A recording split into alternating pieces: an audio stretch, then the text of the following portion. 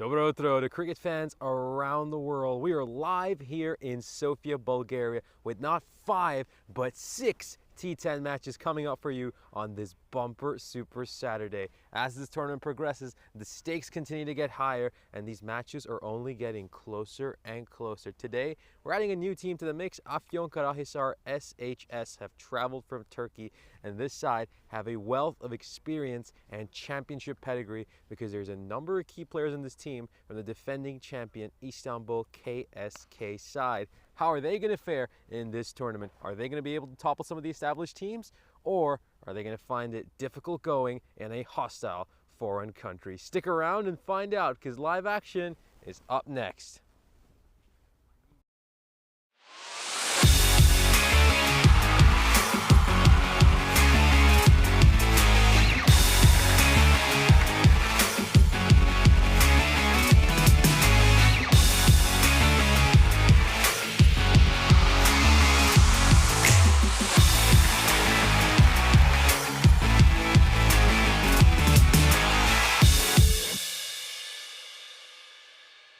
This European Cricket Network event is proudly brought to you by HCL Software and Paramatch. Our first match of the day is between Falcon, CC Viren, and the BCC Spartans. Let's head over to the coin toss where both the captains are alongside match referee Tyrone Peters. It's done already, the toss is done. Falcon's to call. Head. Head's a call, and it's a head. Yeah, we will ball first. They're going to bowl. Thank you very much for that update. So Falcon set to take on the Spartans. The Spartans won 2 out of 3 games yesterday. Their most impressive victory was, of course, that lunchtime match when they managed to beat Academic Sofia, the table toppers, with just 8 men. They looked a little bit fatigued in their last match of the day when they were, of course, defeated by the very same opposition. The key thing, of course, was they managed to avoid a bonus point defeat, which keeps things very interesting at the top of the table. Players to look out for, of course, Chris Lakoff, a terrific all-rounder with over 130 runs to his name in this European cricket series. He's also managed to pick up 4 wickets. Their top bowler, of course, is Ali Rasool, who is leading the top wicket takers tally for this series. Their opposition, well, they've had a pretty interesting story so far this ECS. They had just 4 victories to start off, all of them coming against the Blacksmiths and Pleven. And then when they finally had to go up against one of the big boys, they were defeated handily by Academic Sofia. Look out for Agagul Ahmedil, who's a terrific batter and also one of their leading wicket takers, alongside Sophia Ahmed, who is a really good opening bowler. Let's head back to the commentary box where I'll take you over yesterday's games. So let's just have a quick recap of some of the matches we witnessed yesterday. Of course, it was a very entertaining day of cricket, a fantastic Friday, as we, of course, just get a beautiful view of the city of Sofia, the capital city of Bulgaria, from the mountain of Vitosha. Here's a match summary of match 21 between the All-Stars and Pleven. And, well, Pleven, it's been a difficult tournament for them. There's no other way to put it. They've struggled to even come close in most of their games. The vast majority of their defeats have been bonus point defeats, and this was another one. They gave up 165 runs in the first innings and managed to muster just 58 in the second. The Spartans would then handily defeat the All-Stars in what was the first challenging game of this European cricket series for this All-Stars team. The Spartans posting 122 runs on the board and then defeating the All-Stars. Spartans taking this one by 14 runs.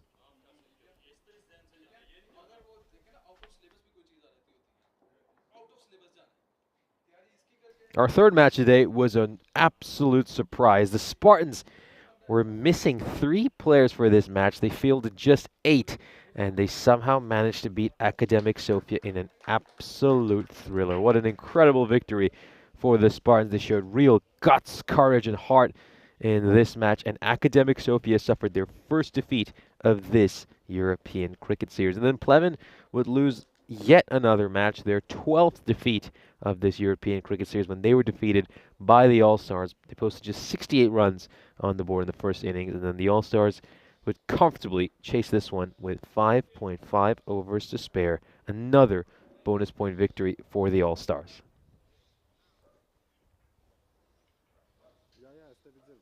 Our final match of the day was between Academic Sofia and the Spartans. Academic Sofia winning this game handily, but the Spartans managed to avoid a bonus point defeat in that final over when we, of course, saw their skipper Deldrick Vinu hit that huge 6 when, of course, unfortunately for Daniel Ali, he was involved in a big moment right at the end where he pushed one over the boundary up. That 6 right at the end was enough to help the Spartans avoid that bonus point defeat. And look how important that was. That just means that if they continue to go at the kind of pace they're going at with their victories, they should have a chance to at least tie Academic Sofia on points. That was very, very important. Of course, our first match today features the Spartans and Pack Falcon CC Viren.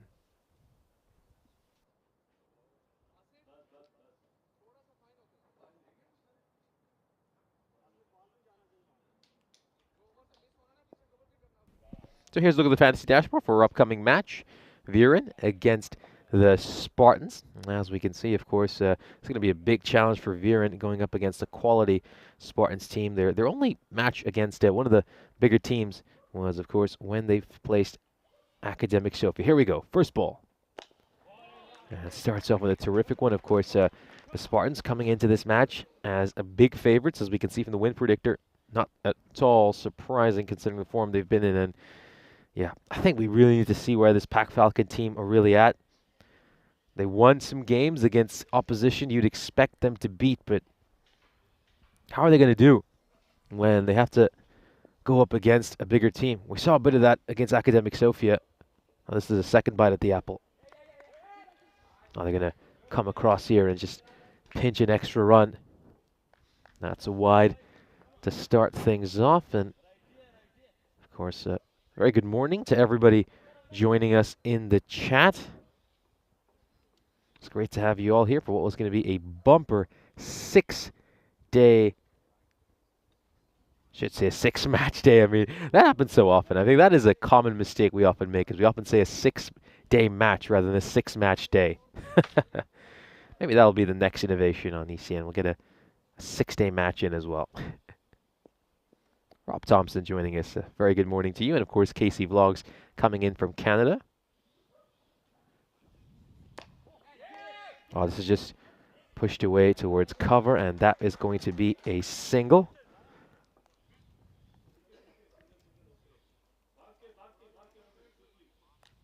This brings Serby back on strike.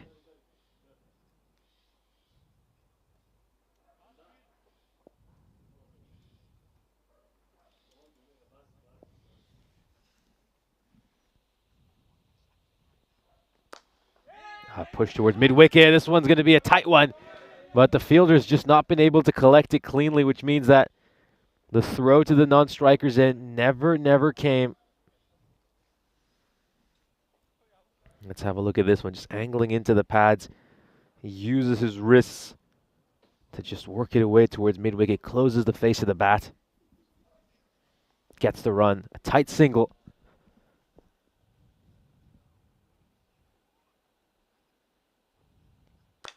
This is struck firmly towards mid-wicket, and that is going to be a single. Just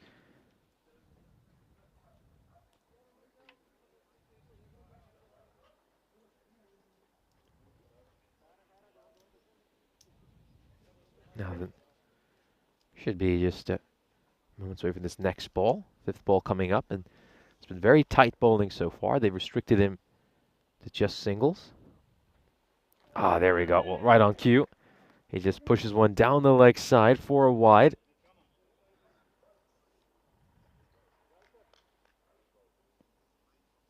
Take another look at this. Yeah, just gets that one wrong. Gets the line horribly wrong.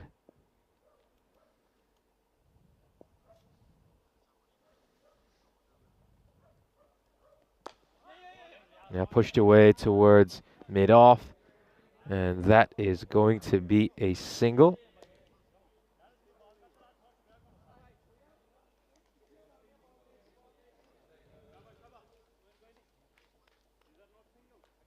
That's a good question here for Salman Khan, asking what he thinks is a par score here batting first if you're going up against a good bowling unit. Yeah, that's rather interesting. I'll talk about that after this ball.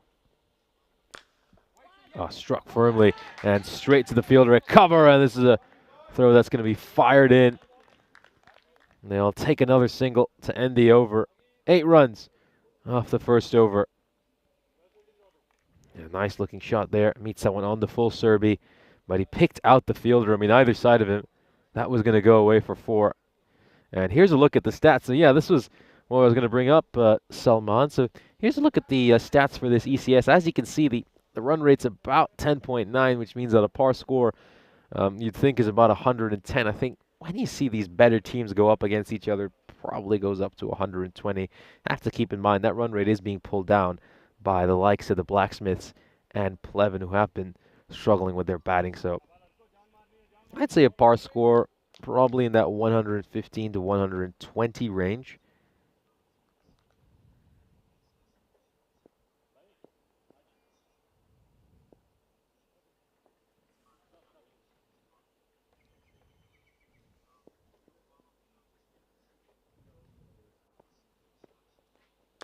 That one stayed very low, but Serbi managed to get down to it and helps it away for a boundary. Really good shot there by Felix.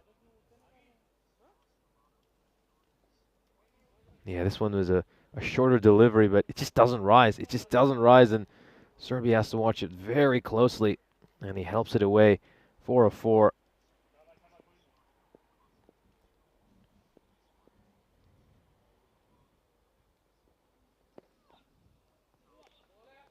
Oh, this one just slips past the keeper. That's Umar Farouk behind the stumps for Pack Falcon. So Felix Serbi, this is playing his first match of this tournament. And he's looking very, very good to start things off. Of course, unfortunately, Chris Lakoff is unavailable for the Spartans, so it's Felix Serbi opening the batting in his place. Very young cricketer, just turned 23 back in May.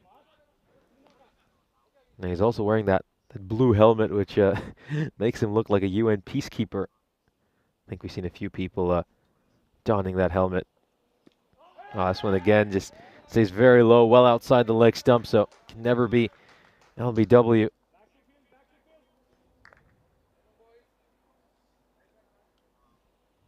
Yeah, this one staying nice and low, just it's another one, and that's the thing when you're trying to bring out these horizontal bat strokes on this wicket.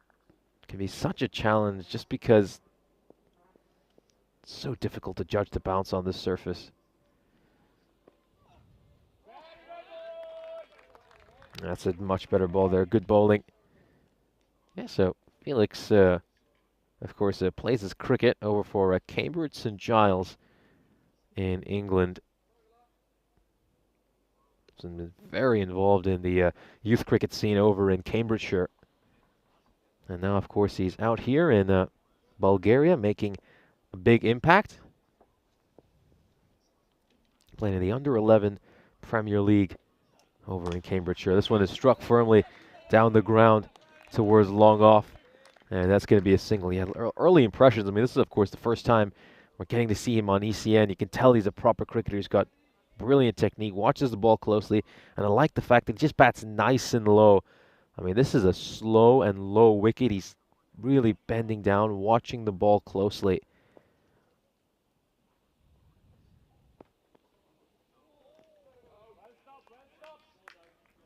Ahmadil just getting the line badly wrong over there. Yeah, I'll certainly pass on any more information about Felix if I learn anything else.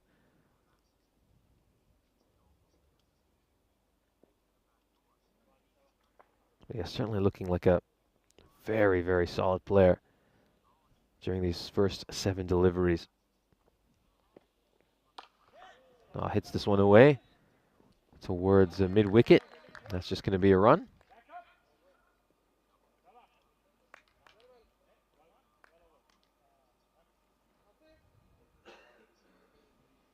End of the second over. And they find themselves 17 for no loss at the end of 2. Of course, here's a look at the standings for this ECS. As we can see, the Spartans are looking to close the gap on Academic Sofia. Both those sides with 1 loss apiece. Of course, The Spartans are 11 points behind Academic Sofia, so in order to close that gap, they need 2 bonus point victories and 1 standard victory over these next 3 matches. Of course, they got 3 games in hand. And meanwhile, for Pac Falcon, they have 1 loss as well, but their 4 wins came against the Blacksmiths and Pleven. Well, that was a full toss on the pads that really should have been punished by Krishna Kumar. A little bit slow to start off. I mean, normally Krishna Kumar, we're accustomed to seeing him bat very aggressively, make runs in a real hurry.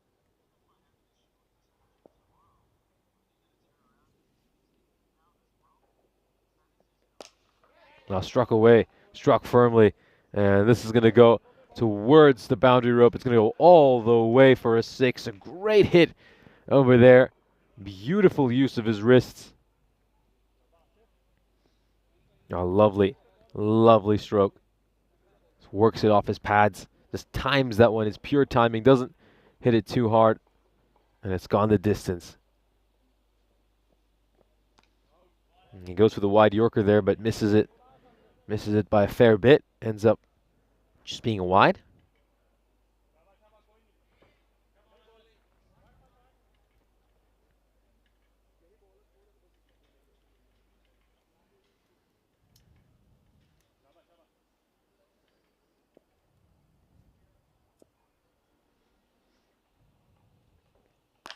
It's gone up in the air, and has this got enough on it?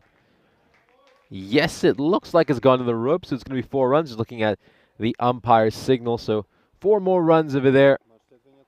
And that one just tried to dig that one in a little bit shorter, didn't he? Islam. And Krishna Kumar stood tall, stroked it away, flat batted. It's gone for 4.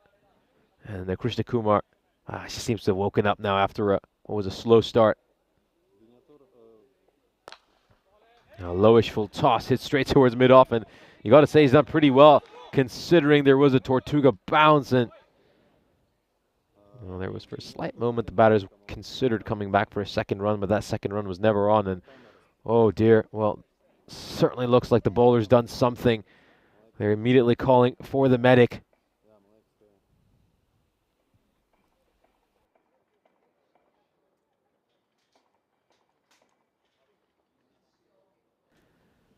Yeah, well, this is concerning. I mean, obviously, don't want to lose a bowler at this stage. Medic just rushing on now. Let's have a look at him. Oh, well, just going for the old magic spray. Let's take a look at this. Yeah, lowish full toss. Struck towards mid-off. And have a look at this. He's waiting for the throw to come. Oh, it's just hit him right on the knee. Ouch. Ouch, that is going to hurt. That is so painful. Really, really painful.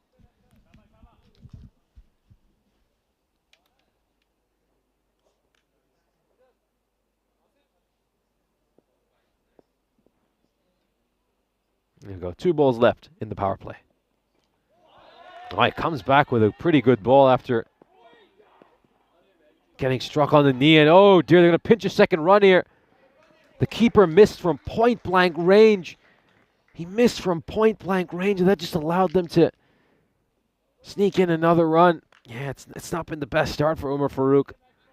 And his wicket keeping, we saw him make an error earlier. And this one's a real shocker. Let's have a look at this. Oh, dear. Yeah, the ball just is stuck in his hand. He just wasn't quite able to direct it where he wanted it to. Oh, no. That isn't great. That really isn't great.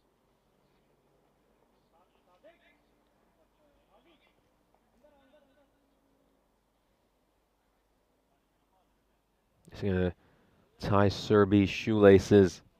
Did a few shoe issues in Bulgaria. Bulgaria, I think, just earning a reputation, I should say, having players who lose their shoe or often have untied shoelaces. We saw a batter losing his shoe while running between the wickets earlier in this series. A full toss on the pads. It's going to get punished. Serbi strikes that one away for a 4. And it's a boundary to end the power play. So the Spartans or 35 for no loss.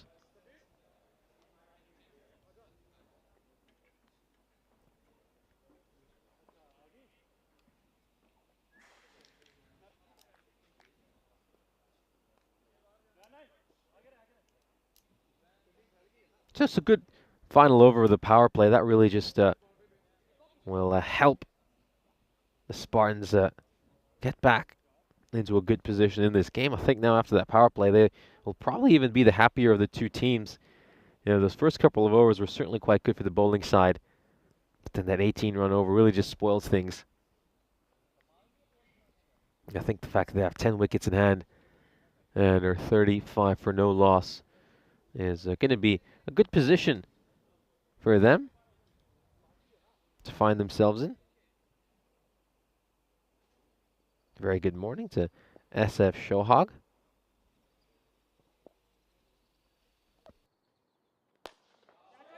Up in the air, this goes all the way for a 6. What a hit! And once again, it's all timing here from Krishna Kumar. Doesn't look to overhit it, just times this to perfection. Have a look at that. It's a check swing, and it's gone a long, long way. Batting well outside his crease as well. And he's helped that one over long on. It goes the distance. 6 more runs.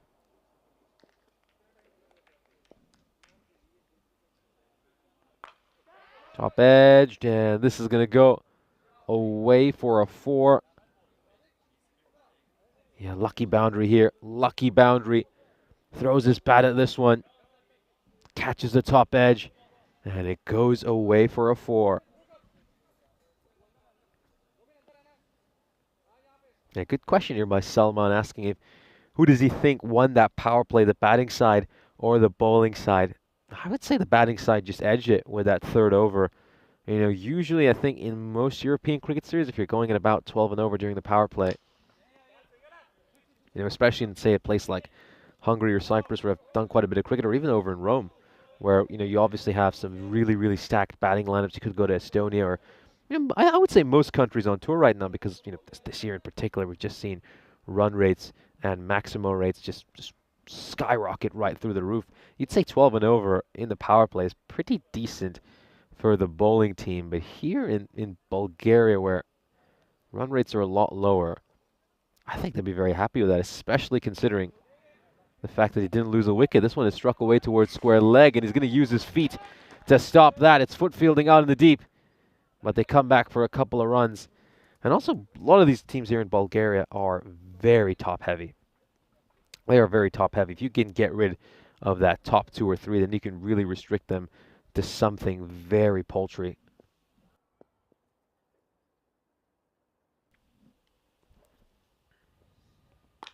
Oh, just tries to rock back and hit that one away, but it just comes off the slice of the bat, just hits him way too high on the bat, normally where he'd have the sticker, so he's not quite able to get the contact he desires on it. But yeah, I think here in Bulgaria, 12 and over during the power play, and the fact that you still have 10 wickets in hand is a win for the batting side. It really is. Last ball of the 4th over coming up. Oh, this is played through mid-wicket. And this is going to be a single, so they'll pick up the run here. They'll bring up the team 50 at the end of the 4th over. So the Spartans going along very nicely. The expected score 129, which I'd say slightly above par based on what we have seen so far here in Bulgaria.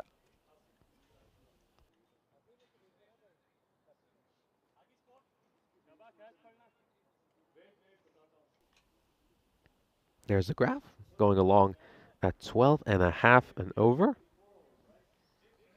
We've still got plenty of talented batters to come. Still got the likes of Jakub Gul, Delrik Vinu, who we of course know can give it a good hit.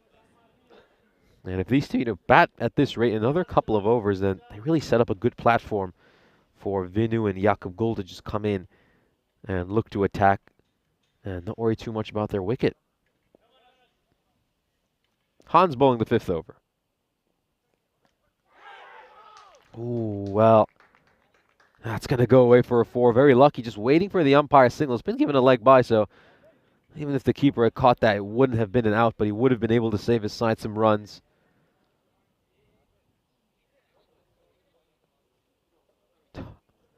Yeah, it looks like it's, according to the umpire, it's just come off the forearm.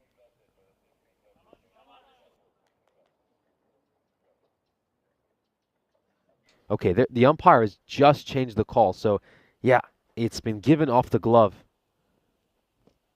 Oh, this one comes off the pad. That's definitely like buys. But yeah, the umpire changing the decision for the last ball, saying it came off the glove in the end, and yeah, not just the forearm, so 4 runs.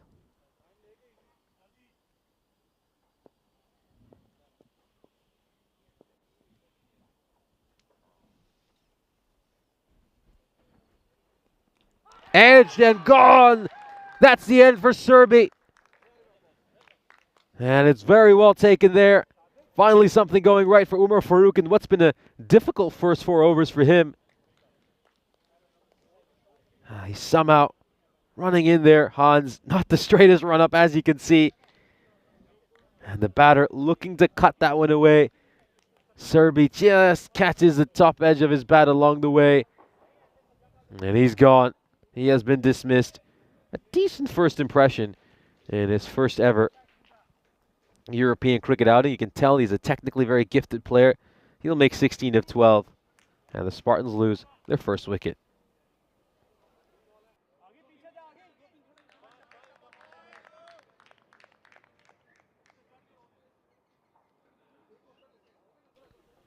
Yeah, just watch Hans's run up over here. It's rather odd. Watch, he doesn't run in the straight line.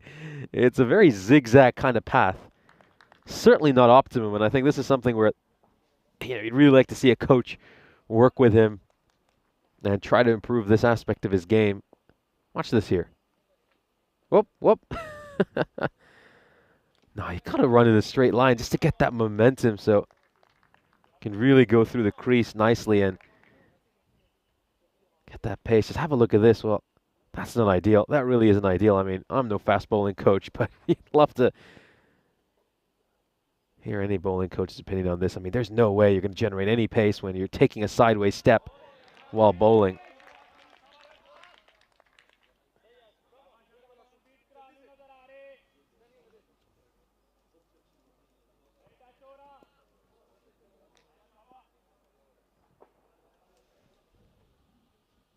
Last ball before the drinks break. A big swipe across the line. Is there something there? There certainly was a sound. The question is, was that bat or was that pad? Well, we'll have a look at this replay. Oh, I think it's just flicked the thigh pad along the way. That's where the sound came from. That's where the sound came from. What a great call by the umpire.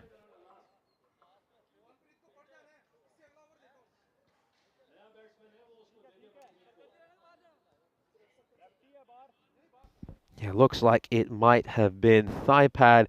And of course, the Spartans find themselves 55 for 1. A good chance to welcome you into our commentary position. And nope, looks like we'll not be able to do that. So, yeah, just apologies to you. Won't be able to come into our commentary position. We'll have to return to live action as, of course, the bowler is ready to bowl the 6th over. Of course, have a chance to join you here in the next innings.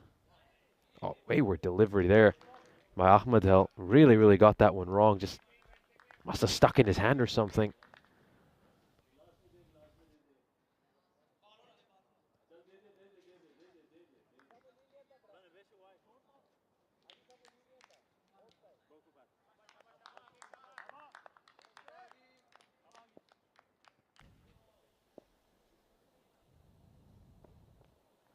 Oh, that one was probably going wide. He's probably spoiled the wide there, Krishna Kumar, but he won't care. He gets the 4.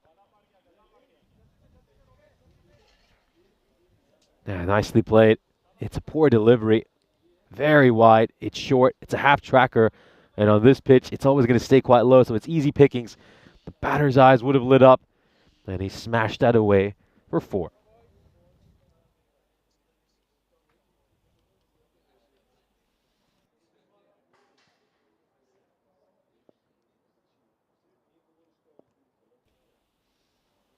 Now then, Ahmadell's got to come back with a better ball. Again, just a little bit too leg side with his line.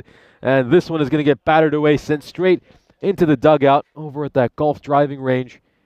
What a hit there by Krishna Kumar, and he is batting absolutely superbly. Yeah, look at that, clearing that front leg, just allows him the room to really get that strong downswing.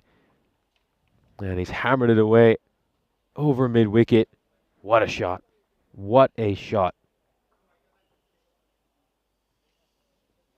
Yeah, Salman Khan, yeah, absolutely, Salman. Always happy to answer any questions. It's great to interact with the chat, and I always feel like that's certainly a very unique aspect of our coverage here in ECN, where, of course, we get to directly interact with the fans, and yeah, just always makes our coverage so much better. I think the best aspect of getting to cover these games is interacting with all the fans and just having these lovely conversations about both cricket and non-cricket related things. So, yeah, certainly keep those questions coming in. And, yeah, you also made a very good comment here that if they continue to go at this rate, in particular if Krishna Kumar hangs around at the end, they might even get to 140 plus.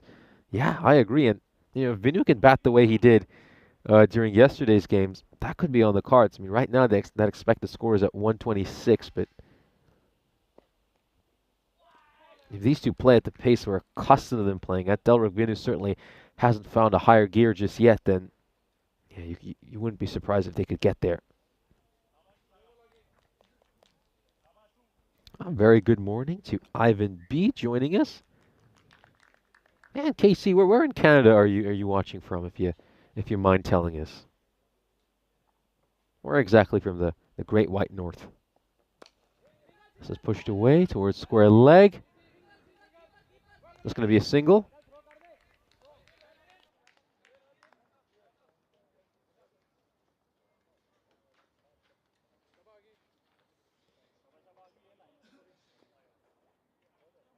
Yeah, you got to say Ahmadel, he's come back well since getting hit for back-to-back boundaries off his first couple of balls. Oh, but he gets it wrong there. However, it's gone straight to a fielder. Oh my goodness. That one looked like it was going to go away to the boundary. That was a poor delivery. Short, outside the leg stump. You thought Krishna Kumar was going to batter that one away. He's hit so many of these balls, 4-6 earlier, but he just took some pace off it, and that has deceived the batter. He's not quite able to time it as nicely as he'd like. Oh, I thought that was going to go away for a 4. His eyes would have lit up, and he's made a big mistake there, Krishna Kumar, an enormous mistake. And, of course, this is a good chance to welcome you into the commentary position. This Shape Hut, I'll be taking you through today's games. Of course, Charlie Hunt might join us later this afternoon for matches 4, 5, and 6. Looking forward to this. I mean, this is a bumper day of cricket. We've got 6 matches coming up for you. And this first match so far has been very entertaining. It's been a good back and forth. And that wicket right at the end really, really changes things. I mean, of course, Krishna Kumar, he is an incredible batter. He's someone who, when he can get going, you know him, he can go at strike rates of 250 to 300.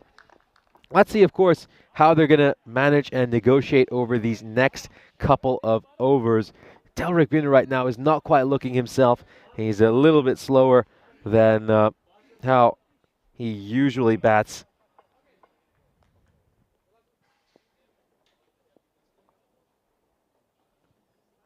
There we go. 7th over.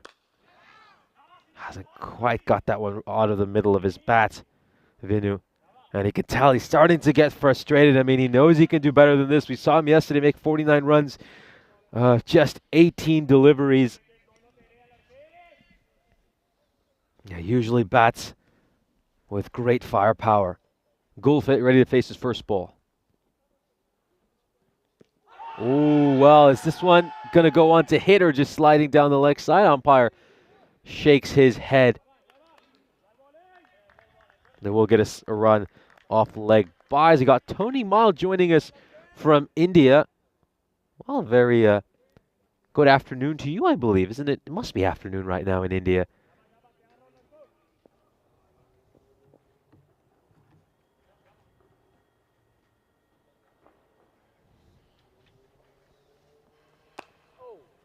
Just gets behind that one, plays it nice and late.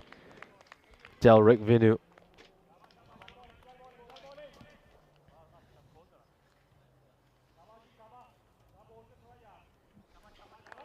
Hans has bowled superbly. He has bowled absolutely superbly so far today. Picked up that all-important wicket earlier as well, the first wicket. Oh, well, want to have a look at this. Umpire says the first for the over, the one for the over. Let's have one more look at this.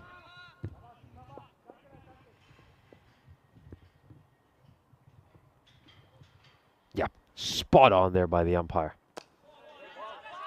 Push towards square leg, and that's going to be a single. And you really have to commend this amazing umpiring crew we have over here in Bulgaria. I mean, you know, you're talking about umpiring long, difficult days, and you know they get it right more often than not. They have been really good overall with their decision making.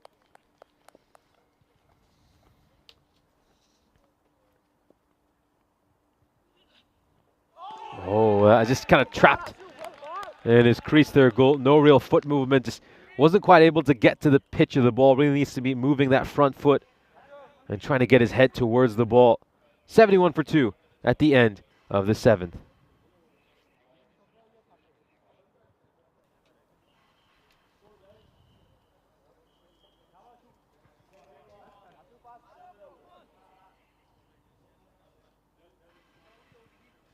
Here's a look at the fixture list for the cricket coming up over in Croatia. So big doubleheader between Croatia and Spain. Of course, they've got a big T10 Ice Series, the Mediterranean Cup going on. And of course, Spain won the first match yesterday very comfortably. So Croatia will be looking for a big response. And then we are going to be making a lot of history. The first ever ECSW. And of course, we're very proud to be bringing that. The Lavender Lionesses taking on Jinx Zagreb. And this one's going to go all the way for a 6. And that's the Vinu we are used to seeing. Not the best ball to start off here by Singh. It's a half tracker. Vinu, well, he just has that solid base to hit from. Uses a flat bat, smashes it all the way for a 6.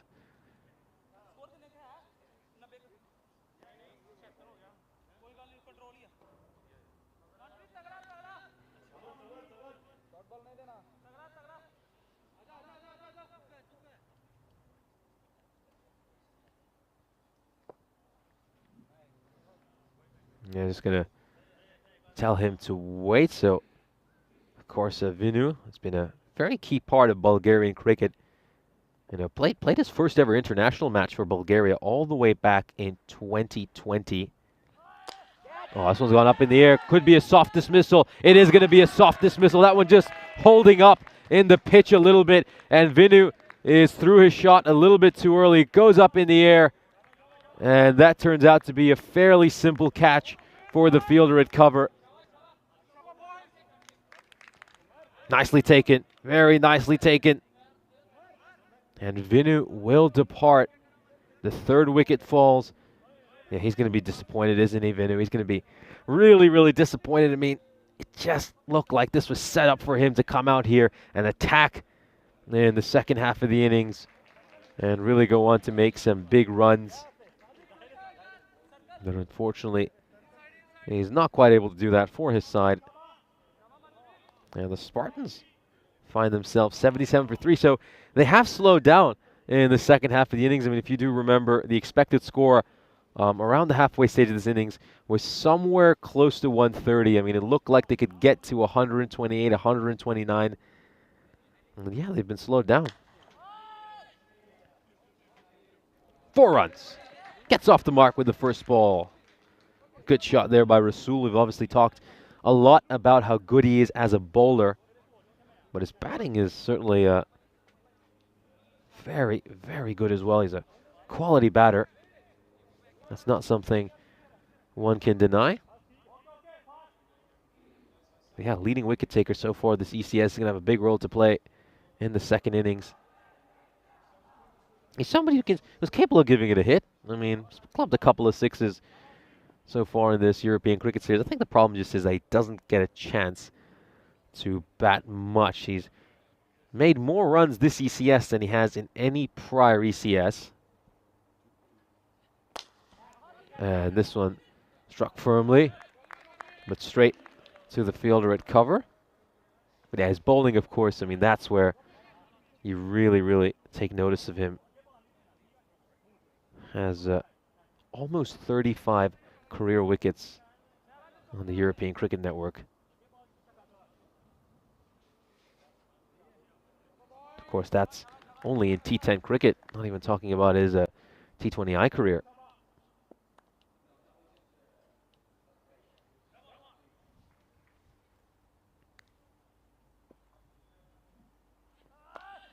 Now, this one is just a little bit too far down the leg side. Gul helps it away. 4-4. Just gets the line wrong there, Singh.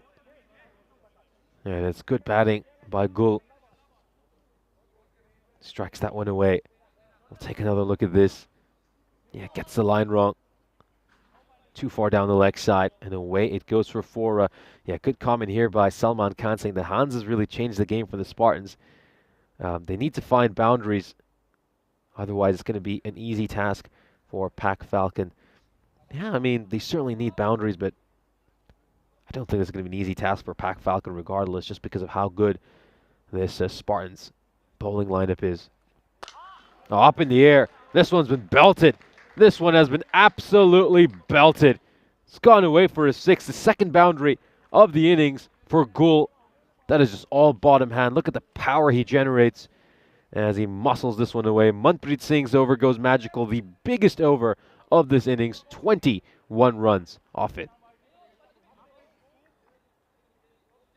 Yeah, going back to the point, I think could be. I mean, I think the one thing, of course, is that's worth keeping in mind is that the Spartans are missing Chris Lakov, who is one of their key bowlers. Very, very economical bowler. I mean, I mentioned some of his figures during the introduction. Obviously, he has 4 wickets in this tournament to his name, but his economy rate as well. It's been under a run a ball, which is very, very impressive.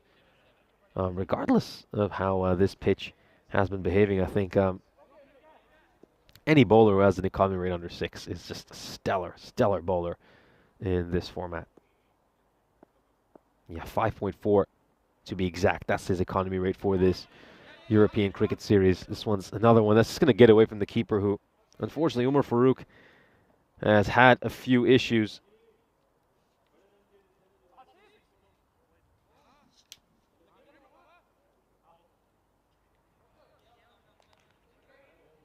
But yeah, Ashu Hans, I mean, just 8 runs off the 2 overs he bowled. Of course, a couple of those were leg by, so they're not going to be credited against him. He's going to end up with figures of 1 for 6.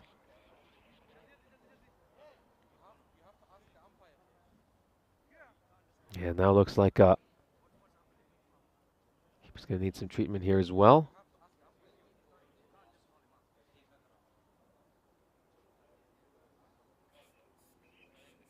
Oh, well, just seems like he's going to need some magic spray on his fingers as well.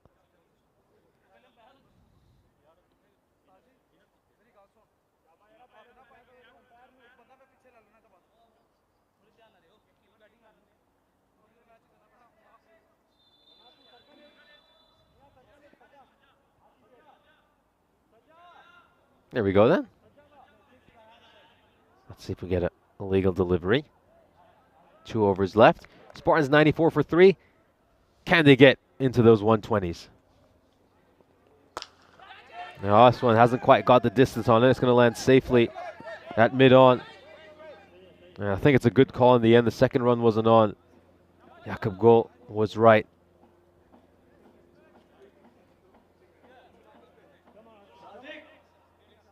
Hasn't quite been able to get a hold of that one, Jakob Gul. Just lands safely at mid-on. Now then, let me give you an idea of what the field placing is like. Oh, beautifully played, beautifully played. Wonderful shot. Just shuffles a little bit in his crease. And the bowler goes down the leg side. He helps it along, uses the pace beautifully. And all the way for a 6. What a shot. What an incredible shot. And Rasul's batting has come so far over these past few years. Wasn't seen much as a batter when he first started his career. He was looked at as a bowler. But now he's such a handy late innings hitter for his side. That is a very, very important 6. And yeah, just going to tell you a little bit about the field. They are adjusting it slightly. Got a Deep point, long off, long on, cow corner, and deep square leg in place. This one's worked away behind point, and it's going to go away for a 4 as well. This time Islam slightly overcompensating. He went too far down the leg side before. This time he goes wider, but he hasn't quite got the length right, so all Rasul has to do is just give that a prod behind point. Away it goes for a 4. Yeah, what a batting performance here by Rasul. And much needed dot ball for Pac Falcon. But as I mentioned, of course, Rasul, when he first started his career, he's looked at purely as a bowler. But he has just been able to improve his batting, really worked on it these last couple of years. And he has become a much, much better batter. I mean, keep in mind, he had only struck 2 boundaries between 2021 and 2023 in his European Cricket Series career. Those were 2 4s. You wouldn't see him score more than 10 runs in most of the innings he played in. Oh, this is very nicely struck, and it's going to go away for a 4 as well. The fielder is unable to stop that. Hard to tell who's out in the deep, unable to see the number on the back of his jersey. Yeah, 1 bounce and over the rope. That's Edwin Richard, who is out at point. Here's a look at the bowling card here for Pac Falcon. Jihadul Islam and Manpreet Singh both turn out to be rather expensive. Ashu Hans, of course, the pick of the bowlers. I mean, his overs were amazing and really, really were the reason that this total is still quite respectable. If it wasn't for his 2 overs, then yeah, this one could have gone very, very expensive. Edwin Richard, the aforementioned Edwin Richard, is going to get the final over here. Bit of a gamble for the captain. He has to turn to a 6th bowler for this crucial over.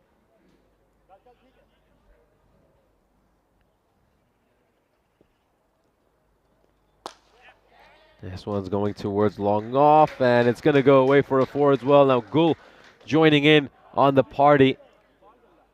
Yeah, a touch too short here by Edwin Richard, and he's going to get punished for it. Oh, this is a look at the shot we saw at the end of the previous over. It's bowled just 8 overs prior to this over during this tournament, and those 8 overs have gone for 11.3 and over, and he's picked up just 1 wicket, which came against the Blacksmiths. So he has been quite expensive, this ECS, especially when you consider, I mean, most of those figures come against Pleven and the Blacksmiths, who I think we know some of the issues those 2 teams have.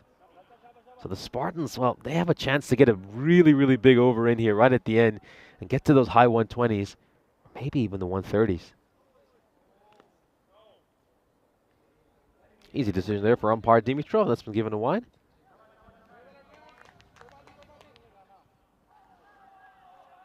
Yeah, 15 runs of extras so far this innings.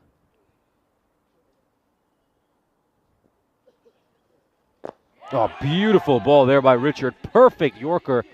Absolutely perfect Yorker. And we need to see much more of that from him, certainly from Pac Falcon's perspective.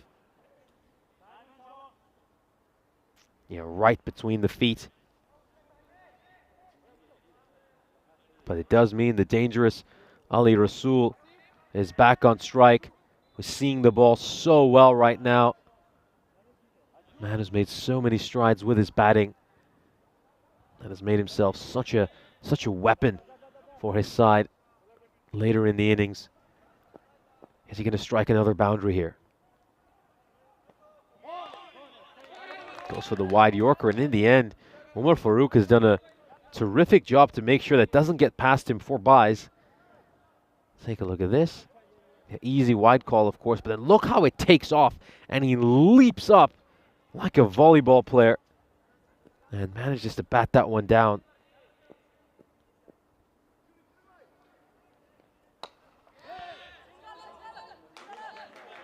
Is this going to go away for a 4? It will, yeah. It's going to beat the fielder over its square leg. I could hear shouts of single, single. But the fielder, who was originally stationed a deep square leg, was just not able to cover the ground. He might have been a little bit slow out of the blocks. It's hard to tell. Yeah, just can't quite get to it, and Rasul gets another boundary. Cleaned him up. Cleaned him up. You miss, I hit. Richard keeps it full and straight. That's how you bowl in the death overs. But you got to say, Rasul's batted superbly. He's done his side a brilliant job, 23 of 9. But Richard will pick up his wicket, his second ever European cricket wicket. That one just clattering right into the stumps. Of course, Rasul had to go for the big shot right at the end. Hits middle stump. Now we've got 2 balls left in this innings. A new batter will be coming out. It's Jihad Hossain, who is going to come out to face these last couple of balls.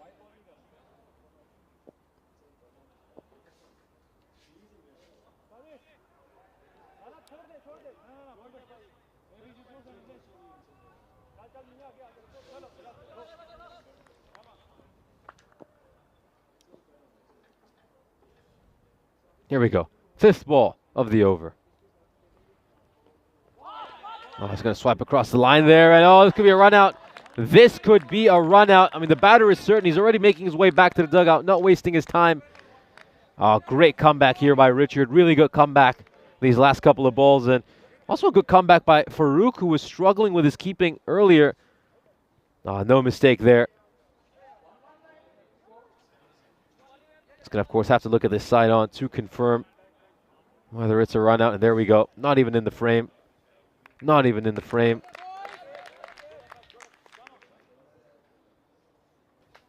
And that is going to be the end for another key batter here for the Spartans.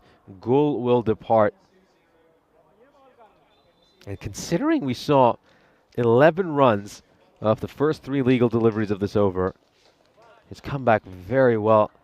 Come back very well, Jihad Hossain. Picks up the wicket off the dangerous Ali Rasul, and then a top ball, a run out by the keeper. They've certainly saved their side some runs these last couple of balls, especially when you had 2 informed batters out in the middle who were seeing it like a football. Here we go. Chandra facing the last ball of this innings.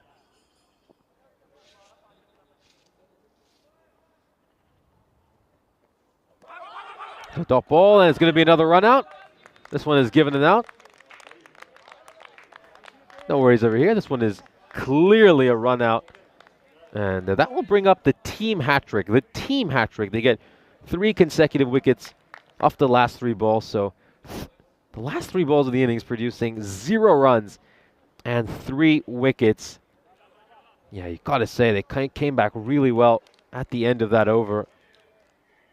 Yeah, keep in mind, we saw 11 runs off the first 3 balls, and after that, they did a stellar job of coming back into it. We're now going to have a look at the highlights of this innings. Of course, it was Kushal Krishnakumar opened the batting alongside Felix Serby. Lakov was missing, so of course Serby, the cricketer out of Cambridgeshire, stepped up, and he managed to make 16 of 12. He played some good-looking shots. It was, of course, his first ever European cricket experience. You could tell he's a technically very gifted player, of course. Has a wealth of experience playing over in England. Has been playing youth cricket in Cambridgeshire, his home county, for many, many years. Kushal Krishnakumar would make 41 of 19. Boy, he was seeing it like a football as well. Had some great shots, 7 boundaries during his innings. And some of these shots were truly exquisite. Wasn't even looking to hit it too hard, was just timing it so nicely. This was a moment for the keeper, real gaff for Umar Farouk, because it also pinched an extra run off overthrows over here. Umar Farouk struggled a lot early in his innings, and I think there, right at the end, in those last couple of overs, he made some very handy stops.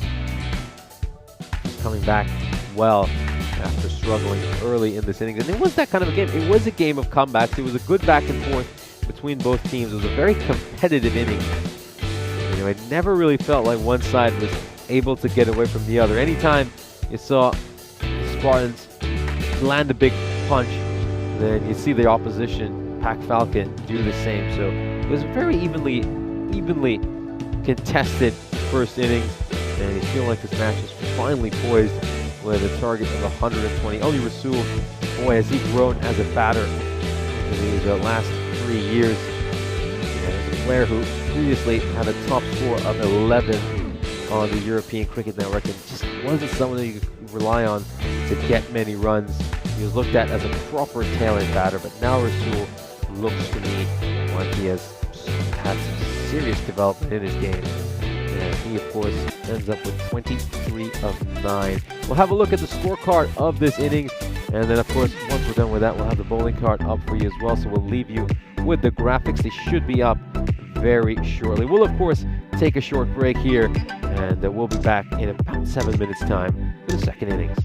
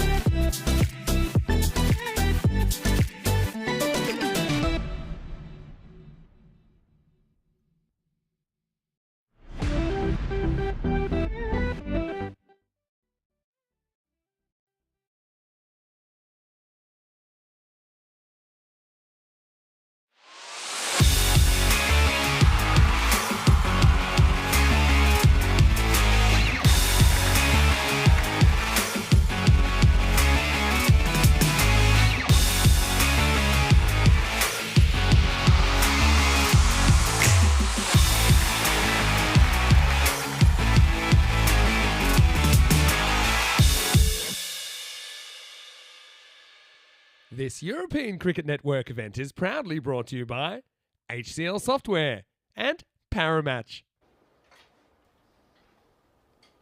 Welcome back as we just catch a beautiful view of the city of Sofia. I mean, so much credit goes out to Spring Productions for these absolutely gorgeous shots. Here's a look at the bonus point equation. And as you can see, if they're able to achieve this target in 7 overs or less, they'll pick up a bonus point.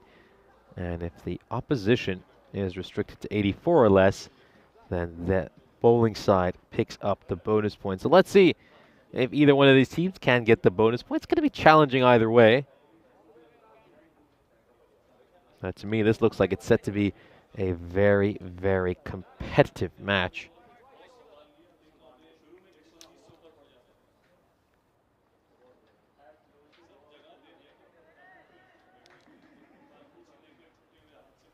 Pack Falcon just couldn't quite get it done with a bat in hand when they were, of course, beaten by Academic Sofia, their only loss of this tournament so far. Here we go. First ball. It's going to go for a single towards square leg, and they're off the mark. Yeah, so Pack Falcon that time around, well, obviously batted first in that game. They managed to make just 99 runs. Batting certainly hasn't been their strength this series. Even if you look at their performances against the likes of Pleven and the Blacksmiths, they've been all right, but nothing special. Especially when you consider the caliber of that opposition, and Rasul so nearly getting a wicket over there. Absolutely nailed that Yorker. It hasn't missed the off stump by much.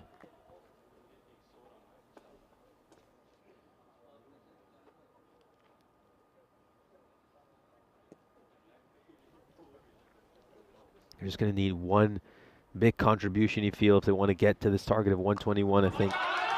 This is going to go straying down the leg side there a little bit, Rasul. Gets it slightly wrong, and it goes away for a 4. Nicely played by Usman. Helps it along behind square leg. And that's 4 more runs.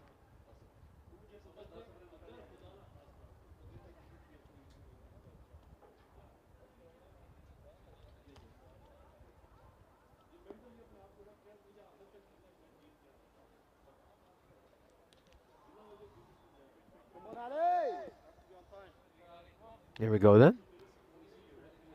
4th ball coming up. How does he respond after getting hit for a 4? By nailing another Yorker. Great, great length once again.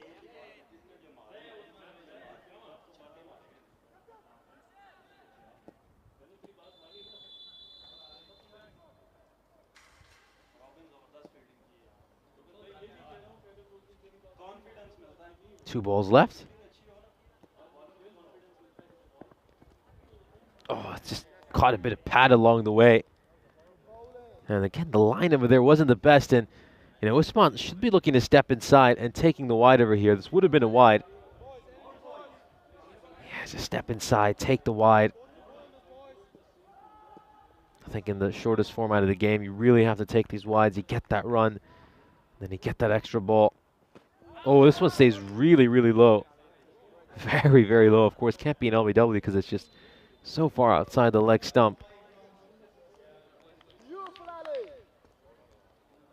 Yeah, just have a look at that. I mean, it's hit him basically on the shin, around where the shin is. Yeah, just not much you can do as a batter. The 261 matches since we last had a golden ball on the European Cricket Network. Of course, that was all the way back on the 10th of June when the keeper of the Tigers, Limassol, picked up a big upset victory against the Cyprus Knight Riders in what was a very, very heated match. Comes off the toe end of the bat, goes towards mid-off for a single.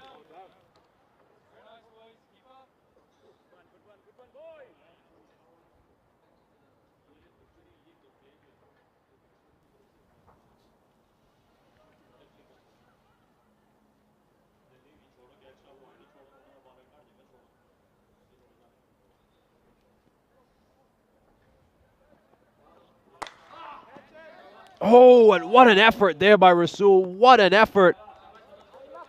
It wasn't quite timed as nicely as you would have liked, and oh, if Rasul had taken this, what a catch it would have been, just sticking in the pitch a little bit. And Rasul diving to his right, one-handed. Oh, if it had somehow stuck, what a catch that would have been. Certainly one that would have taken us off our seats.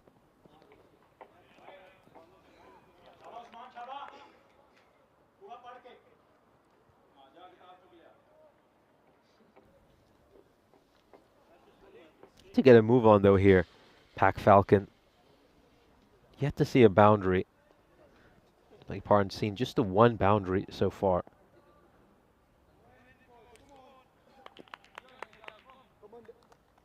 Skipper Delric Vinu continuing. Struck firmly and away for 4. They need more of those, Pack Falcon. They really needed that. Flat batted straight down the ground. Vinu just gave him a bit too much length. He had the chance to free his arms. Yeah, and he smashes it away for 4.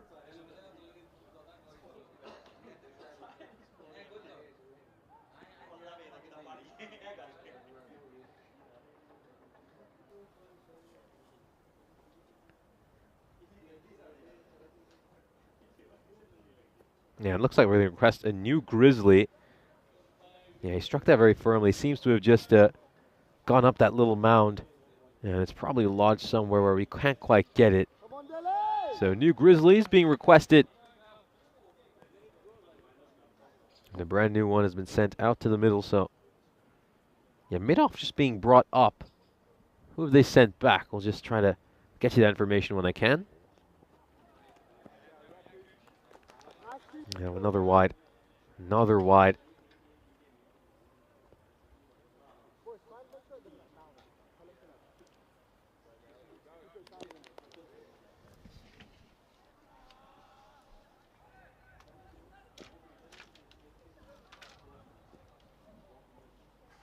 Three balls to come in this over.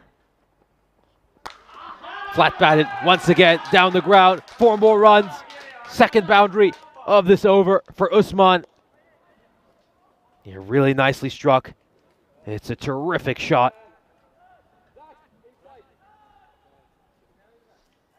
Once again, a bit too short. And look at that for a stroke. Judged the length perfectly and hit it towards long on for 4. Now that one's staying very, very low, and he's just not much he can do as a batter. I mean, you just get balls like that on this pitch. You know, sometimes you just have to take your medicine. Got a long on in place, and also a very, very fine deep third, just for those edges which you so often see go through that region. Hit away, 4-4. Usman ends the over with a boundary. And a great over, 15 runs off. You can just see that broad grin on Hamad's face. Once again, just gets that one wrong. Delric Vinu straying too far down the leg side. And it's gone for 4 runs.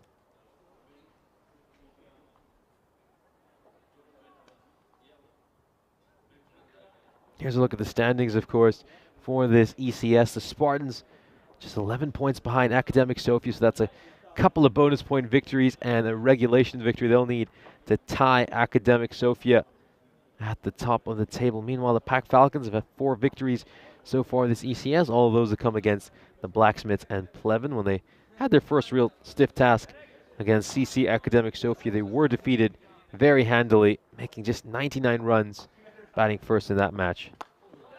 It's up in the air. Could this be a wicket? Is Rasul going to add another wicket to his tally?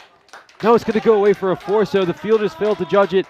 It's landed safely and then just taken a massive spin off the surface. Yeah, lucky boundary, top edge. Look where it lands. And away it goes for 4.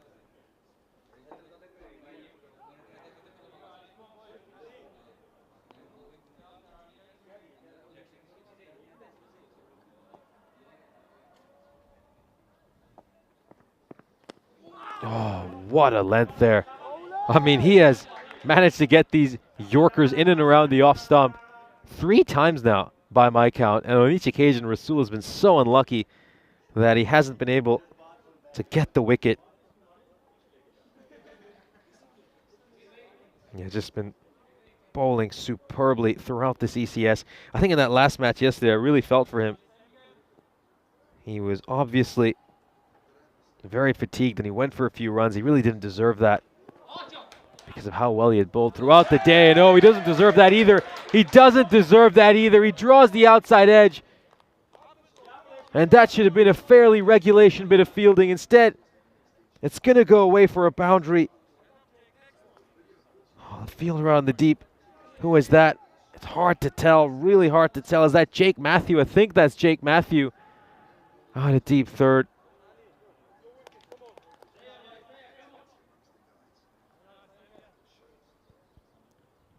Got a feel for the bowler. Oh, this is beautiful. This is a gorgeous shot along the carpet. Meets it on the full and strikes it away for 4. A brilliant, brilliant bit of cricket.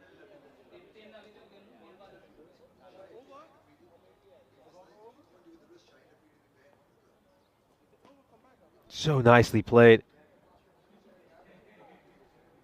And now Pac Falcon find themselves 32 for no loss. And this is very similar, of course, to the previous innings where we saw a couple of quiet first overs with 8 and 9 runs off them. And then, of course, the Spartans got 18 off that third over, which just helped them get to 35 inside the power play.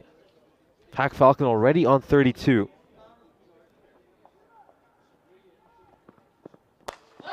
Oh, this is going to beat the fielder at mid-on and go away for a 4. He's not been helped by the fielding either, Rasul. You got to feel for him, I think. At times, his fielders just haven't quite been able to back him up.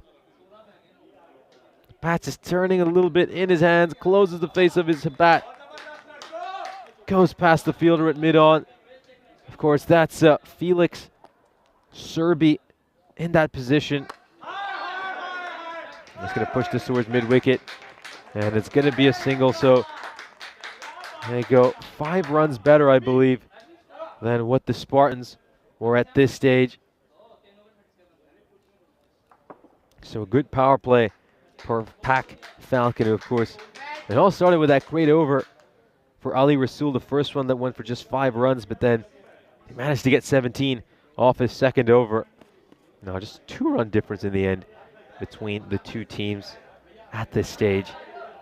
And yeah, gotta really feel for Rasul in that third over. A few too many misfields didn't really help him out. And the leading wicket taker of this European Cricket Series, a man with 8 wickets to his name, will end up with figures of 0 for 22 for this match. You know, this is where someone like Chris Lakov would so often come on to bowl for his team, but instead they're going to go with Serby. We're seeing him bowl for the first time this ECS, of course, his debut European cricket match. Saw some good stuff from him in the first innings. I think you can tell he's a very technically gifted player, has the right technique. He's obviously played a lot of his cricket over in Cambridgeshire.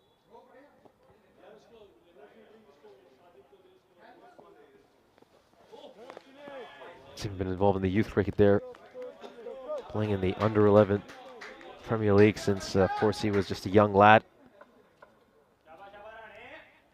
He's 23 years old, Felix Serby.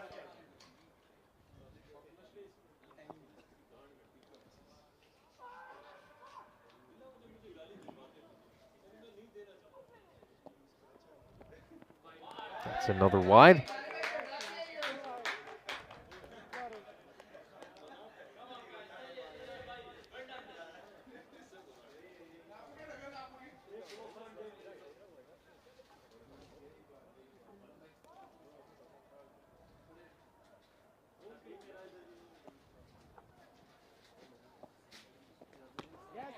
Oh, great bowling here.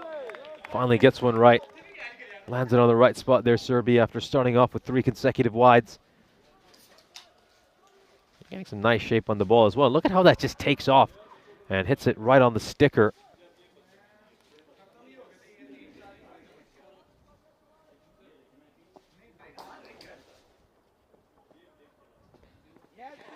Now getting some lovely shape away over there. Getting some lovely shape away.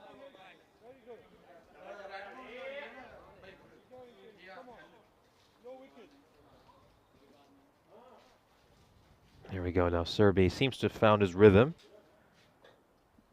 Let's see what he's capable of doing in these next 4 balls. Oh, struck straight through the fielder. Does it have enough to go for a 4? Yes, it does. Jakob Gul gave it a big chase from out and long off, but he's unable to get to it. 4 more runs. Not sure he should be bowling that kind of a line with the field setting he has. He's got a very, very fine deep third, and then a more orthodox deep third. Deep square leg, long on, and a long off outside the ring. Nobody on the leg side inside the circle. Just the point in place and also a cover. And then an extra cover inside the ring as well.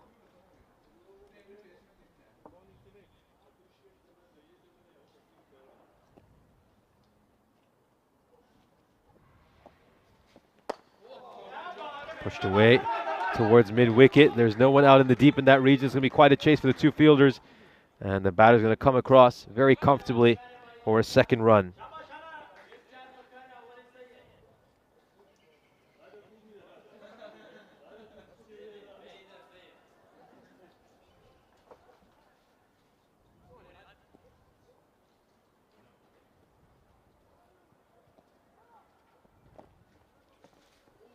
Stays quite low there, stays quite low.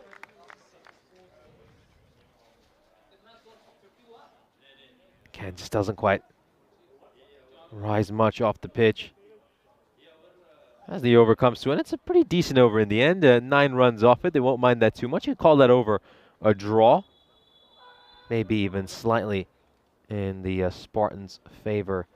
As of course, Pac Falcon going along at 46 for no loss, just slightly underneath that required, but they won't mind this too much. They're in a good position, haven't lost any wickets, and they've also managed to negotiate Ali Rasul's overs. Managed to get 22 runs off the 2 overs he bowled. So Serbi starting off very well, and his first ever European cricket over.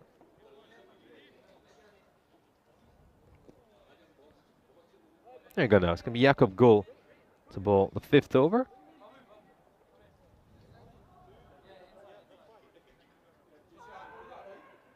Now just looking to get their field spot on over here, making a few adjustments.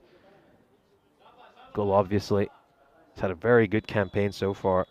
So an important player for this Spartan side. We saw him make some handy runs right at the end, but his bowling has been very, very effective so far this ECS. A wild shot there by Osman, just doesn't quite have his head in the right position when he plays that.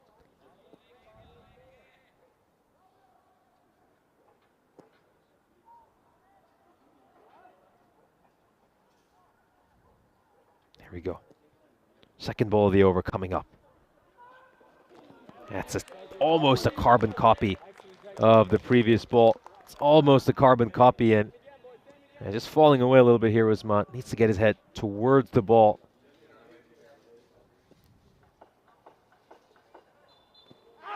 Oh, as this could be interesting, and it is. It's been given. Jakob Gul once again with the breakthrough. How often has he come up with the goods for the Spartans during this ECS? Picks up his 5th wicket of this series. And this is the all-important one. It's the first one that falls for Pac Falcon. Let's take a look at this. He's gone. He is gone. That is plump. It's hit him on the back foot. It's certainly going to go on to crash onto the stumps.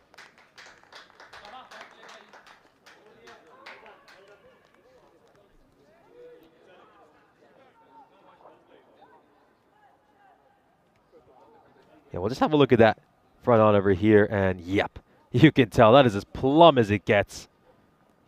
LBW. And yeah, these last couple of overs since the power play, starting to put some pressure back on the Falcons. Going to be Ahmed Hel coming in at number 3. He's got to swing momentum back in favor of his team. Oh, it starts off with a monstrous hit. Colossal. Well, he's taken no time to settle in. Whacks a 6 off the very first ball he faces. A tremendous hit. Tremendous hit. Oh, what a strike. Clears that front leg. And he goes big.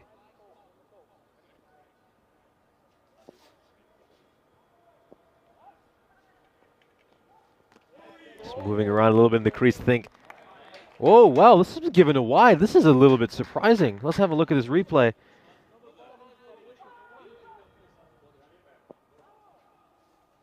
Oh, dear. Oh, dear. Yeah, very optimistic appeal there by Gul, but I'm not sure about that wide call. I think Gul has every reason to be very frustrated with that wide call earlier. Yeah, by the looks of it, that one was well over the tram line. But anyway, is this extra ball going to hurt the Spartans? No, it won't. It's a dot ball, so they get that extra run because of the wide. And we are halfway through this innings. The Pack Falcons are 53 for 1.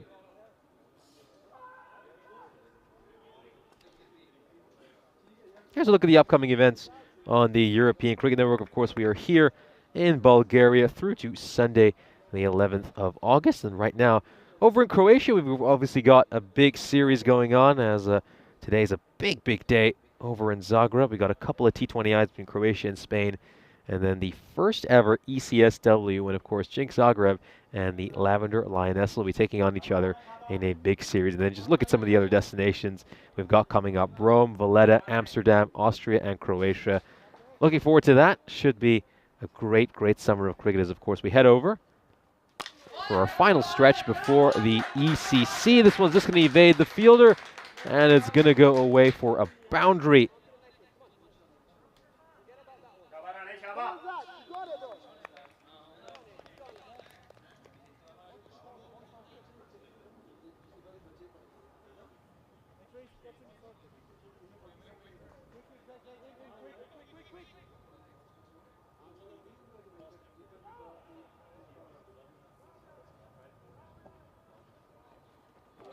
A big swing and a miss over here. Massive, massive swing.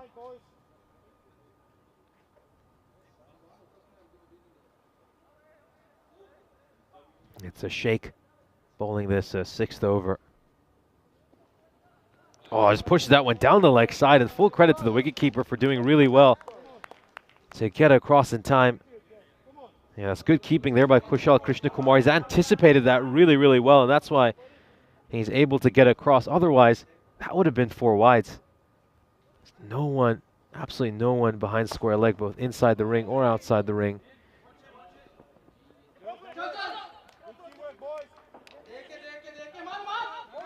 Yeah, it's just going to be a single, and I'll just tell you where some of the fielders are. So they got a long on in place, a cow corner, deep mid wicket, a long off, and a player out at deep third, and then the fielders inside the ring are all on the offside. When there's going to be a wide, easy decision there for umpire Dimitrov.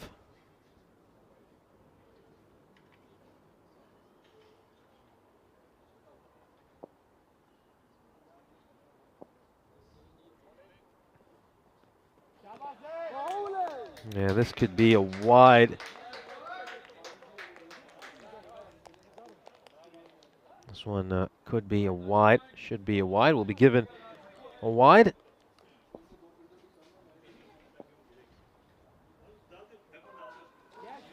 Yeah, just far too many swings and misses here from Pack Falcons' perspective. They're just letting this dot ball percentage creep up. It's good bowling as well, though. I mean, you really have to credit them. They're just keeping this nice and wide outside the off stump. We know that. That's a Pack Falcons side. They really look to target that mid-wicket boundary. Oh, dear. And once again, a sensational bit of wicket keeping by Kushal Krishnakumar. I mean, how many runs has he saved his side in this over? It's going to be a no ball on the free hit, of course. Don't need to worry about that. It's certainly well above head height. It's a beamer. Krishnakumar might have saved his side 8 runs in this over with his wicket keeping. And they're unable to capitalize on the free hit. And Ahmadel is starting to get really, really frustrated now. I mean, they're just watching that required creep up. I think we're going to have to mention the R word here. And you know which word I'm talking about. It's the retire word. You look at that over. He didn't get close to any of those deliveries. Just wild swings and misses. And at some point, if he continues to bat this way, where he's just playing these erratic strokes, where he's not even trying to get close to the ball, his head's all over the place, I'm sorry, you can tell what's coming. And it might be a good idea to maybe even pull him and let someone else go out there, because you're involved in a big, high-pressure chase here. That required's gone up to 15 now after that over. Just 16 runs off the last 2 overs. So yeah, the Pac Falcons might have to just do a little bit of thinking and maybe wonder if they're going to have to make some tough calls. Another dot ball over there. Just that one's just staying a little bit low. It stays very low. But Gul doing what he so often does for his team, comes in during these middle overs and just helps his side control the run rate. Edged. There's a fielder out there though, Jake Matthew, and oh, well, somehow with an acrobatic effort, he's able to save some runs for his side. Well, it doesn't matter how you get it done, as long as you get it done. We'll take a look at this. I think he's not been aided by the fact that there was a Tortuga bounce. Spoiled to wide over there, by the way, the batter, and ends up using his shoulder to try to save that. Well, that's a new one. I don't think I've seen a fielder throw his shoulder at it to save the runs. This one's going to go away for a 4, and Ahmadel finally getting some bat on ball after playing out numerous dot balls in the previous over. Just going a little bit too far down the leg side there. Gul can't afford to bowl there with no fine leg in place. It's always going to be easy pickings for the batter. 54 needed now of 21. I think that ball's just been deposited into the tree back there.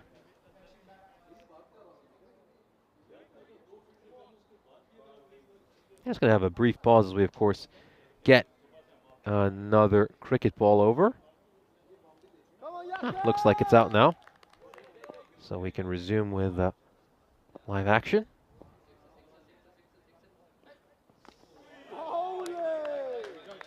Definitely wide over there, and just slightly overcompensating there.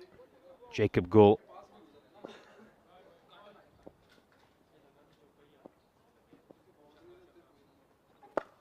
Oh, batter ends up yorking himself there. Ahmadel looking to advance down the wicket, and full credit to Gul for this ball. Saw him coming, and the batter ends up yorking himself. 2 balls to come in this over. Oh, struck firmly, struck really hard, and it's going to beat all the fielders. Very nicely played, and of course, it's now 10 runs off this over. Got 1 more ball to come, so this last ball is going to be so crucial in determining whether this is a good over for the batting or bowling side. Boundary here. It's a good over for Pac Falcon. Anything other than that, and the Spartans will be very happy with this over.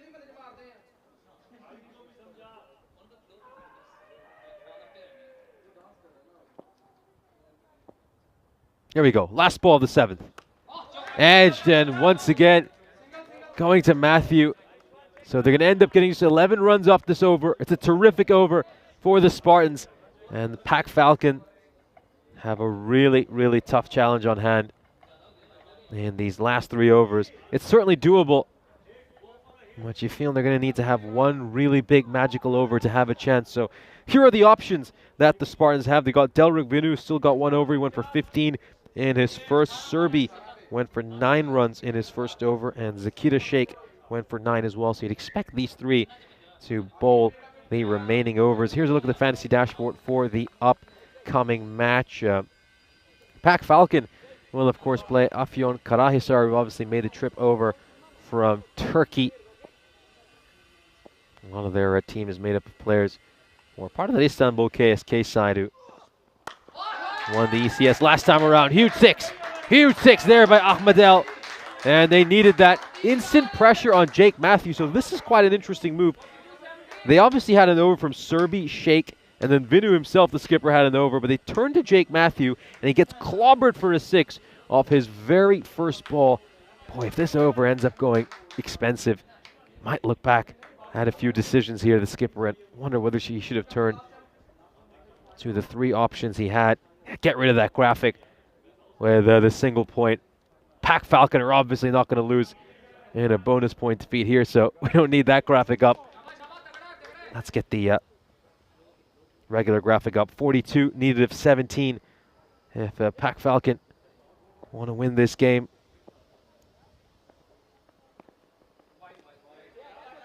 Oh, it's going to be a wide. I mean, it's a better idea by Matthew. It's certainly a better idea to keep that line nice and wide, probably a bit too short. Yeah, it really needs to get that wide Yorker. Well, he needs to nail that wide Yorker, especially with the field setting he has. Straying down the leg side, and shout out to Kushal Krishnakumar for his wicket keeping. I mean, how many runs has he saved? How many runs has he saved? How many balls down the leg side has he managed to get to that would have otherwise gone for a minimo? Played into the pitch. And are they going to come back for a second? No. It's just going to be a single.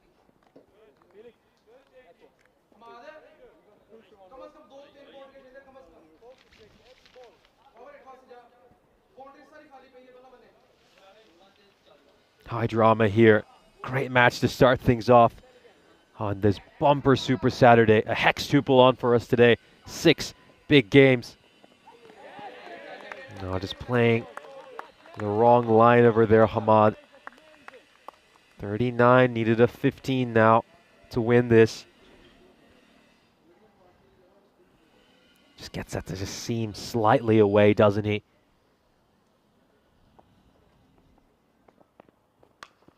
Played away towards square leg. This is going to be a big chase for the fielder, and he won't be able to get there. Just getting a bit too straight here, Hamad. Can't afford to bowl there to Hamad.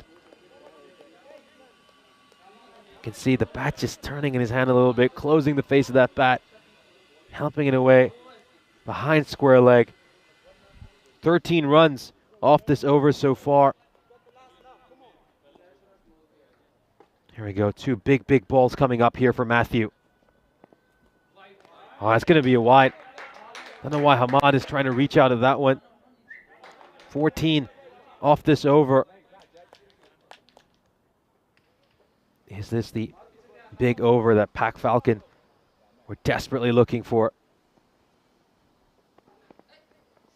Oh, that's another one that just goes wide. He's also bowling very short here, Matthews. Bowling really short. Needs to get it up there. Try to get Yorker in. Challenge the bottom of the bat. Oh, that one just stays low. That one stays really low. But it's a better length, much fuller. Not the best shot, though, by Hamad. I think on this pitch, really should be trying to play through the line more often. Struck away. There's a fielder, though, out in the deep, and it should be a regulation bit of fielding. So 16 come off that over in the end. Exactly the amount of runs Pac Falcon needed. It could have been a lot more. There could easily have been a lot more. I think he's managed to get out of jail in the end with just 16 runs off that over. And Pac Falcon might look back at a couple of moments and feel like they could easily have got 20+ runs in that over. So it's hanging finally in the balance. 32 runs needed off the last 2 overs. It was a big decision by the skipper there to go with Jake Matthew for that over. When, of course, he had 1 over himself. Felix Serbi had 1. And Zakita Sheikh had 1 as well. Serbi bowling the penultimate over. It all happens in the 9th. And this is a big dot ball to start off here for Serbia.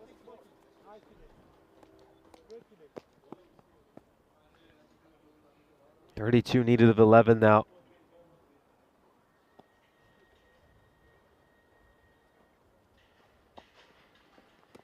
All right, he's gone to the stumps, ricochets off the pads, and Felix has his first ever European cricket wicket, and he's got it in such a huge, huge moment in this match. Could this be the turning point?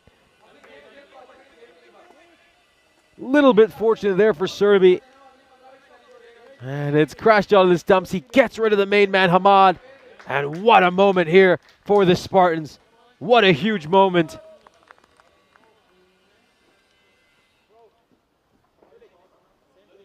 Is this now just too steep a mountain to climb for Pac Falcon? We now have to get 32 of 10. It's their wicketkeeper, Umar Farouk, who is coming out to the middle.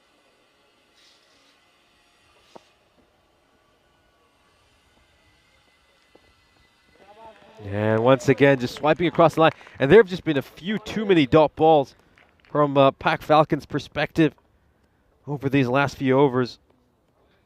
I mean, just looking at this very, very quickly, at least more than 50% of the deliveries they faced have been dot balls. Oh, he goes big over here. Has he got the distance? Yes, he has. They needed that, Pac Falcon. They really needed that. Just keeps things interesting. 26 of 8 now. They'll be thinking a couple of boundaries to end the over would be big.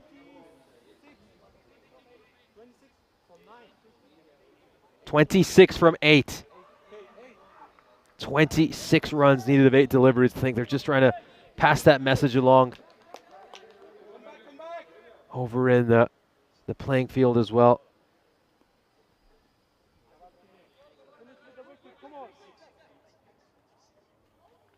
So 2 minutes and 43 seconds here. That's more than enough time to get these 2 balls in.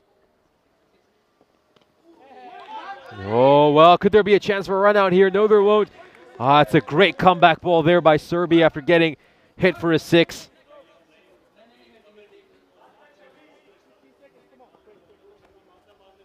Now then, last ball coming up. Here we go. Last ball of the over. They need a 6 here. Are they going to get it? Yes, they will. They get that 6. And Farouk hammers this all the way. It's 20 runs needed now off the final over. Still a very, very tough task for Pac Falcon, but certainly not impossible. We're in for another grandstand finish here on the European Cricket Network. What a first match. And yeah, that 6 right at the end. That just means we're in for what should be a very exciting final over. It keeps things interesting. We'll have a look here at the bowling figures. Serbia, well, his figures get slightly spoilt with that big 6 right at the end. And now a big decision here for the captain who bowled this final over. He's going to bowl it himself, Delric Vinu. He usually takes the responsibility of bowling the final over. You got to credit the captain, not shying away from the pressure. His first over went for 15 runs. It was inside the power play. Here we go. 20 needed up the final over. And he starts off with a great delivery, Vinu. A terrific delivery.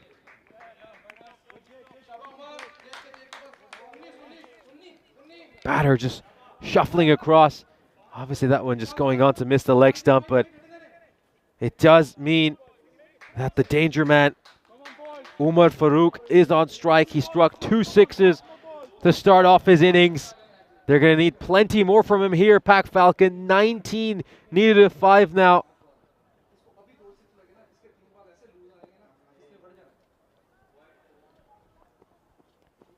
Oh, and that one is going to go through the gap between bat and pad.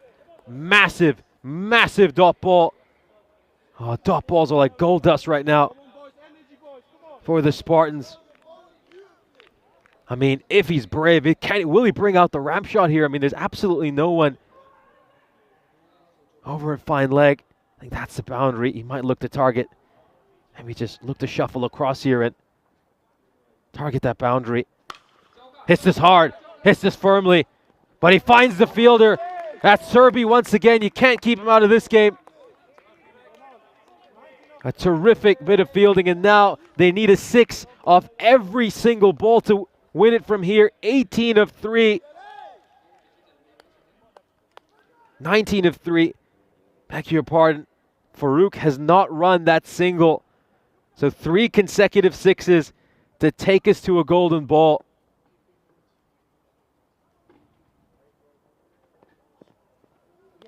Oh, this one climbs up on him, and that will be it.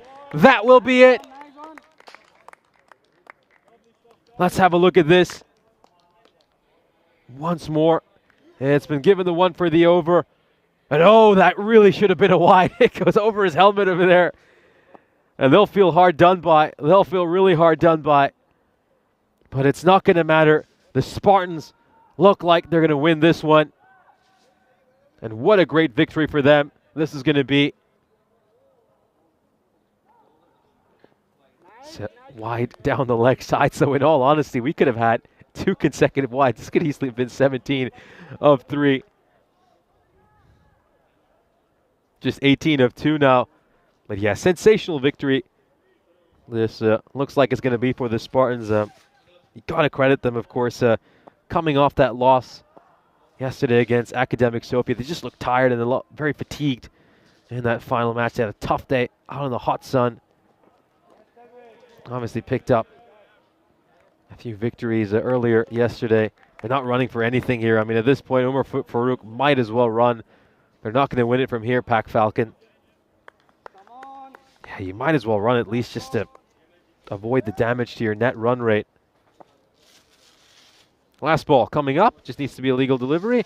It's going to be the end of this innings as an incredible final over by Vinu. They needed 20 to win it. At the end, they get just 2 runs, of course. It's worth noting that Farouk didn't run the single on a number of deliveries. Pac Falcon will come up short. The Spartans win this one by 17 runs. A sensational victory for them. They return to winning ways. And Pac Falcon are still looking for a victory against teams outside of the Blacksmiths and Pleven. We'll now have a look at the fantasy dashboard for our upcoming match. Pac Falcon will be right back. They now have a record of 4-2. They'll be going up against the tourists from Turkey, Afyon Karahisar. That match is coming up in 19 minutes, so a short turnaround before we head to that game. Let's have a look at the highlights of this innings. Delric Vinu bowled the second over of this innings. That was a big effort there by Ali Rasul. If he had managed to hold on to that, it would have been a really, really spectacular catch. This one was just flat batted straight down the ground. 4 of 4. An outstanding shot. And Yakub, he did a great job really of controlling those middle overs. He was struck for a couple of boundaries, as were most of the bowlers. But overall, you have to say he did a terrific job. This was an incredible bit of fielding by Jake Matthews, just using his shoulder to try to prevent that from going over the rope. Jake Matthews' over was a touch expensive. Went for 16 runs. But really feel this wicket that Felix Serbi managed to get in the penultimate over was absolutely massive. This over went for 12 runs, just a couple of 6s in this over. The big thing, though, right at the end for Pac Falcon was the amount of dot balls they faced. It just felt like every shot was either a 6 or a dot ball. There were just no singles or doubles they ran at the end. And, you know, if they just mixed in those boundaries with 1s and 2s, then maybe they would have been able to get a little bit closer. We'll, of course, leave you with the scorecard of this innings. As, of course, we've got a short turnaround before our upcoming game. So here's a look at the scores for this match. Of course, the top scorer was Farouk Hamad with 36 of 26. Adil Ahmadullah 22 of 14. Umar Farouk struck a couple of 6s in that over, that penultimate over, off the bowling of Felix Serbi, but he just couldn't get it done in that final over. Delric Vinu held his nerve and got his side over the finishing line.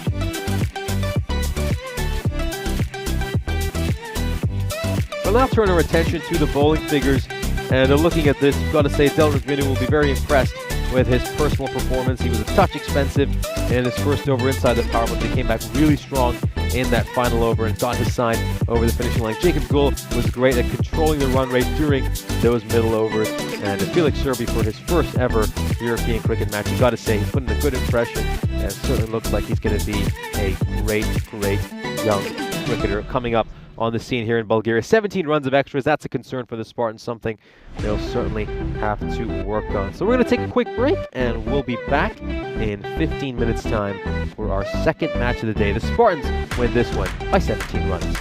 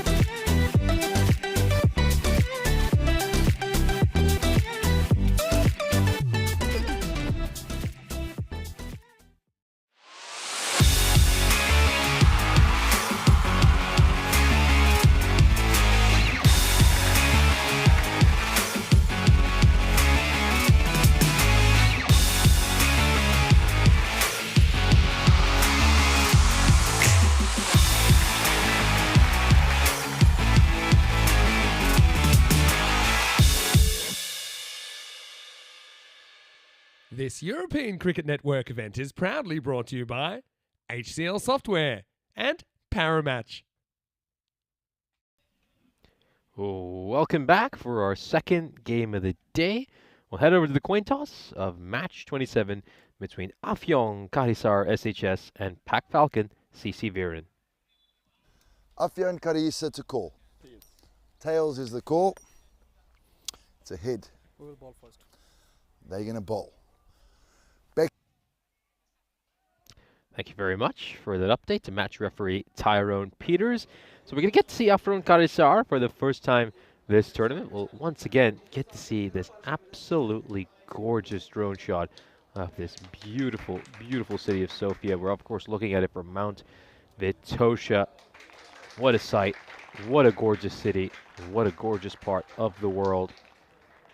So blessed. So we'll be bringing cricket from this part of the world, as we're of course back in the ancient days. That mountain used to be called Skombias, and it's always just been a massive, massive part of Bulgarian culture, and of course has the Vitosha Nature Park as well. Here's a look at the fantasy dashboard for our upcoming game. So Pac Falcon are now 4-2. They of course suffered that loss this morning at the hands of the Spartans, and they're going up against Afyon Karahisar SHS, who, well, they have big expectations considering how Istanbul KSK did last time around. I think a lot of people are looking at them to put up a big, big performance during this ECS. Of course, the defending champions are their fellow Turkish compatriots, Istanbul KSK. Here's a look at the win predictor.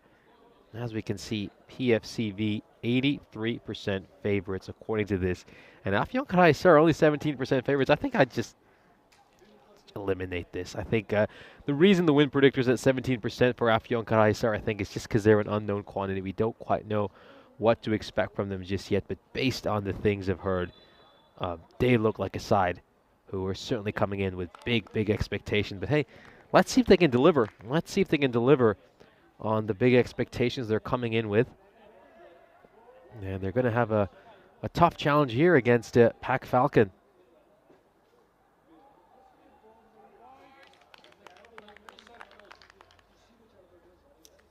Moments away from the first ball.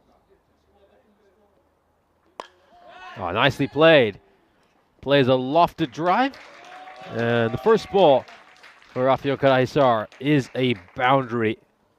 One away for this side to start.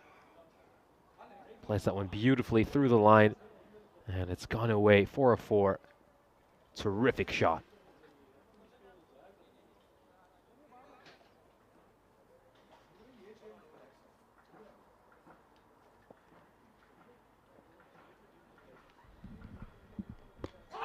Oh, this one, it's just outside the leg stump.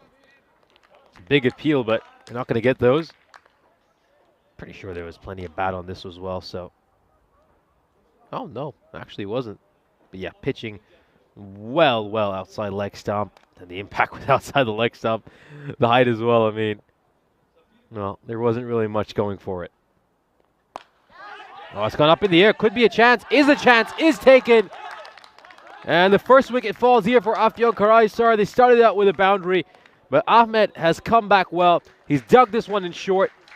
He's managed to bamboozle the batter. He's not able to control that one. And it pops up for a top edge. Simple enough catch over at cover. And the first wicket falls for the tourists. They are 4 for 1.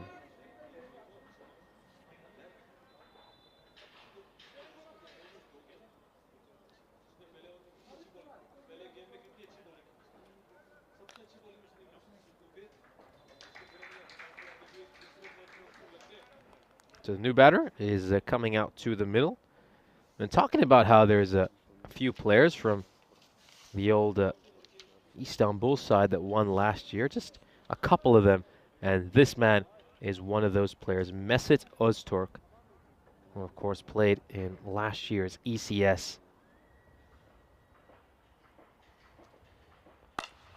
No, played away. That's going to go away for a 4, so it's a boundary. Boundary to start off Öztürk's innings as well. Started out much the way Lodi did, of course. Abdullah Lodi, who was dismissed on that previous ball, was part of the team that toured Bulgaria last year as well, of course, managed to make 75 runs in the 7 innings he played at a strike rate of 147. Oh, that one just dies down. I wonder if there was something there. Nope, it's just been given byes. It's just been given byes. And some more runs here for the Turkish side. Let's have another look at this. It stays very, very low. Trapped in the crease. No real foot movement, just following the ball with his hands. I say so low, it nutmegs the wicketkeeper. And it's gone away for 4 runs.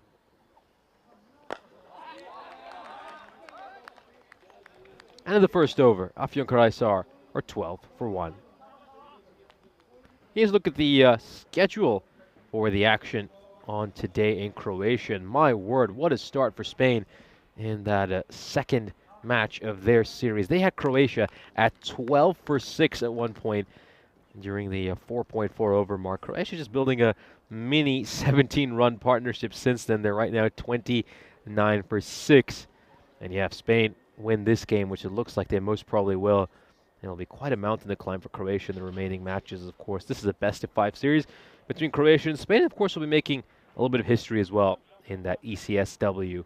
And we'll have our first ever Women's European Cricket Series between Jinx Zagreb and the Lavender Lionesses.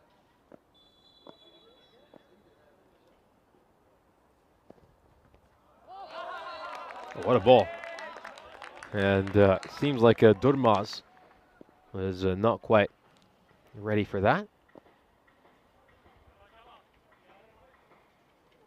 Yeah, just look at that bounce. It absolutely takes off. And this is what makes it so tricky to bat on this surface. A slow and low pitch. Generally, it stays very, very low. Then the odd one just takes off and you get that uneven bounce. This one's popped up in the air. Is this going to be a second wicket off a shorter delivery? No, it won't. It's going to go away for a 4. A streaky boundary there for Durmaz. He wasn't in control of that shot. And the fielder at fine leg was momentarily interested. But it would have been a sensational catch if he would have been able to take this one.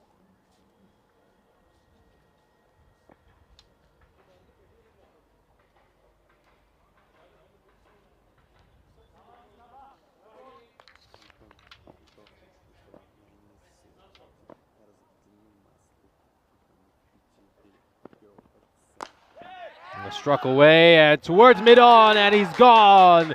The second wicket falls for Afyon Karahisar. They are 16 for 2. Durmaz will depart. He just has to wait on that one quite a bit, just sticking in the pitch a little bit. Slower delivery.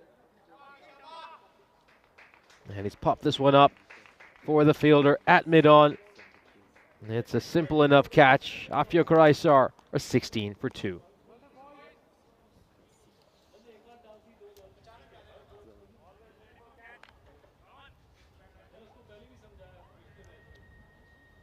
So it's a tough start here for the tourists who've lost 2 wickets early against this Pack Falcon side.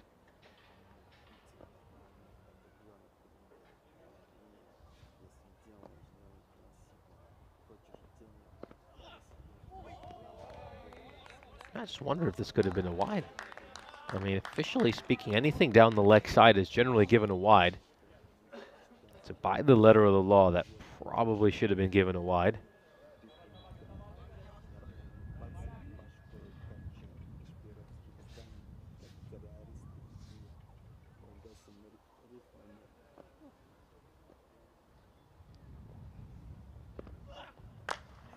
Cut away. And it's going to be quite a chase for the fielder at point, but it's going to go away for a 4. It's 5 boundaries they've struck early here, and they played some very good-looking shots. I mean, every batter's come out in their first or second ball and hit one towards the rope. Had no problem getting off to a good start. Let's just see if they can actually construct a good innings.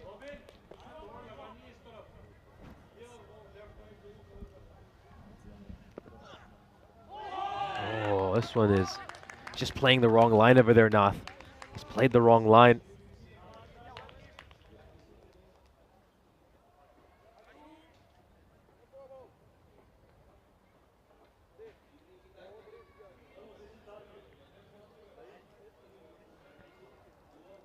End of the second over. Afyon are 20 for 2.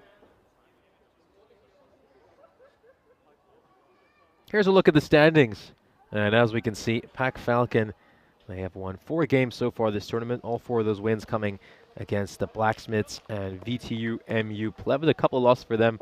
1 against the Spartans and 1 against Academic Sofia. And of course, this Turkish side just coming over for their first match of this series. This one is played away towards mid-wicket. It's going to be a single. Hans with a slightly zigzag run-up.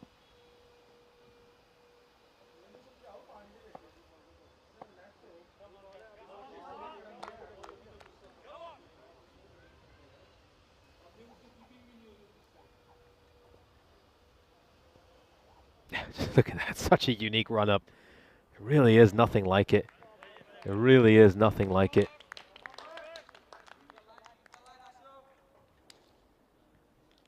But it's effective. I mean, he was the most economical bowler for Pac Falcon. I mean, he's been getting the job done, but I think just looking at that, you really feel like there's so much he could do to improve his bowling. I mean, if he really found a good coach, maybe he'd be able to sort things out. I mean, in all honesty, with the pace he's bowling at, there's no real reason for him to have that long a run-up.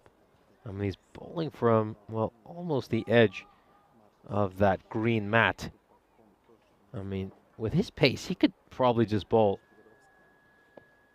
off 3 or 4 paces. Be more economical that way, too. Be able to bowl tighter. Oh, is there something there? Is there something there? They're asking the question. The umpire is unmoved. Pac Falcon thought there was a chance for a wicket.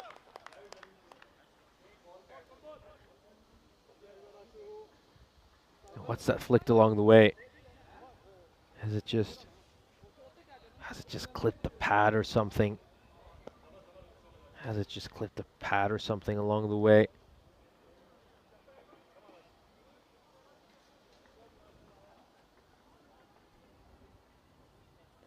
Got him! He gets in the next ball.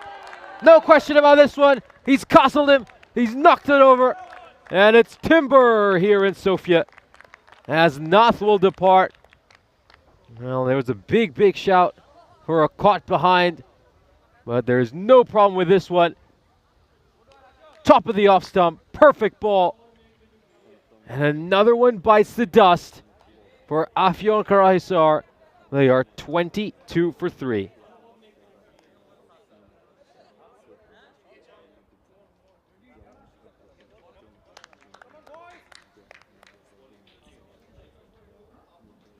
Yeah, so early trouble here for the tourists.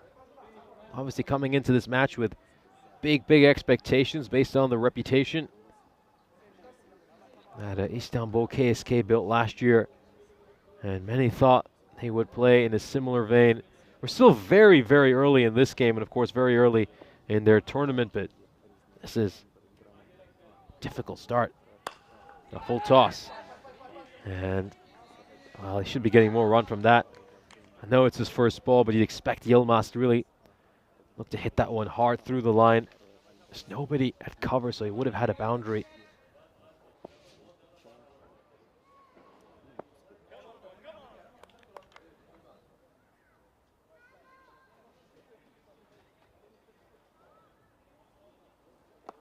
Oh, it's a poor delivery. It's a poor delivery. But he's going to get away with it. He's going to get away with it.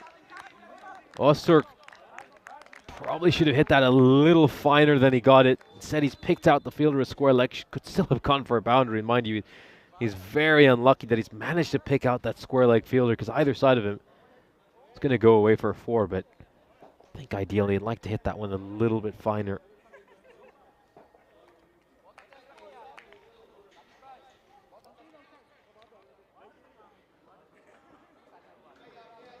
.24 for 3 at the end of the power play, and some good overs in there, as you can see. Some really good overs in there. Ashu Hans picking up a wicket in that 3rd over, and Yeah, wicket has fallen every over so far in this innings. Mesut Öztürk facing this ball. And he's going to play this one away towards mid-wicket. And oh, this could be a misfield. Is he going to be able to save it? Now we're going to have to look at this a few times just to make sure that he has stopped this one cleanly. They will get a couple of runs, but could they get 4? So everything looks okay over here. Just about advancing now to the point later in this. Okay, we have to return to live action though. Can't look at that replay any longer.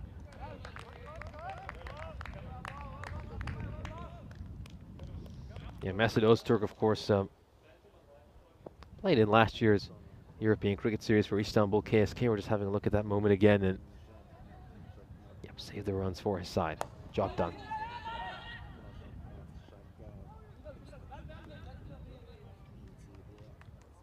'89 runs in the 5 innings he batted in during last year's ECS, and he did it with a strike rate of 165.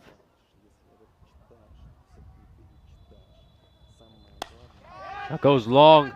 Does he have enough on it? No, he doesn't. He picks out the fielder, and Öztürk departs. A wicket continues to fall every single over. Afyon Karahisar lose their 4th.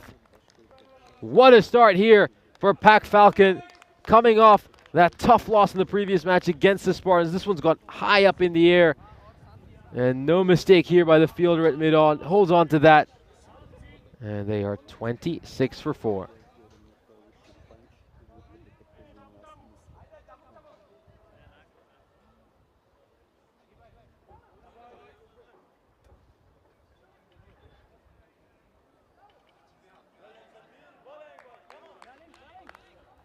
Two balls to come in this 4th over. It's been another exceptional one for Pak Falcon. 2 runs off it, and they've managed to get a wicket. Oh, great length there. Terrific length. Ellie's just pushing at that. No real foot movement.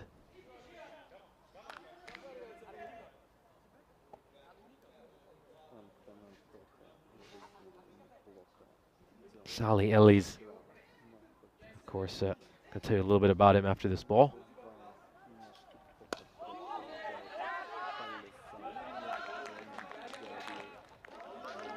Yeah, so Salih Ellie's just 7 career runs to his name. Just a little bit inexperienced at this level.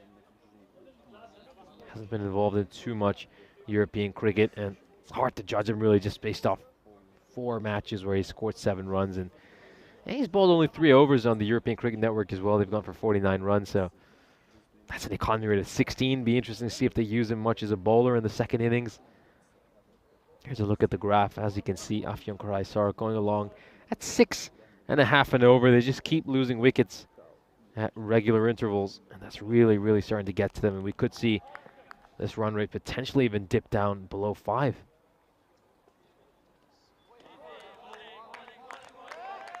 No real foot movement there by Yilmaz again, just pushing forward away from his body with his hands.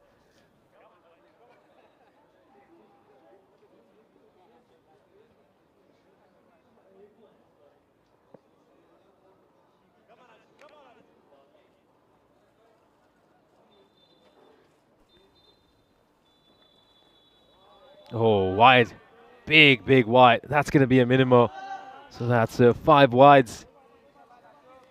And they're going to move on to 31 for 4. Yeah, it's a big one. That is a big one.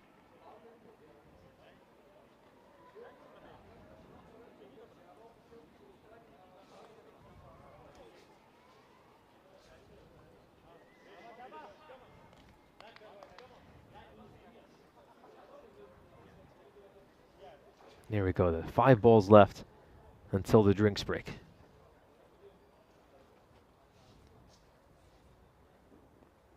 Oh, that's another one that he's pushed wide. Just struggling a little bit to start this over.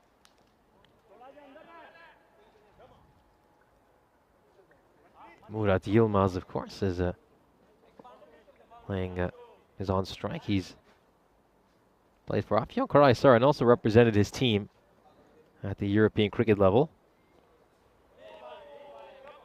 He's been to the ECC and not been able to feature too much for his national team. Just batted just once, and that was against Finland when he managed to make 5 runs, and bowled just 1 over against Austria during last year's ECC that went for 24 runs. A very young man, early in his career. I'm sure he's going to get better. Turned 22 back in May. This one's gone up in the air, and oh, well, certainly got to commend the effort. Goes all the way for a 6. Let's take another look at this. Not really in control of that shot. In no control of that.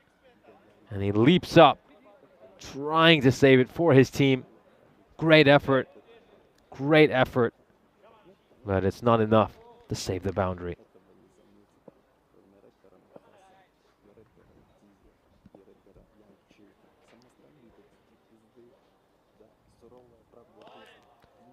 It's another wide. 3rd wide this over by Hans. He's pushed a couple down the leg side. And of course, one on the offside as well. Just going to tell you a little bit about the field settings. They got a long on in place, a cow corner, a very, very fine, deep fine leg. I mean, he's almost like a long stop. And then they've got a deep point.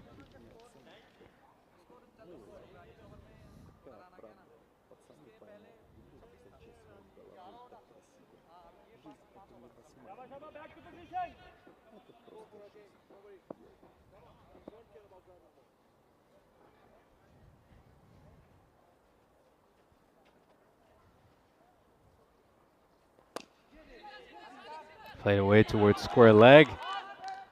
And this is going to be fired in towards the keeper's end.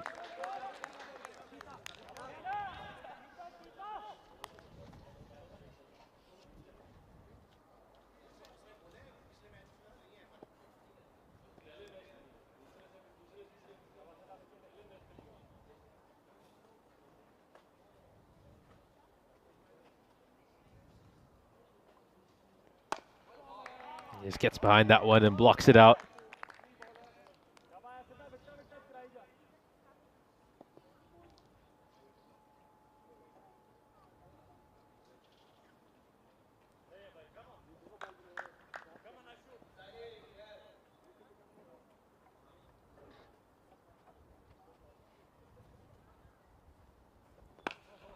Pushed towards point. That's going to be a single.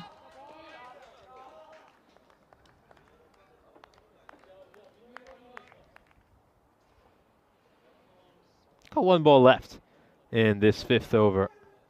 It's gone along fairly quietly. Mostly seen a few wides, but also had that 1-6, 4 wides holding this over. So it's just been a little bit longer than usual. Manages to sneak that one in as 5th over will come to an end. Afyon Karahisar are 42 for 4, and of course, well, seems like that was the end of the over, but yeah, looks like there's 1 more ball to go over here. That's interesting. That's going to be a wide. It's going to be another wide. That's the 5th wide we have seen bowled so far this over, so it's been a 10-ball over already. And it's been a big one. It's been a really big one for the Turkish side. 17 runs off it. Now then, is this the last ball? No, it isn't. 6th wide of the over. So he's pretty much bowled an extra over, Hans. Yeah, it just doesn't look right, does he? Must be getting exhausted. Bowling this really, really long over.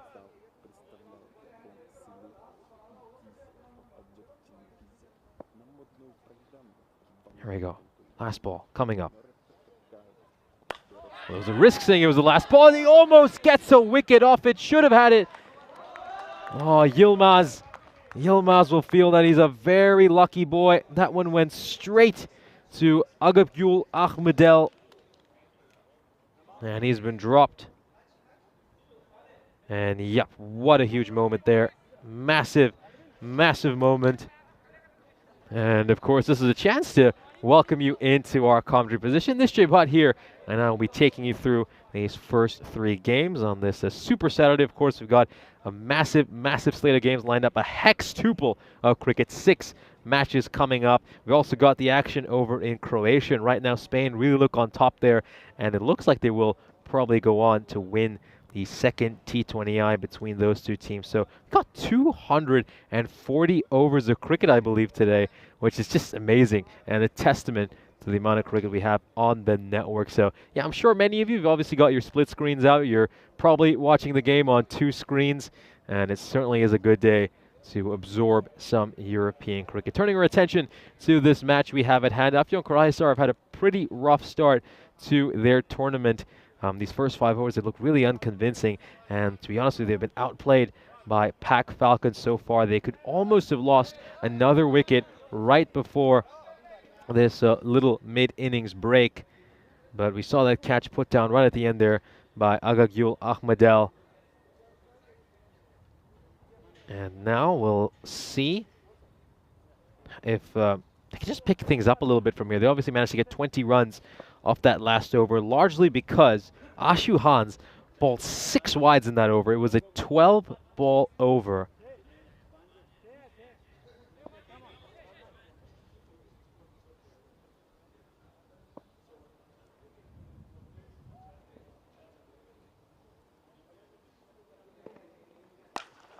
Now played away towards mid-wicket. That's going to be a single. So the man who put down the catch is going to come on to bowl. He, of course, bowled the second over and picked up an important wicket. The wicket of Zahir Damraz. That one is going to be a dot ball. I hope you all are having a wonderful Saturday wherever you're tuning in from in our chat. It's an amazing day here, isn't it? Nice weather this morning as well, but I believe the heat will pick up as the day progresses. Expected to go up to about 35 or 36 degrees Celsius this afternoon.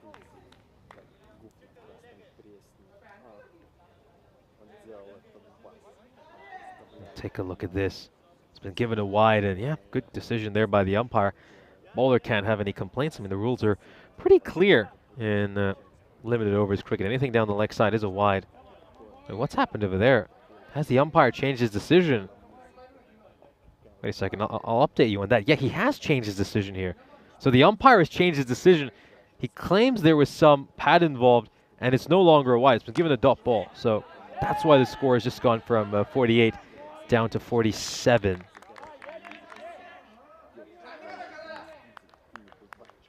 Yeah, the umpire saw that it flicked a little bit of the pad along the way.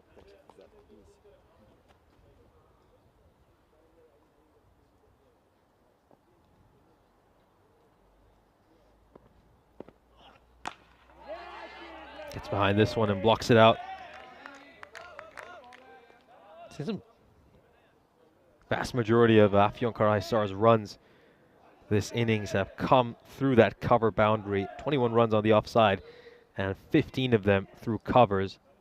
They've played some good-looking shots at times. I think they're technically, you can see, a fairly proper side, but I guess it's not quite been able to adapt to T10 cricket. It's hard to say. And once again, it's a full toss, and really, I mean, he's batting on 1 of 9, and I don't know if they're going to retire him because it doesn't look like Afyon have much batting left, but I mean, come on, you should be looking to smack that one. You should be looking to hit this one over long off. Mid off is inside the ring. There's nobody at deep cover or deep extra cover either, so got to hit this one through the line, hit it away for a boundary. Far too negative, I have to say, just far too negative at times. And if it wasn't for those 16 runs that have been gifted to them off extras, I mean, this could have been a really paltry total. I mean, you take away about 11 of those runs.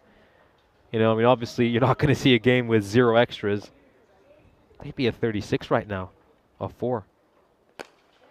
This one is struck over mid-wicket, and it's going to go all the way for a 6. Yilmaz bashes that one away. Very, very good shot. Moves on to 16 of 7. Nice strike, really nice strike. Something seems to have happened to him though. He's just going over to the umpires. It might just be with his pads or, oh, is this another shoelaces incident? No, it's quite interesting. I mean, how many players have had their shoelaces undone here in Bulgaria? And, well, don't tell me they need 3 people to tie some shoelaces. Well, see something new every day.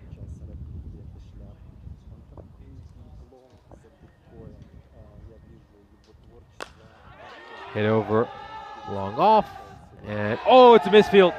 It's a misfield. That's a howler for the skipper, Usman Ul-Haq. It looked like it was going to be a fairly regulation bit of fielding. I didn't see a Tortuga bounce either. Let's have a look at this. Let's watch this closely. Does it just skid on a little bit at the end? But you would have expected him to stop that. I mean, obviously this Pack Falcon side have quite a bit of experience playing on this field. A couple of boundaries to start the over.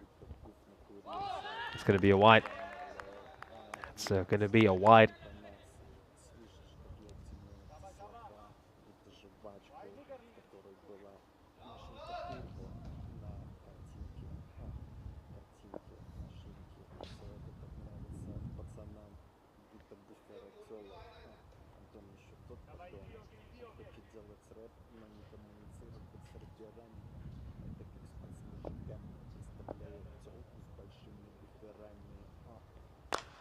Straight down the ground. And a great bit of fielding. Sensational bit of fielding. And then he gets the direct hit in as well. It's not going to matter, though. I mean, the batter was safely in his crease, and he's just trying to calm everyone down. Calma, calma. That's Hakagul Ahmadel. Oh, fantastic take. And then fires in a great throw. And it's just moments like that that lift the team. Seen a few too many mistakes. Yeah, he should be fine over there. These last few overs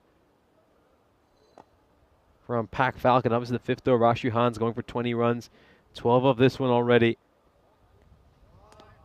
And then Ahmadel over, which went for just 1 run, is sandwiched in between. So he's trying to just lift his side up. He's been a great performer.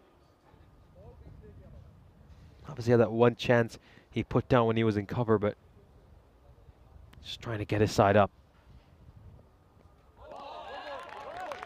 That's a great ball there, and I think the plan here has to just be to keep Ellis on strike. I mean, at some point, I wonder if Afyon Karazar do consider retiring him. I know they don't have much batting left. I mean, I'll just go through some of the career runs for some of their remaining batters. Oh, it's a big appeal here. Big, big appeal. And honestly, at this stage, I don't think I'd want him out if I were Pack Falcon. Yeah, definitely going down the leg side, but just bowl wide to him. Keep bowling wide. Let him chew up as many dot balls as possible, and then force Afyon Karazar to retire him if necessary. Oh, this one's going to go away for a bye. So another mistake. That's another error. Yeah, just a few too many extras. These extras have really hurt them. That's now 18 runs of extras. You take these extras away, and you got to say the Turkish side would be in quite a bit of trouble. 64 for 4 at the end of 7.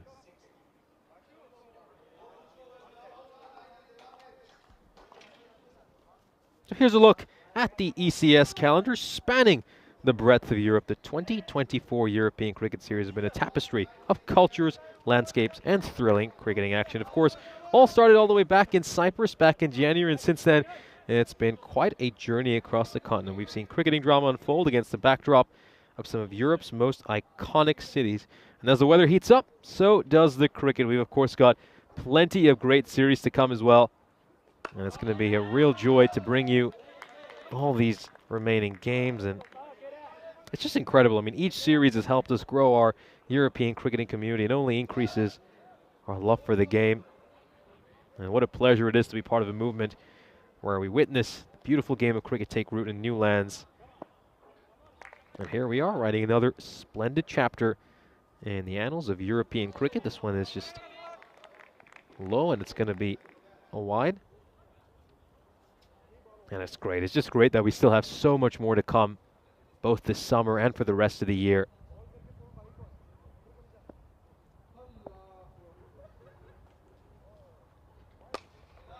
Played out towards mid-wicket. That is going to be a single, and so Ellis is back on strike. And I think at 1 for 12, surely there's no other batter in the lineup who would be batting this way. I'll just tell you some of the career runs for a lot of these batters. I mean, looking at the rest of the lineup, you've got the likes of Romeo Nath, who are playing their first European cricket match. Got Safir Durmaz, we've already seen. Oh dear, oh dear. I think they might have to make the call here. They might have to pull him. I mean, that's now 1 for 14. 1 run of 14 deliveries. I know there isn't that much batting left, but surely no one in your team would chew 13 dot balls and make just 1 run.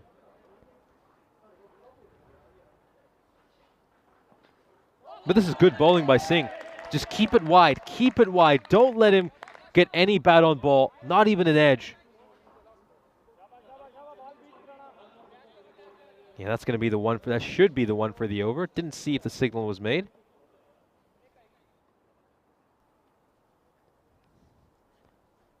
Oh, it's another dot ball. So, well, this is really proving to be a very, very costly innings for his side. Just 2 runs coming in that over. 4 consecutive dot balls in the end. And I'm sorry, you have to retire him. I don't care if even the only batter left is the number 11.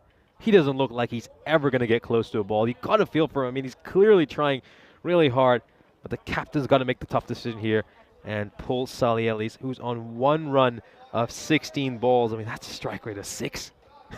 got it right in front of me here, 6.25. Dot ball starting to add up.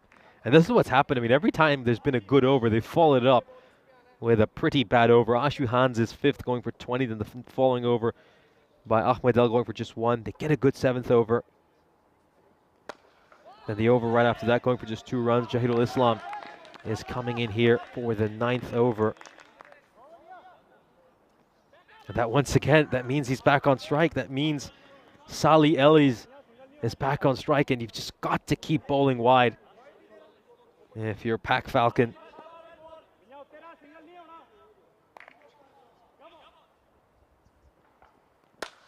Now it's gone up in the air.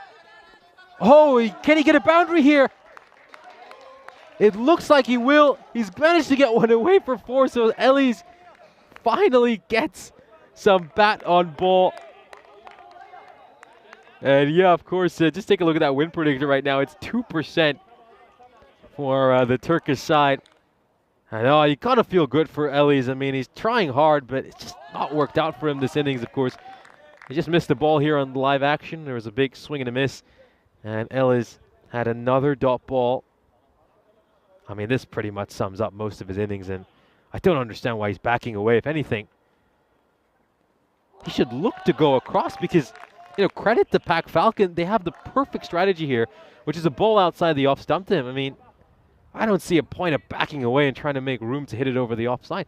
Maybe shuffle across and then see if he can get some bat on ball. That's another quiet over, just 5 runs off it. Just 7 runs off these last 2 overs. And the Afyon Karaisdar are 71 for 4. Manpreet Singh will surely bowl the final over. And, you know, you just got to ask yourself, you're Murad Yilmaz. I mean, at what point do you also consider denying the single and saying, you know what, just let me hit a couple of boundaries. Let me see if I can clear the boundary rope.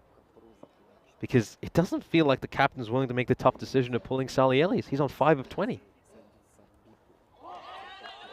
That's a dot ball there by Manpreet Singh to start off. Yeah, the key here has to be to try to give him the single. Get Ellis back on strike. But at this point, though, I wouldn't be surprised if Yilmaz says, you know what, we're not taking the single. Edged. And is this going to go away for a 4? Yes, it will. Streaky boundary. Unlucky for Manpreet Singh. This comes off the toe end of the bat, beats the keeper who, Umar Farouk, has had a pretty mixed day, mixed bag of a day. Struggled a bit with his keeping in the first match and did have a couple of good moments, and of course was unable to get his side over the finishing line in their opening match of the day, and he's had a few errors with the gloves in this match as well. Now, this is just great bowling by Manpreet Singh. Just 4 runs off these first 3 balls, and oh, they're going to pick up runs of an overthrow.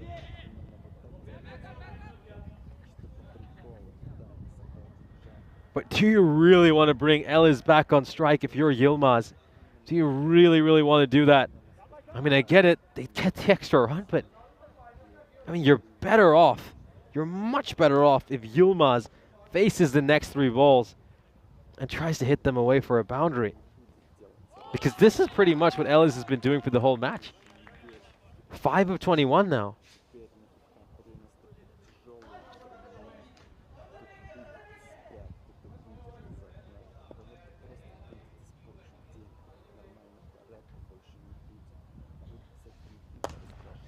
Oh, almost a chance for a cotton bowled. Oh, it's just an exceptional bit of fielding. They should be able to come back for a couple of runs. They won't, though. I think Yilmaz wants to face this last ball. Not a bad idea. Not a bad idea. I mean, at least there's a chance he can hit one away for a boundary. Could easily have been a cotton bolt for Manpreet Singh. Here we go. Last ball. And, oh, well, they're going to get some more runs of buys over here. They could come back for a second run. Well, why aren't they running it? You might as well. You might as well take the risk. It's the last ball of the innings. I mean, there was a good chance he would get run out. Probably say about a 60-70% chance he would get run out. But you have to go for it. You might as well. I mean, it's the final ball of the innings. Oh, you take the risk. I mean, especially with some of the errors that Pac Falcon have made in the field. You'd want to push for that second run and force them to make another error. Yeah, I think Afyon Sar, there's a lot of decisions they'll look back at right at the end and just feel like they've left a lot of runs on the table. Pac Falcon will be delighted with the fact that they've restricted the opposition to just 78 runs. Let's have a look at the highlights of this innings. Of course, they hit a 4 off the very first ball. Abdullah Lodi with that lofted drive, and we thought, well, here we go. I mean, is this the big statement from Afyon Sar? Are they going to go on and just take this tournament by the storm? Well, Safir Ahmed managed to get rid of Abdullah Lodi, and they would lose wickets at regular intervals. They lost 1 wicket in each of the first 4 overs. That was, of course, Abu Hans getting rid of Romeo Nath. It was quite interesting. I mean, the top 4 all hit a 4 of their first or second ball, and then they were dismissed shortly after that. This was a team fielding effort to prevent a 4. Not too many highlights for the Turkish side, unfortunately. They would manage to get just 7 4s and 2 6s during the course of their innings. They really mismanaged things at the end. Of course, Salih Ali still being out there, having made just 6 runs of 22 balls, was really, really surprising. I mean, at that point, you've just got to put someone else out there. I mean, I know they don't have too many batting options left after him, but nobody, surely nobody, is going to go out there and face 16 dot balls. I mean, they might get that on balls. They might just get out for a duck. But, yeah, that was a very, very puzzling. They managed to get, in the end, just 14 runs off the last 3 overs, really mismanaging those death overs. They left tons of runs on the table. Murad Yilmaz as well at times. I mean, I felt like he should have just denied the single and tried to hog the strike himself. He had 27 runs of 17 balls, the only batter for Afyon Sar to be in double digits. I think the skipper, Yilmaz, should have been a little bit more selfish and said, you know what, Salih, first of all, I'm retiring you, and you know what, I'm going to hog the strike for the remainder of the innings. I thought Yilmaz batted quite well, but he just was a bit too unselfish at times, maybe a little bit too kind. He needed to make those harsh, tough decisions that you so often have to make in this format of the game. If it wasn't for those extras, this could have been a really, really paltry total for Afyon Sar. 78 runs probably still isn't enough, and you would backpack Falcon to maybe go on and even get the bonus points in this match. We'll have a look at the bowling figures here, and as we can see, Some great figures there for Manpreet Singh. Figures are 0 for 7. He was great in the death overs. He just bowled terrifically to all of those death bowlers. I mean, he saw Sally Ellis was struggling, so he just kept it nice and wide, so made sure he missed everything. Full credit to him. Ahmadel with figures of 1 for 9. He was electric in the field. Safi Ahmed with 2 for 10. Ashihan spoiling his figures with that disastrous second over. He bowled 8 wides during his spell, 6 of them in that second over, getting a 12 ball over. And those extras end up costing Pac Falcon 25 runs of extras. I mean, you take away about 20 of those. And Afyon Karaisa was 58. How different does that look? I mean, at that point, you back Pac Falcon to maybe chase this down in 4 or 5 overs. We'll have a quick break, and we'll join you in second.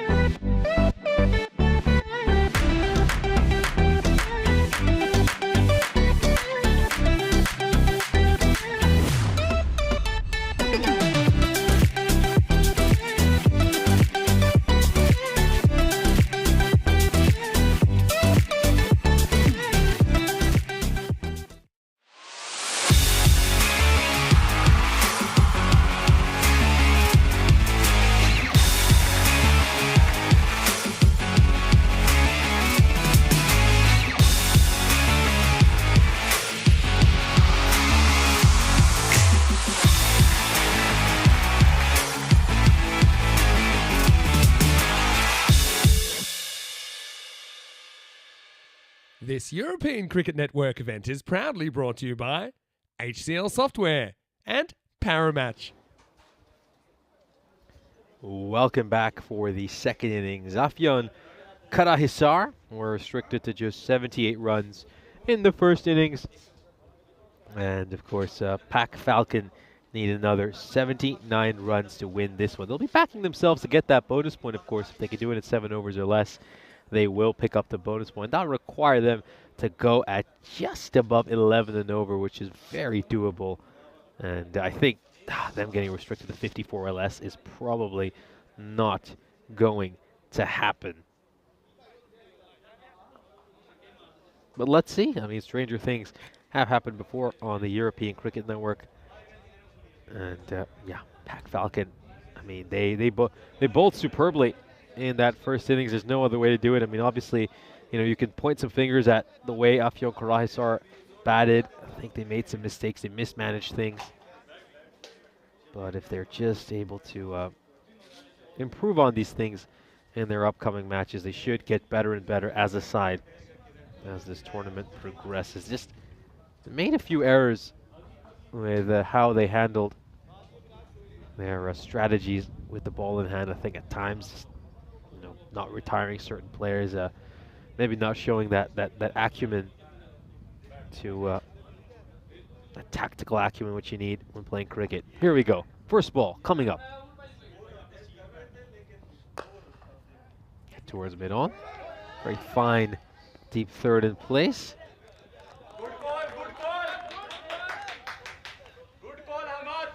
Just the one fielder outside the ring. Oh, they're just sending one out now. So mid-on is getting sent back. So now they'll have 2 fielders outside the circle. So mid-on's back. Very, very fine deep third, both inside the ring, and then there's another one also outside the ring. They're really, really wary of those edges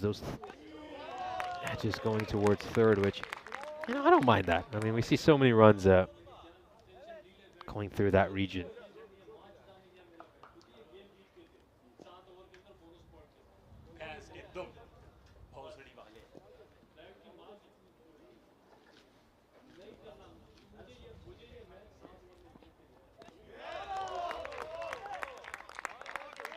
Nice ball there. Good start here by Öztürk. Of course, Mesut Öztürk played in last year's European Cricket Series for the defending champions from Turkey. He picked up 6 wickets in the 12 overs he bowled in. Gave up 83 runs, which is an economy rate of 6.91. Just going down the leg side. Oh, it's been given. Oh, it's been given. Well, this is a little bit surprising. I mean, well, they're trying to run here, but the umpire's raised his finger. You can't run. It's an out. The batter is absolutely stunned by this. I thought it was going down the leg side. I mean, maybe my eyes deceived me. Let's have another look at this. Well, I'll leave that for everyone in the chat. What do you think about that? Yeah, to me, that looks like it's going down the leg side. I think I'm not sure the umpires got this one right. And you could even raise a few question marks about the height as well. I mean, I personally don't feel like there's much going for that appeal. I think it was more of a hopeful appeal rather than one out of true conviction. And he's managed to get a decision for that. So, I mean, we can keep looking at that, and I think each time we see that replay, it doesn't help the bowler's case. But again, none of our opinions matter. It's the umpire's opinion that matters.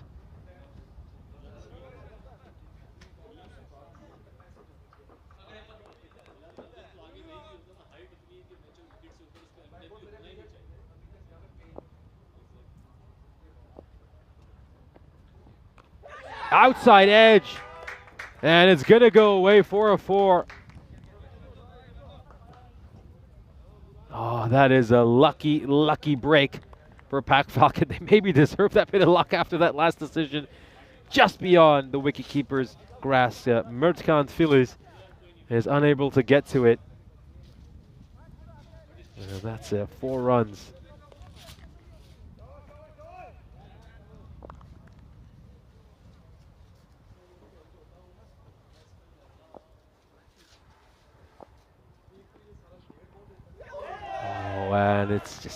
big swing and a miss. And the over comes to an end. 5 for 1 at the end of the first. Yeah, I mean, how is that not struck the stumps? How is that not struck the stumps? It's a great ball there. It's come out of the back of the hand, so maybe just gets that extra bit of bounce because of that. But usually with the kind of bounce we've seen on this surface, especially where it tends to stay very low, the fact it just took off is a little bit unlucky for the bowler. 262 matches since we last had a golden ball on the European Cricket Network. That was, of course, all the way back on the 10th of June during the ECS in Cyprus.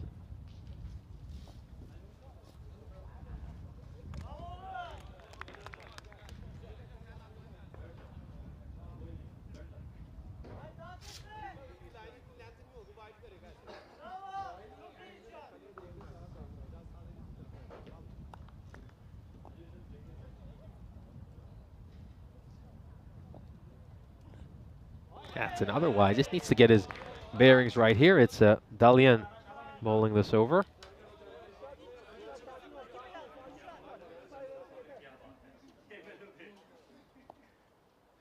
So Kursa Dalian, of course, he's a very young cricketer. He's well, he's gonna turn 17 in 13 days. He has birthday coming up later this month on the 16th of August. Struck just over the fielder at mid-off. And he tries to attempt a cartwheel after missing that one, but they'll get 4 runs over here. Hamad manages to get this one away, just flat batted over the fielder at mid-off. And whoop, look at that cartwheel. Look at that for a cartwheel.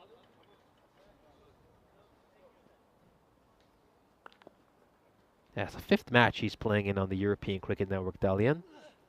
Oh, hooked away, 4 more runs. Hamad gets this away to the boundary rope. And he will move on to just 9 of 4 deliveries. Yeah, expensive to start off here, Dalian. 8 runs, beg your pardon, 10 runs off this over so far. And still have 3 balls to go.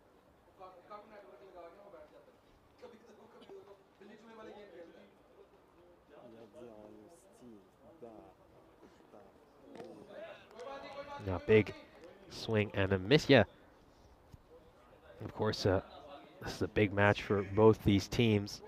On the line, Pac Falcon want to pick up their first victory against a side other than the Blacksmiths and Pleven.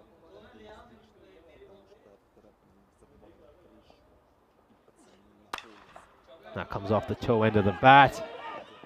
And that throw needed to go to the non-striker's end. It needed to go to the non-striker's end. And to be full credit to Dalian, he was in the right position as well to take that. We'll have a look at this.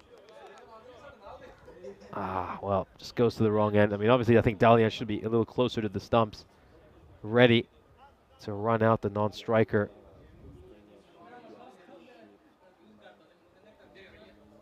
Last ball of the second over coming up. Seen 11 runs off this over so far.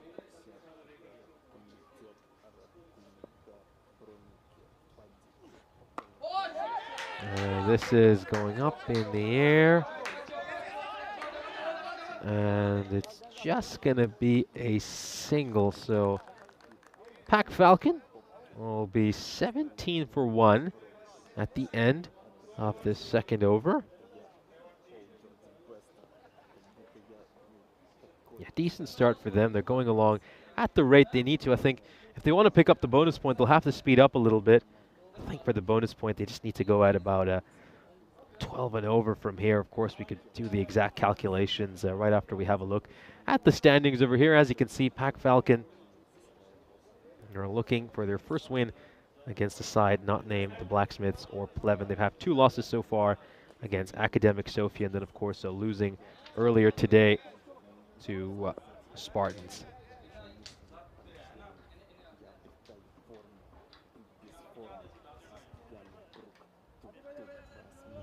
So yeah, 12.4 is the required rate for them if they want to pick up the bonus point. I think that's really the rate they should be looking to go at. I mean, they have to try to pick up a bonus point. I think they did such a stellar job with the ball in hand, and it would be a real shame if their batters wouldn't be able to get that bonus point.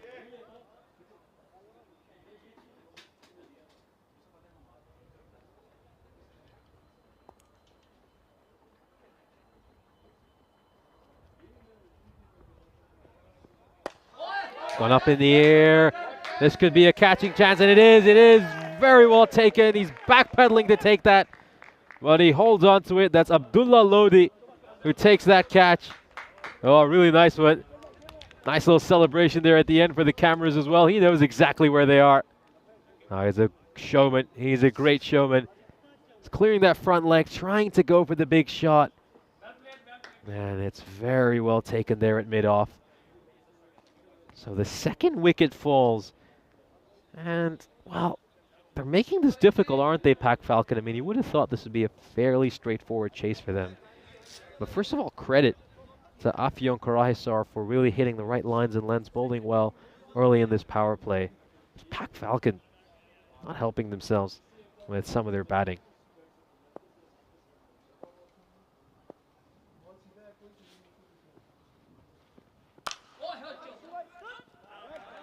Go straight to the fielder.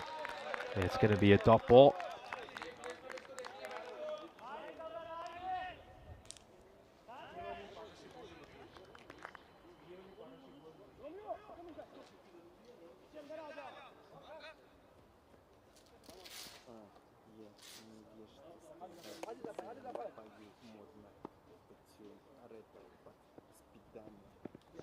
Oh, this could be a no ball. This could be a no ball. So I think a free hit's coming up here. It's been given. And we'll just have a look at this now to confirm, but yeah, pretty straightforward over there. Not a great delivery by Zafer Durmaz. So a free hit coming up, and could this just release the pressure valve that is building on Pac Falcon over here? I mean, credit to the opposition. They've made this a real fight these first few overs, and oh, he has to wait an age for that slower ball. This one's gonna just go to the left of our commentary position. It's gone away for 4 runs. Nice strike there by Ahmadel. He meets this one on the full. The bowler tries to stick his leg out and stop that from going away for a 4. Oh dear, he almost does a split.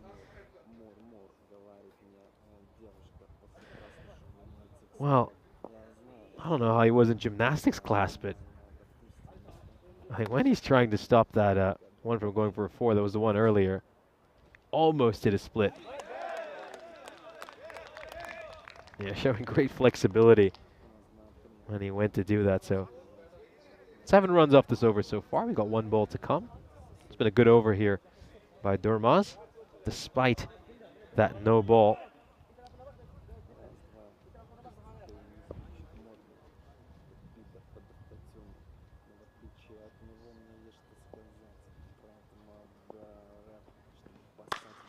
Struck firmly, but there's a fielder at long on, and he's going to stop this, and they'll just stick to 1 run here. Mesut Öztürk managing to get his body behind that one, so they don't come back for a second, and that's the right decision in the end. And well, let's have a look at this. I mean, this was that moment I was referring to, the split, and oh dear, that's painful. That looks painful. Oh, well, clearly very flexible. Must have been quite good in gymnastics class. Let's have a look at this power play. We can compare where these two sides are at. As you can see, Pac Falcon just 1 run ahead of where Afyon Karahisar were at this stage. So, you got to credit the tourists for doing a good job. They've made this a pretty challenging chase. I think we came in here and thought that this would be pretty straightforward for Pac Falcon, and that maybe they'd be looking to go for that bonus point as well. But that's not been the case. It hasn't been the case. Up in the air. Oh, this could be a catching chance. Is this going to be taken? It will be taken. And the 3rd wicket falls for Pac Falcon. This is a huge one. This is Ahmadel, their highest run getter. This ECS who has departed. Öztürk gets another important wicket. And what an important player Mesut Öztürk is for this side. He brings that championship experience, that winning pedigree from last year when he was a part of the title-winning side. And he's helping his team here pull off what could be a remarkable result if they're able to get over the finishing line. They have Pack Falcon in all sorts of trouble.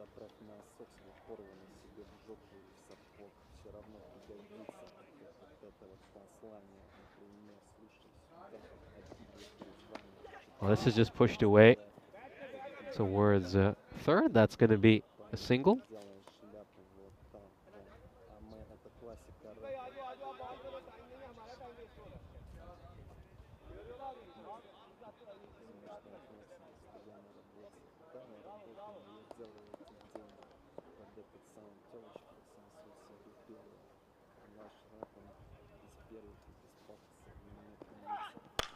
Oh, struck firmly, goes long. That's a 6. They needed that. They really needed that. That's the first Maximo of this innings. Beautifully struck. Slightly over pitch delivery there by Öztürk. It was in the slot. I mean, no Farouk, someone who's capable of hitting the long ball. Strikes this out towards mid-wicket. Goes all the way for a 6.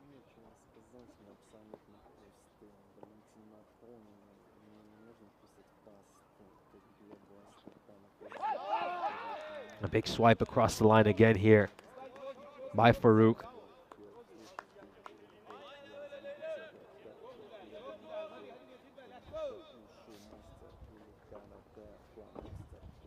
There we go, 2 more balls to come in this over. Öztürk with a good comeback delivery after getting hit for a 6. Now Farouk, it just comes off the bottom end of his bat there, so it's going to be a single.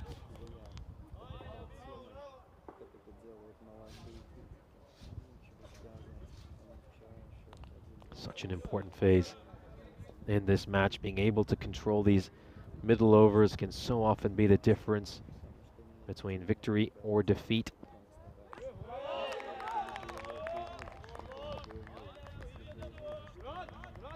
End of the over. Just 7 runs coming off at an Öztürk with a sensational bowling performance. He ends up with figures of 2 for 13.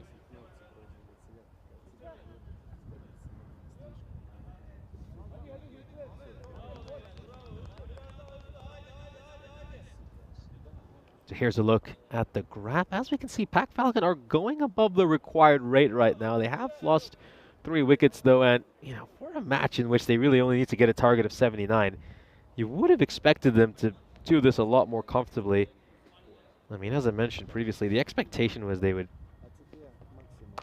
maybe even try to chase that bonus point. This is pulled away very nicely by Farouk, and well, the bonus point is kind of unlikely. Or maybe it's possible, you don't know with Farouk out there. As you can see, required 14.82. You know, 2-3 boundaries and over. They could maybe get there, but they're going to have to start accelerating. They're really going to have to start accelerating if they want that bonus point.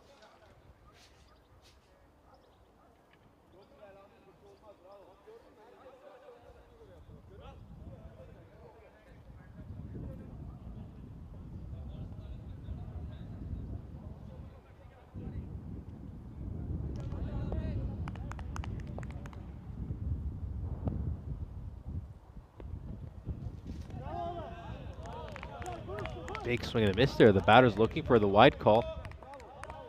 I think it should be fine. I mean, again, it just has to catch the tram line along the way. Even if 1% of the ball catches it, it's fine.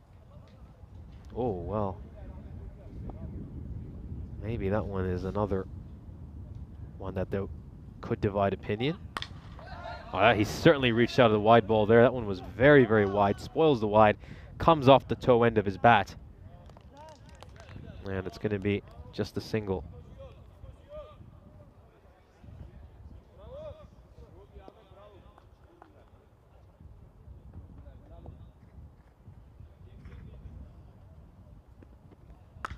Now goes big.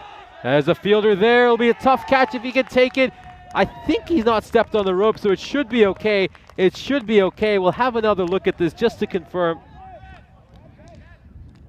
Let's see. It's gone up. And, well, Let's take a look at this. Does he make contact with the rope? Takes a step back. Then there's this other step as well. Looks to be in front of the rope. Looks like it's fine.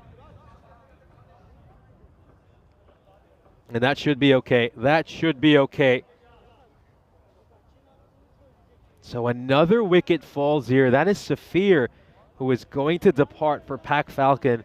And they are 38 for 4. So maybe, just maybe, Afyon Karahisar could pull this off. I mean, it would be really, really special if they're able to get this result.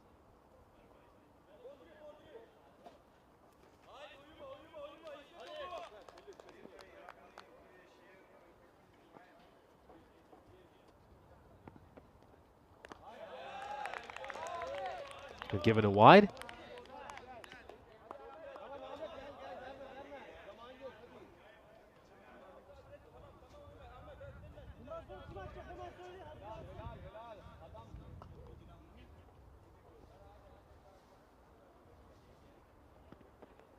Oh, massive wide. Absolutely massive wide there. Koskun just needs to keep his discipline here. This is a very important phase in this match. Really important phase. It's important that it keeps things tight and keeps his side in the game. A better ball, much better ball, but it's actually played beautifully. It's played really nicely. I mean, this is a top shot. It's got to give credit to the batter over here. Plays that nice and late, opens the face of his bat, runs that one down towards third. This is sensational batting. Sensational batting. But 1 ball to go until the drinks break.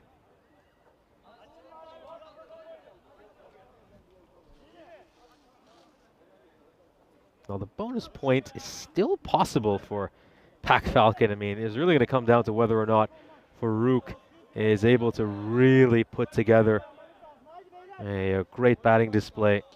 Well, it's going to be a challenge. It's certainly going to be a challenge. I think he's the one here who is capable of clearing the boundary rope with regular consistency. Again, they need to go at, as you can see, about 16 and over if they want to pick up that bonus point. But as things stand, I think they'd just be glad to get the win. A big shot, struck firmly, and it's going to go away for 4.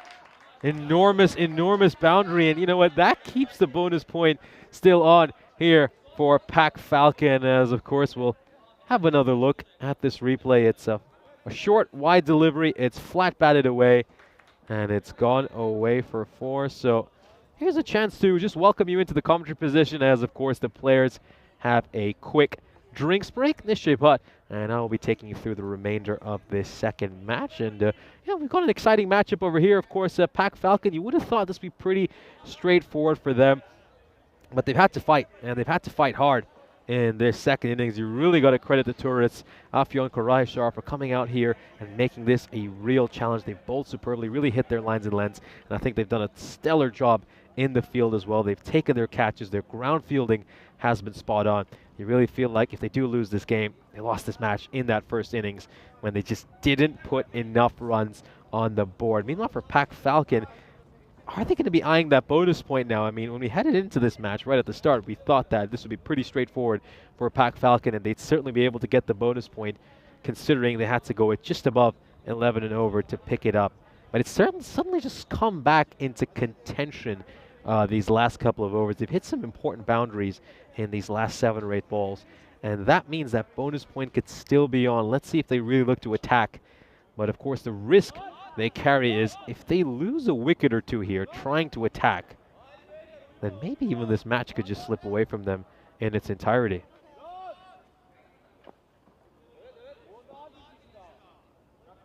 It's going to be the captain himself, Murat Yilmaz, who's going to bowl the 6th over. Yeah, if he gets a quiet over in here, then the bonus point is gone for Pac Falcon. So this is a very, very important over. Struck firmly. Oh, and as he stopped it, no, looks like it's a misfield. Looks like it's going to be a 4. I'm going to have to look at the Replay to confirm. Let's take a look at this. Oh, well. Oh, yeah, you can see that touches the rope. Looks like it's touched the rope over there. And it's been given a 4. Excellent, excellent work there once again by Spring Productions. Getting you the pictures. Perfect rock and roll. And you can just see that it touches the rope.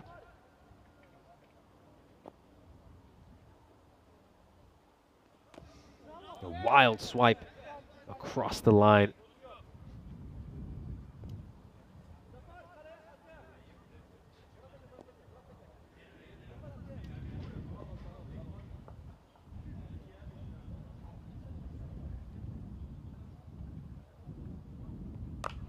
A bit of width on offer, but there's a field around the deep. Should be a regulation bit of fielding, and is just a single. And a good comeback after getting hit for a 4 off his very first ball.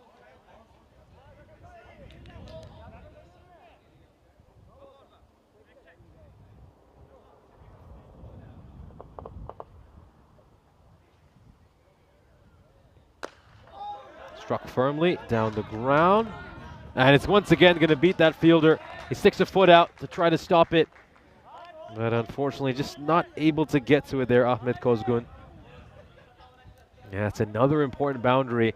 It just means that bonus point stays in play for Pac Falcon. Very nice shot. Fans it down the wicket. Flat bats it straight down the ground.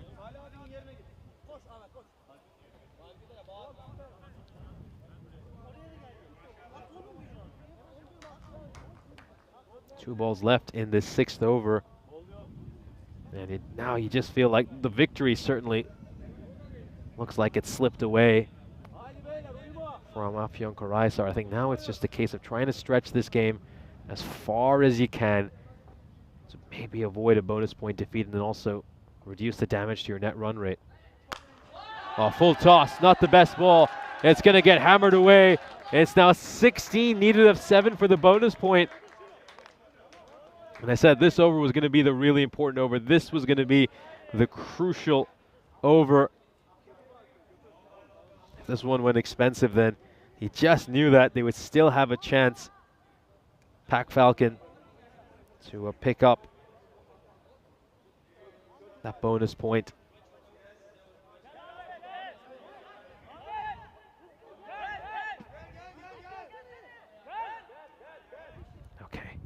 One ball to go in this over. 16 of 7. If this one ends in a boundary as well, then you would really, really back them to go on and pick up that bonus point. Goes big, goes long. This is a 6. This has been launched. Massive hit by Islam, and they just need 10 runs of 6 balls to pick up the bonus point. And it's just slipped away from Afyon Karaisar these last couple of overs. I mean, they had this perfectly in control. Mesut Öztürk bored superbly during those first 4 overs, and they were 33 for 3 at the end of the 4th. But these last couple of overs, just doing the quick math here, 42 runs of overs 5 and 6. And that has really been the killer blow. They've applied the knockout punch here. 10 runs needed now of this over for them to pick up that all-important bonus point.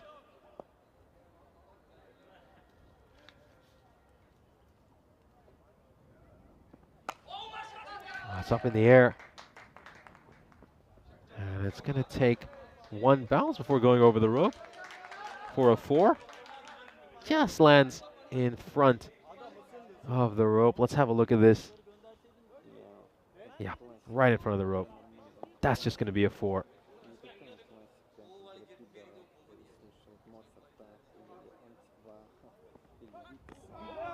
Swipe across the line, and important dot ball. There's still a lot to play for here for both these teams. Obviously, Afyon Karaisar want to pick up that lone point. They want to avoid this bonus point defeat. But Farouk could do it with 1 big shot. That one stays really low. That one stays very low. I think Farouk's approach here is just, I got 3 balls, I have to hit one of these for a 6, and I'm backing myself to do that.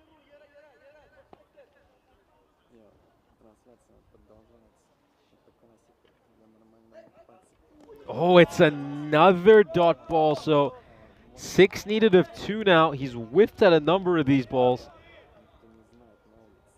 3 consecutive dot balls. Keep in mind, they needed 6 of 5. They could have done this by just hitting singles. Much like the last match, they always want to go for glory. Oh my goodness, it's happening again. It's happening again for Pac Falcon. I mean, we saw this in the match they lost earlier. They just play out far too many dot balls. Oh my goodness. I mean, when this was 6 of 5, I would have thought they'd just play smart cricket and try to see themselves over the line. And they're going to miss out on the bonus point, although they could have very easily had a wicket there as well. So Afyon Karahisar have picked up a point. They will have at least a single point at the end of this match. And my goodness, this is very, very unintelligent cricket by this Pac Falcon side. We saw them do this during the previous match this morning against the Spartans when they played out so many dot balls. They refused to run singles. They wanted to hit a 6 of every single ball. And here it happens again. They needed 6 of 5. They thought, well, I've got 5 balls to hit a 6. I'm going to send one of these over the rope. It didn't happen. And he ends up costing his side the bonus point. Here's a look at the fantasy dashboard for our upcoming match. I think Afyon Karahisar will fancy their chances against Pleven, and they will certainly feel like they can pick up a victory in that match. I think Pleven, they've got a feel for them. I think everyone's taken them to the cleaners so far this series.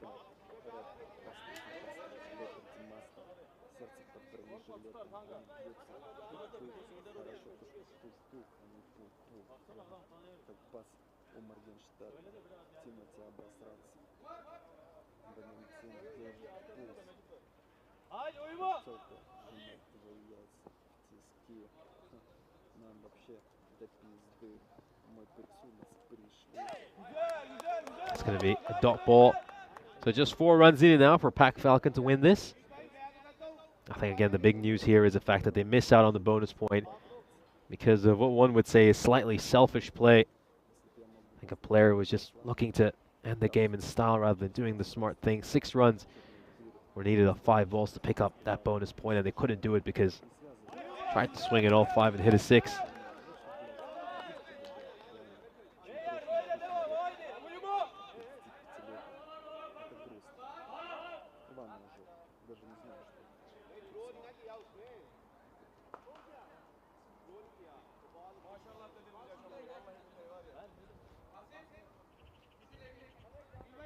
Three balls left in this over. Just 4 runs needed for Pac Falcon, so you'd expect them to be able to see themselves over the finishing line here. They'll pick up a single. So it's now 3 needed to win. And Umar Farouk, of course, we do know that he's somebody who likes to end the game in style.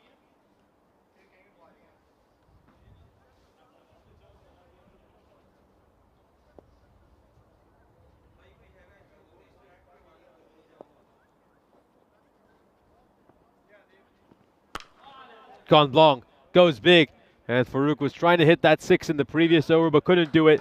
Does it this time around, and Pac Falcon will take the victory. They'll win this one by 6 wickets with 13 balls to spare. I think they're just waiting to receive the news, but nope, this game is done and dusted. And you got to credit Afyon Karahisar as well for picking up a point in this match. I mean, considering their first innings performance, you would have thought that Pac Falcon would take the bonus point here. And Afyon Karahisar fight hard, take advantage of some rather unwise batting decision making by Pac Falcon to pick up a point. I think the fact that they took this game to 7.5 overs is not going to hurt them too much. So still looking for their first victory of this ECS. Afyon Karahisar, they'll have a chance to pick it up in this match against Pleven. So Afyon Karahisar fall to 0-1, and they'll be going up against the Pleven side, who, let's just face it, have kind of been the drubbing boys for everyone they faced. we'll have a look now at the highlights of this innings. And of course, you have to say, I'll be a bit disappointed that they couldn't pick up the bonus point here. Pak Falcon, Farouk Hamad, a 10 of 7. Usman ul Haq, their skipper, was dismissed on 0 of 3. He was gone for a duck. Nice catch over here by Abdullah Lodi to get rid of Hamad. Then he just holds that nice pose for the camera as Ahmadel made 11 of 8. He got a couple of boundaries, including that one, until he popped one up. That was taken by Farouki.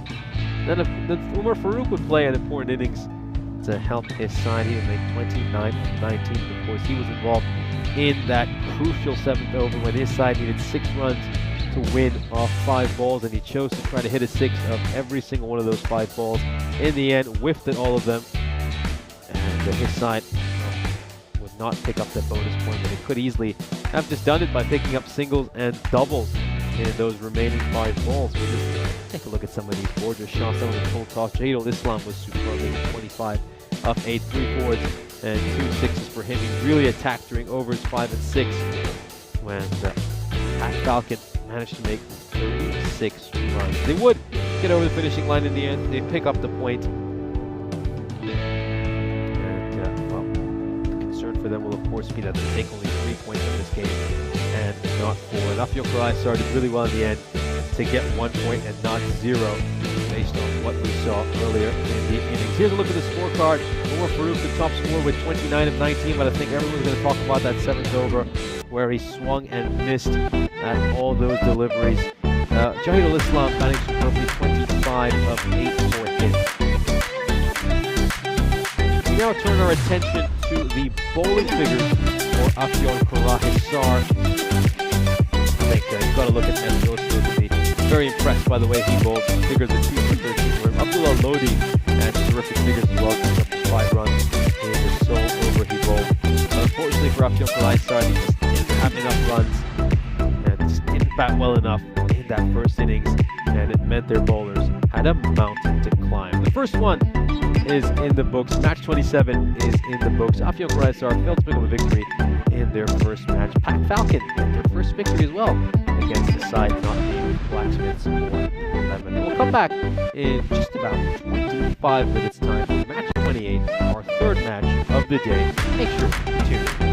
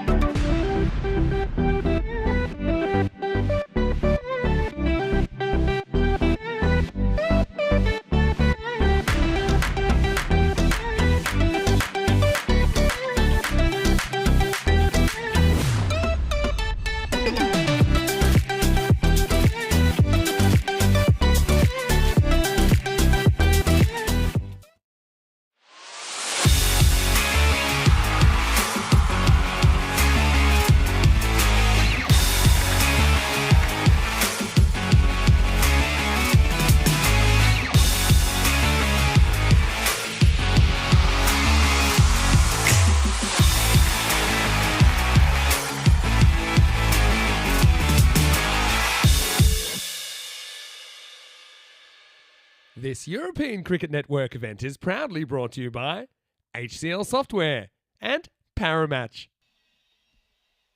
It's our third match of the day. We've got Afyon Karaisar going up against VTU MU Pleven. Let's head over to the coin toss. Afyon Karaisa to call. Tie. Tails is the call. It's a tail. Bowling. They're going to bowl. Thank you very much for that update to match referee Tyrone Peters. And so Afyon Karaisar have decided that they're going to have a bowl. They've put VTU MU Pleven in. I think the tactic here really is to try to get the bonus point. I mean, let's not try to change the narrative over here. I mean, Pleven, we kind of know the issues they've had for much of this series, and it does look like they're going to go with the same opening batting combination that we have seen throughout this series. Amal Thomas and Alan Jose to open the batting. I mean, boy, we've been calling for them to give someone else a chance. We saw Rajin Pradeep hit some nice-looking shots. Anandu Krishna's obviously made some runs in this series, but no, I mean, they're probably the most predictable cricket team in the world, MU Pleven. You know exactly what their lineup is going to be, and you usually know how the match is going to go as well. So, yeah, I think Afyon Karaisar's plan here is going to be to just try to restrict Pleven to something low and then chase that down inside 7 overs and get that bonus point. Here's a look at the win predictor. I think that's being a bit generous to Pleven. And I'm trying not to be too harsh on them. 31% chance for Pleven. I think this is just the fact that Afyon Karaisar are pretty new to this tournament. And we still don't know too much about them. Of course, they did lose that match earlier. But I think this is going to be a completely different challenge for them. I think they're... this is just a way for them to get to winning ways, pick up their first win of this series. As for Pleven, well, let's see if they can enjoy themselves out in the middle. I just want to see them go out there, play freely, hit some shots, and just relish what I believe is their final day in this tournament. It's been great to have them. I mean, you got to credit their spirit, the fact that they turn up every day, they play the right way. Results haven't always gone their way. Well, here we go. It's one more day for them in front of the cameras in the European Cricket Series, Bulgaria. Well, it was a thick inside edge. I mean, he absolutely whacked that one, so it was never going to be an LBW.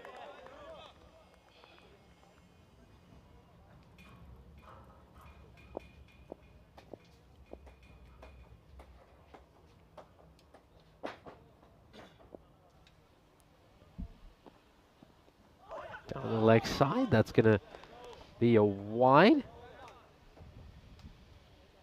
Yeah, let's just take another look at this. He's going for that leg stump Yorker, and he's just missed.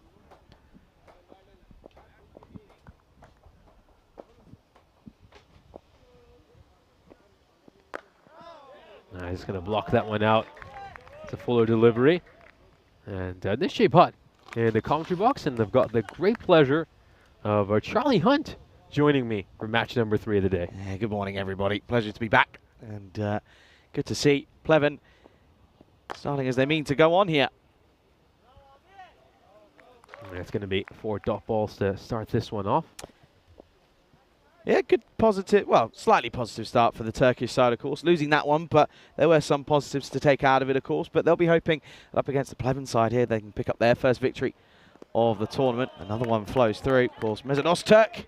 He's sort of the journeyman of European cricket at the moment. You kind of see him pop up in sort of every corners that you go. He's got him and alongside Pavel Flora, the names that you kind of see everywhere you sort of turn up to. But at the moment, well, he's a ball away from bowling a maiden to start with. Yeah, it is going to be a maiden, so maiden over to start off. As Plevens failed to score a run off the first over. At the moment, of course, this is where we are, of course, at this point in time. Of course, we're out in Croatia at the moment. Vinny taking you through the action out there. Of course, it was a comfortable victory for Spain in that first one. Of course, they lost a couple of early wickets, to be fair, but in all honesty, it was a very one-sided affair. Of course, Rome coming up, the first Meltle Shield as well. We got some more T20Is coming up with both women's and men's coming up across that week of August, that last week. I'll be in Malta. Vinny will be alongside Corey out in the Netherlands, covering those fixtures, and then off to Austria and Croatia in that one as well. So pleasure to have your company with us. Stick around, a lot of cricket to come. This is the second over. Here's Dalian. Starts off with a wide, so the first run on the board for Pleven is courtesy of an extra. Yeah, well, there have been times in this tournament where Pleven have taken a good couple of overs to get runs off the bat. They took about 2.5 in a game a couple of days ago. Yet to get runs off the bat, that first extra. Oh, beautifully played. Beautifully played. That's one of the nicer shots we've seen from a Pleven batter during this series. Now, Thomas, he does pull out some really good ramp straws. Just uses the pace of the bowler and works it over third man. Yeah, not a bad shot, in all honesty, to be fair. It's into that vortex. So 4 runs to start with, and fortune favours the brave has kind of been what we've said about this Pleven side. When they do go for it, sometimes they get a bit lucky, but there was no luck needed in that one. That was gloriously played over the top. And yeah, you're right, runs away. 4 runs, 4 on the board for Thomas to start. This is just played away towards fine leg. It's going to be 1 run. Yeah, a bit of a top edge onto the grill, I think. Yeah, there was a couple of noises. I think they just might have to check. If Hamal's okay, he'll say, I'm fine, let's get on with it. You can just see that our umpire. Of course, got Satish out there alongside Ivan, who's at the non-strike at the square leg side at the moment. Yeah, credit to the boys, or the Grizzly boys we say, of course. They've done a solid job, and just the 3 of them at the moment. And being led wonderfully by Tyrone and keeping them in there on the right track. Yeah, so it's going to be another wide. Just gets his line of length a little bit wrong here. Dalian struggled with extras as well in the opening match for his side this afternoon, when of course they were playing against Pack Falcon.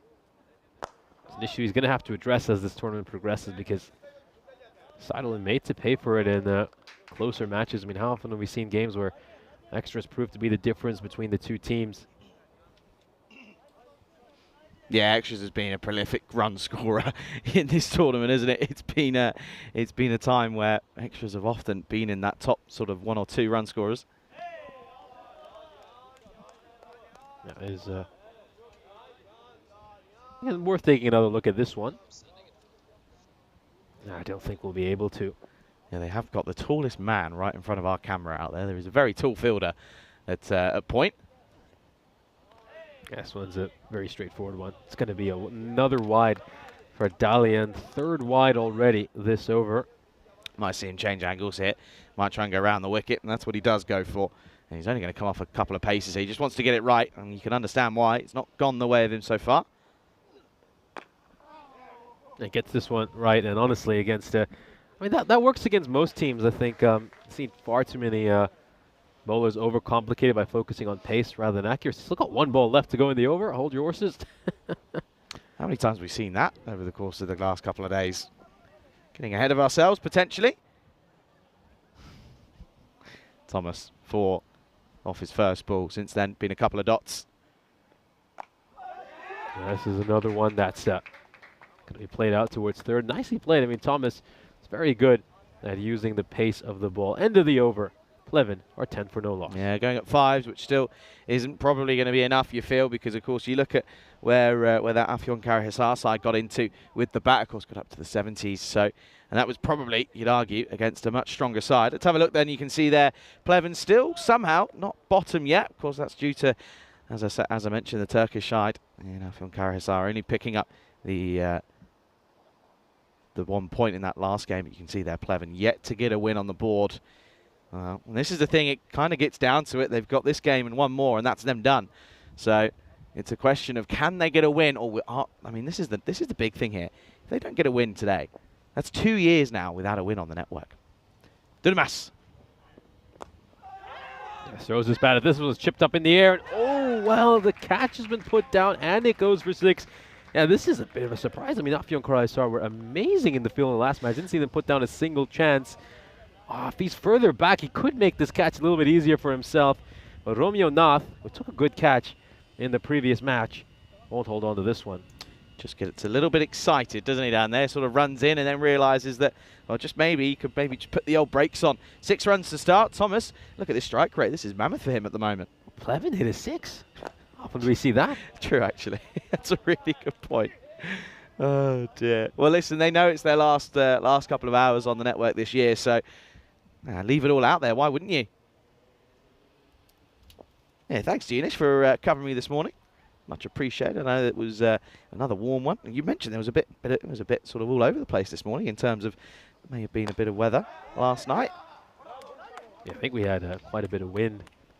You know, went for a little evening walk before I went to bed yesterday, and I think it was quite cool. I mean, you could even have worn a light jacket. It was quite nice outside.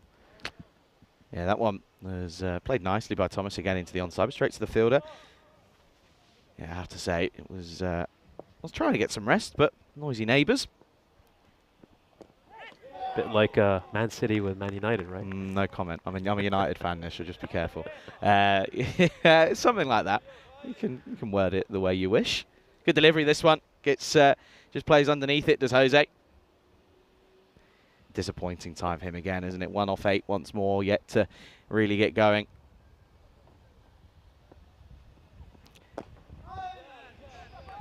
That's managed to get a good ball in there. Good bowling by Durmaz.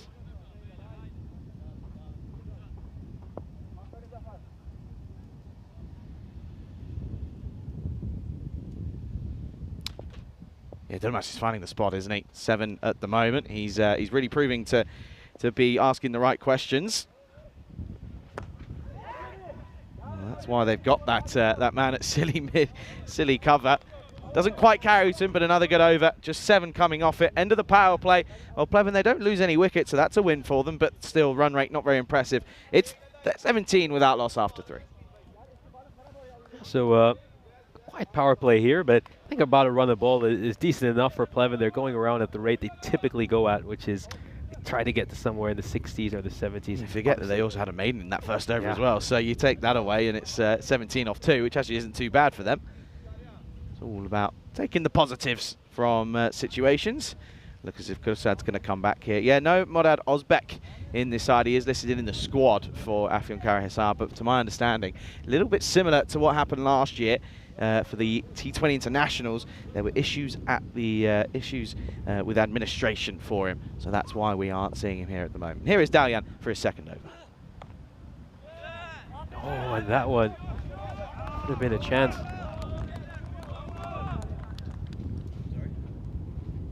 Oh, well, we'll take another look at this. Well, this one, of course, just played into field. Yeah, a bit of a bottom edge, just dabs it down. He's just backing away from that. I mean, he really should be looking to step inside and take the wide. They will get 4 runs because of a bye anyway, so it does work out pretty decently for Pleven in the end. I think that grizzly might be gone. I think that's stuck on the other side of the fence. I think you can almost see it actually in a tree on the other side. But yeah, not quite the best of work from the likes of Phyllis behind the stumps. You can see it there. Just gets through and it's stuck in a tree. New grizzly, please. One of the grizzly boys will call for a new grizzly ball. And so you just had a quiet one yesterday, Nish? Just relaxed and just sort of, what did you have for dinner? Because this was the question that we were talking about. Were you cooking? Were you eating out? What was the plan? No, I cooked. What did you have? Cooked. Oh, just made a little sandwich. Okay. Right. Would you call making a sandwich cooking? Was there any turning on of the hob? Yes, because okay. because you know, obviously I added some eggs to that as well. Okay. Fair enough then. I was gonna say if you just did a ham and cheese sandwich, I probably wouldn't say that's cooking. This one's a shorter delivery. I think it's been given a wide, and he's also gonna lose his bouncer over here, Dalian. Yeah, he's had a lot of issues with extras. I mean, this is the 4th wide he's bowled already, and he's had 9 illegal deliveries so far. Yeah, he's just not gonna get it right, is he? Well, he's got to go full here now. So can Thomas capitalise? Oh, he pulls out the ramp shot. He does get some bat on it. Probably not executed as nicely as he would like, but at least it's a run. Bit of the old Q end on that one, I think, realistically. It was so early on it. Daniel was just trying to slow things right down and get it right. Of course, he finished the last over that he bowled by bowling around the wicket, which worked for him, and then he's gone back to over the wicket, and well, it hasn't really. A few wides in there. Of course, 4 byes, not his problem. Down to the issues of Phyllis behind the stumps. Big swing and a miss there. Still got 1 ball to come in this over. And 6 runs off it so far. Of course, 4 of those were buys. Yeah, and a wide and chuck that single in there as well. Can Jose get something going here? 1 off 11 at the moment. Oh, well. Well, what has this been given for? Oh, it's for his action. Do you believe it's for his action? I think it might be for his action. Maybe. I'm not too sure. Actually, it might have been for his back foot, you know. That might be what. It's a bit of a guessing game when you come to it. Well, doesn't matter even if it is a free hit. He can't capitalise. It's another dot. It's a good comeback from Dalian, but I reckon that might be for his back foot. What if we can have another look at this? Is what just happened there. I don't know if we've maybe just have a look at the one that he got called for. I don't know if it got saved, but anyway, that'll be the end of the 4th. Pleven 24 without loss. So currently going at a run a ball. I mean, they've managed to maintain that run rate.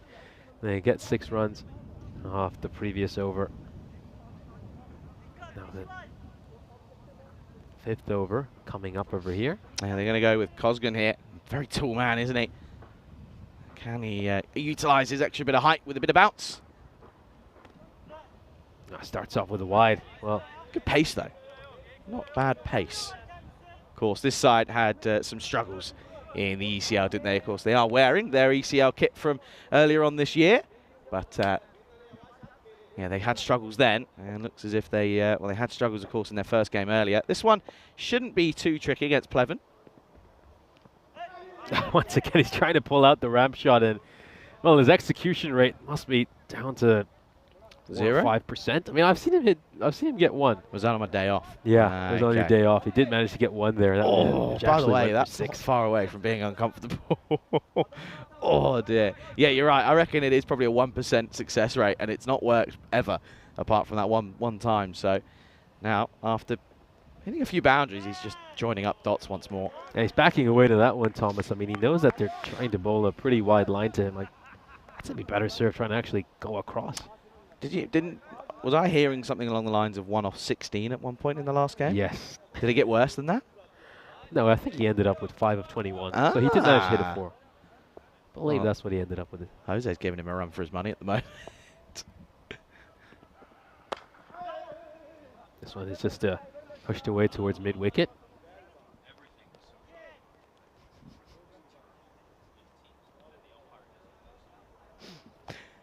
Bulgaria, of course, it's been a host. This is, of course, our 5th time? 4th time? 5th time? It's all sort of merging into the same now. Oh dear, once again, extras are proving to be the bane of the fielding side at the moment. Yeah, that's the 12th run we've seen of extras so far. I mean, both young players, Kursad and Dalian, and also Ahmed Kozgun have been kind of guilty of this, just struggling a little bit with their radar. Yeah, of course, you're right in saying that they are a young side. They love the game, it's just not working for them at the moment. Oh dear. That one's taken off. It's going to be a wide end. That's going to be his 1 for the over as well. So if he can't bowl a bouncer for the rest of the over. This is ugly. This isn't ideal at the moment. Listen, Jose's not the tallest of men, and it's not hard to really bounce him when you're the likes of Kozgun, who's well, almost double his height.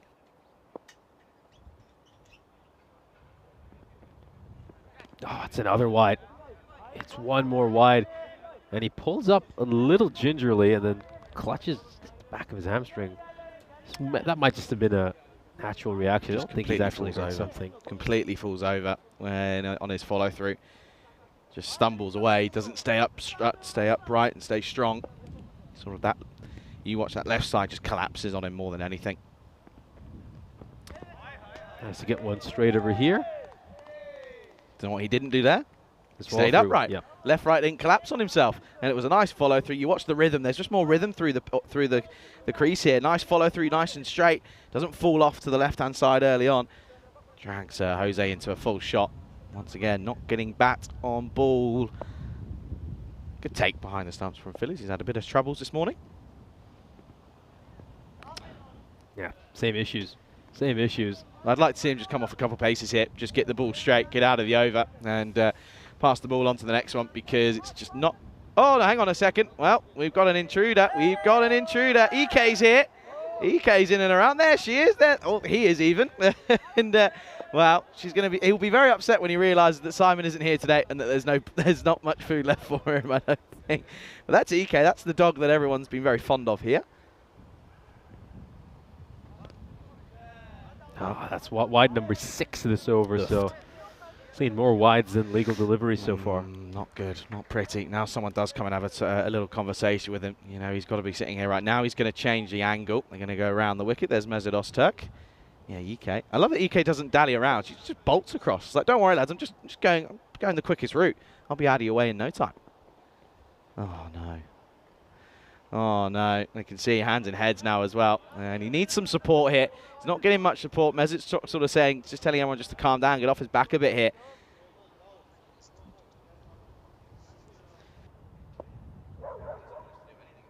Yeah, just as you mentioned, just collapsing to his left. There we go. That's much better. At least it's a legal delivery. It's going to go away for 4, so he's not going to get much support from the field, but at least it was a legal delivery. Jose's hit a 4. Go on, the man. There you go. See, 1 off 15. No, 5 off 15. Look at that. Lovely shot, actually. Middled it. Really thumped it well, and it was a pretty lackluster effort for Murat Yilmaz, if I'm being honest with you, down at long off. Come back to live action. Oh dear. Well, that should be about 3 wides, I reckon. Yeah, 8th wide. Good stop, by the way. This is a really good stop from the keeper. Yeah, sprawling to his right, somehow gets a glove to it. Come on then, power of the chat yet again for Cosgan. Come on. Let's get out of the over. Let's finish this one off then. Also means that they'll have just about 17 minutes to bowl the next 4 overs, which should be enough if they go through the well. That one over is going to end with a 4, so a 17-run over for Pleven. Well, somehow they find a way to manufacture a few runs, and of course there's a chance to welcome you into our commentary. It's Nishay Bhatt here alongside Charlie Hunt, and Pleven, thanks to a bit of charity, are making some decent runs here. Yeah, they're getting a little bit of their own medicine, it seems, isn't it? They're getting more freebies than I think they've dished out over the last couple of days themselves. But yeah, good morning, good afternoon, good evening to everyone. Welcome, of course, to your coverage here in Bulgaria. Of course, you haven't only got us. You've got, I think it's around about 24 hours in total worth of cricket being broadcast on the network today. Because I think by the time you had to do the maths of how much Vinny's on air and what we're on air, it adds up to near enough 24 hours. Yeah, I believe 240 overs of cricket today on the European Cricket Network. Of course, that's done now because Spain managed to wrap that one up quite quickly against Croatia. So the second T20I between those two sides will be coming up, but also keep an eye on the ECSW. I mean, a historic moment, the first ever women's European cricket series over in Zagreb, being played between Jinx Zagreb and the Lavender Lionesses. Yeah, looking forward to that one. Bit of moment of history on the network on this beautiful Saturday, of course. I know the temperatures out in Croatia around about 28 degrees. A little bit warmer here at the moment, 32. Looking at about 33, 34. It's another warm one, of course, and yeah, it's the longest day that we're going to have here in this tournament. As I mentioned, we're going to be having the old 6-game day today. Drinks have been taken on board, and now they're going to turn to the likes of Abdullah Lodi, who's going to come on for this next over. The 6th over, 41 on the board. Pleven, probably one of their best first 5 over starts we've seen from them, realistically. Yeah, certainly up there. And Lodi, I thought he bowled superbly against Falcon the previous match. Didn't get a chance to bowl a 2nd over. But no, he just kept things very tight, kept things very simple, was bowling good lines and lengths. That's really all you have to do against Pleven. Don't worry too much about pace. Cricket's a simple game in theory. Bowl stump to stump. And well, it'll be a relatively easy equation for you. Just trying to hit this one over fine leg. Obviously, there's no fielder out there, so if he'd been able to connect with that, it would certainly have been a boundary.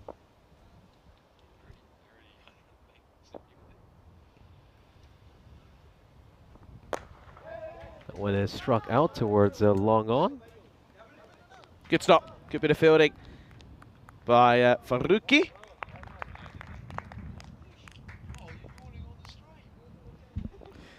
Yeah, this one, of course, is a big over. Of course, after that 17 off the last one. If again just dragged and will just be single.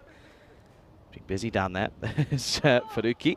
Good afternoon to everyone, to Chris, to Anu, and to Helix, and to everyone, of course, in between. Of course, a lot of people double screening with the action that's going to get underway soon. The 2nd T20 of the day, the 3rd of that Mediterranean Cup. This is up in the air, and it's going to be taken. A catch that is well held onto. And it's going to be taken by the fielder at square leg. The first wicket falls here for Pleven. Lodi will get his man. I've just seen Jose sprint off. That's the quickest he's moved all tournament as he sprinted off right off the splice, wasn't it? Just got a little bit quick on him. And it's a pretty simple catch for the likes of Zafir Durmas to take that one up backward square. And the first wicket goes. Not a bad partnership, though. Probably the best first wicket partnership we've seen for Pleven in quite a long time. 44 for 1. It's going to be the classic number 3 coming in. This is going to be Jassim Rahim. Again, did score 30 off 20 in the first game, but since then has struggled. Hasn't got really out of the single figures many times. Could this be a time where he could, up against the likes of this Turkish side? Lodi, though, picks up a wicket in his first over. Last ball for him. Big swing and a miss. And the over is going to come to an end. Another terrific over for Lodi. 3 runs coming off it. And they also managed to pick up the first wicket. Yeah, this one is, of course, another one that gets through. Well, sort of, this is a story, realistically, and this is the thing. Yes, it was a partnership worth 44, but there was only 10 for Jose and 16 for Thomas. The rest of them coming in the way of wides and no balls and byes and leg byes. Of course, no penalty runs yet, but they have had a few extras, so they might have to just keep an eye on that clock you did mention, wasn't it? 17, I think, to bowl the last 4 until we got, of course, get into that 9th over. Well, the man who took the catch is going to come on now. Durmas returns. Yeah, it just about gets that one in legally. So, first ball of the 7th over is legal delivery. Let's have a look at this. Yeah, it just catches the edge of that tram line along the way. Remember, only 1% of the ball has to catch that tram line for it to be a legal delivery. That ball's a little bit fuller there. That one just taking off. I was wondering if there was an edge, but there certainly wasn't. Yeah, that one just, again, first movement though, you look at that front leg. It's so far outside the leg stump. I don't understand it. You've got to stay in line with it.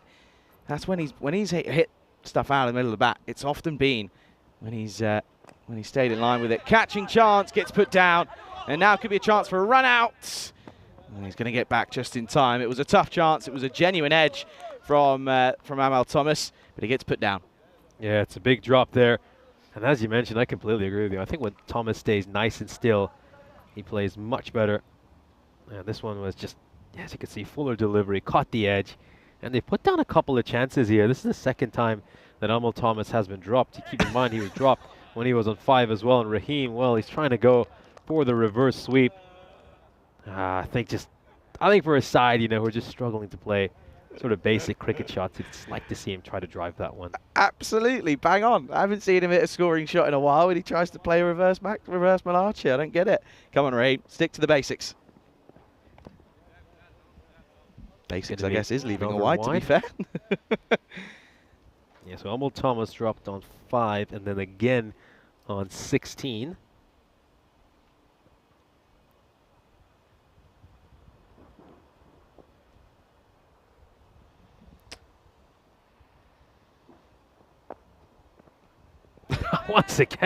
Once again, he attempts that shot. I mean, you know, you got to say with Rahim, he's got a pretty decent technique when he generally plays. I mean, when you look at him block the ball, he's got a nice high elbow. He gets behind the ball well, plays it underneath his eyes. I think he just lacks scoring shots, and so he's decided today that, you know what, it's my last day. I'm going to try to score some runs with something a little bit unorthodox. Yeah, no, I see what I can kind of get it, but yeah, I think the more fun part would be scoring a few runs more than facing dot balls all the time. Oh, what a shot, and now look at that. I mean, it's gone straight to a fielder, but he's actually played that quite nicely. High elbow, straight drive, and it's much better than what he was trying before. You got to feel for him. We'll be sitting there saying, Charlie Nish, you don't know what we're talking about. I try silly shots in, I don't get out. I hit a correct textbook shot, and I just pick out the man. Good catch, though, by Faruqi down at long on. It was straight to him, didn't really have to move too much. Makes no mistake of this one. Another one bites the dust, and it's a long, dreaded walk back, as that's going to be a 4-ball duck. 46 for 2 after 7. Yeah, you got to feel for Rahim. I think he's really struggled to score runs. I mean, they bring him in at number 3. I mean, typically you want your number 3 to be someone who just settles the innings after you've lost your first wicket. But I don't think Rahim has been able to do that at any point in this series. Again, you know, I do find it very baffling that they haven't at least change their order a little bit to give someone else a chance to bat. This one's, oh, it's going to go straight through the fielder, and there might have been a chance there. Lodi is a little bit disappointed. Bit of a half chance, really. Ozturk just sort of turned around and says, really? You really think that was a chance, buddy? Not too sure. Barely gets off the square. Lodi, of course, coming off the back of a good first over, 1 for 3. Concedes a single with his first. Is this gone? It looks like it might be out. Let's have another look at this. I mean, it struck him on the back foot. He's deep in his crease as well. Let's have a look at this. Well, that's out. Oh, I think he's gone. I think he's a very lucky boy. I mean, Krishna, we know he's somebody who's at least likes to play the big shots. He's a little bit more entertaining than most of the players in this Pleven team. And he's got lucky over there. Got very lucky. Derek could have been coming out to greet him. Yeah, probably should have been, to be honest. But the thing is with Krishna is I don't mind, he stays around. Now he's got to cash in, get to life. He's going to show intent. He always does. Oh, just falls short of the fielder. At short third. And it takes a nasty bounce as well. Goes beyond him. 4 runs for Thomas. He's batting sort of the way we were accustomed to seeing him bat early in this tournament. Getting a run of ball score in the 20s. Yeah, at least he's getting a score in the 20s. Last couple of games he struggled to get out of the 10s. But yeah, that's a nice shot. But it gets a little bit lucky as unfortunately the fielder there just sort of watches it go past and Dudamas doesn't quite get the body behind it. 22 off of exactly 22 now at the moment.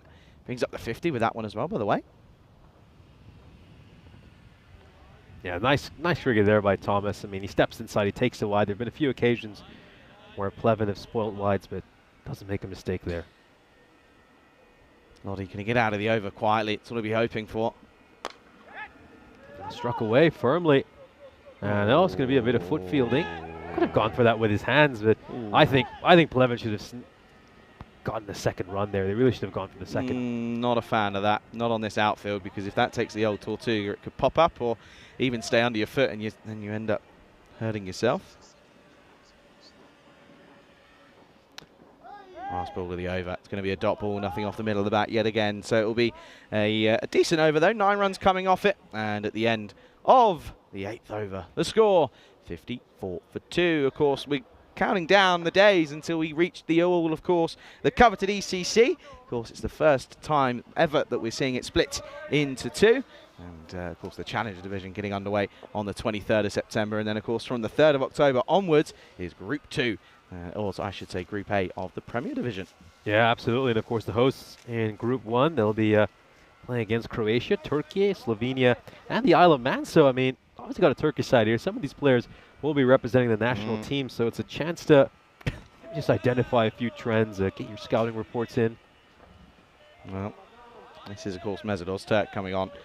And that's not the best.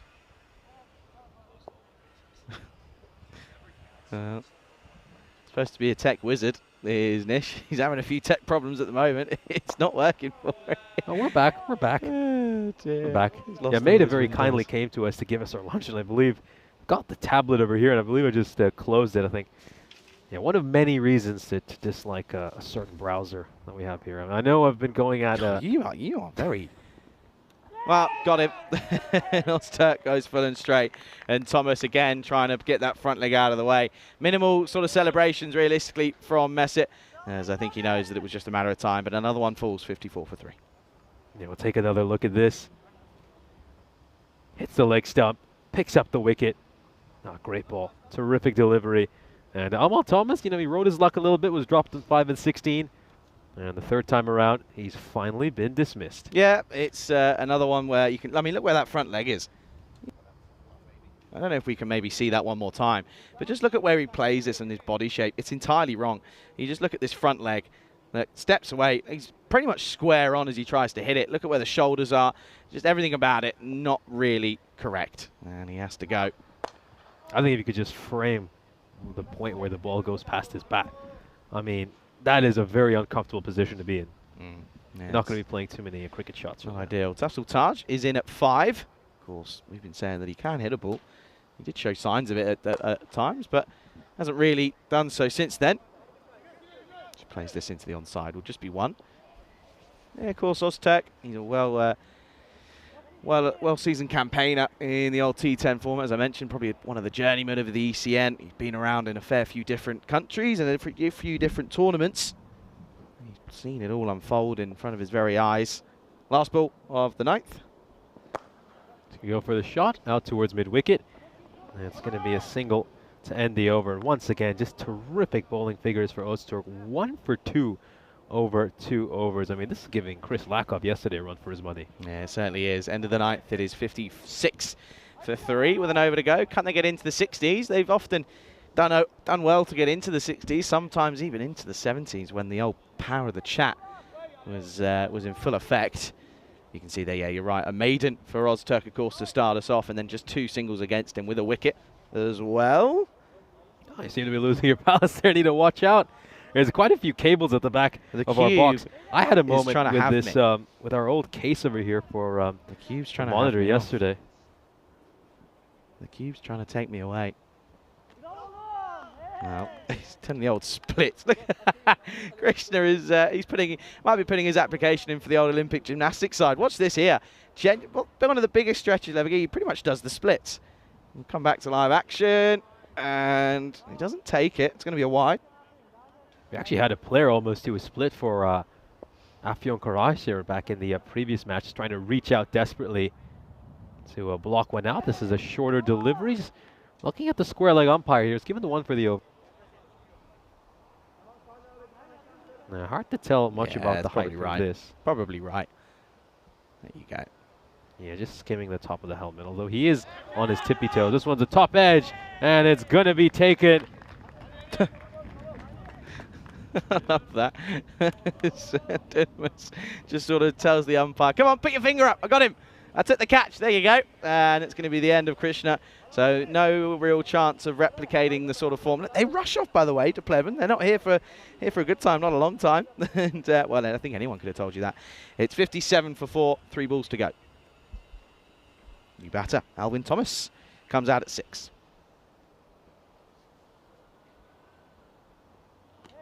This is going to be another wide, and it's Ellis bowling this final over, of course. Yeah, we spoke about him earlier in this innings when he made 5 of 21 batting in the previous match, and this is the first time we're getting to see him with the ball in hand. Interesting tactic to leave a ball with 2 balls to go. I think he's just misjudged it there. He might have thought they would go for a wide. This one is struck away towards third. It's going to be a single, so you know, Pleven, they had a bit of a streak of getting into the 60s and 70s, and unless they get a couple of runs here, yeah, like they'll fall short of 60. Yeah, well, they need a run here, don't they, if they're going to do so. Last ball, well, they don't need a run. They're going to get an extra. There you go. They get into the 60s once more. Yeah, that's kind of their thing, isn't it? Run a ball with the help of all those extras. Outside, well, it's a big swing and a miss.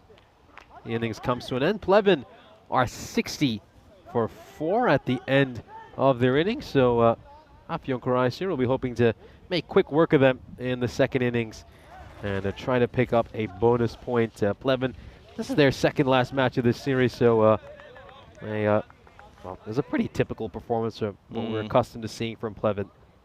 Yeah, yet again, batting not working for them. Extras probably going to end up being the top scorer, but it's going to be a tricky one to defend. Of course, Afyon Karasir in the last game against the Falcons looked pretty good when they got up to the 70-odd. So up against the weaker side of Pleven, this shouldn't really be too many issues. But you never know. Cricket's an interesting equaliser. Well, yeah, it might be a fair few that will turn around and say that the best highlight of this one might be EK, who was running it up. There he is. EK was off to get some lunch, and well, we've actually delivered some lunch ourselves, so might dig into some of that. I believe it's a saffron day, so well, we sort of were taking a bit of the high road with this one because we were sat there saying that the likes of Raheem were sort of playing these funky shots that weren't working.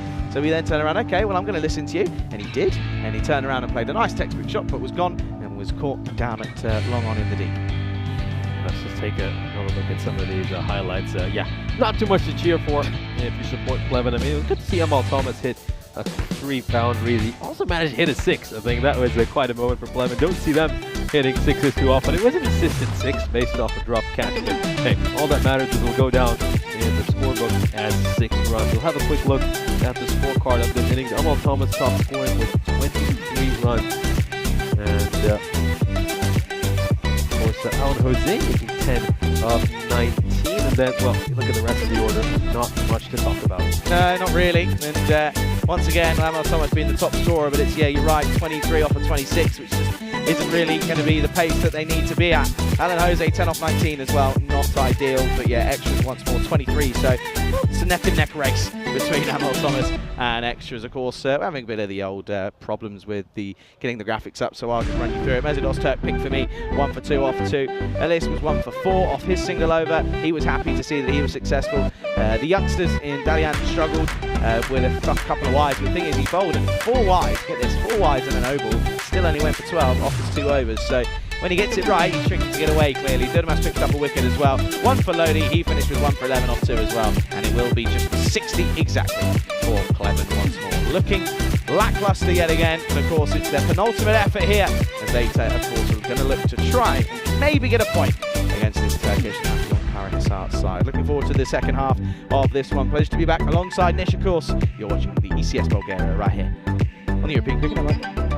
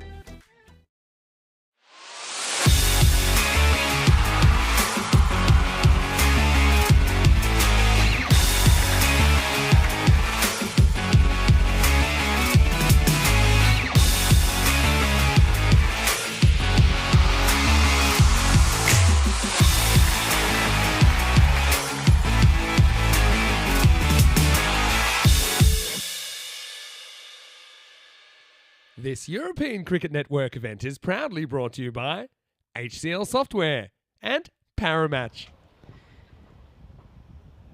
Good afternoon, everybody, or should I say double den. Welcome back to the Vasilevsky Academy Sports Centre here in Sofia, Bulgaria. And what beautiful scenes it is. That's, of course, you can see us in there somewhere. I'm trying to work out where we would be, because if it's coming off from there, we're probably in and around that middle there somewhere. No, to the right. Okay, see, I don't know what I'm talking about. I don't know my location. Anyway, let's have a look at this one. Of course, it was another disappointing effort for Pleven, just getting to 60. So if they, the likes of Afyon Karahisar, if they take this this total of 61 required and get it within 7, they'll of course pick up 4 points. That'd be a nice bonus after losing the first one this morning to a strong Falcon side. Falcon's just sort of, it's an interesting one for me, as they get the job done. It doesn't look pretty sometimes, but they're always in and around and getting up to a good score, of course. Against the Spartans, you know, Spartan have been well on top in many games. You know, it wasn't a terrible defeat for them, so they're always up and about it. Anyway, let's get this chase underway, as it's going to be Alwyn Thomas to start us off for Pleven. And this is going to be hit firmly down the ground. It's probably, oh dear. Well, it wasn't out of the middle of the bat for Lodi, but unfortunately, it's Yassin Rahim who gets this one wrong, misjudges it, and that's going to be 4 to start. He's in the slot, in all honesty, and Jassi was just a little bit slow to react to that one. Just didn't quite pick it. It did spin away from him, to be fair. I mean, credit where credit's due. It did sort of Tortuga away. 4 to start. And well, he's going to be involved again. Going to have to deal with this one nicely. And I think he does and has, yes. It will just be another single. So Lodi getting off the mark with a 4 and then rotating the strike with a single. I'll tell you what, there are flies everywhere today. Don't know where they've come from, but maybe it's due to that weather that we had a little bit yesterday. Nish was saying it was a bit windy and a little bit cooler. Yilmaz. Struck firmly again. More work to do for him. I don't think he's going to cut this off. No, it's going to be a boundary. That's a really glorious shot through the vacant mid-off area. And it's going to go for 4. Lovely shot from Yilmaz. Once again, both openers getting off the mark with a 4. Both openers, of course, getting off the mark with 4 then. So, well, can they look to maybe change up their fortunes after? Of course, what we saw in the first game for them is they get a couple of boundaries and then get out pretty quickly. Oh, well, he's not played a shot here. He's not played a shot. There's no appeal. Going down leg.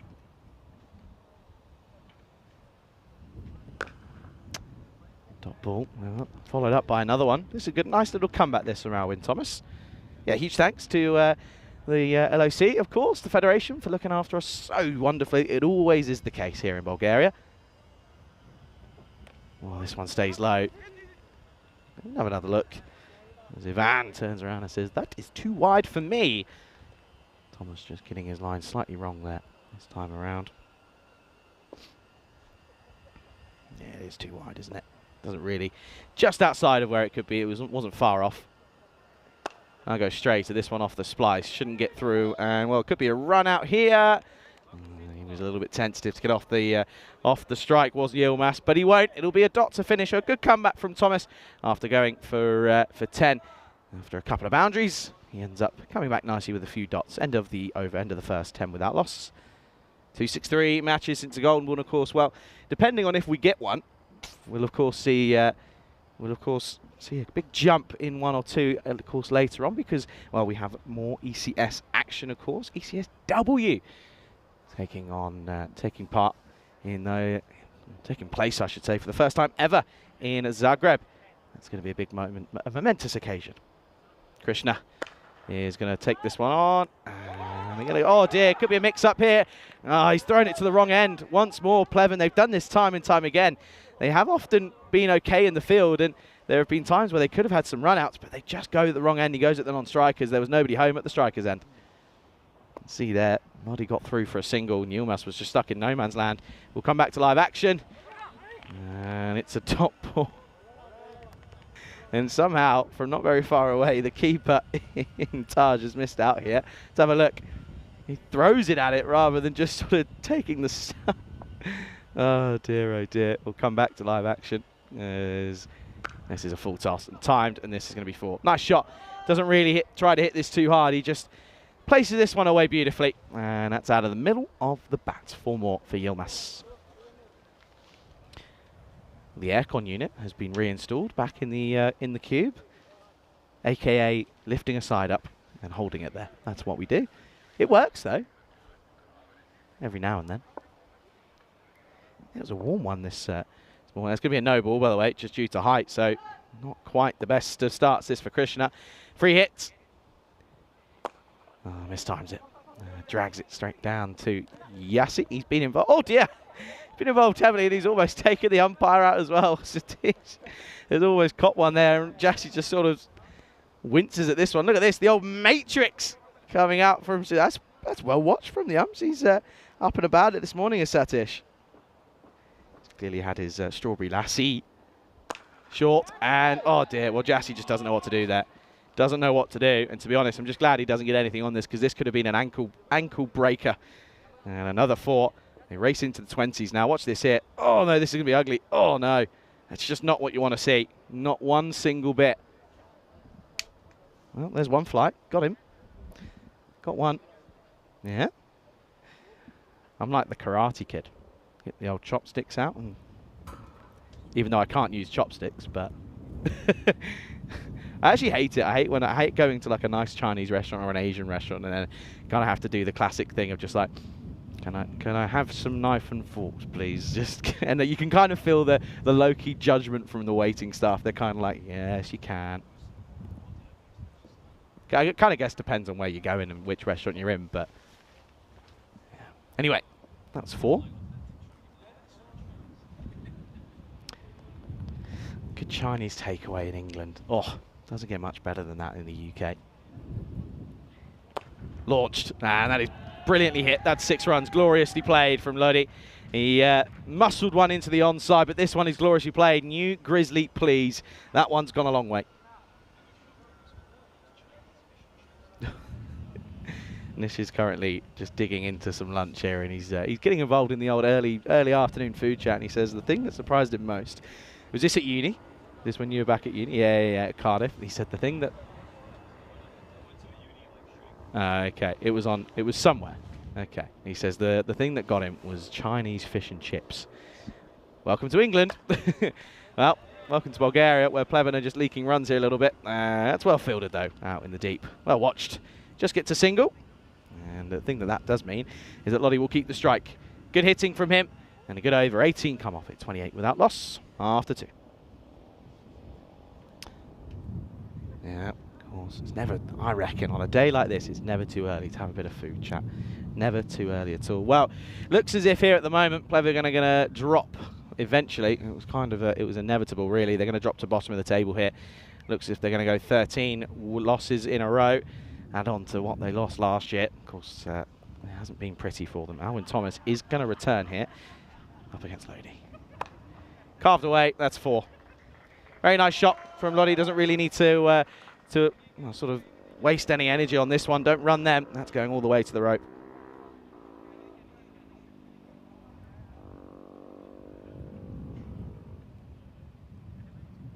Nice shot. Just sort of classic cut through the offside, back foot across, and slings away at it.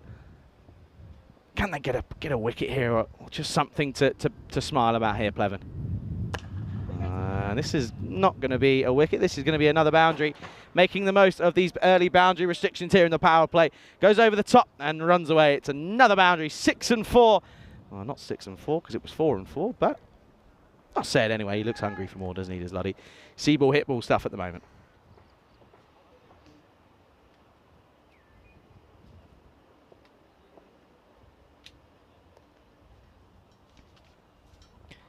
Oh, top edge. This one just gets big on him, and it skips away. And there's nothing this time that Kamal can do. So another boundary. So it's a hat-trick of 4 so far. And this one is already looking like it's going to be done before it even begun. And once more, Pleven just sort of, well, they're there just bowling the ball just for the sake of bowling it now. But Lottie, it's a good little hit, though. He gets a bit lucky, but it was there to be hit.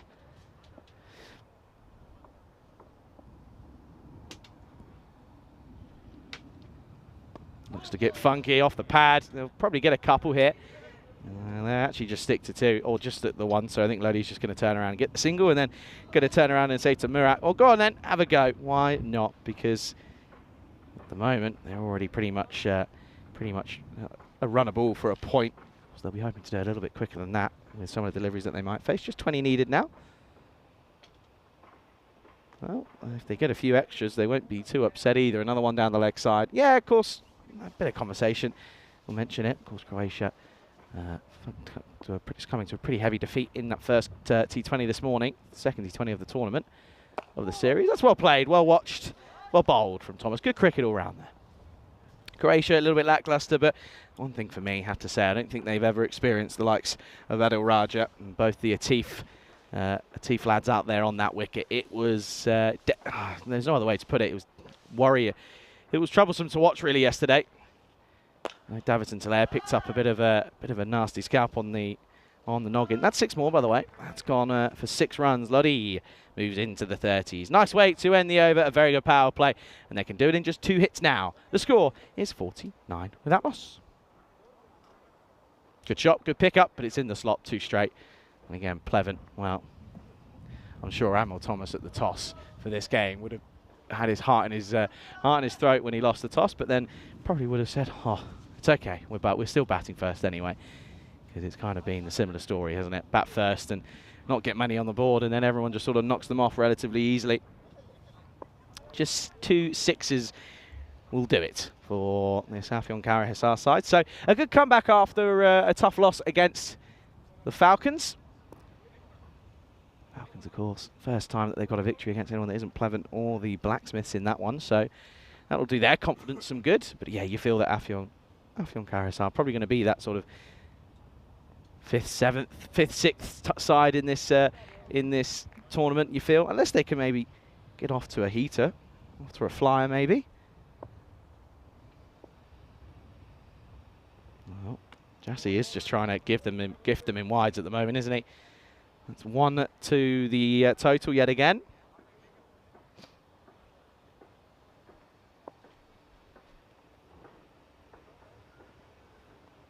That's probably going to be another one, and it is.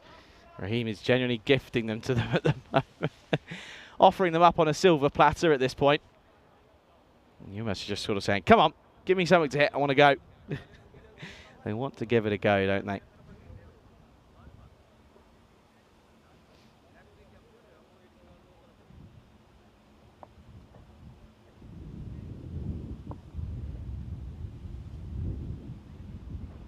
Oh, it was there to hit.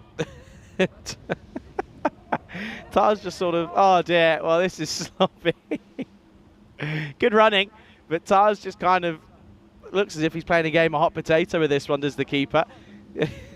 Watch this here. He'll put this up as he just sort of looks, stumbles across, and then he has a shot at the stumps. They get a quick, easy single. Lottie, very bottom hand heavy is the opener. We'll just get one though. What have we got here? Looks like is it butterfly chicken maybe or something? I think it's more just like a genuine curry, I reckon.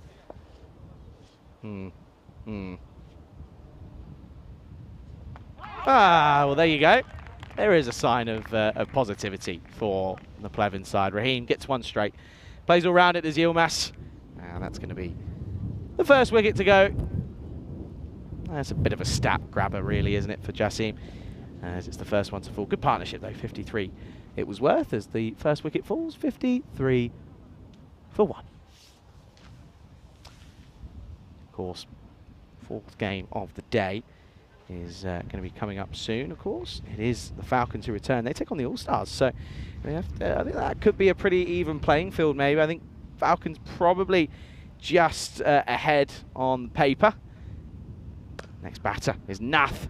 Nath can hit runs. He's a strong lad. He can certainly hit a ball when required. Can old Romeo, oh Romeo.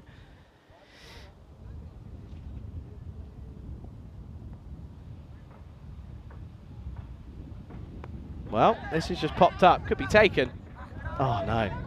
Gets put down after all that. It's going to be a dot. Well, if there's ever a delivery that summarises the tournament for Pleven, it's that one right there. Straight delivery, but a chance offered. And Taj just, well, to be honest, gets nowhere near it to Symbols himself. End of the over. We do get into the fifth. The score 54 for 1.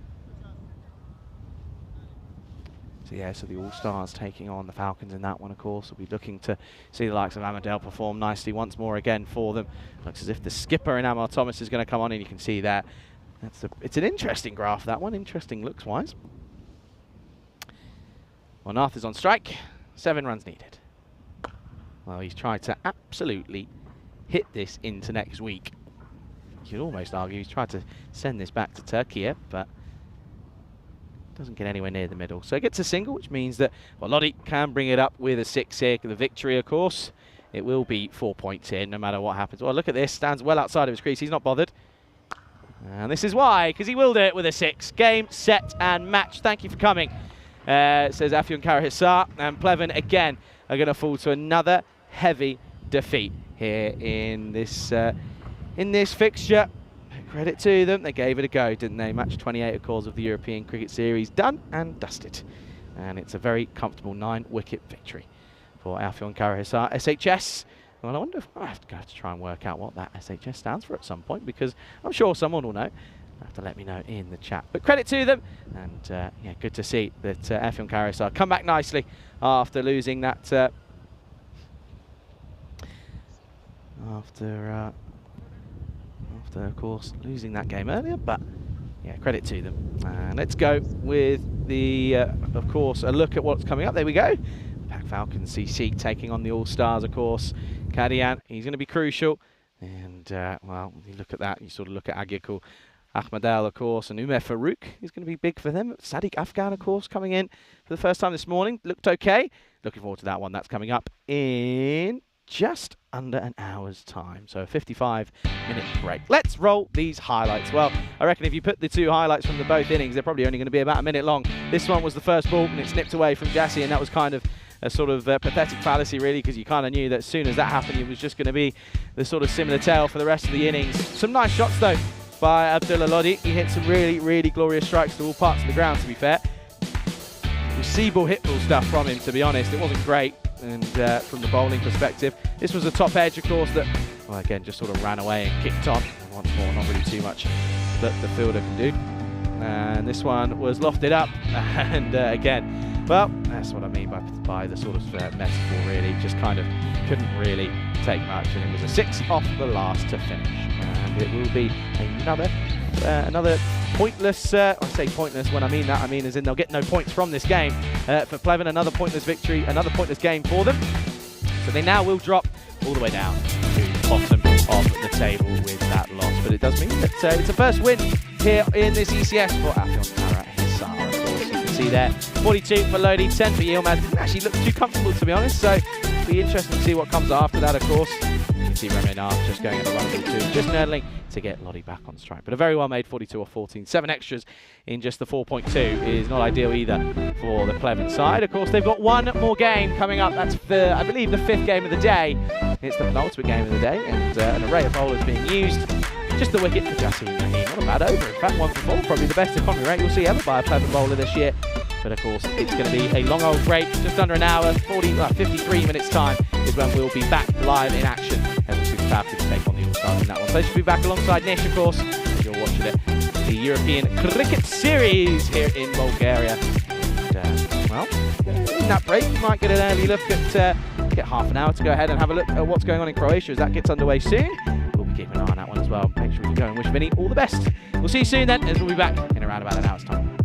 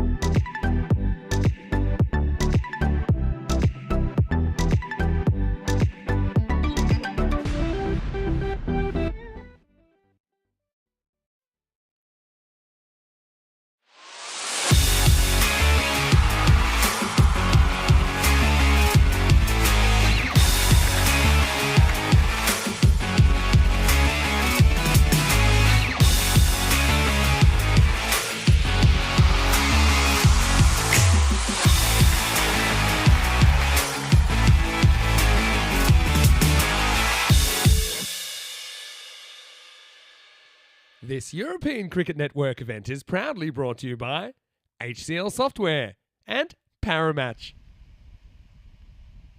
Good afternoon, everybody. Welcome back to Vasilevsky here and in Sofia in Bulgaria. Join me, Charlie, on the European Cricket Network. Unfortunately, some bad news to bring you. Mother Nature has unleashed herself on the ground here, and we know, of course, in previous history that when the rain comes, it often stays. We had about 25-30 minutes of constant heavy rain. The good news is at the moment it has eased up, but of course we know what this ground is like. The damage has probably already been done, but there is going to be a couple of pitch inspections to have a little look.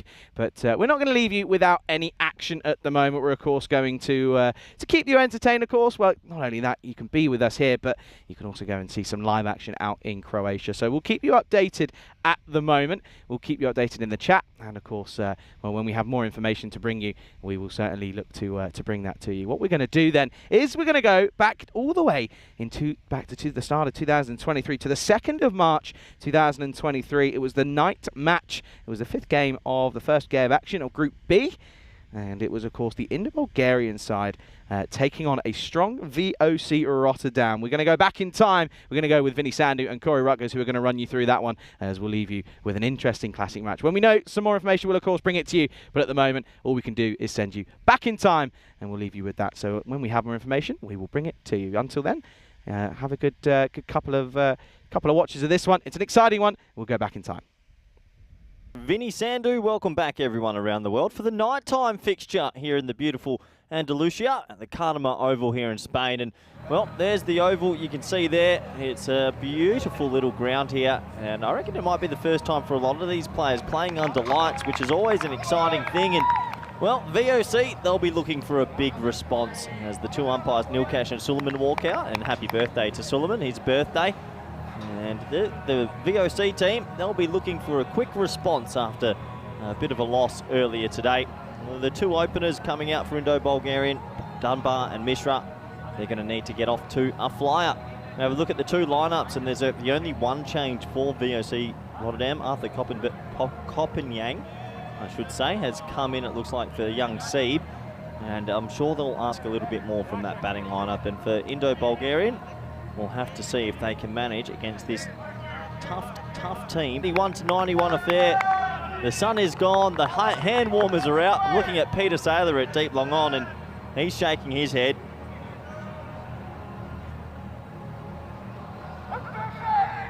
And he's got those hands in his pockets because it is fresh. Good option from Indo-Bulgarian to win the toss. Leg to bat, confident. We're almost set to go. See, Fossenbanks has the ball in his hand.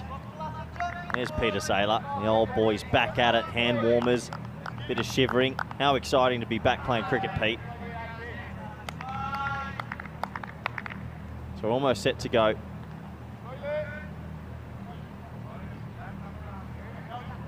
will be Fossenbanks with the new ball. Left arm spin. A little, let's go. And here we are, first ball. Spliced into a gap, actually. Might run away. Berhan Niaz does the tracking back, and yeah, that's fine. He lets go of it just in time. So that'll be just a single, because these two aren't the quickest, with Mishra having an injury. It is Webster out there, sorry, as well. And have a look here. He picks it up and just in time remembers the rules of cricket and let it go in time. Good work from young Berhan Niaz. So a single to start to Webster. This will bring Mishra on strike, who's definitely carrying a bit of an injury.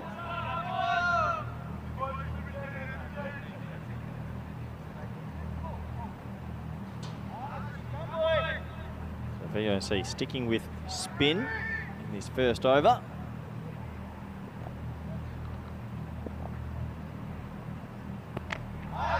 Slides onto leg stump. I reckon he's a little bit lucky to get away with that. The two boundary runners are deep mid on and deep mid wicket. Stop ball. Big game this for both teams after the earlier losses. And that's better. That's a better line as it gets pushed respectfully into the offside for a single. So both opening batsmen off the mark in this nighttime fixture on Empanada Thursday.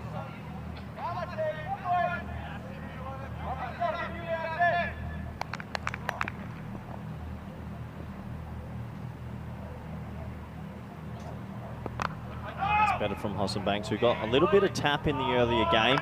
Seems to be rushing it through this time, not giving it too much air. So nice start this for VOC, who are looking for a confidence booster in this one.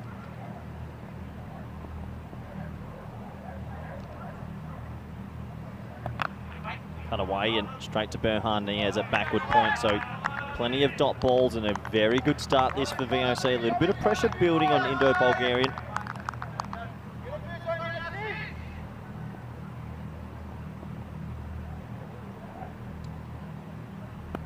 Hit hard, gorgeous shot. Well, what a shot from Webster. Wasn't the worst ball in the world. It goes away for 4. Still a good over for VOC Ronda, but that is the first boundary in this fixture. At the end of 1 over, it is 6 for none. As I welcome back good friend, co-commentator and empanada eating teammate, Vinny Sandu. The empanada chat would start soon. Yeah, look him up. El Mundo empanadas in Benalmadena. Uh-oh. Hey, Vinny. Yeah, so tell us what's happening with the robots, Corey. Well, you made us, make everyone donate about 3 weeks ago in Malta. Everyone put in €500. Number one, you made everyone. It was your idea. Hey, innocent till proven guilty. Number two. Where are the robots? Yeah, in transit. They said the latest they'll be delivered was March 11. So I got 9 days before you can get on. I'm not coming on air till Right. March 11 then. Okay. Oh. Anyway, looks like Rami is going to have the new ball. I expect this to swing in. He's one of the 2 VOC players we talked about earlier that have played in all 3 ECLs. A few of the Danes have too. Does swing in a bit, and it's pushed off the back foot. It's a funny one, isn't it? Both these teams, of course, lost their opening matches. Bulgarians went down to AUM. VOC got a bit of a hammering by the Danes. Spartan, the form team so far of day one. Spartan have looked very good. So this game's big for both teams here. You want to get that win, get the nerves all out the way. Spoke to a few of the VSC boys in the break, and they're a little bit nervous, I think, on that first fixture. Worked away, picked out the fielder again. The other thing, we talked about it, Mishra, he's come back from surgery, hasn't been that nimble between the wickets, to say the least. He's done some good things, took a very good catch earlier, bowled really well, but I mean, against VOC, with a point to prove, it's pretty tough if you're not running 100%. That's how to do it though. If you can't run, you can always do that. Almost shoots the lights out. Maximal! The first one of match 5. That's a shot. That's a shot and a half. Wow, 6 runs and, well, nice little start here for Indo-Bulgarian, and this will give them some confidence. What a shot. Just absolutely smoked that. Cash. That was about as large as one of his meals at his restaurant in Bulgaria. It was Webster. Yeah, Webster, that's what I meant. Stay with me, Vin. It's the nighttime fixture. My first night game. Pretty dark up here. I can see it. Get off me. Here we go.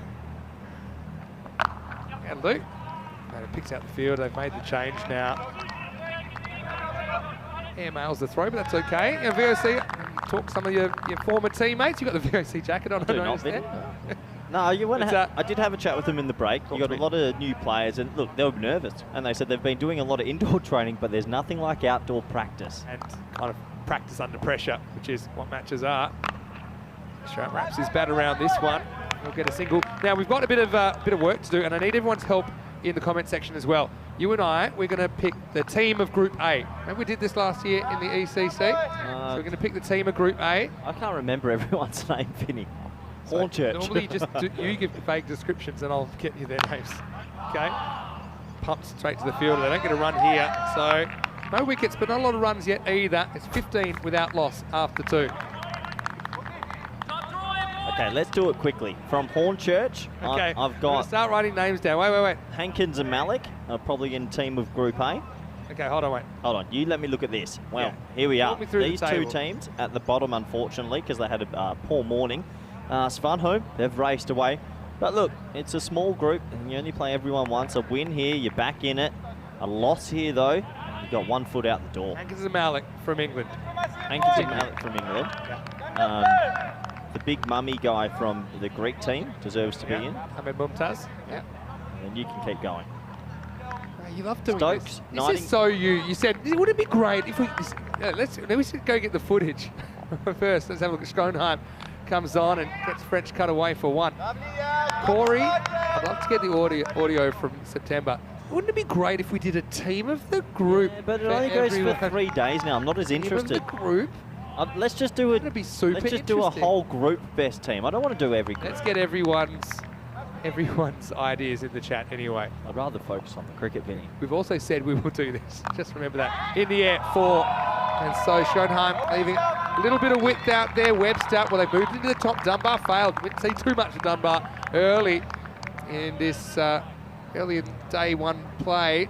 But Webster, top of the bounce. It's a nice shot. Yeah, it looks like VOC have definitely trying to go to more senior bowlers to bowl out here. But nice batting. He's just playing it on merit. It's a late cut for 4. And Indo-Bulgarian will be telling themselves, if they can get to maybe 90 and just put this VOC team under the pump, you never know.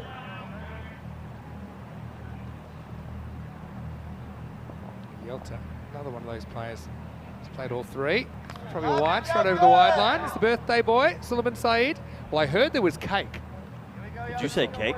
Yeah, I heard there was birthday cake Doesn't around. matter. Is there empanadas in the cake? Because I have no interest in anything else besides some little pies from a Spanish store after this game. Can't wait for that. It's a Gundy sort of ball. He's going to get away with that, just under waist height. At night, I know sometimes the umpires have a bit of trouble picking this up for height just because where the lights are at. Kind of top of the pad height is probably okay. Still in control for VOC. They haven't let it get away. 21 of 15 deliveries in the power play. It's pretty good. Wow, great take down the leg side. Access Fori. Haven't seen him too much before. Tell me a bit about him. Well, new guy. He rocked up to the club last year. South African, moved to Rotterdam with his partner, and he said, look, I'm just looking to join a club that enjoys a beer or two, and he's joined, and he's been a good addition. He's a nice guy, and he can play. When he hits it, stays hit.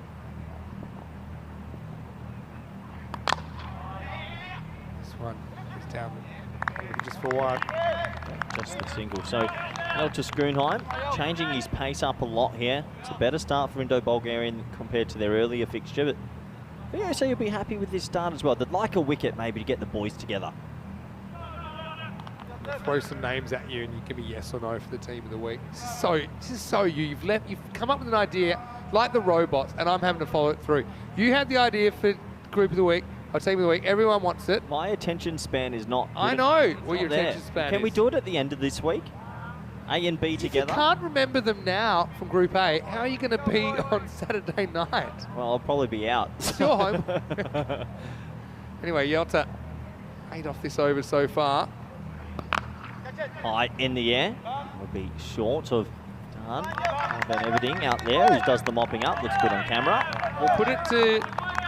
You're off the hook. I'm out. Okay, you're out. I'm out. I want to talk about empanadas, robots, If you do and the this cricket. with me, then I will consider paying for empanadas tonight. If you make me do it by myself, then you have to pay. Can we just use the list that the your Stats Guru gave us? Yeah. Top ball. Looks like we are into the power play. Oh, well, commentary in the first degree. It's 24 without loss after 3. Yeah, very good start this for VOC, I think. They might not have picked up a wicket, but at 8 and over, you'll feel like you're sort of in control. And for Indo-Bulgarian, they'll be saying, well, we've got a platform for our 2 batsmen to try and explode from. We have a look at the power play, and yeah, it's okay. It's okay. Not disastrous, not amazing. 6-9, not a bad start. Another 9. Quotation marks coming out. 8 and over through the power play. No wickets, I suppose. Yeah, John saying, what about Murray, the wicketkeeper for Hornchurch? He had 1 innings. Good one, though. Yeah, I don't have time for it. Anyway. He has a lovely family. Burhan Niaz. Here we go in over number 4. Yeah, here's Burhan. For room. Matchmisher gets through very earlier on. And they've replaced him. I don't know, maybe just a feeling. Good to see Burhan with the ball as well. He didn't bowl in the previous game, but I think he's more a bowling all-rounder than a batting all-rounder. So nice to see him on your screens. He's a great young kid. Good young play. Went to the junior PSL as well. Yeah, that's right. Slightly slower ball, bit of a variation there. Yeah, it's good bowling. Yeah, he went to he got picked up. I'm not too sure what the franchise was, but he played in the junior PSL and had a couple of games and did quite well. So good on him. He's played at a high level and plays for the Belgian national team. One of the good guys out there. was an exciting moment. We're in Belgium, actually, when he got picked up. Spartan Warriors, that's right. Spartan Warriors he was picked up for. So good opportunity for him to develop his cricket. I think Shahid Afridi was his coach for that in the franchise, and he had Mohammed Sami as well. So he really learnt. Shahid Afridi from MSC Frankfurt. No, so he really learnt from the best, and good to see him out here having a bowl in the 4th over. Yeah. Look, it's a real opportunity for both these teams to set the record straight. We saw Farmers turning things around pretty dramatically in match 4. And this is the thing with this format. As much as it can go off the rails in one game, you can actually get right back on track in another game. And we saw that with Jersey. It looked like they were going to be going home 0-2. They were able to come back and split their matches today. Same thing with AUM. It's a pretty interesting format. I think every group game has even more importance. Niaz has only conceded 2 or 4 so far. No ball called. He does have an overstepping problem sometime. He actually got in the wide Yorker, but the front foot's going to cost him. Yeah, I haven't actually seen, it might be the first overstepping no ball. Maybe we had one more. Maxi Hornwick had one in the previous game as well. So free hit coming up. Good to see Peter Saylor out there and enjoying himself. Nice to see Peter Saylor back. What a great cricketing story he is. 30 or 35 years ago, he got out some of the best batters in the world. Oh yeah, well, let's just do this. You got the immunity cloak on, let's just do it. Webster goes reverse and gets 4. Well, everyone applauding that shot. That was a brilliant piece of improvisation. What a reverse Malachi that is. Good batting. Well, the invincibility cloak, why not? 4 runs, handy. The problem is, you get this wrong, you might eat it. But he doesn't, and he judges it perfectly. Yeah, with that field, as long as you don't hit it straight to a fielder, you get good contact, you're going to get a boundary. Smart batting. It's a good little contest this so far. He's on the walk, gets something that's high. It's going to test the fielder.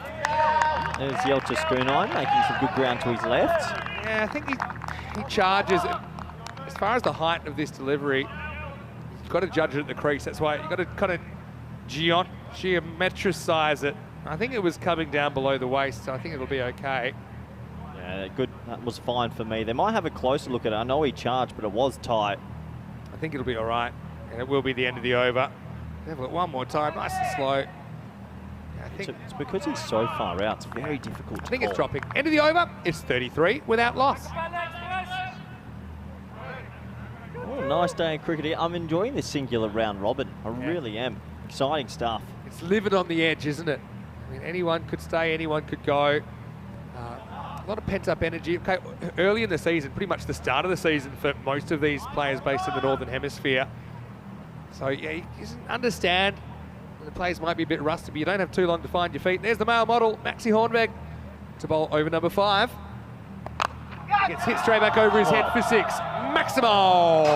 Well, watch that ball fly into the night sky. And actually, this has been caught off the tower. I don't know if you got this, but Schoenheim, well, this should be like a double wicket. I think, did he go one hand? I think one hand off the tower would have been out. I don't know your regulations. Yeah. Retriever tonight as Webster goes large for the 2nd time in the over. It's one of the biggest ones we've seen today. It's in the slot and it gets sent. That's a huge 6, Vinny. Oh, well, I mean, I think it's quite nice to see the white ball flying through the black sky, but I don't think Maxi agrees at the moment. It's been taken down twice. Webster's raced to 35 off just 19 balls. Almost. That's going to be 4. He was flying through the air. He arrived a microsecond too late. Mind the impact. The 50s come up and Webster moves to 39. Well, fortune favours the brave. He gets the feather edge. Francis felt 4-8. He flies through the air. He just doesn't hit the mitt. He sort of overjumps it, doesn't he, Vinny? I don't know. I think it's just past him before he goes. Yep. It's a really good effort. I think he was really well balanced for that dive. Technically, it was pretty good, but VOC might be missing Scotty Edwards for that one. Go Gadget Arms. Goes for it again, smacks it again. Wow, what an over this is turning out to be. It goes magical, and Webster is on fire.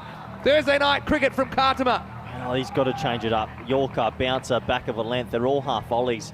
And at fair play, you've got to still put it away. And he's lacing these. What an over. A bit of luck. Yeah, I mean, yeah, Scotty Might have pounced that. Yeah, I don't. Scotty's one of the best keepers I've seen. But he's only got little arms. No, he doesn't. He's got stretch arms. The creature. Hello to Scotty. I'm sure you're watching. This time, he hammers it into the gap. This will be 4 more. But Webster is just absolutely on fire. NBA Jam style at the moment as Indo-Bulgarians hit 60 without loss. Well, this is not what many people would have expected. Maxi Hornby's being taken to the cleaners, and right now Webster, he is flying along. He's hitting it to all parts. He's 49 off 22. 27 off the over. In danger of going supersonic. Can he keep it up? Does he even go for it? He does, and he hammers another one. Supersonic stuff, 33. Come off the 5th, and the alarm bells are ringing red right now in Rotterdam. It's 66 without loss after 5. One has to question the bowling thoughts here. It's another half volley. Well done, 55 off 23. A big smile on his face. But really, there's 5 balls in the exact same spot. Yeah. And they all get launched. It takes us to the halfway point of the innings. Welcoming everyone to the commentary box. Well, where are you going? You're hiding. Come back. VOC Rotterdam. Of course, you won the championship with VOC in 2019. I mean, seriously, that must have been a really amazing cricket experience for you. It was a bit of a shock. We weren't really sure what we were walking into, and then we got this ticket to Spain. We went, we enjoyed it, and then lifting at the trophy at the end was a massive moment for the club. Unfortunately, since then, the club's struggling a little bit in the T10 format. Missing Scott and Max is a big thing, but the other players, they have an opportunity to step up. In a way, I mean, it's really great for the club that they have that national representation, obviously having those players involved, but yeah, missing them a little bit right now. This is going to be a finger tipper, and now, well, Webster almost got stranded at the non-strikers end there, as they've gone back to Huizenbach's to try and settle things down here. Yeah, but you're right, that over from Hornberg was a bit same-samey, and same-samey result. Yeah, you've either got to throw in a bouncer or a slow ball or something. Mishra, he's struggling. Yeah, getting club of 1 here, and that's fine. Let me take you through that last over. So how much did it go for? So it went for 33, went 6 wide, 6, 4, 6, 4, 6. Sounds like your Roger Federer versus Nadal scoreline, doesn't it? But great hitting. And by the way, Webster brought up his 50 with the last ball of that over. This kind of premeditates, I think, to hit with the spin against the angle. But yeah, what a half century for Webster, and he's set this game on fire. Yeah, brilliant batting. Huizenbach is bowling a good little spell here though. 1.3, none for 7. He's picked his pace up a little bit compared to the first game. 122 pace at the moment. I don't think it can be a wide, yeah, because you don't have a leg side anymore. I would like to see Webster still going through the V here. He's crunching it straight. What a strategy though. I like that. Interesting, he doesn't want to come forward and challenge it over the top to the spinner. Now it gets a bit lucky. They do say this game maybe 80% skill, 20% luck, but don't try it without the 20%. But at the moment, Webster gets lucky there. Top over from young Asif here. He's only gone for 2 off it, and he's just pegged it back after a 33 run over. Nice ball to 6 then. Brilliant. Can't do too much. That's brilliant over. Yeah, just the 2 singles off it. So, well, you see the big, you've seen the small, you've seen it all. It's the end of 6, and it's 68 without loss. Yeah, brilliant from the spinner. After a 33 run over to come on and then bowl a 2 run over, just pegs it back enough for VOC. Yeah, there's the beautiful oval there on your screens. Gorgeous. What a nice time to be playing cricket. We have a look at the figures, and well, actually 4 men are doing their jobs, and unfortunately one of them's been taken to the cleaners, which makes it feel like you're behind. Which one? Berhan. No. Yeah, it's tough. That's the way it goes. You know, you got to be fine with getting whacked. It happens. And still opening back on that 3rd man boundary. Webster coming in. New player Arthur Coppam-Yang coming in. And he gets whacked away for 6 as well. Well, he's enjoying this end, proverbially speaking. He moves into the 60s. What an individual effort this is from Webster. Well, he's 62 and the team's on 74. If they don't get him out soon, they might be chasing a lot. Yeah, well, throw your dollar in the Qatar case for the 1-man band here, because Webster is turning it on, and his teammates are loving it. It's all been in the slot, full on about 4th stump, and he's cashed in. His last 7 balls off pace, I think he's hit about 5 sixes. Afyon needs to sort out his length and quick. Well, that length loses the line. Yeah, well, what's your strategy here? Okay, coach, what are you doing? The guy's on fire. He's on 60. What's your strategy? Bowl something different besides a half volley. I mean, even a ball back of a length that's climbing, a low full toss, but there's been a lot of half volleys, just something different. It's been kind of driving range stuff when he's been on to the paces. Oh, a leg cutter into the pitch. See if he can pull it. Down. Trying to stop the crisis, and well, this will help. It's going to be 4 more. I told you, don't try it without the luck. Clickety-click, 66. What a knock this is, and I don't think anyone expected this, especially after a pretty sedate start. Well, it's quite remarkable. Fortune favours Brave, but credit, that ball's a better length. That's not a drivable length. He just gets lucky. Yeah. That's coming through at about waist height. So better length, but Fortune favours the Brave. Falls off the shot, doesn't he? He tries to muscle it down the ground. You know what he's having? He's at the casino right now, and he's winning at everything, so he's just swinging hard. Seen a few people go home with empty pockets after a run like that. But there's something different. It's a full toss. So mishandled, but just a I single. reckon they might check that. It was pretty high. I'm not too sure. He'll probably get away with it. He's kind of forcing it, probably just below. It'll be an interesting replay. Yeah. It's probably hitting him in the bottom of the box, depending what size he's using. So, Okay, Mishra needs to get going though as well. 7 off 11. got a good spectator's view of it though. Get 1. That's a better ball though. Would you retire Mishra now to get in someone like a Dunbar? He's 8 off 12. Honestly, yes. Okay. But Mishra has that decision, so I'm going to say it's not going to happen. But I think strategically, yeah, why not? Yep. You've still got the Bulgarian Express. Okay, didn't really set the world on fire before. But also just partly for the running. I mean, it might become more important to try and keep Webster on strike the way he's going. Guess maybe you don't want to spend the 2 minutes to interrupt the flow of Webster, who's painting quite the canvas here. And he's going to muscle this one. It's going, and it's gone. Maximo swings his way into the 70s, doesn't get all of it, but gets enough. And the run search continues here in match 5. This is an incredible individual innings. He is on a hot hand. He's 73 off 30, and he is just smoking them. Wow. Cameron Sanders, he's not surprised. Said he was expecting something like this sooner or later. Any relation to Colonel Sanders? I hope so. Wouldn't mind a discount. Anyway, good luck bowling at him right now. Let's ball the over. This is intelligent, controlling the strike. He'll just get the 1. He moves to 74. Wow. It's incredible. Is it too early to be on you-know-what watch? Yeah, no, I'm on it. Let's go. Okay, so that's the end of the over. The score is 88 without loss. Vinny, 3 men have made 100 on the ECL. This is the Champions League. Scotty Edwards, Yes. Nabi, and Bubba Hussain. We might be seeing the 4th 100 in the ECL. We've had a lot more in the other types of cricket, ECC, the international events, and ECS, which is the domestic ones. But Champions League cricket, we don't get many hundreds, and we could be on for something pretty special.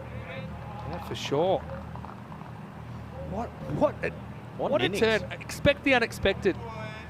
I don't think in this ECL. After watching them bat this morning, I didn't think I was going to witness this, but credit to Webster. Burhan Nihaz, he's back into the attack. He did bowl a good over. Probably doesn't matter now, because he's just been slammed out of the ground. Maximo, Webster on 80. Right, I'm calling it. It's on here. I mean, he's going to still probably need a bit of luck. He's going to take his chances, but he is just hammering everything full of a length here. Honestly, the amount of half volleys, genuine half volleys, is astounding. You'd actually want to miss the other side, and if it's a low full toss, so be it. But missing in the slot is, well, it's just not good enough from VOC. It has to be said, and they are getting met right now from a team from Bulgaria. Unbelievable. This is the beauty of the ECL, isn't it?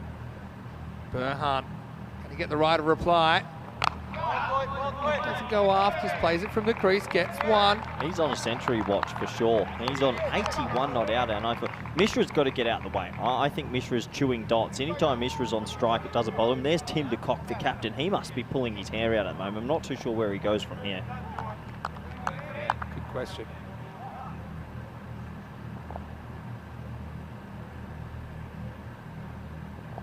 Mishra on strike. Timed, nice looking shot, but once again he's I mean, singles. I don't mind that. Still 3 to come in the over. Yeah, but you want boundaries from the other end you as do. well. You do. I mean, 9 off 13. You don't want someone coming out swinging and missing either and chewing up balls. Yeah, but I don't think Dunbar and those people would. At the moment, I wouldn't say Mishra's been bogged down as far as getting ones for the most point in the second half of this innings. I think if it ain't broke, don't fix it at the moment. Webster's controlling the strike. Doesn't matter who he's batting with. He's on 81. Bowled.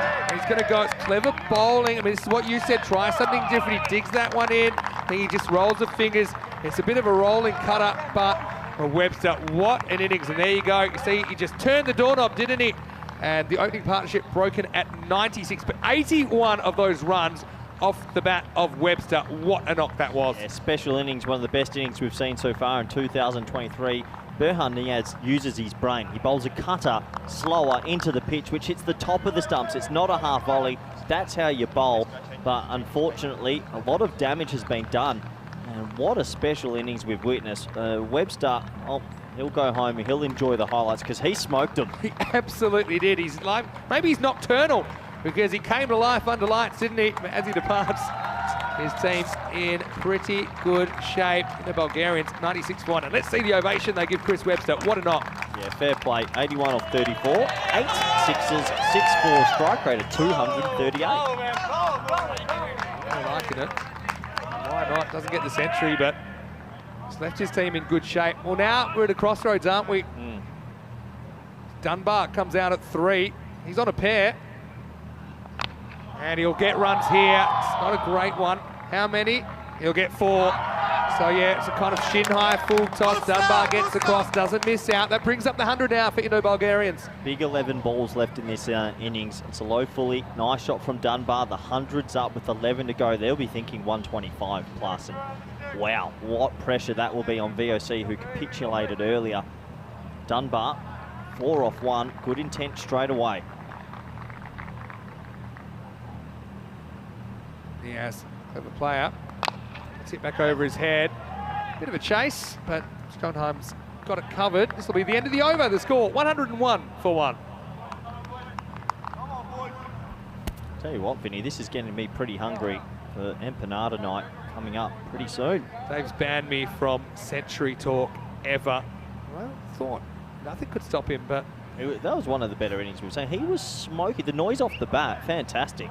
let's have a look at some of these tall towers. Oh, there's your Burj Khalifa in the middle, 33. That over from Hossenbanks to get a 2 was phenomenal, considering what was going on. Kind of cancels out the other overs being below par, so they're not running away with this just yet. What's that, 12 and a half and over at the moment or so. Stonheim comes back, they're over number 9. We say it all happens in the 9th. I wonder what will happen here. Has an opener ever carried their bat for something less than 15? About 20, maybe 19. He had the same thing in the previous game, Mishra. Really struggled with his fitness and trying to get off The strike. thing is, he's only faced 13 balls out of 49 though, so he hasn't really... It's time to... Yeah, I get what you're saying, Vinny, but at some stage you got to think we've got... I mean, who else is in that You line? got Batten to come. You got Lakov. I think Lakov, his energy would be really useful at this time. Is running between the wickets. Batten as well, although Batten has a slight injury concern. Gagdeep Singh's probably good at this stage. You've got to pull him. But I think this is the thing. Mishra probably isn't the one to make the call, right? Because he's there. He doesn't have the objective perspective. He's batted 25% of the innings. This is where he's you on less than 10. Probably where you need the coach. He's just concentrating on trying to bat better, right? That's what he's thinking about. So I don't think he's really entering his mind at the moment. You've got to yank him. Surely someone has to stand up there and go, look, you've tried your best. You're 9 off 16. It's time to retire. When someone stands up to the captain mutiny style, it could be their last game, so it's always risk. Anyway, Schoenheim coming back, and there have been some really tight overs in this innings as well. Had a 6, 3 9s, a 2. So far, just 1 off this. Now he gets a full toss, pretty high one, and it's going to be out of the ground. Oh, well, that could be a no ball. Don't tell me that's going to be a 7. They'll definitely look at it. It might be. He's not that tall. And remember, if it's waist high or above. Oh, here we go. Let's have a closer look. This is tight. Oh, yeah, I think that's it might be, you know. Yeah, that looks high. Yeah, for me, that's waist high. I think it's hitting him in the belt. Oh, yep, there it is. Signaled, yeah, I think it's the right call. to 7 up. That hurts. Yeah, it does. Well, you wanted to retire him. I think he's just getting better. Probably because he wasn't going to go the other way. Now, he might get 2. No, of course he won't get 2, but he might get 1. This is where I think you just... See, I'd probably just go anyway, and if you're out, you're out. If you get it, you get the run. But with 7 balls left, you're 110. We don't want to be hypercritical. You know, Mishra, he's a gutsy guy. You sit on the fence. I'll be critical. You can retire people. It's just a part of the game now. You don't have to be soft. I can understand he's not thinking about that right now. He's just concentrating on trying to get his team as many runs as possible. This will help because this is slashed away. And that's gone all the way. I think I'm going to call it Maximo. 6 more. And Dunbar gets his first 6. And it's been called 4. I thought it was 4, Vinny. I think you went the early Maximo, which is I might rare have to take it back. I feel like you've called the early. You have to. That's sacrilege as a commentator. That's a free empanada to me. Omixam. Omixam. I'm just going to take. I'm going to send it backwards. Omixam is Maximo backwards, and so 4 carreras. Correction. Have to do the. Just going to have to do the official commentator signal. To get to the end of the over, 114 for 1. You've let all commentators down around the land. As soon as you say it's a 6 and it's not a 6, well, very disappointing. Anyway, here we go with over number 10. Edged, and it's been the hot zone so far because this is a slow ball. It might not go, but it still trickles into the fence.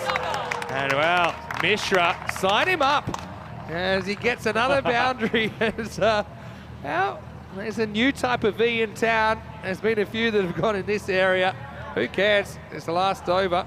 It feels like they've made their own luck as well with this batting, and impressive from Indo-Bulgaria. And they're going to have a good score to defend. If they bowl well, they've got a shot. Pajaya. I'll be wondering what he did wrong there. Slower ball still went to the fence. Good shot. Just for 1. Get 1. Yeah, the other thing is, if he's carrying an injury, it's almost like, okay, it doesn't make sense for him to stay out there either because there's no need to risk hurting himself even more. So skip, followed by a swing and a miss from Dunbar. Tries to get a little bit too funky there. Bit creative. Just stand still, back yourself. Good bowling from Ramy. That's a rolling leg cutter. I mean, look, he's made 21 off 20, but the team's made another 100 runs almost. Team game. That's a bit short. It's going to get out of the ground. Maximo! Well, he put the pace back on this time. Okay, Dunbar, he did get forward. This time he stays back in his crease. Bajaya offers him length, then he feasts on it. And yeah, still, that's going to take Indo-Bulgarians to 125 with 2 balls left. I mean, VOC, they're capable. They're going to have to bat really, really well to chase this down. Yeah, they're going to be under the pump tonight, under lights. I don't think many of them have batted under lights before. It's not bad bowling, but guess what? It's 4 anyway. Dunbar's a really, really good bat. I mean, we haven't seen the best of him on ECN. He took a T20 international century on debut playing for Serbia, his native country. Hello to his mum, Ingrid, as well. I bet she's enjoying watching this right now. I'm sure everyone in Bulgaria is enjoying this. They are putting the Dutch team to the sword. Indo-Bulgarian, disappointing earlier, but they can turn around pretty quickly. Imagine if they can get the points here and go back to the Sunset Beach Hotel. They will be absolutely fizzing. All right. Going to hobble a 1 here, and this will finish proceedings. And even 130. Wow. The other thing I didn't tell you, I already told them where the empanada shop is, the Bulgarians, before the game, so it could be a big party on there. But it's only half done, and VOC Rotterdam, they are very, very capable of chasing this down. 131 will be the target, as the former champions looking a shadow of themselves in the field in that 10 overs. It'll be a pretty good highlights package. All to do. Mishra does bat through for 21. Dunbar almost catches him 20 off 7 at the end of the innings. And well, Indo-Bulgarians, I did not see this happening. Wow. Corey Rupker's almost speechless. That's how good it was as we look at the highlights from the first half of match 5.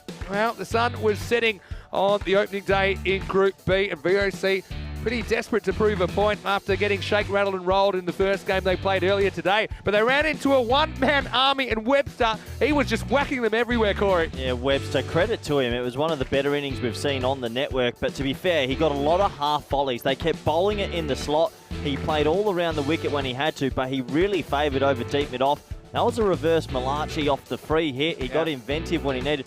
But that over off Maxi Hornwick really changed the game completely. This is where it was. This was the first 6 of 4 sixes in the over. So they got 33 off the first 4 overs. They doubled their score in the 5th. Unreal. And that really turned it. And look, Yeltsin saying, well, is it one hand off the sight screen? But I don't think those are the rules. This over changed it, didn't it? It's almost half bowling. It's like what we call the slot length, isn't it? And honestly, it's garbage bowling. It's black and white. I'm not going to show it is horrific. I know you're a bit jealous because of his bone structure, but we're not going to bag it too much. Everyone gets whacked sometimes. I'm sure Maxi Hornwick will be keen to atone for that later in the series. But well, what about this innings from Webster? 81 off 34. And while he was out there, I mean, he had that little bit of luck, which is crucial as well. A couple of edges evaded the keeper. 8 Maximo 6-4, striking at 2-3-8. And it was just a really good example of how, one individual contribution can really spark a whole team. That brought up his 50. It was also the supersonic over. And then everyone really, after that, was playing catch-up. Kopian went for 20 as well in the 7th, another magical. And 8, 9, 10, even though they lost their main man, they were still able to get 13, 13 and 16 off the last 3. So they didn't really slow down too much. We were on Century Watch. It was all smiles there. And his teammates, they were loving it as well. This would be a dream victory for the Bulgarians. And this kind of really sums it up. We were on Century Watch, weren't we? But Niaz, very clever, little slower ball, off-cutter dug in, hit the top of off, and he'll be disappointed to go for 81, but still, I mean, if he sets up this win for Indo-Bulgarians, it will be a huge moment for cricket in their country. Yeah, absolutely. This brought Dunbar to the crease, and Mishra himself got a little luck there with a no-ball 6 to have a 7. And there were some boundaries right at the back end. Dunbar playing a good little cameo to keep the runs going. And yeah, you have to admit, no one really saw that coming from Indo-Bulgarian, who looked a lot short of a leap this morning. What about the genius move to put him up the top instead of batting him at 3? He got out earlier today in a really weird way where it hit his pad and then it hit the back of his bat and looped up to the keeper. So I guess he had the bad luck then. Certainly cashed in here. I think Dunbar was excellent towards the end of the innings as well. 3 fours and a Maximo in his 20. Almost caught his skipper. And well, if you're ever going to bat through an innings and carry your bat for 21 off 20, why don't you do it when the rest of the team is smashing them everywhere? And that's how Indo-Bulgarians end up with 130 runs on the board in this night game. No sunlight, no worries. 81 for Webster, 21 not out for Mishra, 20 for Dunbar. That's all they needed. Vinny, just take a pause. This is the Dutch champions playing the Bulgarian champions. Just think about the cricket sphere. This is crazy. In the snow, I may have favoured the Bulgarians because they have been there, but otherwise, yeah, it's one that was hard to see coming. They didn't need to even use players like Batten or Chris Lakov. Looking at the scorecard, well, there's a bit of cruel and unusual punishment in here, isn't there? Koisenbachs was good, wasn't he? Only conceded 8, but apart from that, everyone double digits and some horrendously so magical over for Kopian. A supersonic one for Hornberg. Niaz tried hard as well, I thought. He took 1 for 21 off his 2 overs.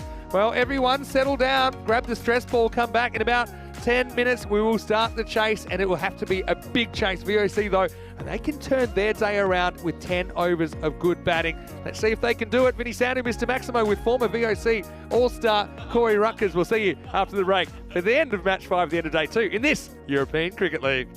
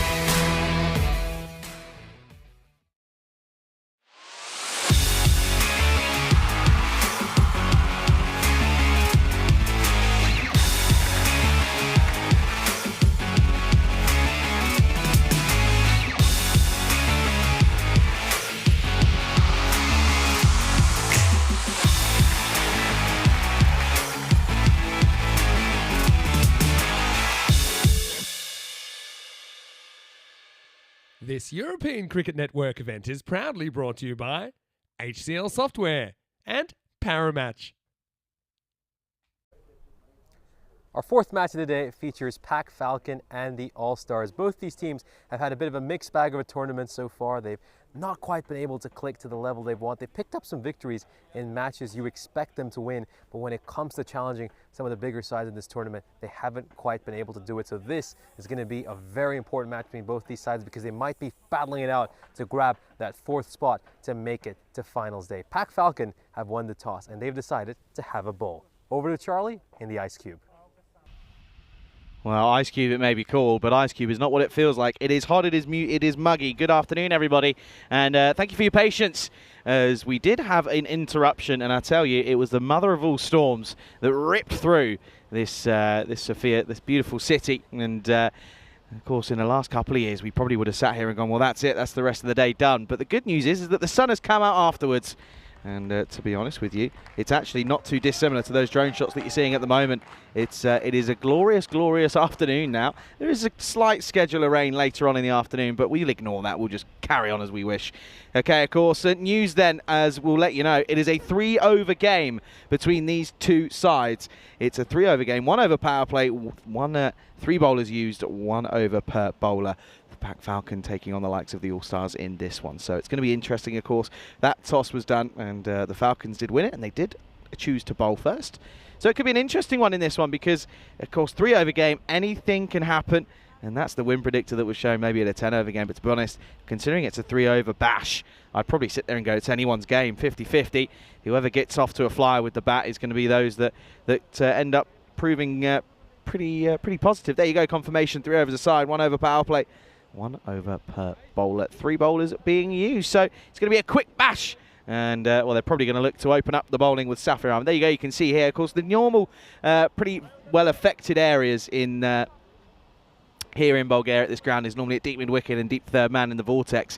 The good news is that the standing water that was there just evaporated almost within sort of 20 minutes, and then after that it was just sort of prepping certain areas of the ground. And the thing is, because they've been dying for some rain for quite a long time, and the ground is that hard that's underneath it, it just soaked it up pretty much instantly. And it does mean that we are going to get a game in here in this fourth game of the day. It is a 3-over bash between, well, those that say bass, it's the All-Stars up against the Falcon CC. 3 overs aside. And this one is up and away into the onside. Be interesting to see how the outfield plays. Looks as if it is probably going to be a little bit slightly shorter and slower in when it gets out of the infield. Oh, there's Derek. Hello, Derek. Just nice to see you. And Royal as well. Ah, well, we've got a couple of Dereks there, but just letting us know that they're here. Oh, Derek's back again. Okay. Well, good to see you, Derek. Nice to know you're here. Well, listen, the Dereks have been in full use out in Croatia. As once again, Croatia ball out for 47 in that one. I'd say I was a little bit proud to see someone I've spent a lot of time playing cricket with over the years, and Charlie Meshevich getting an international 5 for 7 off his couple of overs, which was very impressive from him. Of course, credit to the Spanish side, just proving to be too dominant out there in Croatia at the moment. Kadian alongside Sunil at the top here. Dot balls in this little 3-over sort of format are huge, aren't they? Just 18 deliveries is what you've got to negotiate. Got to be looking at around, if you want to be sort of minimum at 10s really for a 3-over bash. Good afternoon to everyone. Pleasure to have you with us. Of course, thank you for keeping your patience. Another flash and another miss from Kadian. Of course, not just myself here at the moment. It is, of course, me and, well, myself and Nishay Butt, who comes back into the box. Nish, this is a 3-over bash, and 3-over bashes are often very tricky ones to deal with. They certainly are, and I think it's always such a challenge as well for both these teams. They go into a 3-over bash. I mean, as you mentioned, I mean, 1 dot ball is just so huge in one of these 3-over matches. I mean, that's about 5.5% of your game gone right there with 1 ball. Yeah, that's the thing, and there's also a bit of the unknown about it, really, because you kind of think, well, do we just sort of hit out and get out, or do we maybe, you know, sort of get 1s and 2s if we can, and then get boundaries if possible? But I think, you know, 3 overs, you've got to be getting 10s and over. Not bad this for Ahmed, just 4 at the moment. This one is struck straight towards mid-off. And yeah, there you can just see a little bit on how this outfield is behaving. That leg side boundary, in particular around mid-wicket, that's going to be the biggest challenge. I think whoever's fielding there is probably going to have a tough time, and the ball's more likely to slow up in that region. Yeah, absolutely. The thing is as well, it's like a bowl on that leg side, isn't it? Because it comes down from that hill, so it all just sort of sits there. Last ball of the over. And this one looks like it's going to go away for a 4, so a boundary at last, a boundary on the last ball of the first over. That's a third of the innings gone. Yeah, not a bad over, going for 9, just short of that 10 that I was talking about. But the boundary certainly helpful towards the back end of it. And of course, just 2 overs still to go. And you can see there Stern talking to between these two. And it's going to be 9 without loss after 1. Here's a look at the ECC groups. Of course, the hosts of this ECC will be starting off on the 23rd of September, Bulgaria. In there with the likes of Estonia, Isle of Man, Croatia, Turkey, and Slovenia. Of course, 2 other of those teams involved in some cricket today. Croatia, of course, playing on the network, and Estonia involved in a friendly match as well over in Tallinn. Yeah, plenty of action going on all around the world in the, of course, the state of European cricket at the moment. There's all sort of action almost every single day, wherever you look. Amadal is going to come on for his single over. Of course, the question would have been, does he save him maybe for the 3rd? But I guess realistically, you kind of just want to sort of get your best ones in. And Amadal up against Sunil. Sunil just 1 off 1. Sunil has to look to go here. No dot balls. You want to be rotating the strike at least as a minimum. Oh dear. Oh, he's taking a tumble after bowling that one. I just wonder if the umpires are going to have a think about that moment. The ball, by the way, was probably going wide, so he has spoiled one, but let's just look at how he slips over. Is there like a wet spot? Oh dear. Clearly a wet spot. Yeah. Right around the crease. Yeah, he is probably one of few that really do trundle in and really try and use the most of their run-up. Might have to see if he changes it up here. And he's going to go for the big shot. It goes all the way. 6 runs for Kadia on the first Maximo of the innings. Yeah, and you could just see there, Amartel just trying to really having to hold himself back a little bit. Doesn't want to cause himself any injury. Ends up bowling a slot ball, and he gets punished into out over the offside. And you're right, 6 runs, and well, that certainly will help proceedings.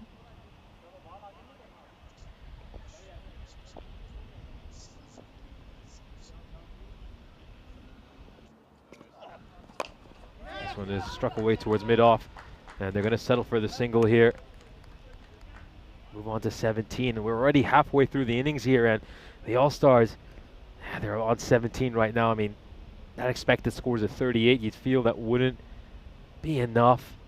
I think they've got to find a way to get to at least 45.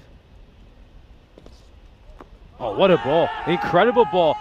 And he's going to ask the question. That one is quite close, but maybe just going down the leg side. We'll have another look at this. Oh, it's a terrific ball regardless, but yeah, you can see a couple of those stumps. He's outside his crease as well. It struck him on the front foot. Probably going down the leg side. Yeah, not a bad delivery at all. They get a single off the bat though, not too negative. At least they don't get that all dangerous dot. And that's out. Again, 9 off the over already. 2 balls to go. Well, just lets this one go down the leg side. The bowler missing the leg stump Yorker. Struggling, isn't he? He's not happy with underfoot. He's probably might be better off just coming off a couple of paces here, because you can just see he's just too worried about what's going on underneath him. That's the concern for him at the moment. Of course, how crazy though is it? As soon as that rain came, and it was a lot of rain, how humid did it get straight away? You could feel it almost coming off the ground. Now he's going to go for the big shot here, and is he going to got enough on this one? We're just going to have a look at this. The umpires asked the third umpire for some help with this. Backs away, makes some room to hit it through the offside. And, oh, this is a tight one. This is a really tight one. Just wonder if this has landed on top of the rope. Oh, well, good luck spotting that little white cricket ball. And, well, I think this is the angle we really need to look at. Let's just pause it right here, right there, and zoom in a little bit as well if we can. I don't know if we're going to be able to zoom in, but that's tough. I think it might just have landed on top of the rope.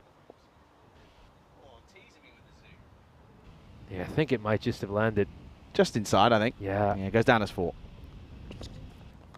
Edged and gone, taken. The first wicket falls. Kadian departs.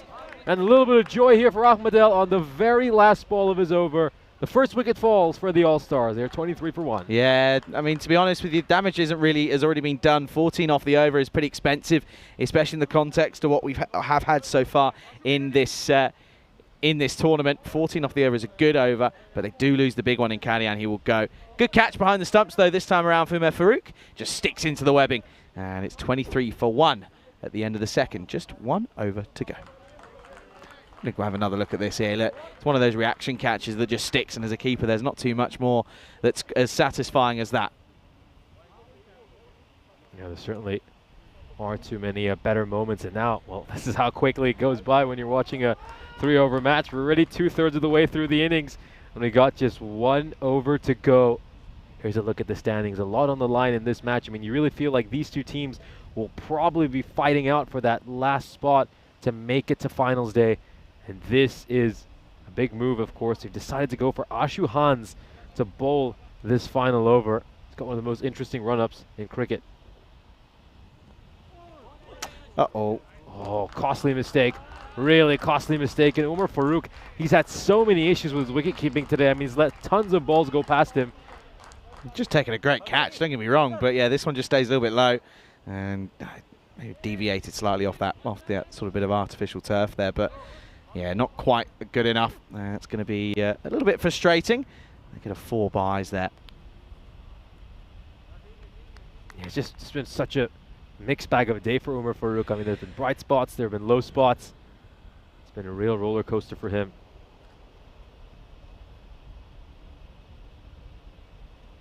Goes for the wide Yorker and he misses it. Ends up being wide. Oh, they might pinch another run of overthrows here. You might as well go for it. Hans misses a chance for a run out the non-striker's end, and they're going to come back for a second run here as well. Really, really costly. And they're all over the place here. What are Pac Falcon doing? Oh, it's an absolute calamity. Really farcical.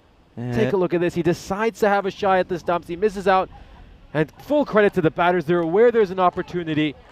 And then, of course, he missed that during that replay, but Hans had a shy at the stumps. He misses from almost point-blank range, not quite. And then they pinch a second run, so 2 free runs gifted to them. Yeah, that's 2 very much freebies. Oh, well, good, better comeback ball there by Hans. Let's have a look at this one. Good running. They get through for the leg bye, but big step across. Yeah, you can see all 3 stumps. It's a really good call. Really, really good call from the official there. Of course, you got Ivan alongside Narayan. Oh, every time after what we've had this afternoon, every time that sun goes away, you kind of sort of start getting a little bit stressy and think, oh, what's coming? A couple of balls left. Edged and oh, it's put down by the keeper. Very similar to the chance he had right at the end of the previous over.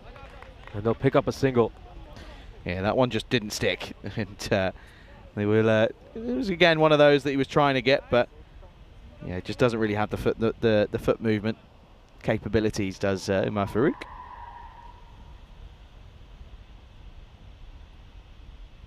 Three balls left in this innings. The All-Stars are on 32. Now struck away firmly towards mid-wicket, and yeah, this is a very tricky part of the field. It's just a little bit more damp than the rest of the field, and a good running here between the wickets. Really good running.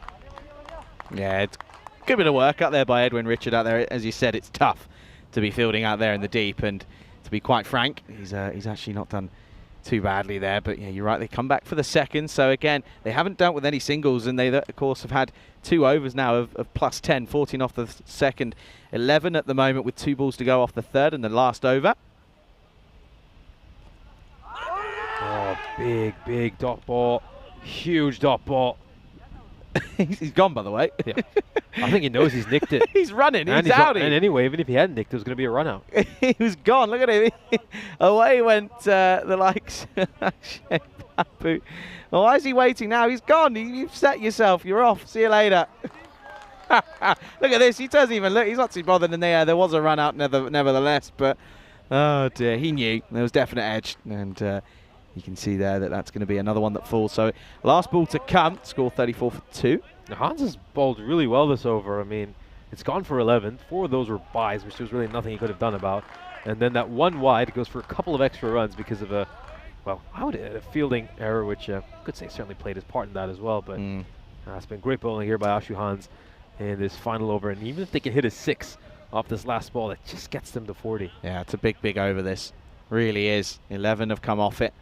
This ball is crucial, isn't it? A dot ball here, and it's a very achievable total. 6 here could be tricky. Last ball. Up in the air. What a shot. Humongous hit. Oh, and it's been put down. I wonder if he's just touched the rope. We're going to have a look at this to confirm. They're going to go back for the 3rd run. They might as well. And good work there by Hans, just holding on to the ball to make the run out. So they'll get at least 2 runs from this, but let's see if they get 2 more in case the fielders made any contact with the rope. Yeah, let's have another look. I think he's okay here. He does put the catch down, but yeah, importantly, he does stop the boundary. Let's see. He's okay there. There's no sort of fielding whilst touching the rope there. It's just that left hand. Is he behind the rope? He is. Nice, interesting look there. And yeah, good work. Just okay there. And that will end up being a very, very good bit of fielding. And he certainly does enough to prevent the 6. So they'll come back for 2. They try to come back for the 3rd, but they won't get there. 36 for 3. That's not a bad effort whatsoever in a 3-over bash. No, certainly isn't. A very solid effort. We'll take a look at the highlights of this innings. A very quick innings, a quick fire match, 3-over bash. That's what we got for you here on the European Cricket Network. Of course, this match was start was delayed because of rain. Mukul Kadian opened the batting along with Nitin Sunil. Kadian managed to make 18 of 9. Sunil with 6 of 7, and then they were helped out quite a bit by all the extras that were bowled by the All-Stars. 9 runs of extras, which if you consider the fact this is a 3-over game, that's quite a few runs to give up of extras. Really, it was all about Mukul Kadian. And if it wasn't for his innings, they really, really would have struggled to get to anything respectable. Take a look at some of the key moments in this match. That's a good bit of fielding in the deep by Singh. I would have had him bowling. I really would have. I think he is so good in these late over situations. He always bowls very accurately, very tightly. And personally, I think I would have made a decision to hand Manpreet Singh the ball. Now we're taking a look at some of the moments from the last over. This was, of course, the final ball of this innings. A big shot up in the air. Good bit of fielding. That was, of course, Farooq Hamad.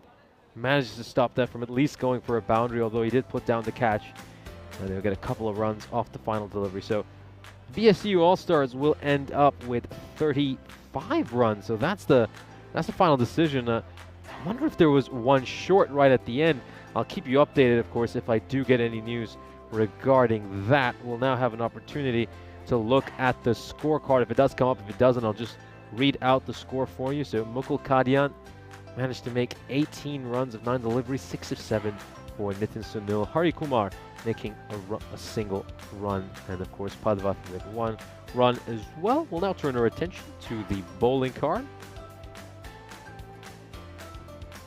As we can see, of course, Safir Ahmed making just the 9 runs of the solo over he bowled. Agagil Ahmed 1 for 14. Those were his figures. And Ashu Hans bowling superbly in that final over. A little bit unlucky with some of the byes, but he will end up giving up 8 runs off his own bowling. 9 runs of extras in 3 overs, which is a little bit concerning. Certainly something they will have to improve on. As, of course, we bring the first innings to an end. And the target for Pack Falcon CC Viren in this 3-over bash is 36. They have to go at exactly 12 and over. Join us in 5 minutes when we'll bring you the chase.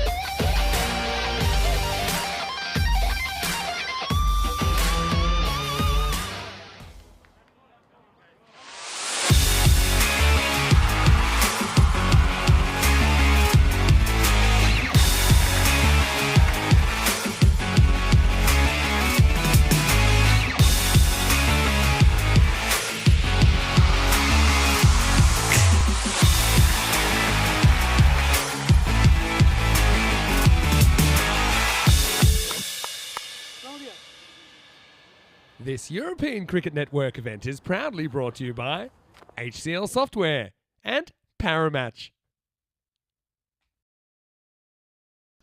Welcome back for the second innings, and a target of 36 has been set for Pac Falcon Cricket Club of Viren. One they'll certainly fancy themselves to chase. So you feel the BSCU All-Stars left a few runs on the table. So here we go. It's a shortened match, 3 overs per side. You got a 1 over power play, and each bowler is going to bowl 1 over.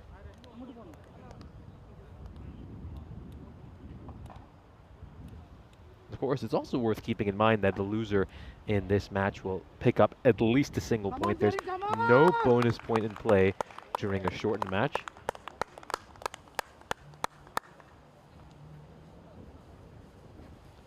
So yeah, shortened matches don't have a bonus point in play.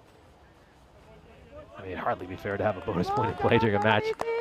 Otherwise, it's just 3 overs. But here we go. First ball's coming up. Yeah, it's going to be Jedin Badavath. And starts off with a dot ball, so that's 5.5% of the game done right there. I mean, that's just how close these 3 over games are, how much is on the line on every single ball. It really is nothing like one of these 3 over games.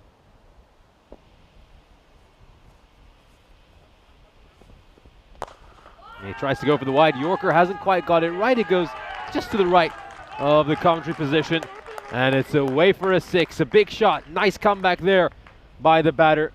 He's trying to get that Yorker in, hasn't quite been able to. It's instead an over-pitch delivery. He gets the chance to free his arms and elevates it over the rope for a 6. So a good shot there. And again, keep in mind, this is perfect. They need to go at exactly 12 and over. They get 6 runs of 2 balls. That's more than good enough for them to take it. This Bhatt here to take you through the 3 over game alongside Charlie Hunt. Yeah, hi everybody. So is that now 11% of the way through? Yes. You know what? I couldn't even test it if it was wrong because I couldn't even tell you. I'll take your word for it. There you go. Good start though, isn't it? It was a good delivery first up, but okay, there you go. See? I believed you, Nish, don't worry. Trust me, I have no leg to stand on when it comes to arguing someone's maths. Good delivery. Great delivery there. Finally, that was the ball he was trying to execute on the previous delivery, but this time he actually gets it right. He manages to actually get it up there at a Yorker length, and this isn't great news. Is there a slight drizzle going on outside? No. Or am I seeing things? I might be seeing things. As this one's just going away behind square leg for a 4. I'm pretty sure you're just seeing things. I think Nish has succumbed to, I had this last year, because we're under the tree. When there's a bit of wind, the water off the leaves of the tree do go onto the cube and you think it's raining. Trust me, I did that time and time again over the last year. No, absolutely. That threw me off earlier as well. It does get you. He had some members of the spring crew, and I just thought, wait a second, is it starting to rain again? It does make you drive you paranoid because we obviously don't want the rain to come here and interrupt these games. Oh, goes big. He doesn't have enough distance on it, though. It's going to land safely, and it's going to go away for a 4. Things going Umar Farouk's way here. They shuffled the batting lineup a little bit. Pac Falcon, they moved Farouk to open the batting. He'd normally bat in the middle order, but he's a power hitter, and they want him right up at the top. Yeah, he's normally in as a finisher, but he could be finishing it in, of course, the first couple of overs. That's the thing, isn't it? And it's a good idea, good tactical awareness. But yeah, that one, even though in that area where it's a bit wet, it still just kicks on. But I just think because they've been dying for some water, that the ground underneath has just sort of soaked it up straight away. Hence why I don't think we're seeing too many issues. Throws everything at this, and it looks like it's going to go all the way as well. The big bat of Umar Farouk is going to send this one away for a 6. It's caught the edge of the bat. He's going across the line. Well, look at modern bat technology.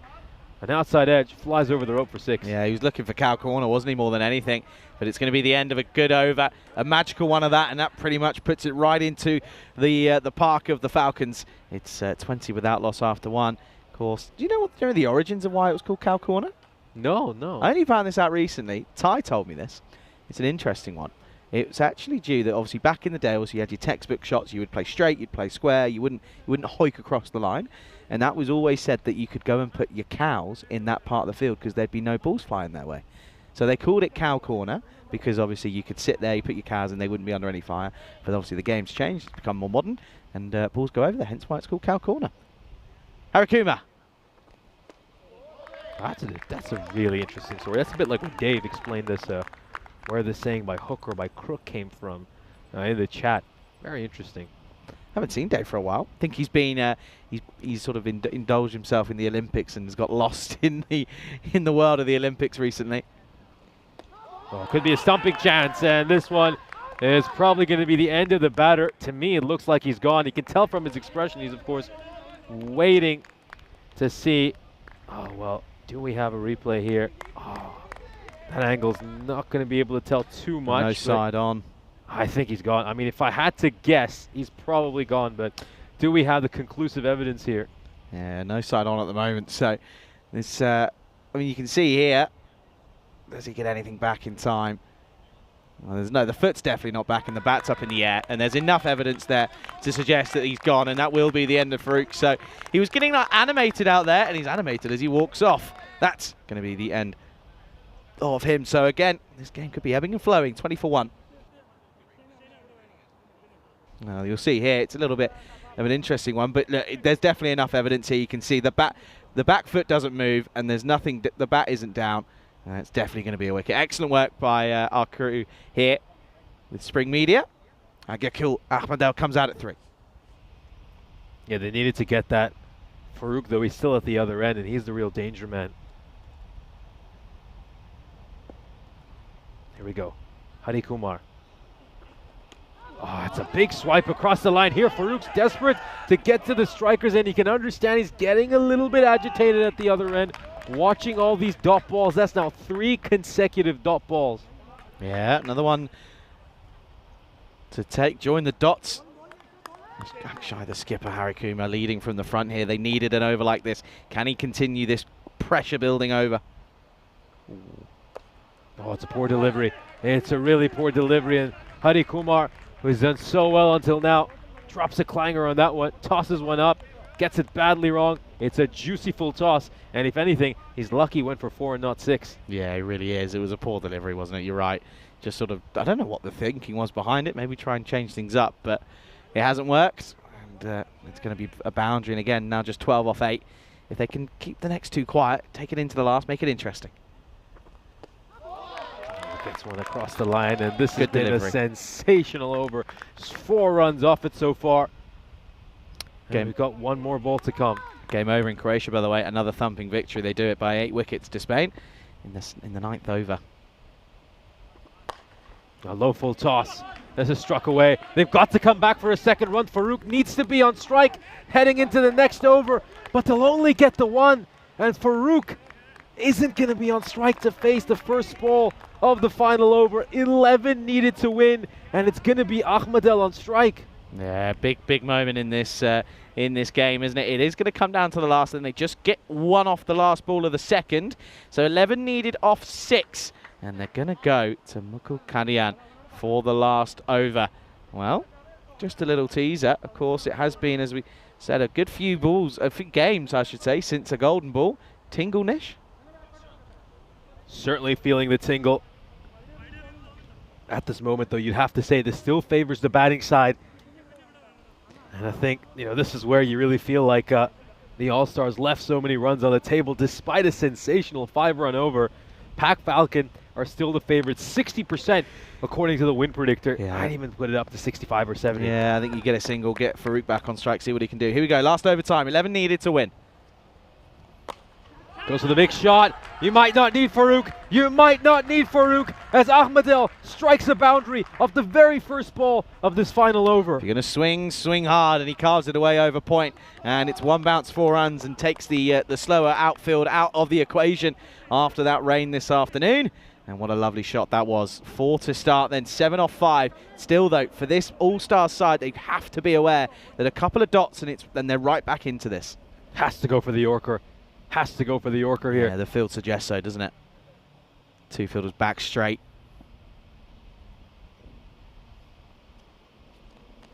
Oh, this is going to be a big appeal. The impact was probably just outside the off stump, but that is a dangerous length. It was a bit too short. get a single though. That's the benefit. They weren't able to cut down on it. Yeah, not going to be going on as probably impact outside. That single does though mean that the dangerous Farouk is back on strike, and with one swing of his bat, he can end this game. Nish, just saying, by the way, you're supposedly known as a golden boy. Just putting it out there. Here we go. Oh, and this is a poor delivery. It's a really poor delivery. It's going down the leg side. Farouk just gets some bat on it. And Pac Falcon only need a couple of runs to win it from here.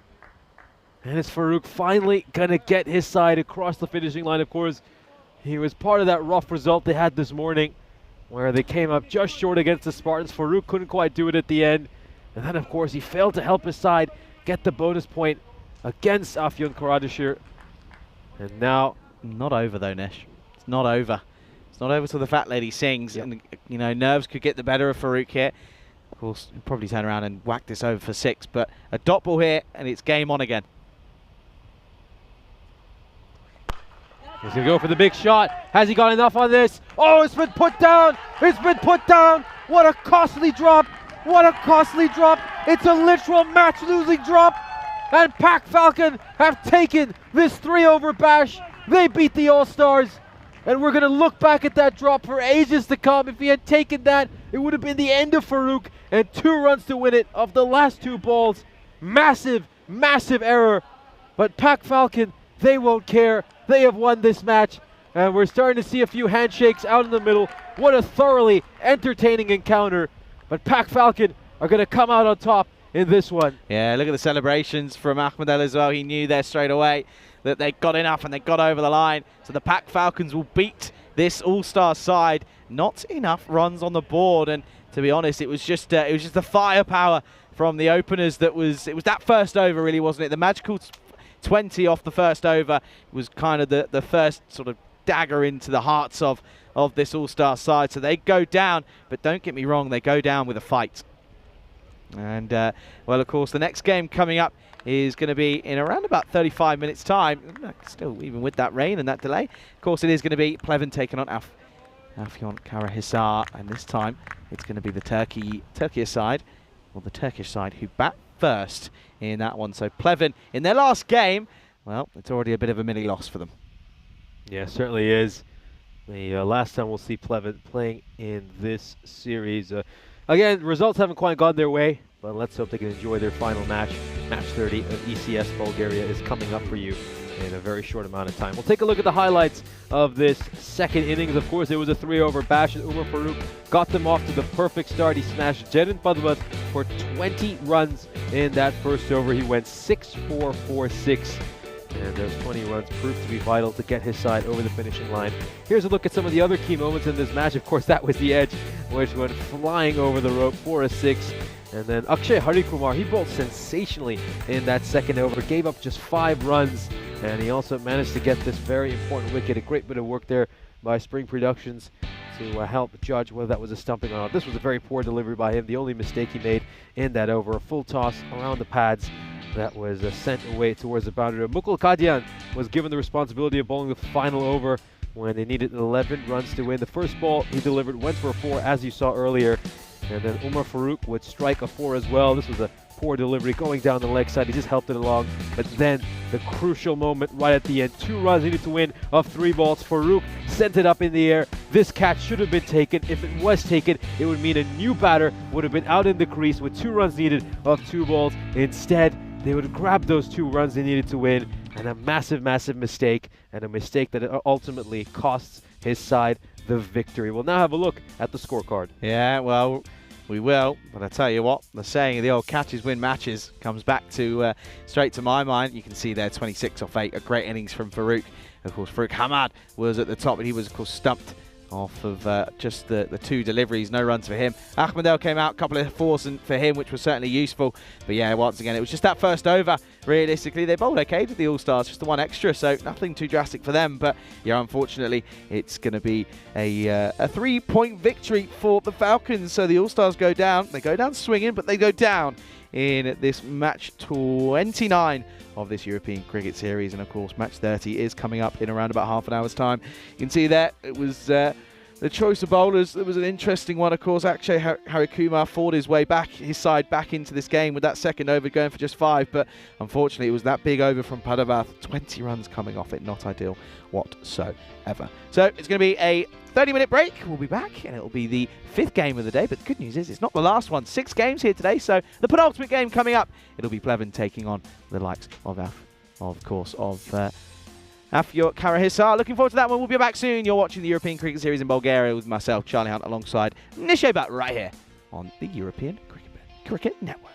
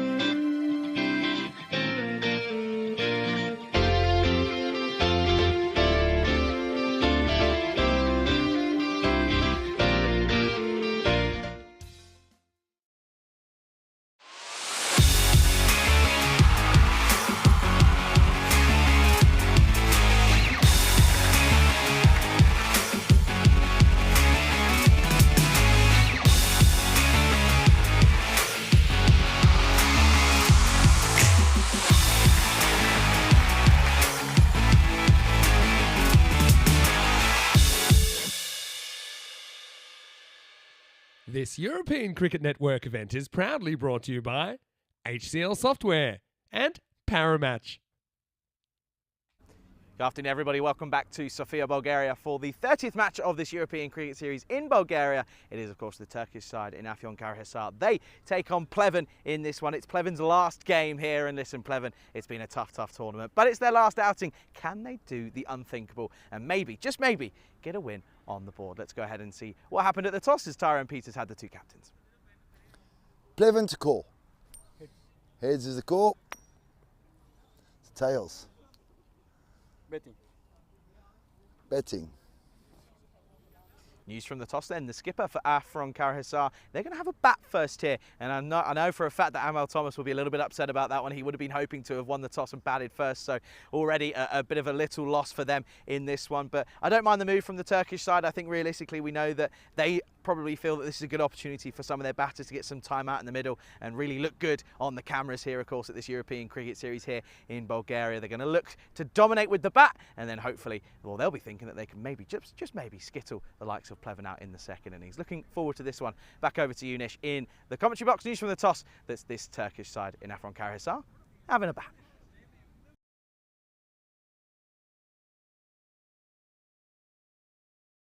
Thank you very much for that lovely introduction, Charlie, as we, of course, get a beautiful view of this gorgeous city of Sofia. Of course, we're having a look from Mount Vitosha, and what a privilege it is to bring you more cricket from this absolutely gorgeous part of the world. So our 30th match of this European Cricket Series between VTU, MU Pleven, and Afyon SHS. Of course, this will be Pleven's last match of this European Cricket Series. It'll be time to say goodbye to Pleven.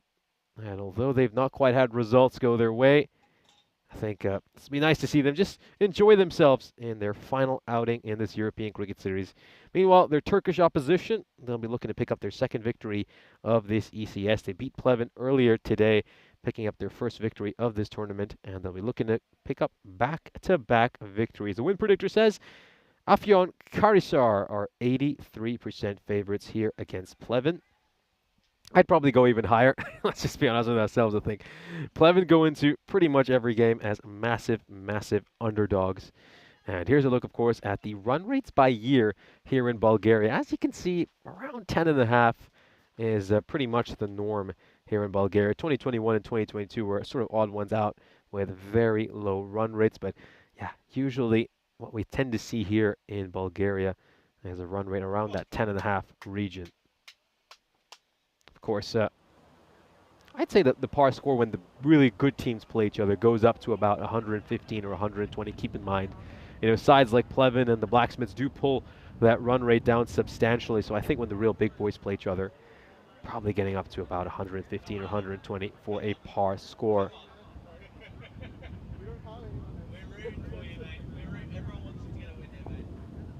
And there we go. It's the last time we're going to see Pleven in this tournament. Let's see how they do. I'd like to see them at least give this a good go. And of course, it's also worth reminding you that in an hour's time we'll be making some history on the European Cricket Network with our first ever ECSW Jinx Zagreb against the Lavender Lionesses.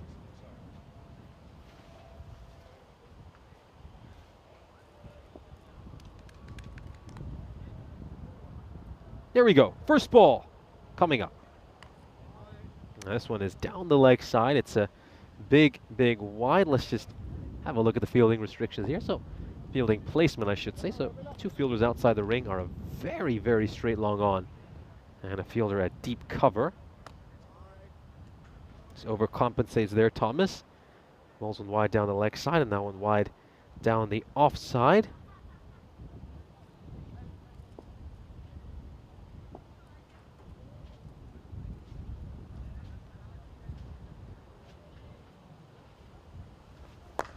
This is played away towards mid-wicket, and it's going to be a big chase for the fielder. And what a dive! What a dive! A great bit of effort. Puts his body on the line to save some runs. That too in probably the dampest and soggiest part of the field. Jassim Rahim with a great bit of effort, and that is just going to lift the entire team. Gets down and dirty to save some runs. And the ball goes straight back to him.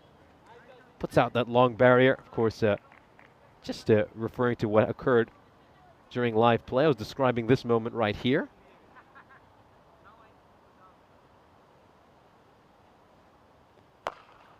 Struck firmly, straight towards mid-wicket. And it's going to be a dot ball. So, nice start here for Pleven, I think. Good to see the intensity of these first 3 deliveries in the field. Struck firmly, and this time it's struck hard enough that there's no way a fielder's going to get to that. 4 more runs. And that is the first boundary of this innings. A little bit too short. It's a half tracker, and it's pulled away 4-4.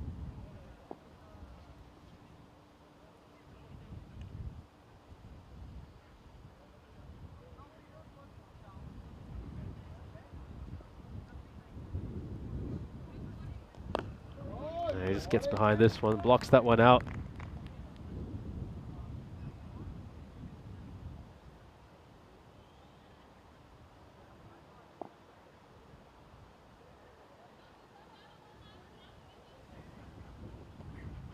Now down the leg side, and is this one going to go towards the rope? Oh, he kicks it on. He kicks it on. Huge mistake over there. Oh, you got to feel when that's Habib Kamal. I mean, he's covered a lot of ground. He manages to get there. And oh, by accident, he's just kicked that ball on and it's gone away to the boundary. Oh, well, we saw a great fielding effort earlier by Jassim Rahim. That one is quite the opposite. Goes up in the air. This should be a catching chance. Oh, and it's put down. It's put down again by Rahim. Oh, we saw Rahim put in a great dive earlier this over to save 4 runs. I don't think he should be getting in the way of that catch. It looked like it was right there for Alan Jose to take. Jose was in a great position to take that catch. Rahim just decides to come in his way. Oh, he was never in a good position to take that catch. It would have been quite comfortable for Jose. Here's a look at the standings for the upcoming European Cricket Championship. Of course, it will all start off on the 23rd of September with the Challenger Division. Of course, the winner of the Challenger Division will earn promotion to the Premier Division, where, of course, we will start on the 3rd of October. Both the first and second place teams in the Challenger Division will advance to the Premier Division. Of course, one side will get relegated from the Premier Division down to that Challenger Division. It's a big boundary over here. It starts off the over in fine fashion. And it's short, it's wide, and it's punished by Rahim.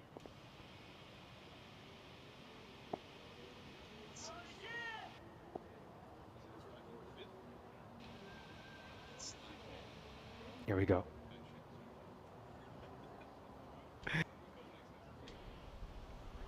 Anyway, it's a good opportunity. Of course, welcome back Charlie Hunt in the commentary box. Yeah, interesting start.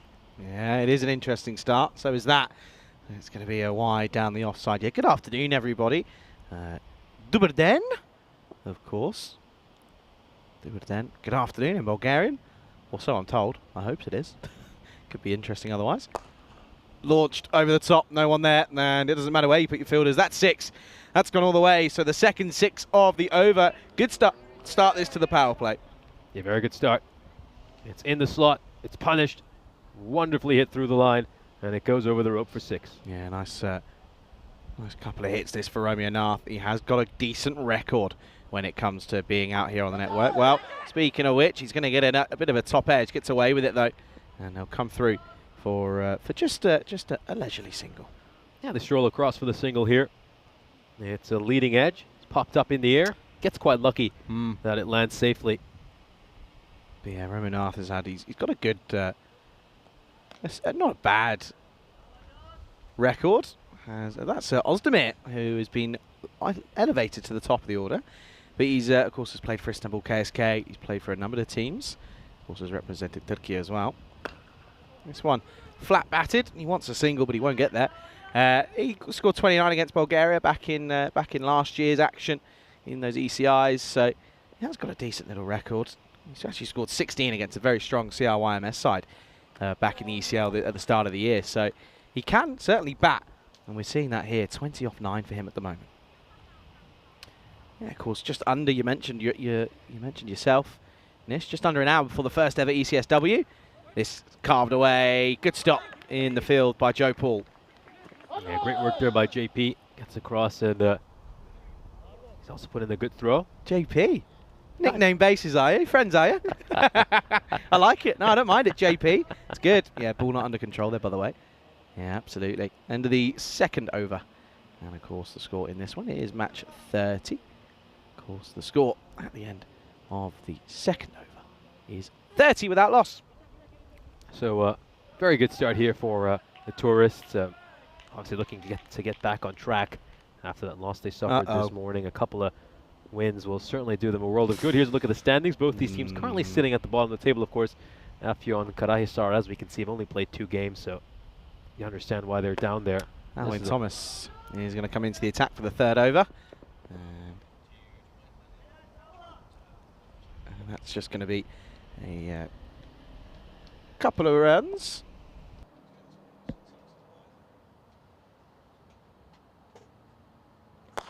Oh, struck hard.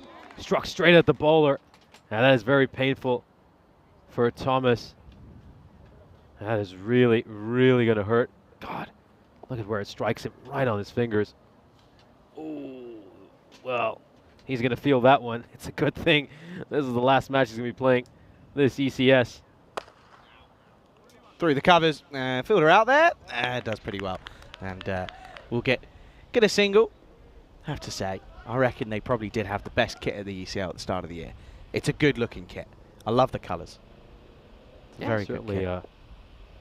It's almost like a Peacock Friday kit. Into the onside. You say that, I'm pretty sure in Romania on one of the Peacock Fridays, I'm pretty sure Dee wore a replica version of it. I'm almost pretty certain. I think Dee might have just left, but I'm pretty sure she does. Launched up in the air. This one, chance maybe. Oh no, and he's palmed it over, and it's going to be one bounce for. He had too much time to think about this, did Alan Jose, and I'm afraid he just sort of got himself stuck in 2 minds, and he palms it for 4. Yeah, this one's been skied, and Alan Jose was in a great position to try to catch that one. In the end, he drops it, and he pushes it over the rope. 4 runs. Now this one played to point, gets the shins out. Does, well, you call it, I'm going to call it JP. Very good. Joe Paul, long lost brother of one of the Paul brothers. Anyway, end of the third. Did that go over your head? No, somewhat. I think I get it. 38 for no loss after 3, of course. Normally game 5 of the day is where things get funky, but we can probably get funky, but we're of course in a 6-game day. And credit to Nish, he's done the old long slog. He was here this morning. He covered me as if he had a few things that I had to handle, but no, it's been a weird day, isn't it, with the old weather and 6 games. That's a good start. Starts with a dot. Yeah, so that was your first taste of rain here in Bulgaria, wasn't it? Yes, and it was. If I'm being totally honest, I wrote off any cricket for the rest of the afternoon. I didn't think we were going to get any. But a number of people had told me they had written it off as well. I was a little bit optimistic, but maybe that's because I was naive, having only seen rain in other countries. But when I really saw it pouring down here, I think I started to get a bit pessimistic as well. Yeah, I mean, some of the all of the crew kind of took videos, and the lightning was not far away. You know the classic rule of the lightning, and then you see the lightning and you count how many seconds. It's normally a kilometre. It was about 2 seconds. Oh, missed chance as he throws this one wider, but well, the keeper in Taj doesn't quite collect this cleanly. But yeah, it genuinely was not far away at all, and you could really hear it sort of crack and crackle. Hit firmly down the ground. Bit of work to do for the fielder. Does well. Sort of lays his body behind it, does Alwyn Thomas. Says, you shall not pass. It puts out the long barrier over there, and it prevents that from going away for a 4. A good partnership here between Özdemir and Nath, but Özdemir's really just faced 6 deliveries, and he's doing the right thing. Yeah, he's just getting Nath on strike, isn't he? Yeah. He's playing that anchor role. Sort of sat there saying, I'm quite happy watching it from the best seat in the house here at the non-strikers at the moment.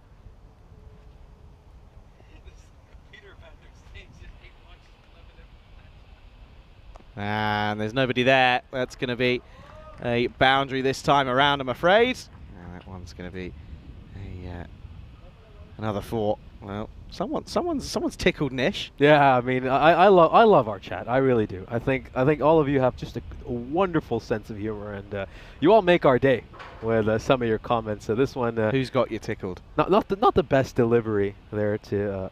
Who's got you tickled? Come on, don't. No, I've got to go over this one. I mean, unless someone's going to go back and look at our chat replay after this stream is done, I'll just say it's the second to last message. Okay. Oh, off the toe end. What was it? It'll be interesting to see if this is... Let's just have another look here, because this realistically is going to be off the bat, I think. Oh, no. That should have been a wide then, because it's come off the glove of the keeper. I wonder if that's going to get looked at. Maybe not. Anyway, at the moment it looks like it was going to be the end of 4, and it's going to be 47 without loss. Yeah, so this decent over here for Pleven. I think they've just quietened things down a little bit these last couple of overs. 17 runs coming off them. Both Raheem and Alvin Thomas have bowled quite well these last couple of overs, making up for those 2 expensive overs they started off with. And now, looks like we're going to go with Amal Thomas. The skipper himself is going to come in to bowl this 5th over. Oh, beats the outside edge. And again, Taj doesn't take it cleanly, but they'll get a sneaky bite. That's the last thing they would have really wanted, to be honest. He's getting Nathbuck on strike. Again, good innings this from him at the moment, really is. It's promising. It's a career best with the bat, I believe. It is, at the moment, a career best, 33. Last best was 29 against Bulgaria, as I mentioned, last year. So, up and away at the moment. Again, oh no, oh dear. Ouch. Ouch indeed. Well, that's going to be a sore one to take for Ozdemir. This one goes right back at him. Well, Derek's just sort of sat there saying that maybe Derek's just checking if he's okay. He's just going to take a moment here. That one's got him in the ribs, and that's nasty. Oh, does Derek have a medical kit? This looks really, really painful. I mean, with friends like this, who needs enemies? Your own teammate clobbering you right on the ribs. I mean, he wouldn't cop a blow like that from any of Pleven's bowlers. Here comes the medic. Oh, the medic who just applies freeze spray. You've got a nice... Get it too close. It tickles. It tickles, it says. It tickles.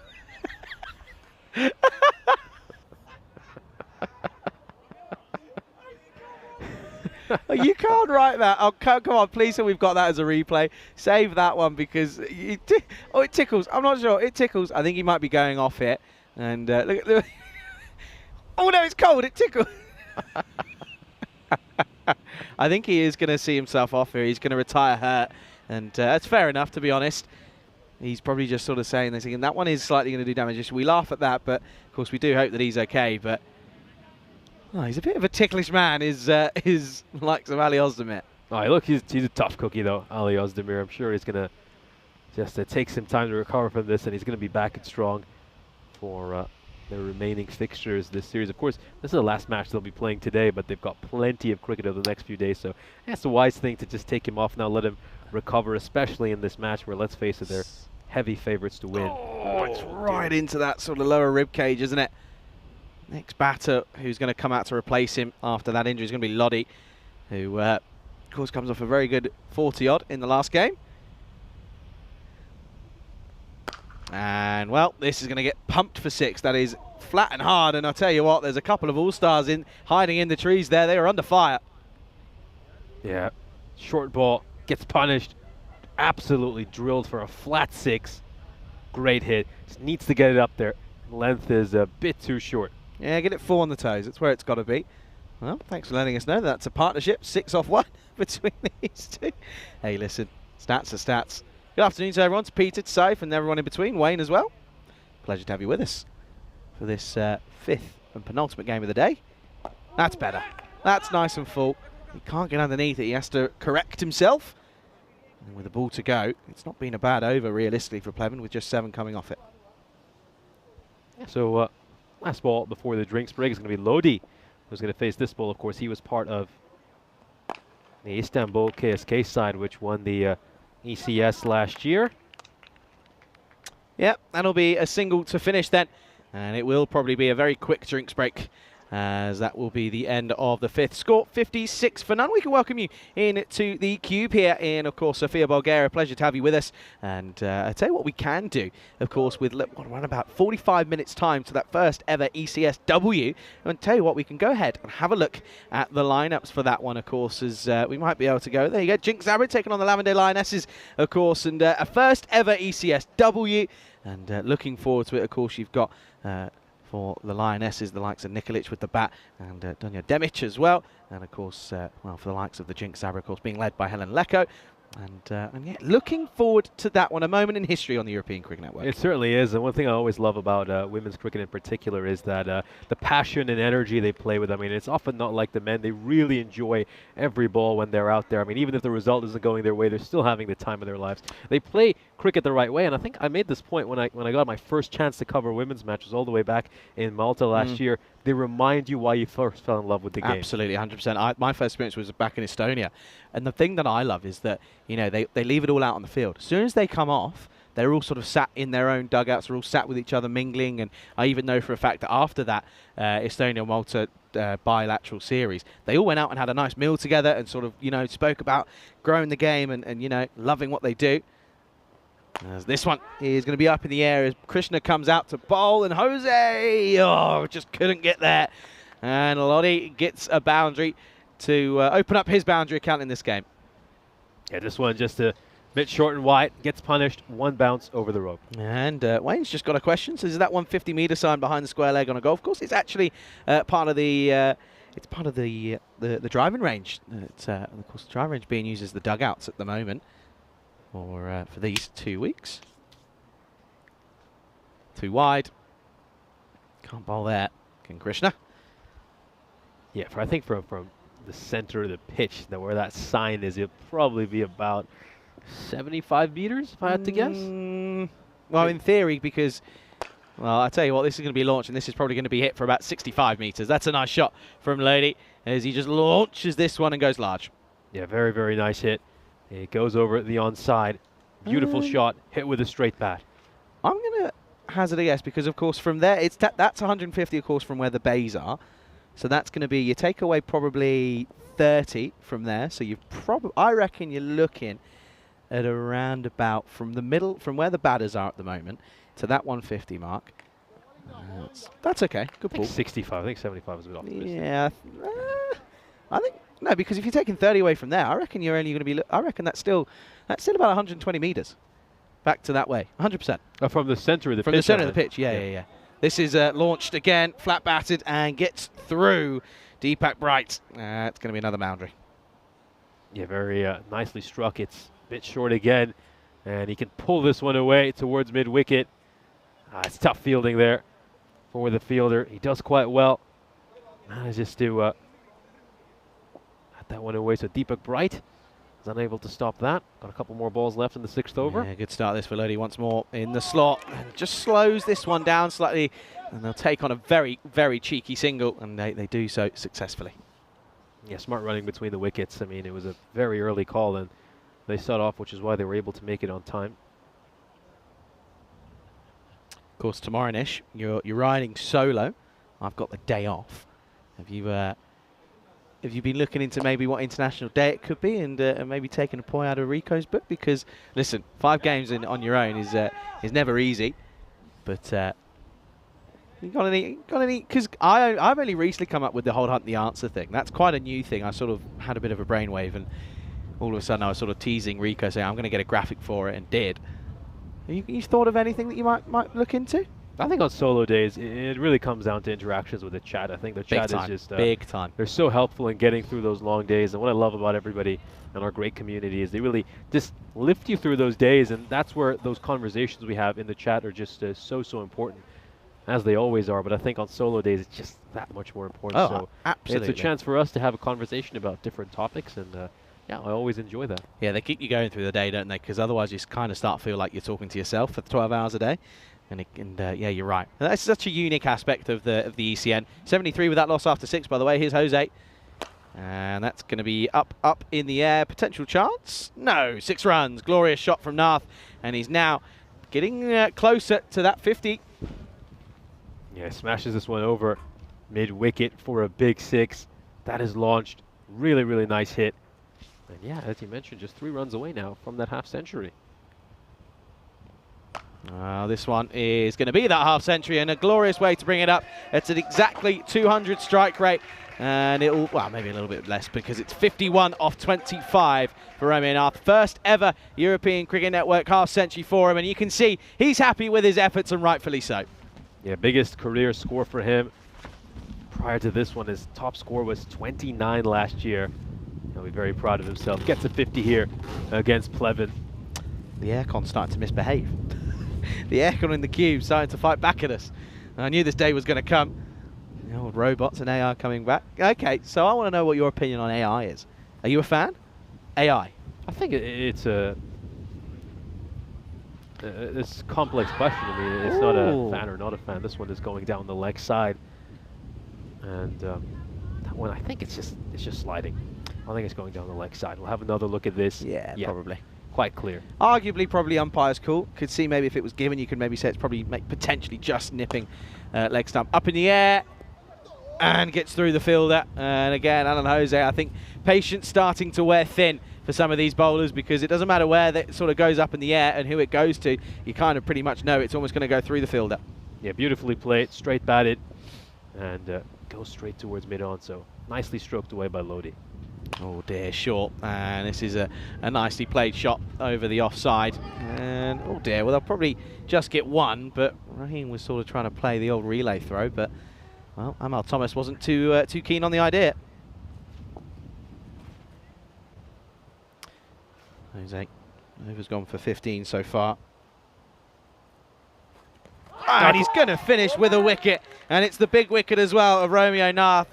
Well, Jose, I was saying that his patience was starting to probably wear a little bit thin, but that's one way to get your name in the book on the scorebook. That's a really good delivery. Leg stump is gone, and it's going to be the end of the in-batter in Romeo Nath. 50 and out for him, and at the end of the 7th, it's 89 for 1. Yeah, that's another one that stayed really low, and this is the disadvantage you have when you're coming from a foreign country to play on this pitch. You can see it just sneaks underneath his bat and clatters the leg stump. Here's a look at the upcoming events on the European Cricket Network. Of course, we've got another week of action here in Bulgaria. We'll be rounding out this terrific fortnight of cricket with an ECI next weekend. And of course, right now we've got those big series going over in Croatia. Got an ECI T20I series, and then of course our first ever European cricket series for women will be starting in just about 42 minutes, I believe. And then of course, had some ECS over in the eternal city of Rome. Oh, so and another one! To that. This could be a wicket. Yep, it's another one. Another one is gone. It's just clipped the top of the bails,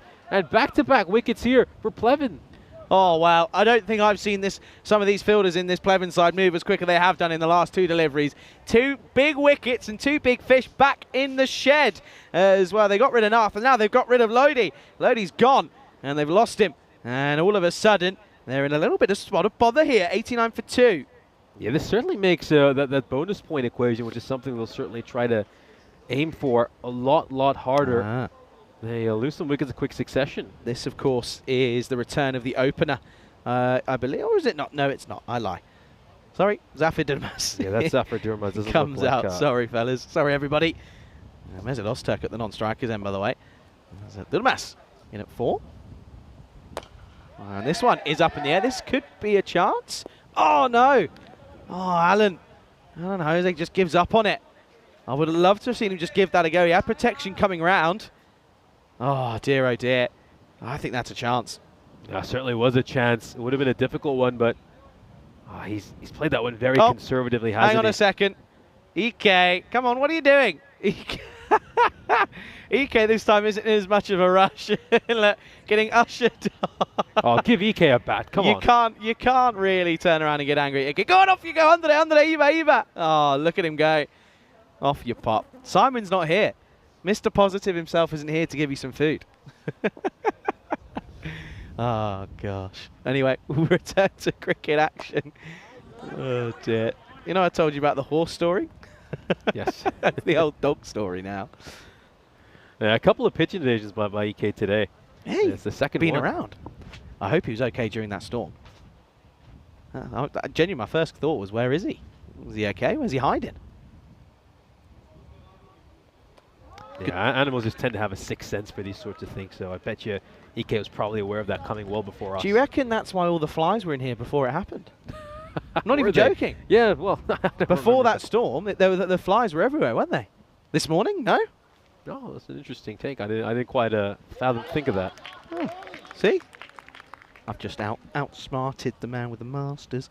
Dot ball. I think that's overplaying a piece of paper. No. That's how it is. That's how it goes down. Lofted up over the top. Not out of the middle of the bat for Mezit. And he'll think of a second. Well, someone's got to let go.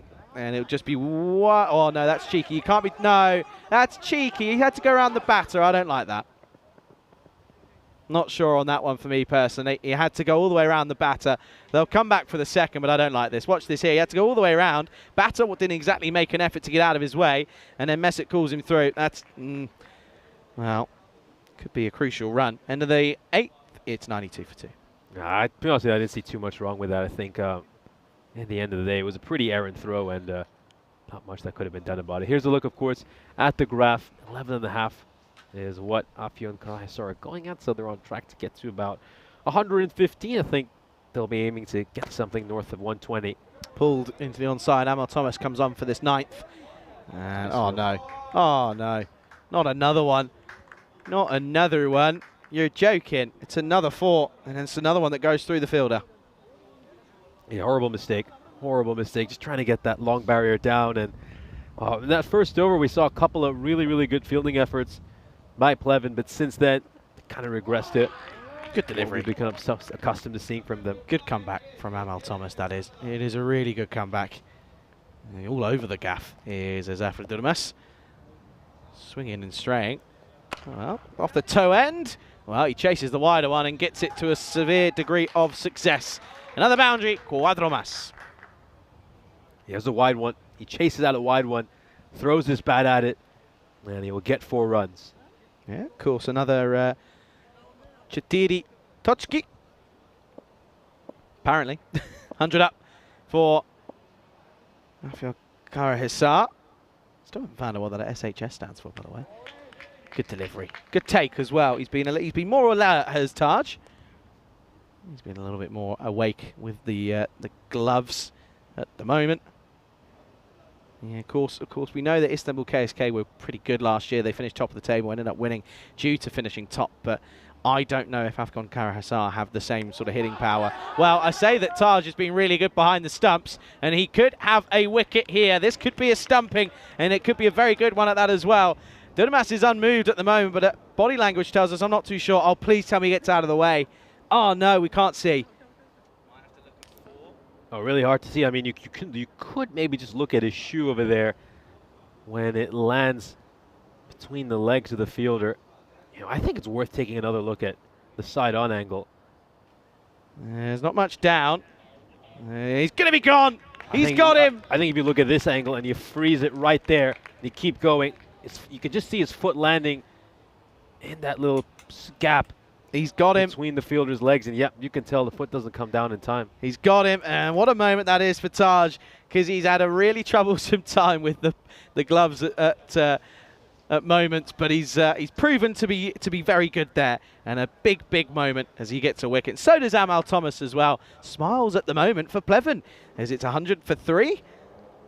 Last ball could be another one. Oh, put down at short point. JP. Joe Paul, what could have been? Well, Amal Thomas, the last couple of balls were very, very good. That one was wider, but the batter in Daliasan took it on. And it's going to be a dot to finish then.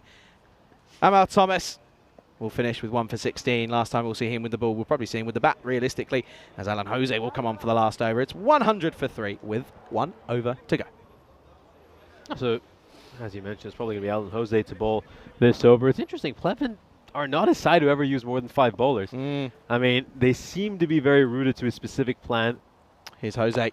And this is whipped off the pads. Bit of work to do for the fielder out there. They'll mess it once, 2, and they will get 2. Good running. Yeah, that's obviously something which they're we kind of know about their batting order. They never change their batting order, but it's kind of the same with their bowling lineup. They always have those same 5 bowlers. They pretty much always use in a similar or identical order. So, you know, they played 14 matches so far this European cricket series, and they really haven't altered anything. It's just been an identical plan. And not just in terms of changing the result, but at some point you'd like to see someone else get an opportunity as well. I guess the question is, are they able to change things up in the pads? And good comeback from Jose.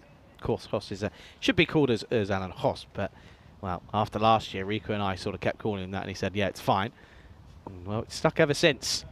Can he get a wicket or two here just to finish off? Oh, well, he should have been. He should have, because for some reason Taj was stood back and he had to kind of step into this and walk into it. Look at him. He's in no man's land. I say this a lot for keepers. There's just no point being there. You sat there. You're not really going to take a quick snick that goes away from you, and you're not going to be really in play for a stumping. He's still there. And it does mean that a batter can come down and take you on. But Mesut, who's trying to sort of farm the strike here and get runs away, not doing so at the moment. Another dot. There's a lot of talk being shouted at Mesut out there as well. Does come down and does get it. Bit of work to do for the fielder. And gets put down. Gets put down, and then there's a bit of a scream on, and he's got to get back here. And I think he might just get back. We're going to have to check. Let's have another look here. Of course, it was a misfielder drop. And see here, let's see.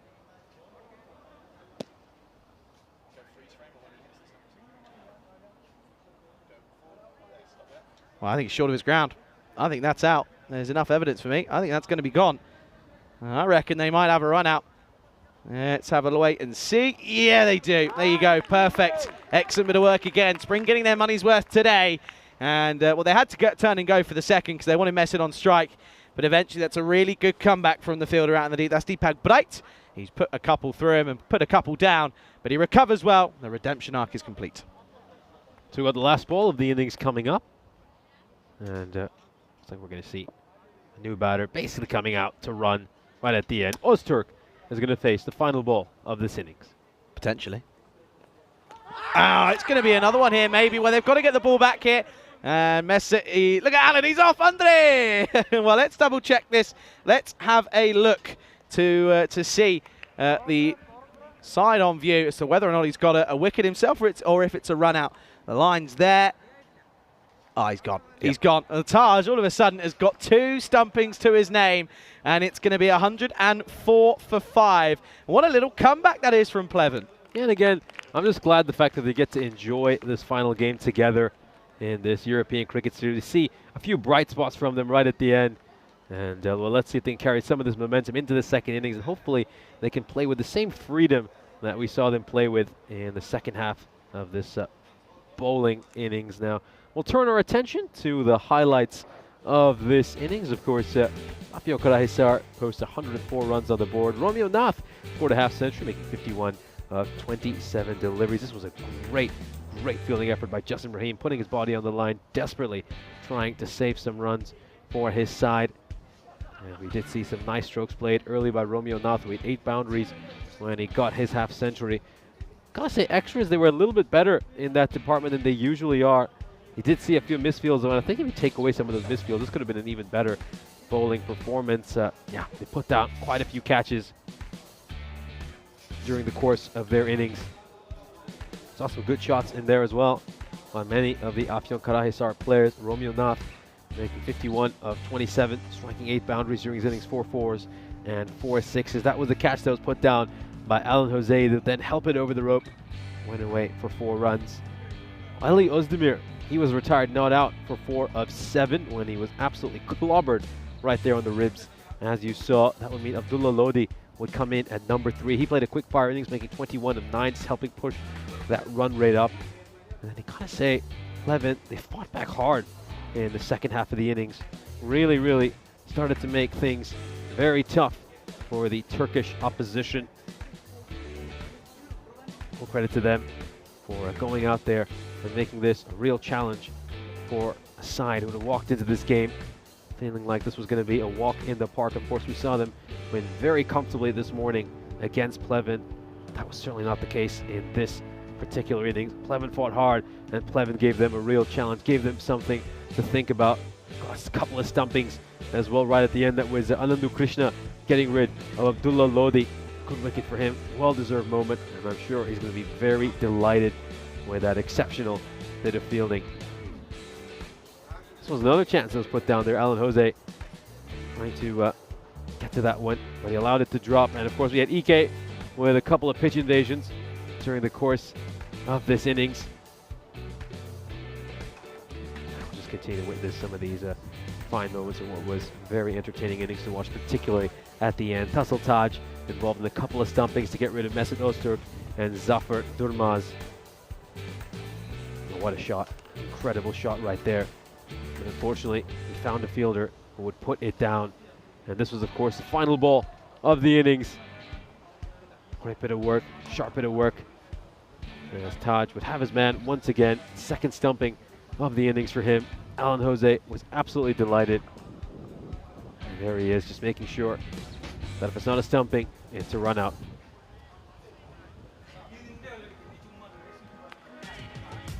So we'll now turn our attention to the scorecard of this first innings. Romeo Nath making 51 of 27. Abdullah Lodi with 21 of 9.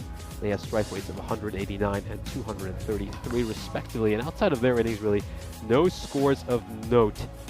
And they were also aided by the 14 extras that were given by Pleven.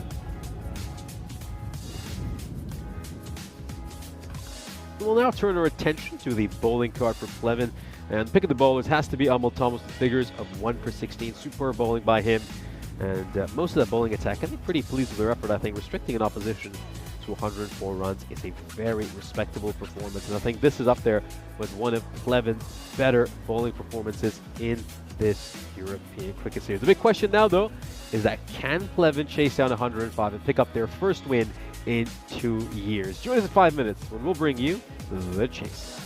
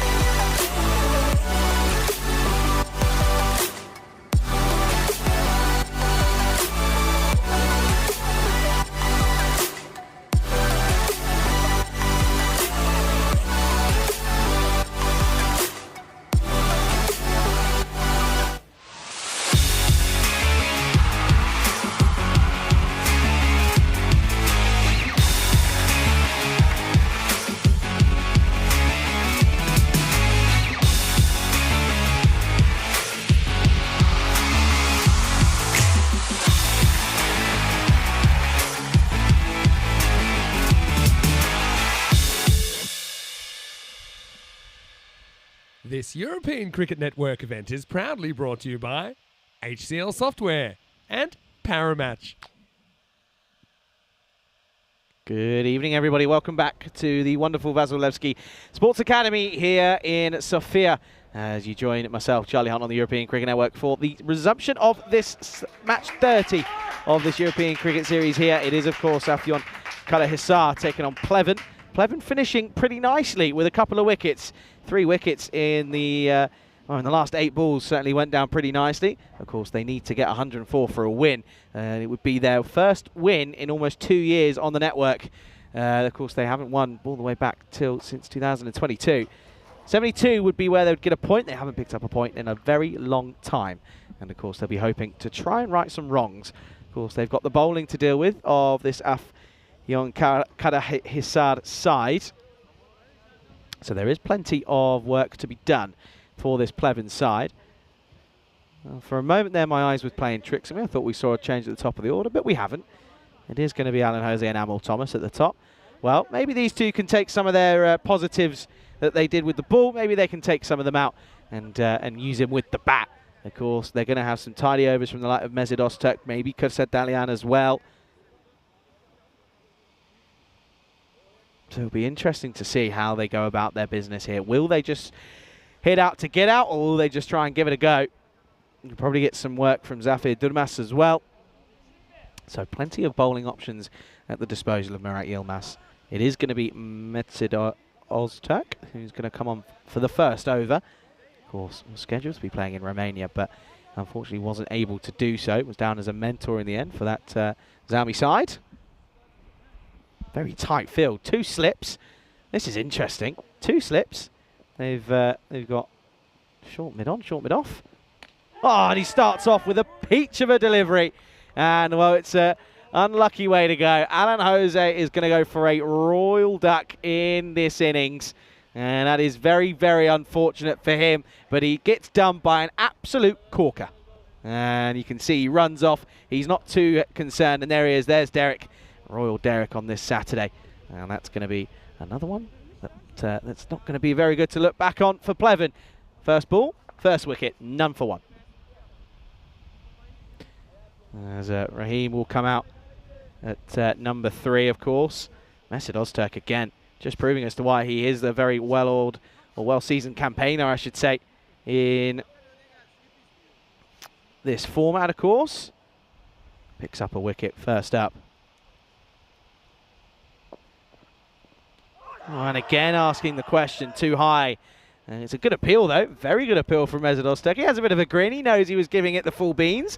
But this one already too high for me. But pushing him through and struggling to deal with the line and length that he's bowling at the moment. Mesut Öztürk, you can't ever rule him out of being involved in the action. You really can't.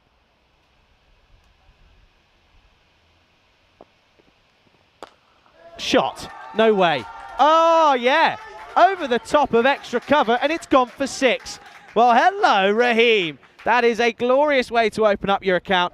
And after a couple of good deliveries from Mesut, he just drops it short slightly, and Raheem says, thank you very much. Over the top you go.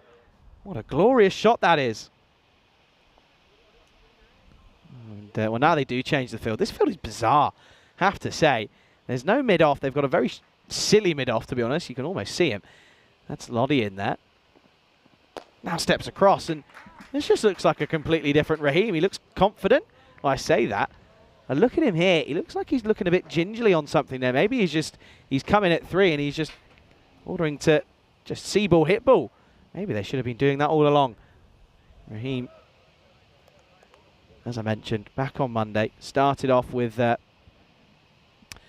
30 off 20, and since then hasn't really got going.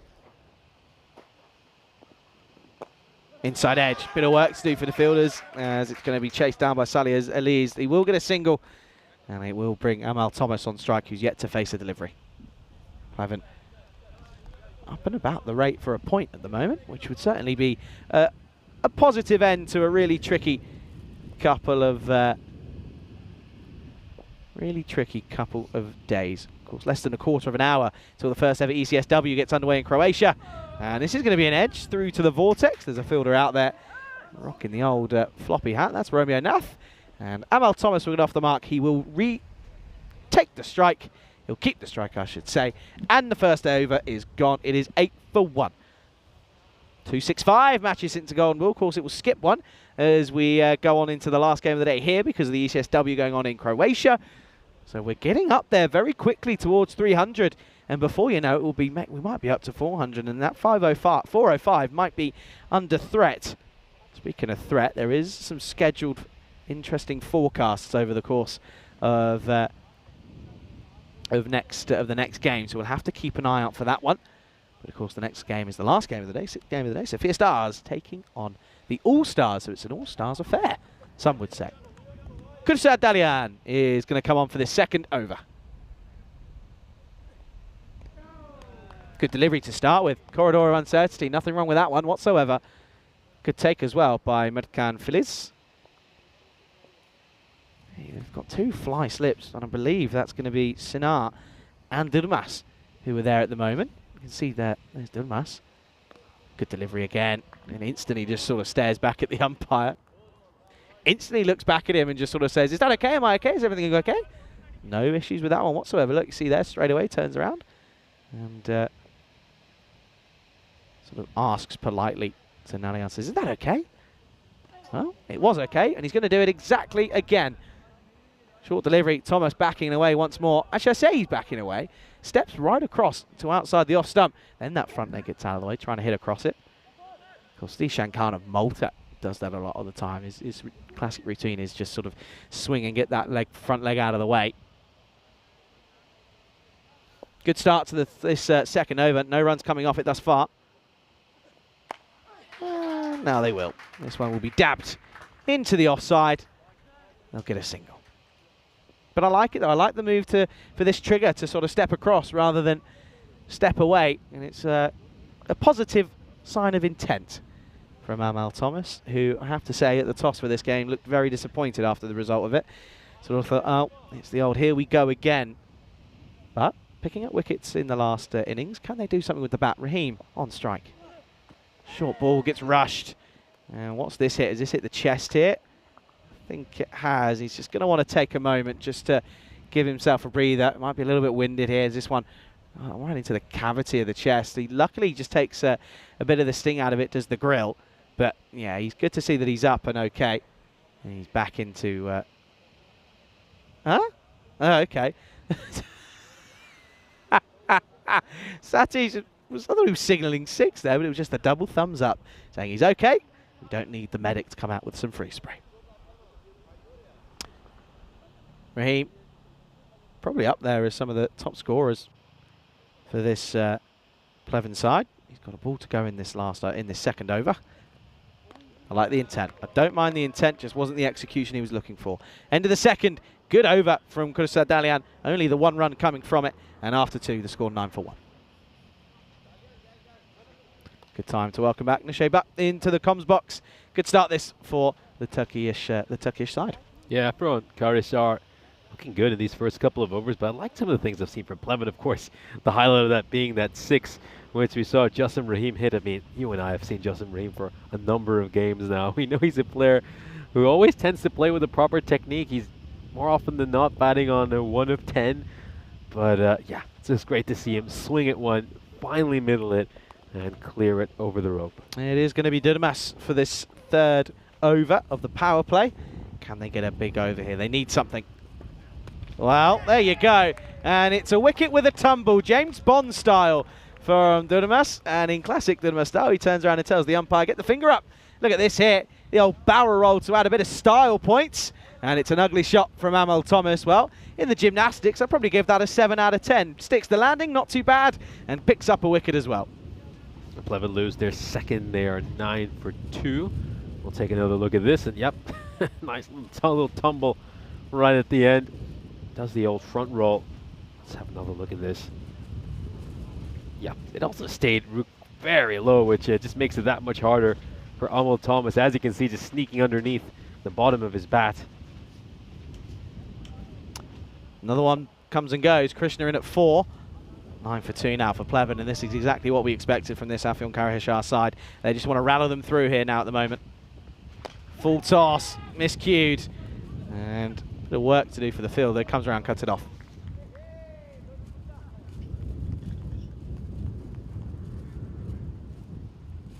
And Raheem is going to get back on strike now. Can he do it again? Will lightning strike twice? Can he strike another boundary? I don't know if that's the best phrase to use after the Yes. lightning we've had Good today, point, but good point. just pulls his length slightly back here. Does Durmas and Raheem not equal to it? Yeah, probably not the right phrase to. As I said, probably about 1.5 kilometers away, some of those lightning strikes. Yeah, they were. And the thing is, as well, is you're kind of surrounded by the worst thing to be under, which is the trees. You can't really escape it. Good over this again. Up in the air, missed time, could be a chance. Oh, gets put down and palmed almost all the way to the rope. Bit of chase now for the likes of Faruqi. They'll come back for the second as the drop gets put down by the likes of Abdullah Lodi. Yeah, it's a rare catch for Abdullah Lodi. He normally doesn't put these down. Should say a rare drop for Abdullah Lodi. He's normally so good in the field. Saw him take a couple of good catches earlier today. How many of these He's unable to hold on to this one. Players have all got very hard hands because all the drops tend to get palmed away pretty far. That one runs away, of course. That was going that way in the first place, but a drop nonetheless. And, oh, that's not a drop. That is unbelievable. Oh, well, take a bow, Durmas, and that's woken everybody up. Well, there was a delivery before they got dropped, and Lodi is the first up to congratulate him because the drop doesn't prove too costly as Durmas has taken a screamer. That is sensational. It's one-handed. He had a lot of work to do, and it just sticks. And it's going to be a moment to remember, a champagne moment for Zafir Durmas. Absolute blinder of a catch by Durmas. Raheem would have felt like he had struck that one away for a 4, and then Durmas's hand comes in the way. Take another look at this. Wow. Just sticks his right paw out, and he somehow managed to cling onto that one. What a moment. A moment he will never forget. Yeah, great return catch for Zafir Durmas. And that is a big, big moment.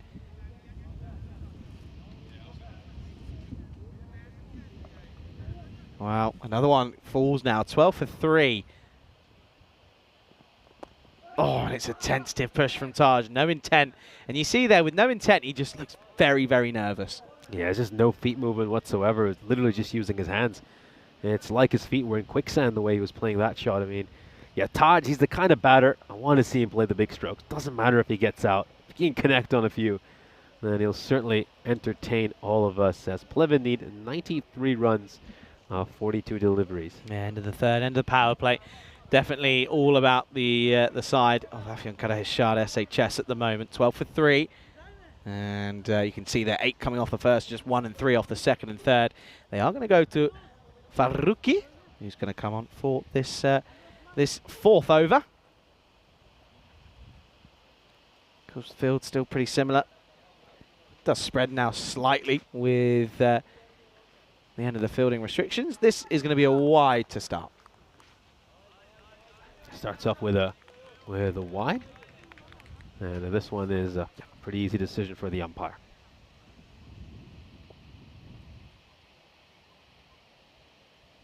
This time it's straighter. Is it straight enough? Umpire turns it down. Might be impact outside the line. Let's have another look. Good delivery though. Good comeback. Yeah, I think impact was probably just outside the off stump over here. We'll take another look at this. Yeah, you can just about see the off stump over there. Good call. Very good call. Well outside. Well, what about this one then? Now asking the question again and still turns it down. Well, you asked twice, you might not get it. Third time might be lucky. And again, this one I feel like might be a bit closer. We'll take a look at this. I think, yeah, this one he could have been in trouble. I think he might have been gone because obviously height's not an issue. Maybe the one thing that's worked against him is the fact that he's so far outside the crease and umpires are reluctant to give those out. Yeah, that's probably the only thing I can imagine saving him there because I reckon that's pretty much adjacent. But I'm not a fan of that, though, generally speaking, because it's pretty clear that if it's hitting him just around the knee roll, actually it's well below that, it's probably going to want to hit the stumps. Yeah, tricky one. Up in the air, chance. Oh, well, hang on a second. Oh, hang on a second. Well, this could be one of the best catches you'll ever see. There is no way. If this has hit his foot on the full, I can't believe this. There's no way. Surely not. He's He's done it! Oh He's my done goodness, it. he's done it! Goodness. Oh my goodness, there's no way. I Surely. have never seen a catch Surely. like that. Surely that's going to be given. It is. Oh my goodness, that's unbelievable. How has he done that? Oh wow, Kursan Dalian, take a bow. That is unbelievable. Well, don't worry about playing cricket. Play football. You're in the wrong sport. Oh, that's unbelievable. Oh, he's managed to flick that one up, and he's grabbed it one-handed. We have seen two of the most incredible catches in this innings. That looked like it was just going to be a standard bit of foot fielding, but this is the greatest bit of foot fielding. This is not anywhere in the cricket coaching manual, and he's managed to grab that. What an amazing bit of fielding. I can't believe that. That is unbelievable. I mean, credit where credit's due. Look at it. Look at him. He's just sort of thinking, I'm glad that came off me foot. That's a big catch. Another one bites. That's 14 for 4, Pleven. And this is just respected from Alwyn Thomas. Oh, that might just be catch of the year. Oh, we are not going to find a catch better than that. I mean, flicking it up and then grabbing it, plucking it out of the air one-handed. Oh, my Incredible. word. Can't believe it. You can't write this at the moment. As well, they're all over them like a rash. Our Afyon Karahisar, Pleven really struggling 14 for 4. But the thing is, we've probably had a really quiet day in terms of the old highlights packages. But all of a sudden, in the last sort of nearly 4 overs, we've had 4 massive moments. First ball, of course, for Mesut Öztürk was incredible. This one is flat batted and swatted, and all of a sudden they're going to get 4. What a shot that is from Alwyn Thomas to finish the over. 18 for 4 at the end of 4. Yeah, we had, of course, that first ball from Mesut was class. Durmas was watching his, might have been paying attention to the Olympics when he took his wicket with the barrel roll, James Bond style. Well, I said maybe catch of the tournament by the return catch for the likes of Zafir Durmas, but all of a sudden, Kursan Dalian takes what can only be described as a freak of nature in that catch in that respect. Yeah, just 4 balls later, he somehow takes an even better catch. Wow, I'm just lost for words. And some of these incredible displays of fielding we're seeing. That was just another incredible catch. Kursan Dalian flicking it up, as you mentioned, like a footballer, and then manages to take that catch. I mean, how often do you coach players to avoid foot fielding? And there he is with something highly innovative, just completely out of the box. Do you know who needs to be shown that? Corey. He hates foot fielding. This is going to be a wide. Just want to have a look at this here. Just check the keeper's gloves. Does he stay well behind? He reaches for it. No, he's well behind, yeah. Charlie, you don't know what you're on about. He's miles away. From where I was stood, it looked like he was quite far ahead, but of course, side on tells me to be quiet. 19 for 4 at the moment. This one stays low. Yeah, this ball full and straight here. I mean, if one of these stays low, it will just sneak onto the stumps. Yeah, it's not bad bowling, though, to be fair. He bowled well in the last game, did Elise. Inside edge. And they'll take a single. Get into the 20s. 54 off 35 for a point now. Yeah, absolutely. It is good bowling by Elise. I mean, he's somebody who just keeps it very simple.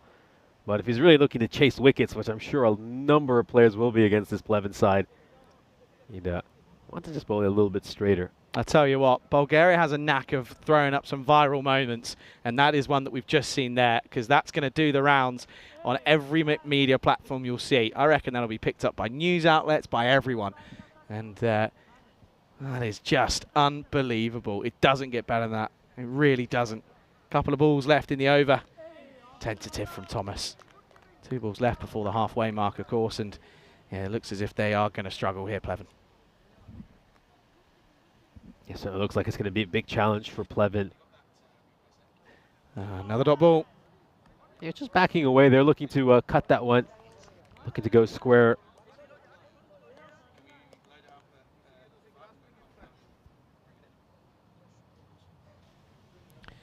Last ball of the 5th over. And he's going to carve this away, but it works to do for the fielder out there. Does superbly well.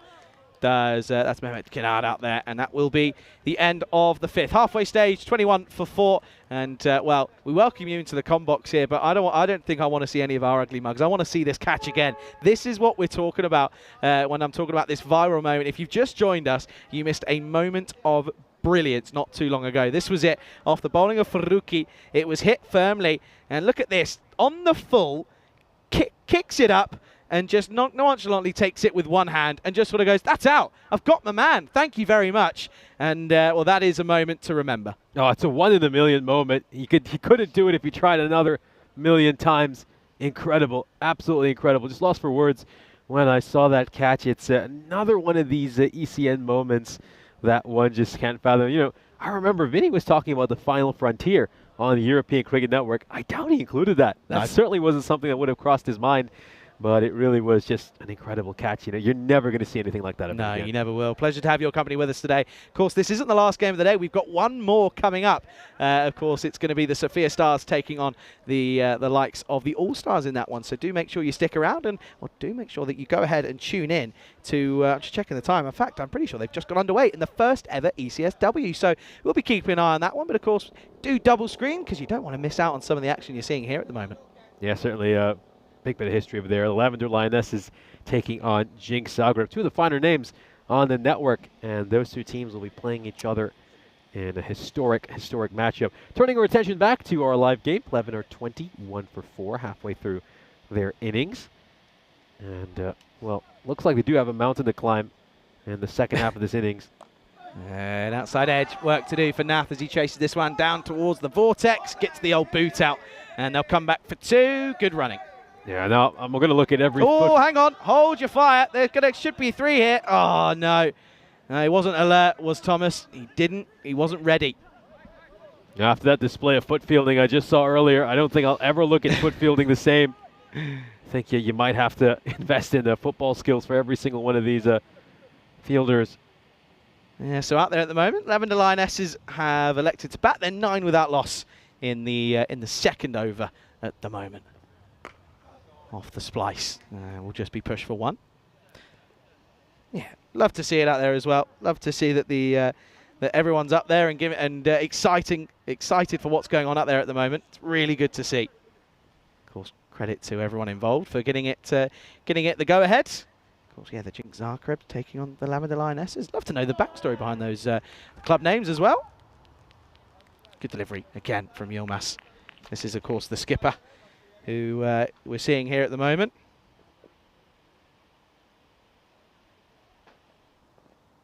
Good delivery again. This one just pops up, just short back of a length.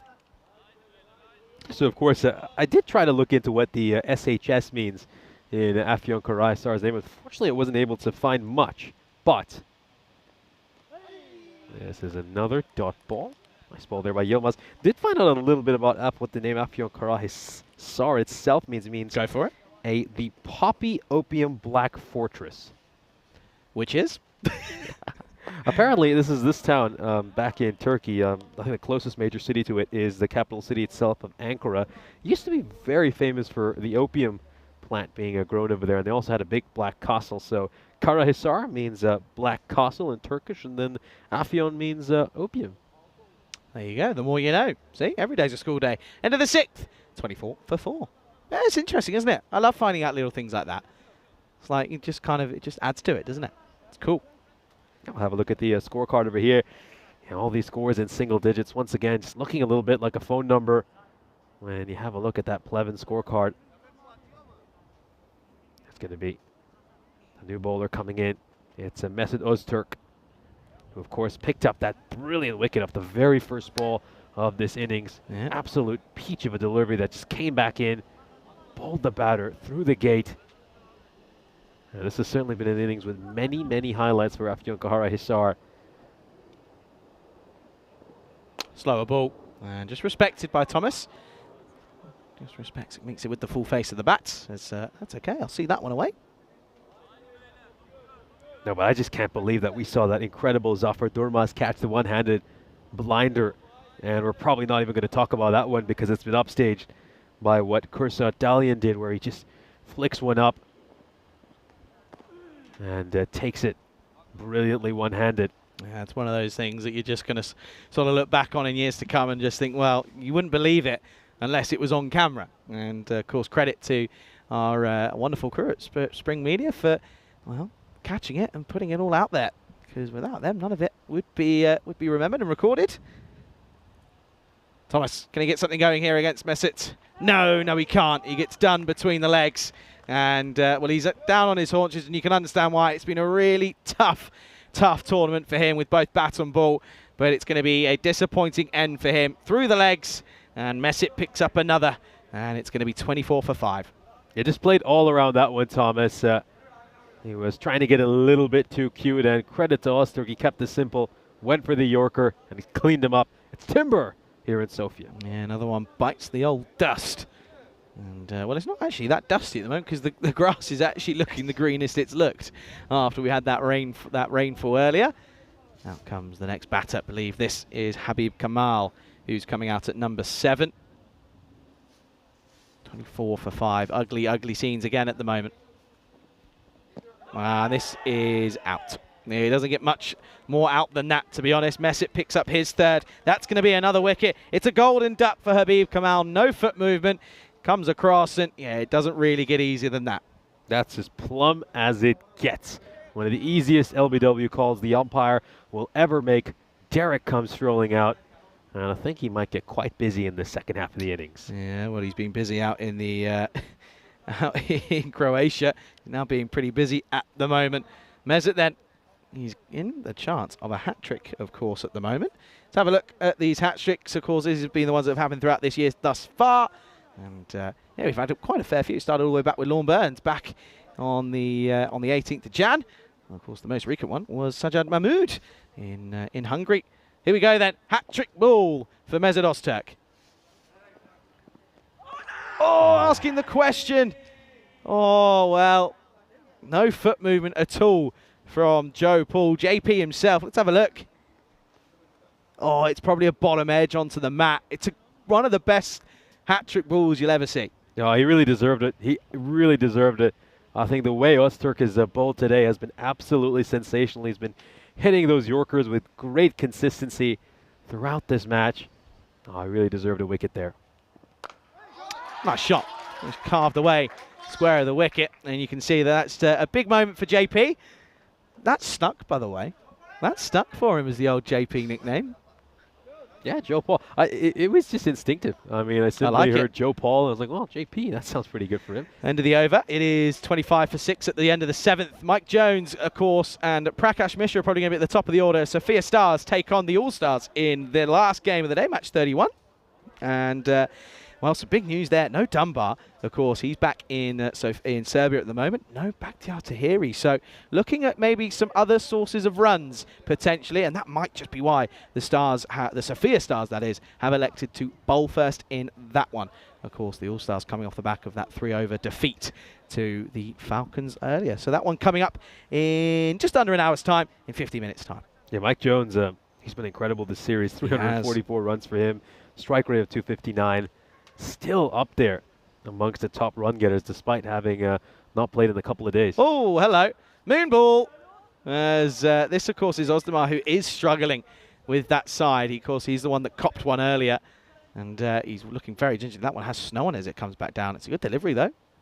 I'm not sure I'd bowl him with that injury. No, I really don't understand why they've done this to him here. Look, he's grapping it straight away. Why are you putting him through this? You're going to win the game. You're going to get the points. You're going to get the bonus points. Exactly. That's what I'm saying. You're going to get 4 points. You know, why are you putting him through this? Look, he's really struggling. Yeah, I think they should consider pulling him here. It doesn't matter. Bring someone else on to bowl these remaining 5 balls. You've got enough options. You've wrapped up the bonus point here as well. You've got so many games to come. Keep in mind, they have a very, very busy schedule over these next few days. Worst thing is now is that the umpire's tending to get out of his way. Full toss. And that spoils the wide. Gets away with it. Yeah, you're right. Does get away with that one. Yeah, but they've got a busy schedule ahead. I think the focus here needs to be to get him some rest. I mean, I certainly wouldn't have him bowling, but I wouldn't have him fielding either. I would have a substitute fielder on in place of him. Yeah, that's a wide again. He can't get out of the over, and he just keeps grabbing at it. I don't know why he's turned around and said, yeah, I'll have a bowl. You've got other options, surely. Oh, no. Oh, and he's getting annoyed now as well. He's getting frustrated. I mean, he's wincing after every single ball. And I think Murat Yilmaz, he's, of course, right in front of us here at Long Up, and he's watching what's occurring very keenly, very closely. And he just can't bowl a legal delivery. He just can't bowl a legal delivery here. Can't get it right. up to 5 wides now. Oh, finally gets one. Whey, there we go. And so much so that the keeper in Phyllis has got a bit excited. Paul just sort of sat there and he hasn't really moved. He's just like, you can move around me, thank you very much. And there's conversations going. I don't know why I really don't get this. I do not understand it. If I'm not mistaken, we haven't seen him bowl yet today, have we? Or is he? No, it's his first time bowling. That's what I'm saying. I don't quite understand it. I get that you want to give others an opportunity, but he doesn't look like he wants it himself. Well, this will be legal, and it will be a dot ball. Just a tentative push yet again from Paul. Yeah, and it's his first time bowling this year. I mean, he's never bowled before in the network. And I mean, I understand wanting to give a few other players a chance to roll their arm, but not when they're injured. Good take. Oh, wide called. And look at him, he's just clutching his ribs after every single delivery. I mean, he seems like a very tough player. And that's not a wide. That's not a wide, I agree.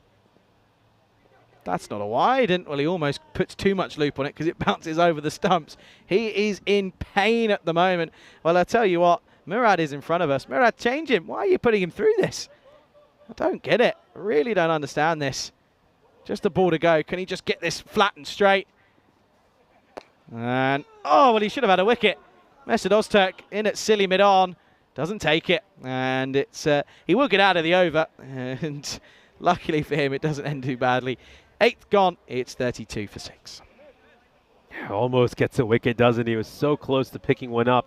Wonder if they do have a substitute fielder in Ahmed Koskun. And, you know, I'd have the substitute fielder on, in all honesty, for him. I mean, he is wincing after every single ball. They've got a big couple of days coming up with plenty of fixtures. He's one of their most important batters as well. That's something to keep in mind, of course. So he bats right at the top of the order. You don't want him to get hurt bowling overs in what is practically garbage time. Pleven. It's going to be 2 years on the network now without a win. Haven't got a win since 2022, and they're not going to get one in 23 nor 24, as this is Kinar. Oh, hello. Good areas.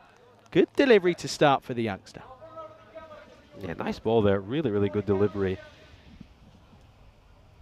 Back of a length. Good wheels as well. Really carried through to Medkan Feliz behind the stumps. Yeah, Mehmet, of course, came in right at the end of the first innings just to run. Didn't have a chance to actually do much speaking batting. of running, well, everyone's sort of fallen asleep.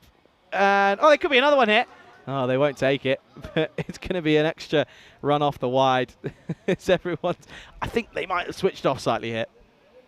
Yeah, they definitely switched off. I mean, that was a pretty regulation bit of fielding at the non-strikers, and they just pick up the ball and whip the bails off. Of course, Mehmet is 18 years old, turned 18 in March. Oh, good short ball. Good short ball for me. I'll take a look at this side on. I think it's okay. Don't think so. I think he's gotten away with one there. Might have got away with one. Never mind. Yeah, looks like might have gotten away with that. Still got 4 balls to go. Oh, it's a good delivery. Sneaks this one inside. Taj, though, hasn't worked for him. Yeah, just seen him bowl once on the network prior to this match, and in that sole appearance, he went for 43 runs and the 2 overs he bowled in. So I think that's probably not going to happen today. So this is just a chance here for him to improve his European cricket numbers a little bit. Yeah, another good delivery. And again, not equal to it. But this is at the right length where it's not too short. You can see Lottie is there at mid silly cover. Very silly. All right, does he go for glory here? Does he go for the stumps on this next ball? 1 off 10 for Taj. Short again. Oh, Can't get him away. Can't get him away, and he's asking questions. I don't know what he's asking for, but... I mean, this is very good bowling because, I mean, Taj isn't able to get close to any of these. I mean, look at Taj. He's barely moving his feet. It's like they're in quicksand. You know, he's just trying to go at everything with his hands. He's never in bounds. He's not even moving his head. He's just sort of pushing his bat out at things and hoping it makes contact with them. Up in the air. Oh, no! Put down. And it was a great chance, and it was a great effort from the youngster. And again, well, you kind of feel that if there's ever an innings that this is going to stick, it's this one. But it just gets put down. Almost saw the third great catch of this innings. Oh, he gets down so well, and oh, he almost has it in his hands. He just loses control as he's going down towards the ground. We almost saw a third great highlight of this innings. Oh, well, he's done the hard bit at the end. Oh, you got to feel for him. So unlucky. That ball just goes away from his grasp. Great over there by Mehmet Sinner. Almost had a chance to get a wicket. And let's see who bowls this final over. Are they going to go and introduce a new bowler or no? They're going to stick with Faruqi? Yeah, they are going to go with Faruqi here. Don't mind it, of course. Took the wicket, the big wicket, the very impressive one. Shot. Nicely played, but a work to do for the fielder. And they'll get a single. That's what Pleven, I mean, they've had a bit of a trend of at least making it to 60 or 70 in most of their innings. And this time around, when they're batting second, they decide to lay on 35 with 5 balls to go. This is played up in the air, and it's going to go well over the fielder at mid-off's head. And that is a boundary. Yeah, a little bit unfortunate. And a good effort, though. Good shot. And valuable highlights for this this Pleven side. Can he get a comeback? It's well played. One hand, one bounce. Not out. Yeah, it'd be out in backyard cricket. Best form of cricket, in my opinion, by the way. Hard to play in England, though. I mean, people don't tend to have large backyards in England. I think in a place like Spain or, of course, Australia would be great, where I think people have much larger backyards. And this one is definitely caught. That's a traditional cricket catch. And he's going to take this one, and Taj will finally depart. Just never looked comfortable during his innings. Taj was just not moving his feet whatsoever. And he presents this catch. It's taken. Faruqi grabs his second. Yeah, good catch. Straight at him. Didn't have to move. And it's off the toe. It comes at him pretty quick, though, to be quite fair. And good catch by Lodi. And adds that to his highlights package after a very good innings of 40-odd, a little bit earlier. 39 for 7 now. Yeah, Wayne in the chat commenting on the one that was flicked up earlier and taken. And Wayne's reaction to it is not a bad catch. Come on now, Wayne. Surely you could praise that a bit more than it's not bad. That was probably one of the greatest catches we have seen. That one's a wide. So last ball potentially.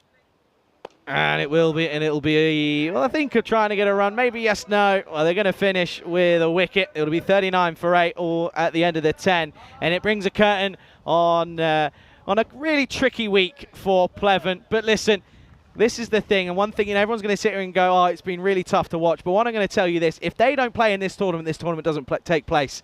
Because numbers-wise, they filled a spot. And they've done a real good effort at it as well. As a little brief look at what's coming up next, of course, last game of the day, Sophia Stars take on the All-Stars.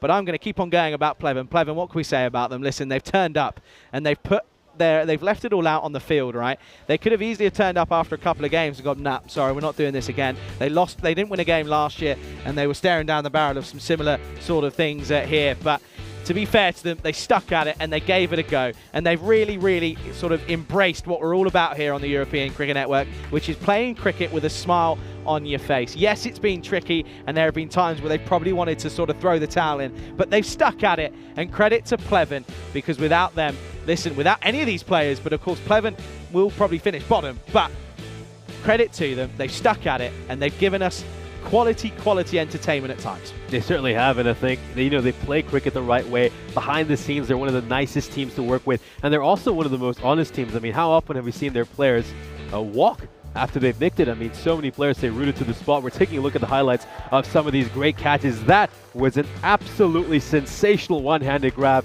but we would see an even better catch that would leave us speechless. It was this one right here going into Ronaldo mode, flicks it up, takes it one-handed. One of the greatest catches you will ever see. Well, you say Ronaldo, I'm going to hit you one back. I'm going to go Arda Güler for the young Turkish footballer at the moment. Took the world by storm in the Euros, and well, I tell you what, taking the world by storm at the moment is the likes of Kusat Dalian. It was a really good bit of work. That one was the end of Alwyn Thomas. That was the beginning of the end, really. And Mesic took 2 in 2. He again is the pick of the bowlers. He was the pick of the bowlers last time we saw them when they played against Pleven, and he does it once more. Finishes with better figures of 3 for 9. This one, what could have been for the youngster, but unfortunately it didn't stick for Sinard. But it was again a valiant effort, and this is the thing, these fellas will leave everything out there. They'll give it a go, and you don't make magical moments without giving it goes. And a nice little highlight to finish though, as they got a 4, but it of course was a supposedly a great catch by Lodi, of course, in that last over. So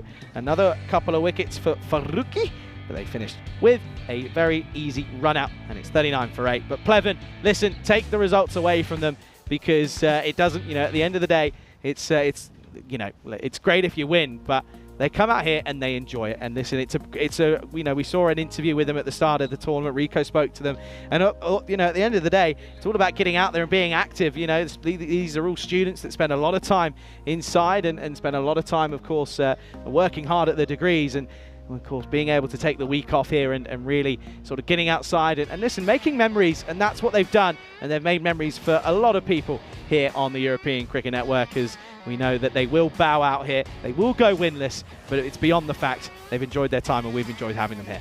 Absolutely, and I think you mentioned this point about how important they've been to actually having this European Cricket Series in Bulgaria. If Pleven don't play, we don't see those great catches we just saw from Afyon Karahisar. Again, it takes 2 to tango, and without Pleven's participation, we wouldn't get to see all the great moments we have in this ECS Bulgaria. 100%. As well, we'll leave you with the scorecards. A little update: Lavender Lionesses 40 for 1 in the 7th over, as they've been going okay, as they've been enjoying their times out there. So we'll tune into that one for a little bit. We've got a bit of a break here, as of course the next game coming up is going to be the Stars. It's an all-star-studded affair, as the Sophia Stars take on the All-Stars. Looking forward to that one, as it will be coming up in around about 35 minutes time. We'll be back soon, as you're watching the European Cricket Series here in Bulgaria with me, Charlie Hunt, alongside the great Nishay Butt, right here on the European Cricket Network.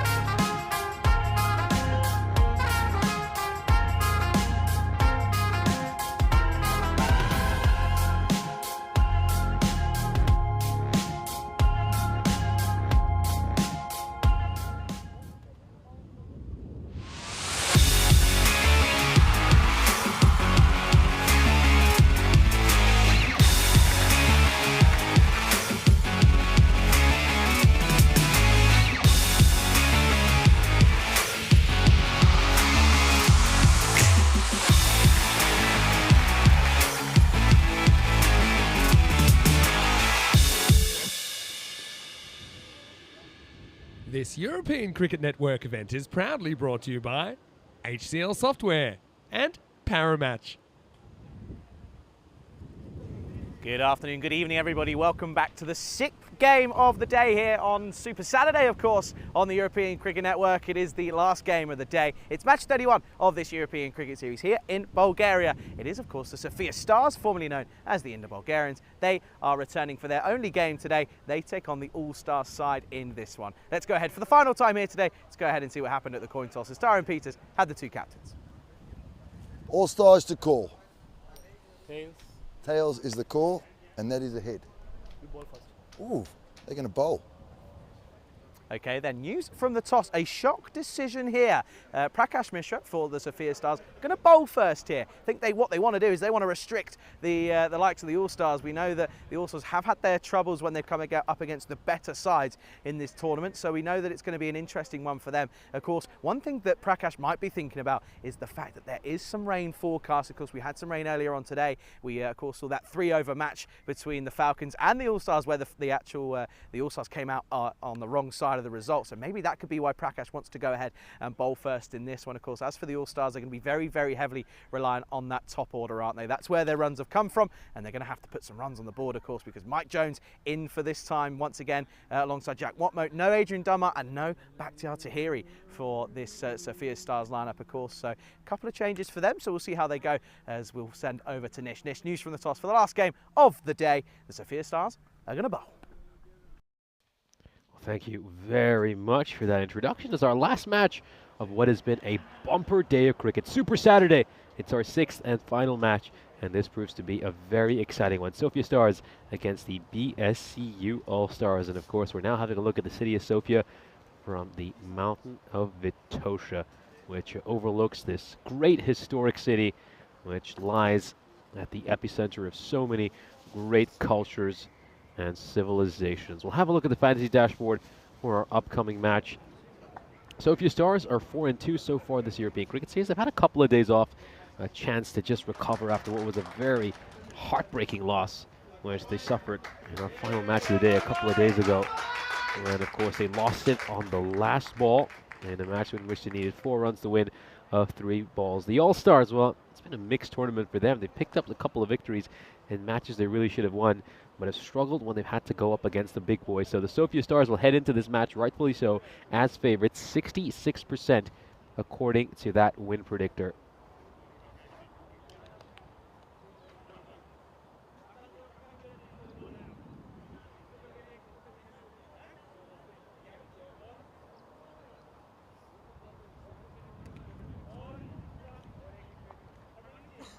So we're just moments away from the first ball. The players are set to take the field. Big match here. I think there's a lot on the line for both these teams. The Sophia Stars obviously have quite a bit of ground to cover on the likes of Academic Sofia sitting at the top of the table. They were helped out by the fact that Academic Sofia suffered their first defeat of this European Cricket Series at the hands of the Spartans, which just opens the door for this Sophia Stars team, who our side who harbor ambitions of silverware. They'll certainly fancy their chances of going on to win this ECS Bulgaria. Here we go. We're moments away from the first ball. They're just looking to get the field setting absolutely spot on. So 2 fielders allows us to circle, 1 at deep third. I'll tell you about the other one right after this ball. Starts with a beautiful delivery there. Singh just gets that to swing away nicely. So yeah, a fielder at deep third who's very, very fine. And then another one at deep point.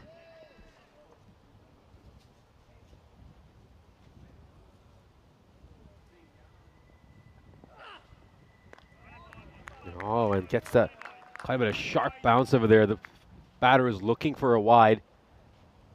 Well, he might have had a case. He might have had a case. But an incredible ball. Just look at how that sharply just seamed away off the pitch.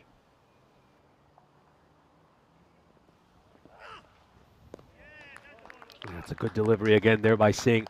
That's a terrific start for him. It's a really nice start. He's bowling with great pace, great energy. I had a chance to talk to him a little bit and he told me how gutted he was when his side lost that heartbreaking match to Academic Sofia. He said he went back and he rewatched the ending repeatedly. And you can bet he's been rearing to get out on the field. A chance to exact revenge for what was a tough defeat.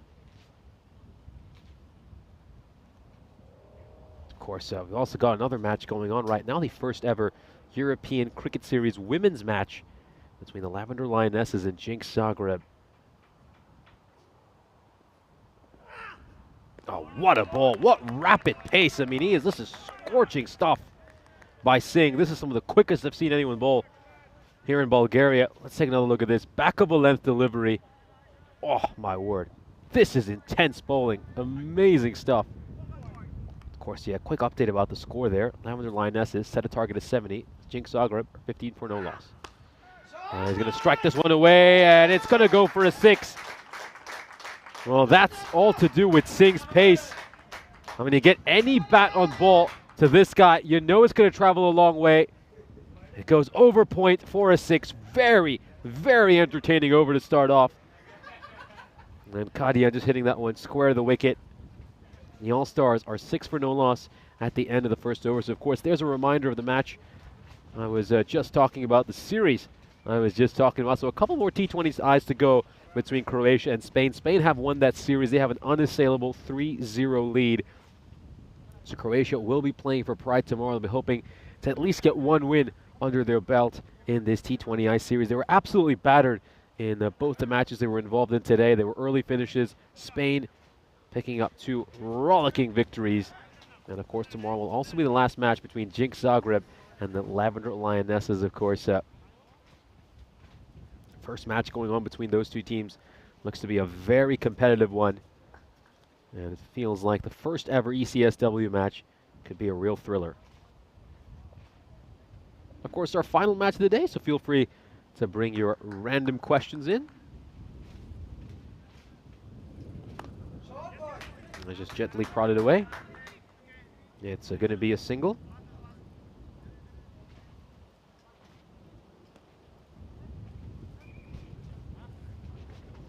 Yeah, Watmo is coming in to bowl this over.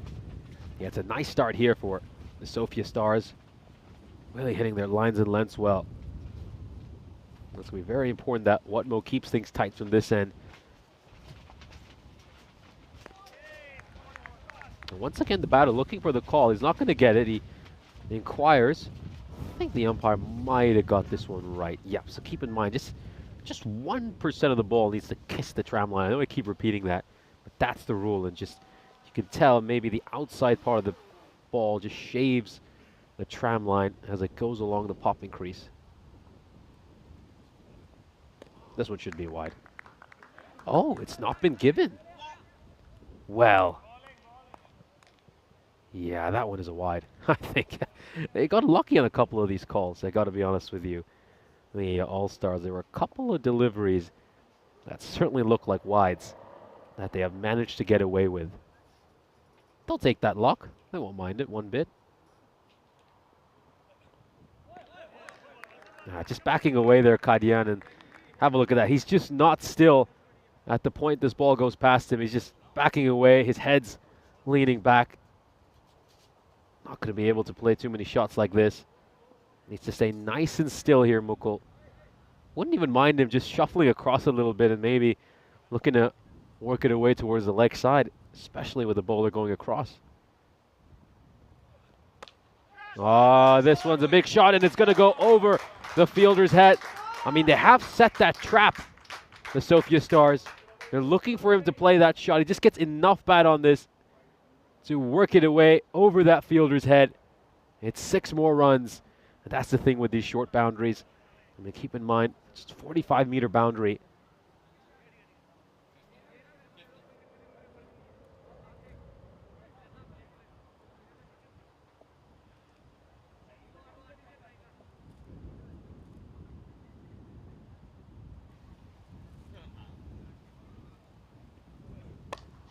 This is played away very nicely. And it's going to take a good bit of fielding in the deep, and that certainly is a stellar effort. Sahil Kumar coming across, putting in a nice slide as well. Yeah, great sliding effort to get down there and save his side some valuable runs. Have a look at the standings. As you can see, it's the Sophia Stars who are currently in 4th place. They do have 3 games in hand on Academic Sofia, who they're looking to chase down. Their big rivals, of course. They suffered a heartbreaking loss at their hands a couple of days ago. Meanwhile, the All-Stars, they've picked up victories in matches they were expected to win, but haven't quite been able to get one against one of the big boys. So this is a stiff task for them. It's a big challenge going up against the quality Sophia Stars side. And getting a win here will really prove to everyone else in Bulgaria that this team is for real and that they're going to be up there as one of the contenders. That's wide.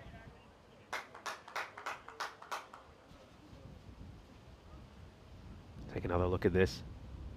Yeah, big wide, really big wide. Easy decision there for umpire Dimitrov. Done a great job throughout this series, as has most of his umpiring crew. Played away behind point, and that's going to be a single.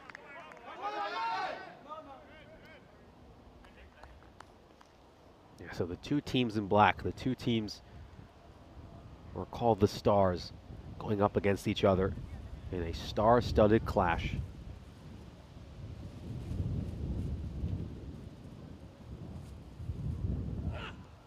Oh, great ball, great ball. I mean, he's bowling with terrific pace, and that is actually played quite well there by Kadian. Beautiful line and length. That one was just going on to hit the top of off stump. It was exactly where one should be bowling in. I mean, I know we could sit here and talk about whether the All-Stars are going along at a good rate or not, but this bowling by Sofia has been absolutely incredible. Just goes deep in his crease. And this could be a run out. Oh, he's fumbled the ball right at the end. I wonder if there would have been a chance.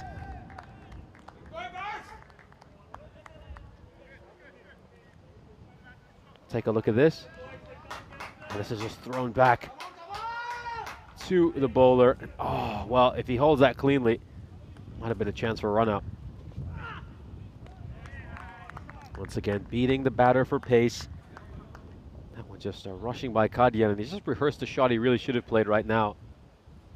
Again, when the bowler's bowling that quickly, it looked to just shorten that bat lift, and as long as you get bat on ball, you know that ball is going to race away towards the boundary rope, so don't have to whack the leather off the ball on each occasion. Outside edge is going to go away for 4, and that's what pace does. Yeah, very lucky. Very, very lucky. I mean, there was a fielder very fine at deep third, and that's exactly what he's saying. I mean, he has his hands up, Pratik Tripathi, and he's saying, well, look, I was in that position, but you were the guys who asked me to come in. And 4 runs are going to go away. You have to say Singh has been a little bit unlucky with some of these boundaries. Most of the boundaries that have come off his bowling in this spell have been because of edges or miscues, but that's what happens when you bowl with pace. Is he going to bowl a slower one? No, pace on. I just wondered if he deceived the batter with a slower delivery, and this goes all the way for a 6. Kadian just gets enough bat on ball here, opens the face of the bat a little bit. He's not fully in control of this shot. But that's what happens when you bowl with so much pace. If the batter just gets a little bit of bat on ball, you know it's going to race away. That over ends up going for 14 runs. And the All-Stars are 29 for no loss at the end of the power play.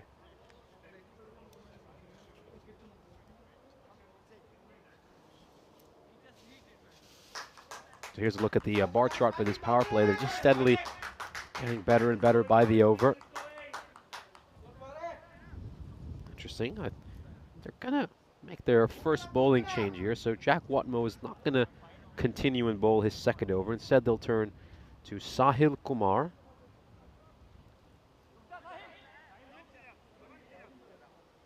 Of course, he's played in the past for Indo-Bulgarian as well, although he's never been part of the team that to the ECL. So far this tournament, he's bowled 9 overs, given up 65 runs, and picked up 4 wickets. That's a lowish full toss, played away towards mid-wicket, and it's Big throw. Back to the bowler's end, and he uses his feet to try to field that.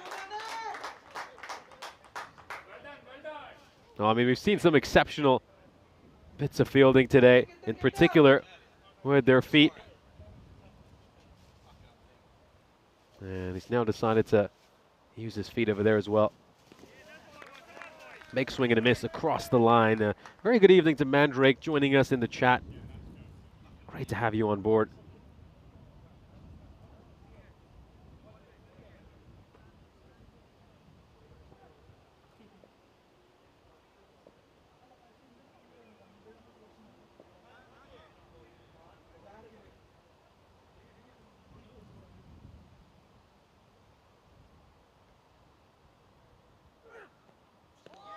Swiped across the line once more. Let's have a look at this. Yeah, just needs to watch the ball a lot closer. He needs to watch it closely.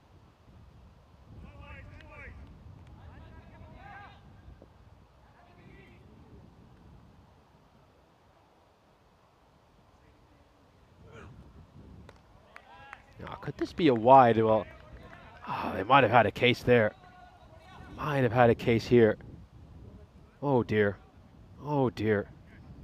Well, they've gotten away with a few of these, haven't they? The All-Stars managed to get away with a few of these decisions. Big swing and a miss.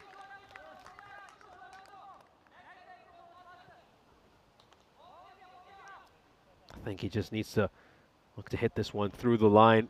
Just keeps trying to hit this towards mid-wicket. Play the ball to its merit. Now, this time he does try to play it through the line, but he's just missed it.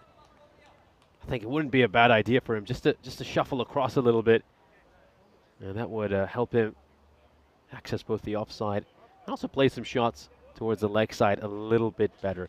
Anyway, fourth over comes to an end. The All-Stars are 31 for no loss.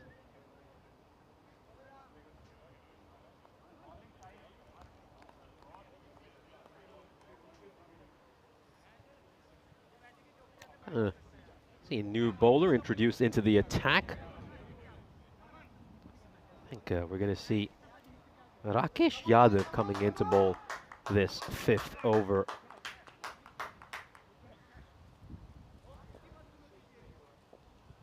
Yeah, it's all gone a little bit quiet for the All-Stars. They need to pick that run rate up. Oh dear, that's a big mistake. Big mistake. It's a minimo to start off the over. Oh, a terrible start there for Rakesh Yadav.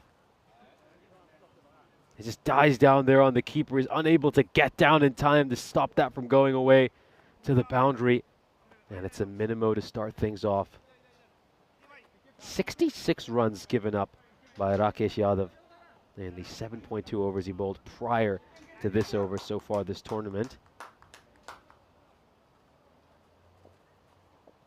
Beg your pardon, that was in 2023. Yeah, so this is his first bowling appearance of this calendar year.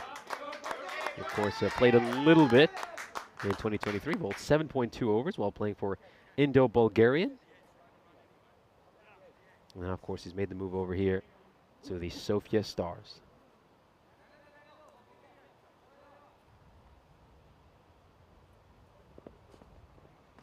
That's another one that's a wide.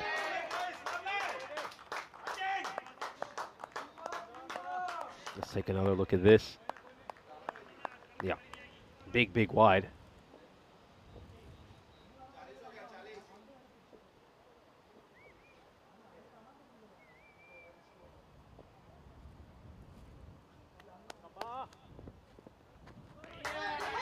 Oh my word. Well, Yadav has failed to get a legal delivery in so far. That's the third consecutive wide he's bowled to start this over. I mean, he's getting some nice shape away. Just needs to start his bowling a lot straighter. I mean, if he can just get one to pitch around middle and off, he can bowl a real beauty. And there we go. That's much better. I mean, he's just getting that natural shape away from the right-hander, and a big attempted direct hit, but there's no one backing up. There's no one backing up. So they're going to pick up an extra run of overthrows.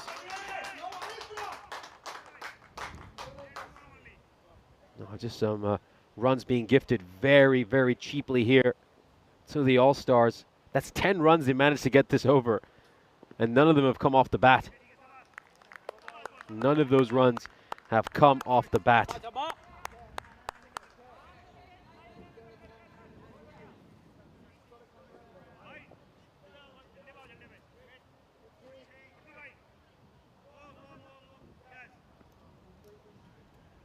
Here we go.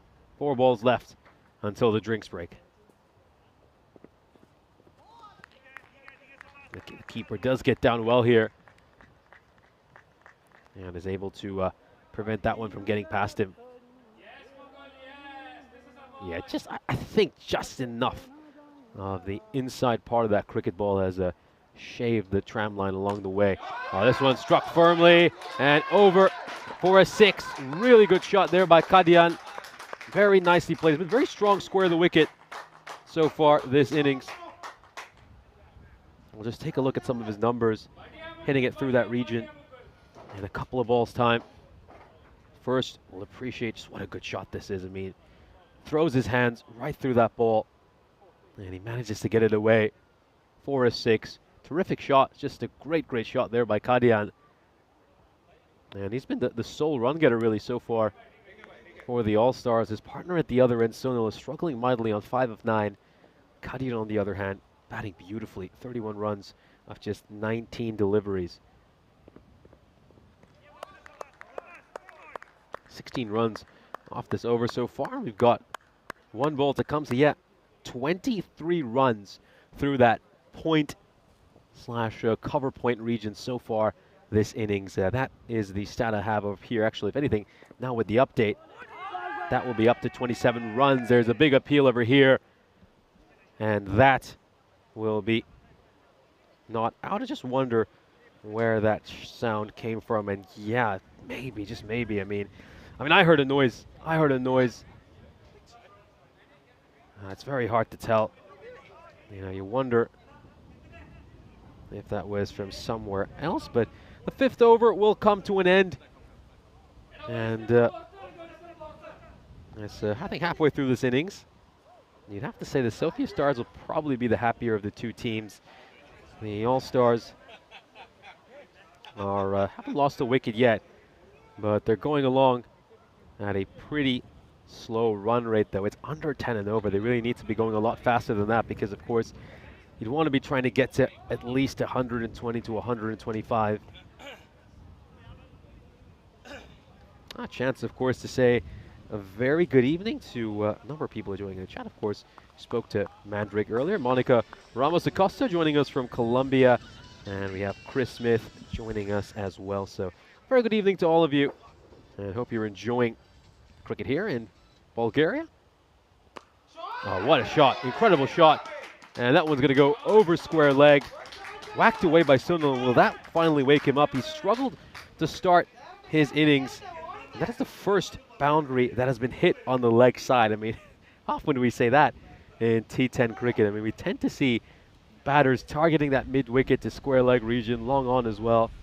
But yeah, all the runs so far have been scored square of the wicket on the offside. They've really been looking to hit these shots through point. I think there's been a tactic as well by the Sophia Stars to bowl wide outside the off stump. That tactic has worked quite well.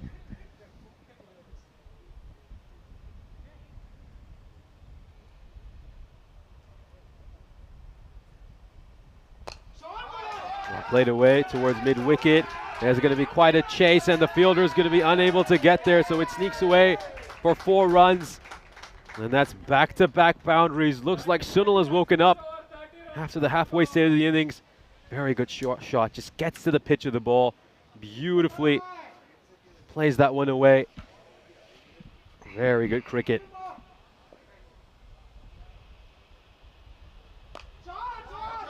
Away, and oh, it's good fielding. Very good fielding by Rakesh Yadav. And we've got 3 balls to come in this over. So just dropped this one a little bit too short. Has he got enough distance on it? He didn't. but the chance has been put down. Costly drop. We know what a dangerous player Kadian is, and you can't afford to give this guy another chance. Dropped on 31. This was up in the air. I know that's Raman Kumar, who is out in that square leg. Oh, this time he's going to hit this one towards long on. It's not going to quite carry to Watmo, and it's going to be a single. Nishay Putt here in the commentary box, and joining me is Charlie Hunt. Yeah, thanks, Nish. And yeah, I have to say, listen, we'll talk about it whilst he's out on the field. Prakash Mishra doing wonders, keep looking after us in terms of in a food respect. Well, launched, and that's gone, by the way. That's gone a long way from Kadian. What a way to end the over. It's a big over. 19 come off the 6th, and at the end of 6 overs, oh, it's 6s all round. 66 without loss. And now, well, speak of the devil, and he shall appear. Prakash Mishra is going to come on for this next over. You can see there the story thus far. 66 at the moment, going at 11s, which is one of the better rates that we've seen so far for a side batting first, realistically. Of course, this is a big game for the All-Stars. Mishra's touched upon it. Yet to really get any points against the higher caliber of teams in this tournament. It'd be a big win. And let's not forget that this Sophia Stars side are no stranger to a couple of losses. Of course, lost both their games against the Spartans. Against the Academic Sofia side. Yet to face the Spartans, but nevertheless, that certainly is something that realistically is something that needs to be looked at. This one is played away as Mishra will start his spell. Good fielding out in the deep, keeps it down to just 1. That's much better. Oh, Mandek just saying, has Charlie left early? No. I was just, I was doing what Nish is doing now, which was just enjoying a nice spot of dinner. As I was saying, Prakash has looked after us very well and provided lunch. And then turn around and say, well, look, you're here for 6 games today. Have some dinner as well. And Nish was very nice enough to sort of cover me this morning. I had a couple of bits to deal with, but he's put the hard yards in today as Nish. Up in the air, Jonesy involved. It bounces nice and easily to him. Mishra with the old call of wait. He's not at the non-striker's end, so he's not too keen. Nonetheless, though, this is a good little battle between bat and ball at the moment. You'd probably argue it's pretty neck and neck. And again, this time goes a little bit square, and Jones won't get there. That'll be 4 runs. That's a glorious shot from Kadian. He races now into the 40s with that shot. In the slot, though, isn't it, from Mishra? And again, this move to have him come in at this over, would you have maybe changed it up? And well, maybe, I mean, you look at this. No, Jonesy hasn't been used yet. And now he's been pushed wider, shorter, and just dabbed into the onside nurdle for 1. Does Sunil. Kind of what he's thinking at the moment, isn't he? He's just thinking, let's just get the likes of Kadian on strike. Of course, game 31 this is, isn't it, of this European Cricket Series. We're getting towards the sort of halfway stage. In fact, today realistically probably is the halfway stage, but lots of cricket still to be played. Good delivery. Good stop behind the stunts. Nitinson by the likes of Suraj Negi. Of course, no Adrian Dunbar to take the gloves. End of the 7th, and they go for 8. And at the end of the 7th overs, the score is 74 without runs. This is what's coming up tomorrow. Nish will be on his own in this one, and he'll be sort of saying there, saying he hopes the chats look after him a little bit. Puck Falcon CC take on. That's a good first game actually tomorrow. Pac Falcon CC taking on Academic Sofia, and of course, well, it's a big double header for the Pac Falcons as they take on the 2 Sofia sides. And then it's the Sophia Stars taking on the Spartans. That is a big game. Actually, to be quite honest with you, I'm leaving Nish on his own, and he's got 5 cracking games tomorrow. The Blacksmiths up against Afyon Karahashar might be pretty interesting, with the likes of the youngsters taking on the Turkish side. And then you've also got Sophia Stars against the Spartan. That's a big game to finish the 3rd game off. But could be some interesting games in that one. That's, of course, what's coming up tomorrow. And then there's also some more action coming from Croatia, the last day of action tomorrow in that one as well. Mike Jones then coming on for this 8th over. Starts well. This is just dragged into the leg side. Early calls of thinking of 2, but they won't take it on.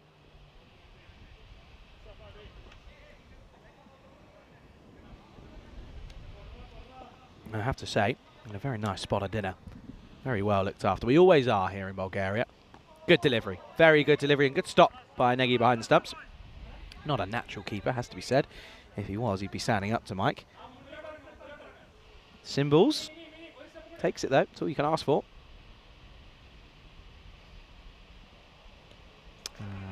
This is going to be too wide.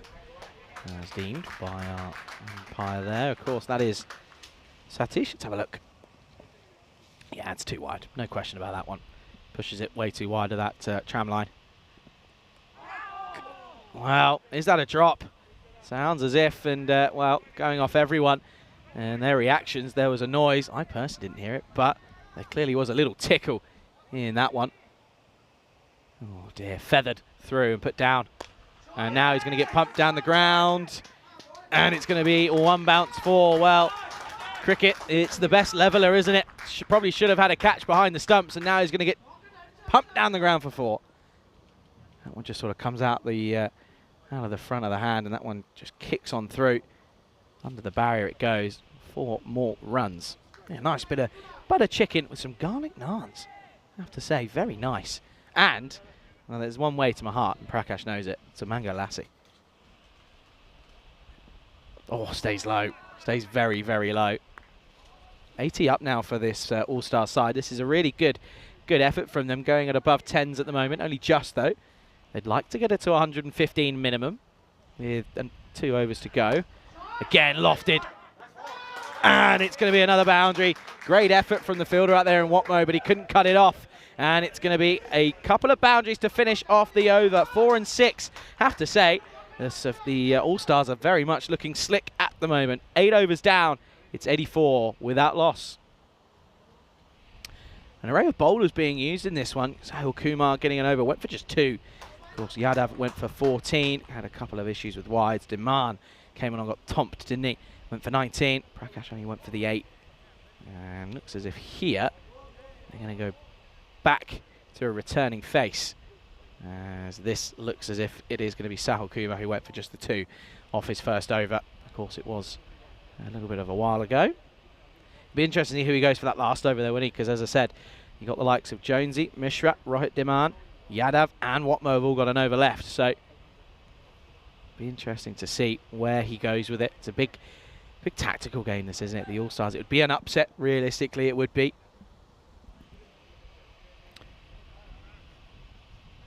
Magic saying he'll be in church when the 3rd and best game starts. Listen, joys of the old live stream, you can rewind.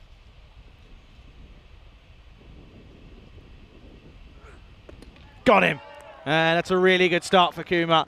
After a really good first over, he comes back in his second. Full straight. See you later. Big fish back in the shed. Kalyan gone for 45. A good innings comes to an end. It's 84 for 1. Good start to this 9th over, but a good innings though from the opener who's been there since the start. 45 off 28 is what he'll finish with. 2 4s and 5 6s for him, striking at 160. Not a terrible rate. It's here in Romania, it's in Bulgaria, apologies. It's not a bad rate at all. Hari Kumar.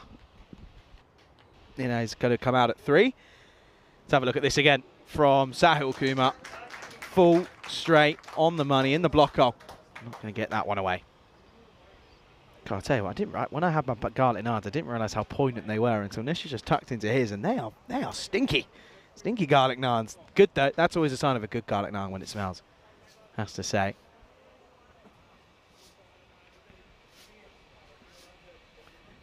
As I mentioned, Hari Kumar in at 3. Just shy of 2 overs to go. That is just going to be pushed wider. Not wide enough though, it's okay. I think it wouldn't mind me bringing this up, but the two ins this week for this star side in the likes of Jonesy and Watmo, they've had a lovely day today. They've spent the day at the water park. Onside, clipped nicely, bit of work to do for the fielder in the deep. There is Watmo.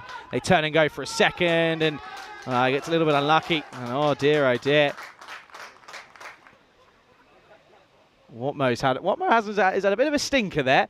Maybe he's been doing too many breaststrokes or the old front crawl at the water park today. That one's not quite gone the best way that he was hoping for. Giggles all round though, obviously. Bottom edge. And again, played away.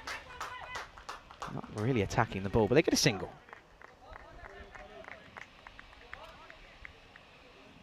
Yeah, they said it's one of the best places that they've ever been, was the water park.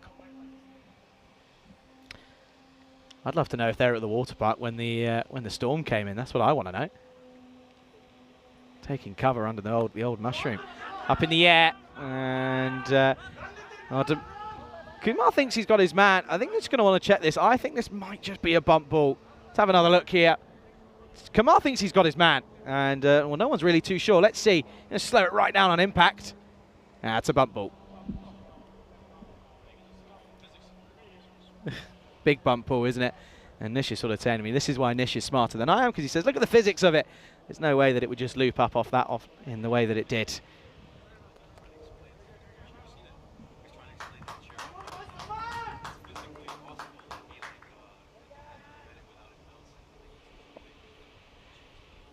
Physics always come into it.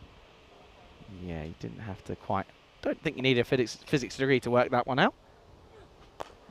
And again, gone for it. Watmo is involved. Watches it all the way. It's a loopy arm again. Oh dear. It's sloppy once more. And now he will have another shot at the stumps. They come back for the second. And Kumar's sort of saying, well, this one just bumped through. But to be honest with you, he just didn't anticipate it. He's played a lot of cricket here. And unfortunately, just watch this here. He knows where it's going to go. He just doesn't read it. And they're going to come back for 2. So they're going to get to 90 for 1 with a ball to go. And with an over to go, I should say. And they are going to go back to Watmo here for the last. Watmo wants his field pretty much dead set. They've used an array of bowlers again. As I mentioned there, Demand going for the 19. Not the best from him. Good spell for Kumar. Picking up a wicket and just going for 8 runs off his 2 overs. Only himself, Gagandeep and Watmo are going to go for 2 overs here. Everyone else bowls a 1 over stint. 90 for 1. 1 over to go in this first innings of this match 31. Wild swing from Sunil. He has to get going now. 28 off 23. Good angular crossing though. Gets a slight bit of movement away.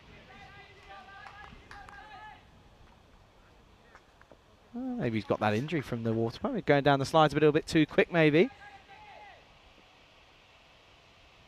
Trundles in again, does Watmo. Inside edge, bit of work to do for the fielder, a backward square leg. And again, it's just a single. They won't mind them dealing in singles at the moment. Haven't had a boundary for quite a long time.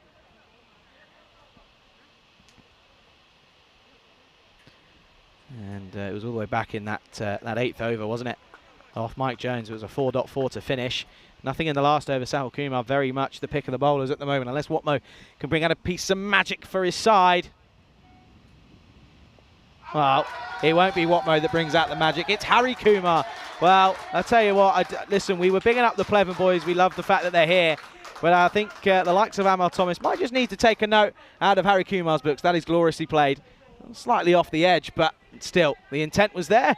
And the execution, he'd argue, was there as well. 4 carreras.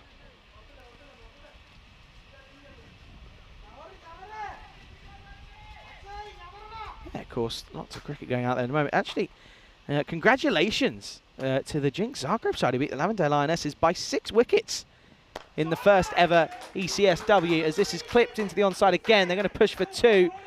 And, wow, is he going to get there? I think he might be short. I think he might just be short of his ground here, and his body language tells you that you might be right here. Let's have a look. They don't push the first one very hard, do they? He's got a lot of work to make up for. Oh, he's gone by a long way. Gone by a long, long way. There you go. Finger goes up. That will be the end then of Nitin Sunil. And again, another. It's not a great innings, if I'm being honest with you, in the context of the T10 game. You've got to be scoring at more than what he has. He goes for 29 off 24. Score is now going to be 96 for 2.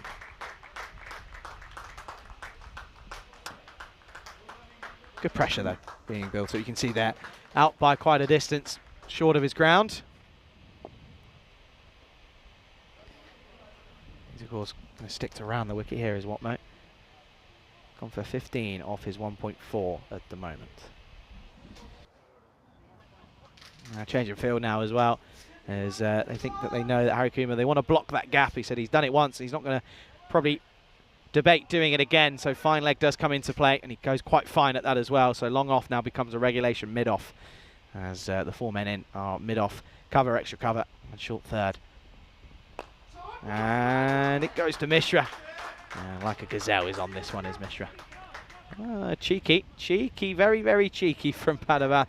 Doesn't look as if he really wants to be on the strike. And I'm sure Watmo will have a few things to say about that. You can see a bit of afters there. Don't mind it, as long as it's all in this within air quotation marks spirit of the game.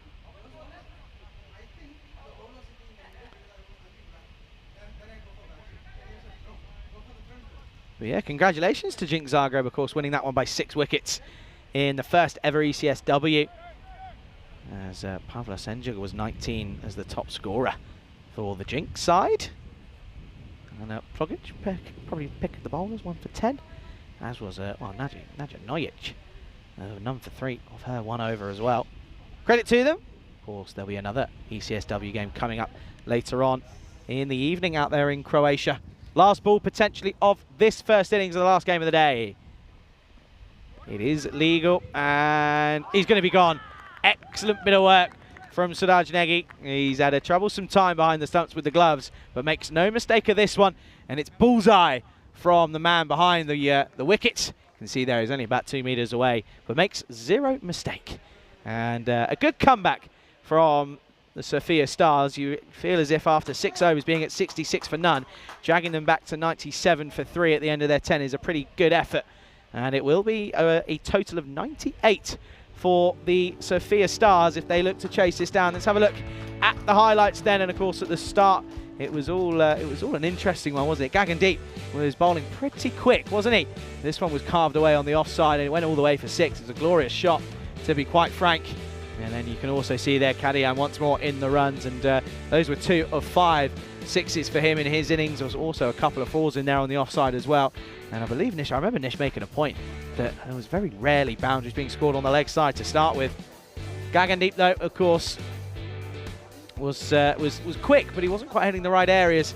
And this was a moment that they ended up sort of regretting. It should have been an easy run out, but unfortunately, it wasn't meant to be. And this one you can see here, unlucky for some, as it ran away towards the vortex area. And again, more runs flowing through that direction. Negi, a little bit lackluster behind the stumps at times, but he of course made up for it in that last ball. Picked bowlers though, they used a fair few, didn't they? Ended up using a grand total of 7 bowlers. Just the two overs for Gagandeep, Jack Watmo and Sahil Kumar, then 1 apiece for Rakesh Yadav, Rohit Demand, Prakash Mishra and Mike Jones only getting the 1 over as well. Pick for me is probably going to be Sahil Kumar, 1 for 8 off his 2 overs, not too bad at all. And of course you can see here that this is Rohit Demand going for his big over of 19 off of it. It was the most expensive over, 12 extras for the Sophia Stars, which isn't too bad at all if you ask me. You can just see here towards the back end a nice flourish of runs, but of course Jonesy came on, he got a bit of tap against himself. One of the leading run scorers in this tournament is Jonesy, and he's going to have a heck of a lot of work to do if they're going to chase this total of 98 down. Good attempt by Watmo, but of course it was this over again from Sahil Kumar, who was just so good, finishing with good figures of 1 for 8. He was so economical. Watmo came back in the last, and well, he got a little bit of a good shot against him, to be quite honest with you. And well, then there was a little bit of luck, and you can see here, look, they were calling for it. Right, Suha thought he had his man, but it was of course a bump ball, and then off one of the last few deliveries, it was a good bit of teamwork out in the deep to then remove and get the run out, and then off the last ball, bullseye from Negi means that the All-Stars finished on 97 for 3 off their 10 overs. And we can have a look at the scorecards. I'll run you through them. Of course, only the 4 batters being used, as Kadian and Sunil, 45 and 29 apiece for them, respectively. Harry Kumar run out off the last ball, 11 off 7 for him. And you can see Padavath not out for just the none off 1. Again, they're going to rely pretty heavily on Harry Kumar with the ball, but also Kadian and also the likes of Alvin Joseph. Bowlers again, as I mentioned, up and down time for them realistically. Nothing too much to write home about, as it was, again, a pretty tricky time out there up against a good all-star side that, as I mentioned, are looking for a bit of a boost after losing the 3-over bash earlier on. And good news is it looks as if the weather's going to stay away for this game, which is, of course, a positive. 98 will be the target then for the Sophia Stars as they look to come back with a bang here in the last game of the day. Of course, it's a pleasure to have you with us as you're watching the European Cricket Series here in Bulgaria on the ECN.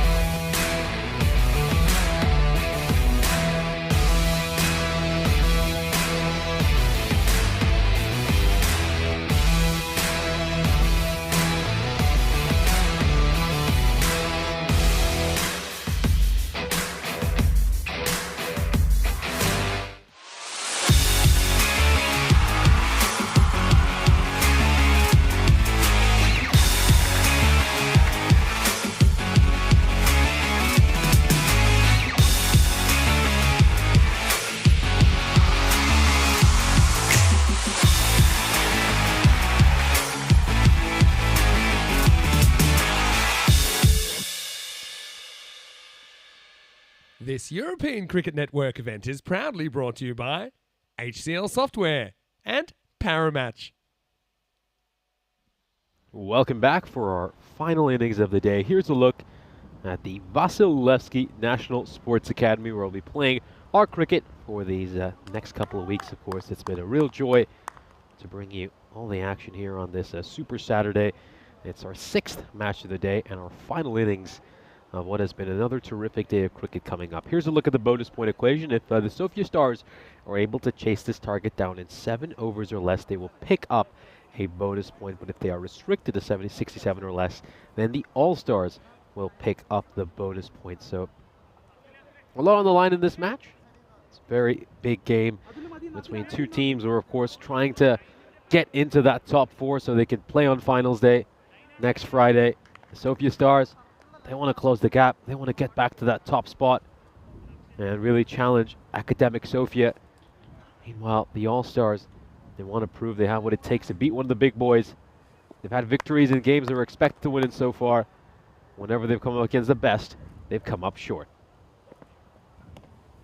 This one is just run down towards third man, and what a shot to start off.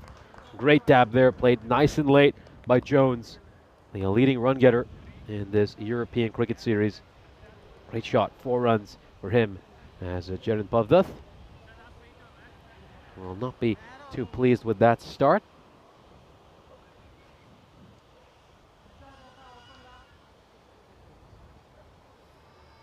Second ball coming up. Let's just see if he can get this a little fuller.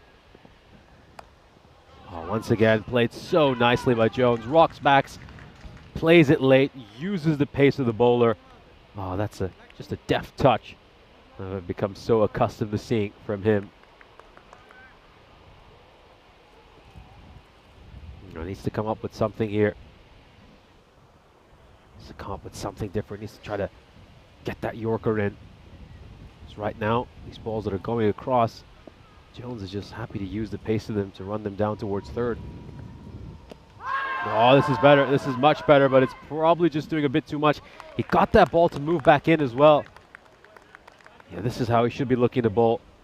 This is why left arm bowlers are such weapons in this format of the game, just because they can get those to come back in, cramp room for right-handed batters.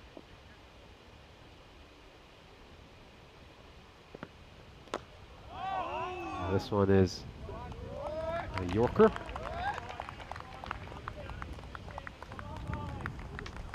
Of course, Nishay Bhatt in the commentary box, and joining me for the final match of the day is Charlie Hunt. So, yeah, I got an interesting match set up here. The All-Stars will probably be a little bit displeased with the fact that they ended up with just 97 runs. But with some good bowling, they could make this interesting. Yeah, of course, missing a couple of big names at the top of the order are the Sophia Stars, so a couple of early wickets. Gets that one to nip back in. Getting that lovely in swing. One to just come back into the right-hander. Yeah, good delivery. He's asking the right questions, isn't he? Getting it up there, getting it full, not waiting and not dropping there. Well, the ones that he did drop short, of course, went to the boundary. So I just want to take a moment, Nish, and just say thank you for today, mate. You've been absolute champion in what's been a really tough day. And not only you, but everyone here as well. We'll come to it, of course, at some point. Well, now he is asking the question. And again, down the leg side. Yeah, let's just take a look at this. Once again, just swings back in a long, long way. And it's going to be a great first over to start off here. I think Jaren Pavduth, after getting hit for those 2 boundaries off the first couple of balls, he really got into his groove for the rest of the over and bowled beautifully. One thing that's to notice here is it is 8 without loss after 1. Another thing to notice, of course, at the striker's end, you're kind of, for now, for probably at least another over, you're in the sun, whereas the bowler's coming from the shade. That's got to be something tricky to deal with. Jones looked okay with it, but it'll be interesting to see how Mishra goes. 2-6-7 matches now since the Golden Ball, of course. Of course, after that last game in the Jinx in the first ECSW. And Chris has got a random question for us both, Nish. He says, since it's the Olympics, what Olympic Games from history would you want to visit and what would you watch? This is very interesting. Tough question. Now this one's going to go straight down the ground. Has it got enough to go over the rope? Looks like it might just have gone over, but we'll have a look at this one more time. This could be quite tight. This might be one of those that just deceives our eyes. I think Let's have a look at this. I think this has gone all the way. But let's have a look. Yep. Yeah, looks like it just catches the back of the rope as it goes over. Yeah, interesting question. I mean, obviously, I think the first one that came to mind was Barcelona. I wasn't born. Oh, neither was I. But again, the question is... that's the thing. Normally, every time I say that, Rika goes, oh, well, I was. So I haven't been used to that. Yeah, but again, true. the question was, what Olympic Games from history? First one. He didn't say one that would be a pretty good call as well. I mean, there's so many in history. I know what event I'd go to. I'd go London 2012 Usain Bolt 100-meter sprint final. Oh, this one is just cut away, and it's well stopped. I think with Barcelona, obviously there's just the ramifications, the fact that we got to see so many teams back in the Olympics, and obviously had huge geopolitical changes as well. So we got to see numerous countries we wouldn't otherwise see in Barcelona. It was obviously a great setting as well. But then you have to talk about the dream team. I mean, obviously Michael Jordan at the Olympics, getting to see that great team. I mean, Charles Barkley and all those legends. I think that would have been the highlight. So someone who does enjoy the sport of basketball. Yeah, you've been keeping an eye on things, haven't you, whilst we've been here? Which I love it. It's great. We were actually talking about this, and we were talking because obviously the dressage was on at the moment, which of course Mahal and Meda were keeping an eye on. Of course, Germany got the gold in it. But I was saying, to be honest, for me, this might upset a few, as this is tickled fine for 4. That'll probably go down as runs. It will do. I was saying, I've never really been a big Olympics fan. Like I've very rarely got excited for it. I've never really been too concerned about it. The thing I love about it, the thing I love most, is that all of a sudden as a viewer, you're watching sports that you never watch day to day. Like, when would I ever turn on the TV and switch on the judo? Ever. When's the judo ever on TV is the first question. But it's just things like that. I'm not too concerned about the sort of who gets what, but I think the fact that you're watching different sports every time is, and it just provides a different avenue. That's a really good short ball, by the way. I think I certainly get your point, and that's probably one of the reasons why the ratings have kind of dipped over these last couple of Olympics, is just the fact that now with streaming services, people have this sort of idea of just being able to dive into their niche a lot more. So, I mean, if you're into a specific thing, you can now pretty much watch that 24/7. You're not reliant on what's on TV. This is a beautiful shot through the line, and it's going to go over the rope for a 6. A really nice shot over there by Jones. Yeah, the ball was slightly overpitched. And the man who's leading the way in terms of the runs for this ECS will clobber that one away a long, long way. Oh, dear. Well, I got to say, listen, our umpires have done a good long stint today. 6 games a day is not easy. Satish, he's gone all the way out there, and he's forgotten his hat, bless him. Tyres just came on. And look, no, I wanted to say, first of all, Nish, thank you for being so good today. It's been, again, I've loved working with you the last couple of days. I think it's been great. I've really enjoyed it, and I hope everyone else has too. But I also want to say a huge shout out to everyone. Listen, I know we'll do our thanks at the end, but today's not been easy. Today's been one of the hardest days, just simply with the fact 6-game day, the fact that we had that rain, big storm come through halfway through the day. Didn't lose a single game today, which is impressive.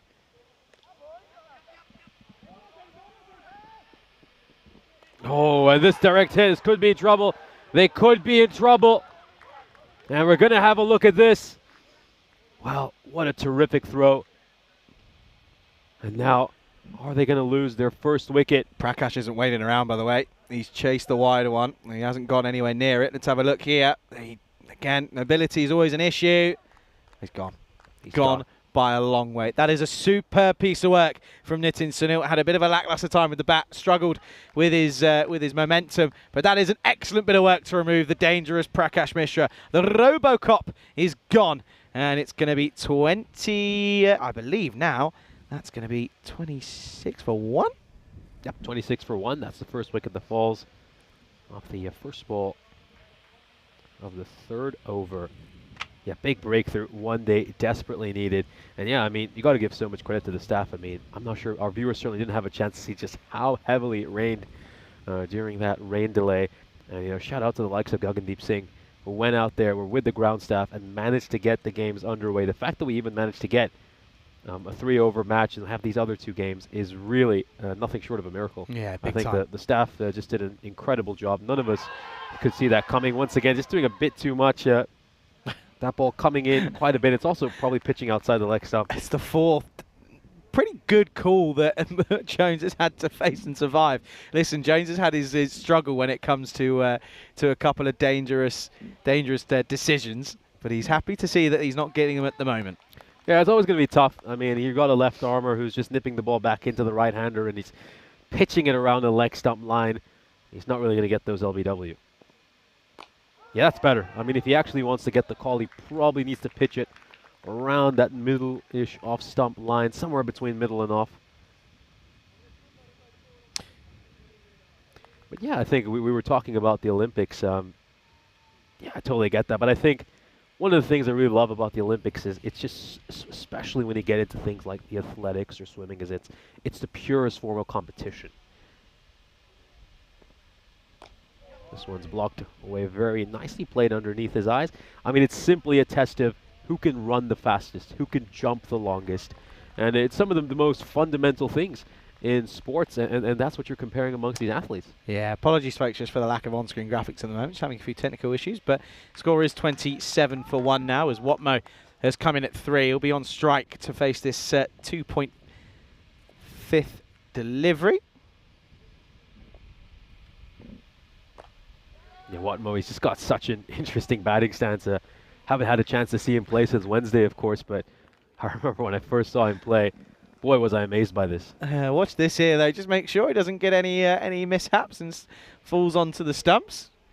Of course, well within his right to do so. Interesting. This is the strangest I've ever seen this ground. Completely away from the sunlight. Very much struggling with, of course, sun's gone past the horizon now. So it's all pretty dark out there at the moment.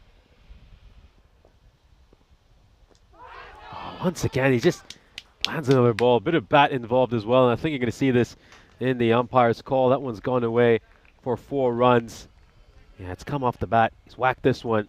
It was a very woody sound, wasn't it? Very woody sound, and there you go. The answer is given as 4 runs off the bat. Good way to end the power play, going at around about 10s at the moment. Any issue? And, of course, we apologise for the lack of on-screens, but it is 31-1 after 3.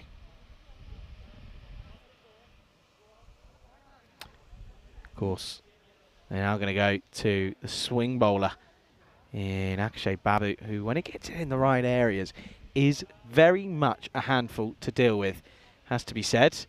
Of course, they've got to try and get to these 2 big wickets now, haven't they? These are the 2 that they want. They've got the first one in Mishra. They know that was a big moment to get the wicket. They really do just have to find a way. Oh, this is a full toss, and he's absolutely clobbered that. He might have hurt the fielder as well. That's, of course, Rohit Demon who's fielding in quite close at cover. Demon is still down. He's actually done quite well to get a hand to this. And it's actually the skipper in Harakuma, of course, for the All-Stars. And listen, it is confusing, but yeah, that's a little bit misfortunate. It doesn't go to the rope. It was hit firmly, wasn't it?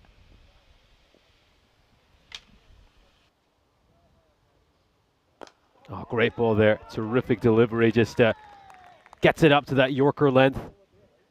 Exactly what he needs to do. Top bit of bowling.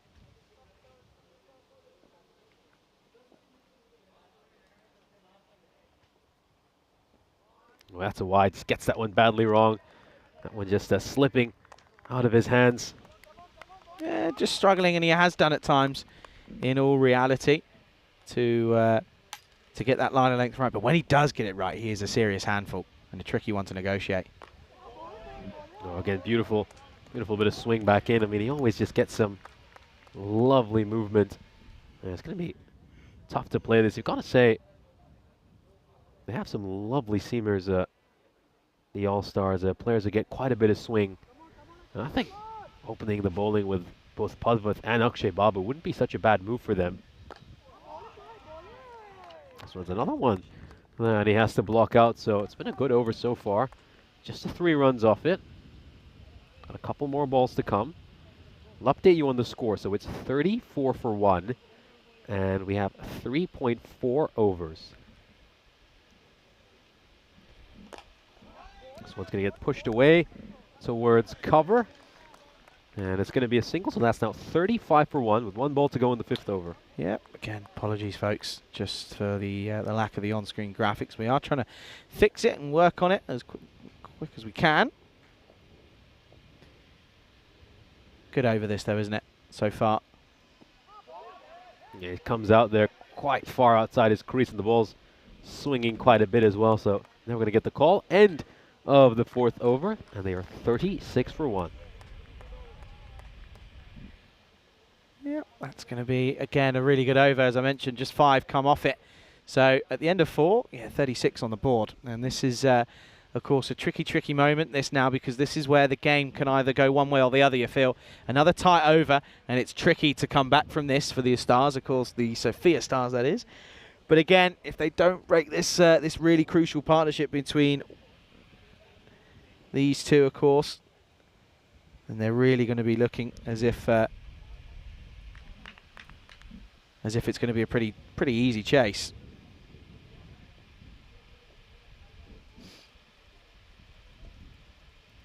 Here we go, start of the 5th over. Oh, great lengths again. Holding some very good lines and lengths. These last 2 overs have produced just 10 runs, so 4.1 overs now. And the Sophia Stars are 37 for 1. We'll just keep you updated on the score as much as we can. Yeah, we certainly will. Of course. Jacob once more. Oh, nicely played. I mean, Jones is so good at that shot. He's just wonderful at playing it late and just running it down towards 30. You can't give him any room whatsoever. He just picks out that gap beautifully so often. Thing is, as well, when he does it, it looks as if he just has got all the time in the world. It looks as if he's got a lot of time just to play it and maneuver it to split the gap where he wants to, almost perfectly in his view. Yeah, really nice shot. Thing is, they now try and plug the gap. They've got 2 fielders there, but of course, this is the thing. He's now manipulating the field. Now played nicely with the full face of the bat. It goes past the fielder at mid-off, and that little error will allow them to come back for a second run. So, yeah, mistakes like that can be very costly. 43 for 1 now, 4.3 overs. Jacob needs a breakthrough. They've got to get one of these 2 early, haven't they? They really have got to get one of these 2. Jones is looking comfortable out there at the moment. Yeah, just gets that.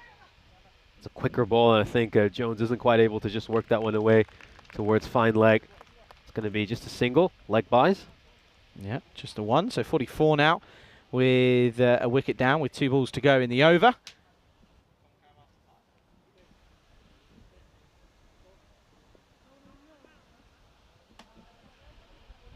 Now they're getting set for the 5th ball of this over. Gosh, he's got such a unique stance, doesn't he, Watmo? I mean, look how square he starts, but he ends up pretty side on by the time he faces the ball. This one's a no-y. It's a definite no ball, no question about that. He's going to whack this one away, 4 of 4. But that's a shocking delivery, a 5 up, and he's also going to get a free hit. Yeah, minimo time, and yeah, you're right. The extra sort of salt in the wounds now is the free hit coming up, and I don't feel that Watmo is going to realistically lose out on this one. They really have made this look pretty comfortable at the moment. Mandrake says his goodbyes. Good look after yourself.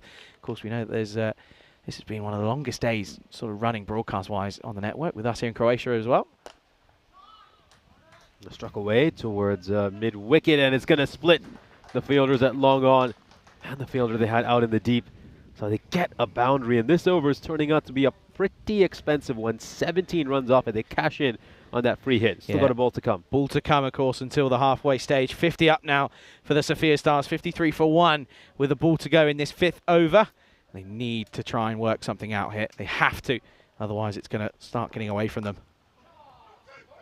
Struck hard towards 3rd. There was an immediate call for 2, but they're going to end up settling for the single. There was just a little bit of hesitation, which meant that the second run wasn't on. So 54 for 1 at the halfway stage of this innings. And, of course, a chance to welcome you all into the commentary position. This Shea Butt here alongside Charlie Hunt. And they're going along here very nicely, the Sophia Stars. Yeah, they really are, and they're just making it look comfortable. And this is what I was saying.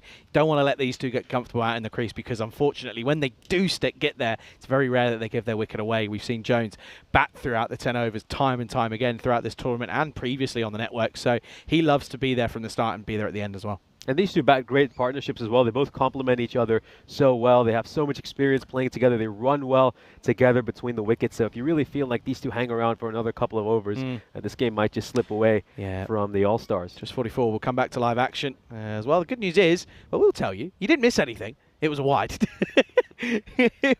There we go. We clocked off. And it didn't miss much. It was just a wide on the offside. Yeah, I think you're right. You know, Watmo's going to be there who will play sort of the unorthodox looking shots. This is through the covers. That is glorious.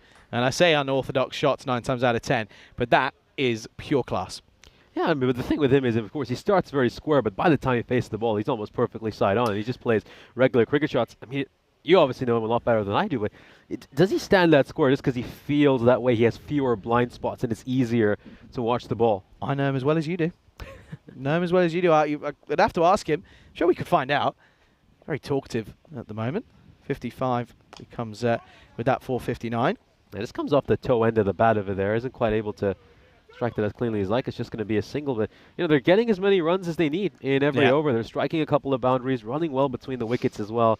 Something which I think a lot of teams today really didn't do. In particular, look at Falcon, who lost a couple of games just because they refused to run between the wickets. They're very lazy with their running. Oh, once again, just runs it down towards that region. I know you love your wagon wheels. Where is he? Come on. Come and tell me, because I'm going to have a look at that. Must be a way. That was the first thought in my head. You love it. I know you love a wagon wheel, so you can tell me where we're looking at here. Yeah, I think that's now officially 10 runs through that region. Is that it? 10 runs. Feels more than that. I think this thing is the wagon wheel's a little bit behind as well. It probably, I can think of a couple of singles he's managed to get there in the last 6 or 7 balls, so you could probably put that 11 or 12. Yeah. We'll have that updated soon. Yeah, 62 on the board now for 5.4. 4 runs. Gloriously played, and that one will be through the covers, and that one will be 4. So backward of square, or in front of square, the result at the moment for Mike Jones is pretty much the same. Another boundary, 4 más. Yeah, nicely played there by Jones. He's just been a run machine throughout this ECS. Such a consistent performer. And he'll be eyeing another big individual milestone.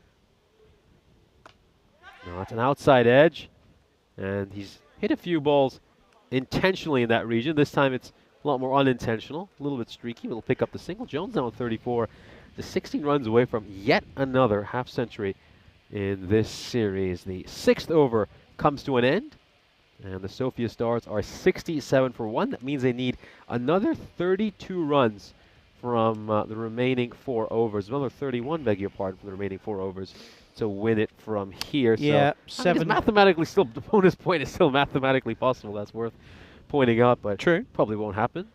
Could you imagine the scenes if it did, though? That would be quite crazy. They basically have to hit 5 6s and get a single. What's going on in Croatia at the moment? Let's have a little look. Of course, second game is, I think, underway. I'm not too sure, though. Well, this is what's coming up tomorrow. Good start. Yeah, the second game out there at the moment as the Lionesses, the Lavender Lionesses, are 16 for no loss after 3. And this one carved away, and it's going to be 4 runs again. Lovely shot once more from Jonesy. Yeah, very nicely played. He just makes that room to cut it away. So strong square of the wicket. 4 more runs for him. He moves on to 38.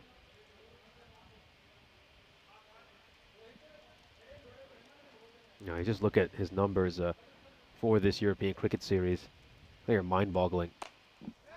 Pushed away towards cover, and they will pick up a single. So he has 384 runs so far this ECS, and the closest batter to him right now is 112 runs behind, and he's batted on 3 less occasions than him. I know, it's just bizarre, isn't it? Absolutely bizarre. Yeah, it's just credit to the talent on show, really. He's looking for the call there, but I think umpire Dimitrov has that one right. Jones isn't too happy.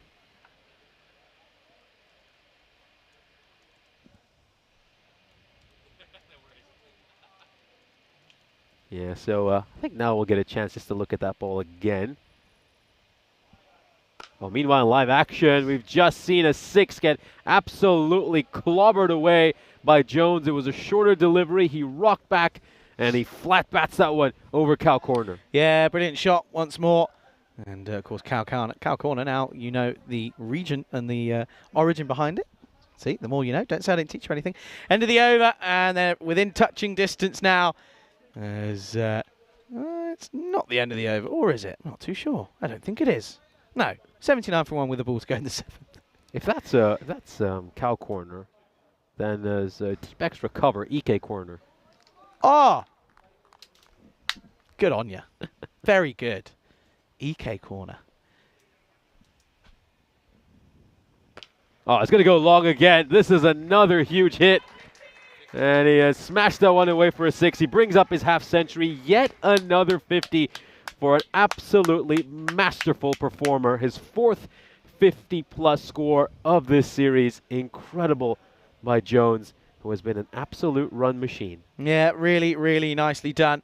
And at the end of the 7th, then the score 85 for 1. And then he just, the 13 runs in 18 balls for a victory. But yeah, 52 off 30, you're right. It's another brilliant innings from him. Certainly has been. And Jones just, you know, you really feel like this Sophia Stars team, I mean, if he continues to click, they could certainly go very, very far in this tournament. And he's just been such a standout performer for them. I mean, you know, you could even make the case that you take away his runs, and this is probably a fairly mediocre teams at time with the bat in hand. Yeah, especially now with no Dunbar and no Bakhtiari today. But as the sun sets on what's been a great day of cricket here today, as we come into what could potentially be the last over, just 13 needed.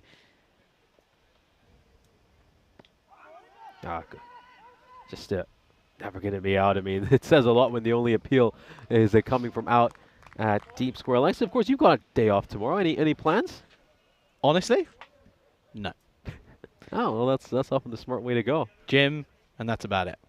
Gonna gym, probably. I know I'm off, and Mahel's off as well, so I think we might go for a spot of lunch. But no, it's probably going to be an hour and a bit in the gym, and then just chilling. Just chilling. Had a bit of a rough night last night, sleep-wise. So drop and run. That's all he's got to do, isn't he? What, Mo? Just get Jonesy on strike. Now Jones, of course, he can add the cherry on top. Just a couple of big shots will do it here for the Sophia Stars. 12 more runs needed for them to win of the remaining 16 deliveries. Yeah, 86 for 1 then with 7.2 down. Yeah, you're right. 12 needed. Can do it in 2 6s. And knowing Jonesy, he's probably going to try and do it. Would hate to see him lose the average, though, wouldn't he, if he got out? Oh, once again, just that deft stroke. He runs it down so well. And he tries to kick that one away to shot, but he's just not able to do that. Goes away for 4 runs. This is what I'm saying, is that he looks as if he's got all the time. This time, just as much as it's still close enough to him, he just plays it that slight bit later and opens the face of the bat, and it just runs away a little bit finer, and that just takes it away from the fielder. So just 8 needed then. Of course, a 6 would take them within touching distance, as this is, of course, Kalia. 90 for 1 now at the moment. Plays this one into the field. It's going to take a little chase from the fielder at third to get to that. They'll pick up another single. We're very much battling the old light now, aren't we? It's getting quite dark here at the moment. But nevertheless, it's been a great day. It really has. And, of course, a day that looked a little bit in danger when we had mother of storms come through and rip through us at one point. 91 for 1, 7 needed for victory. Good delivery. Yes, with this loss, obviously we do expect that the All-Stars are probably not going to win it from here. This means the All-Stars moved to 2 and 3.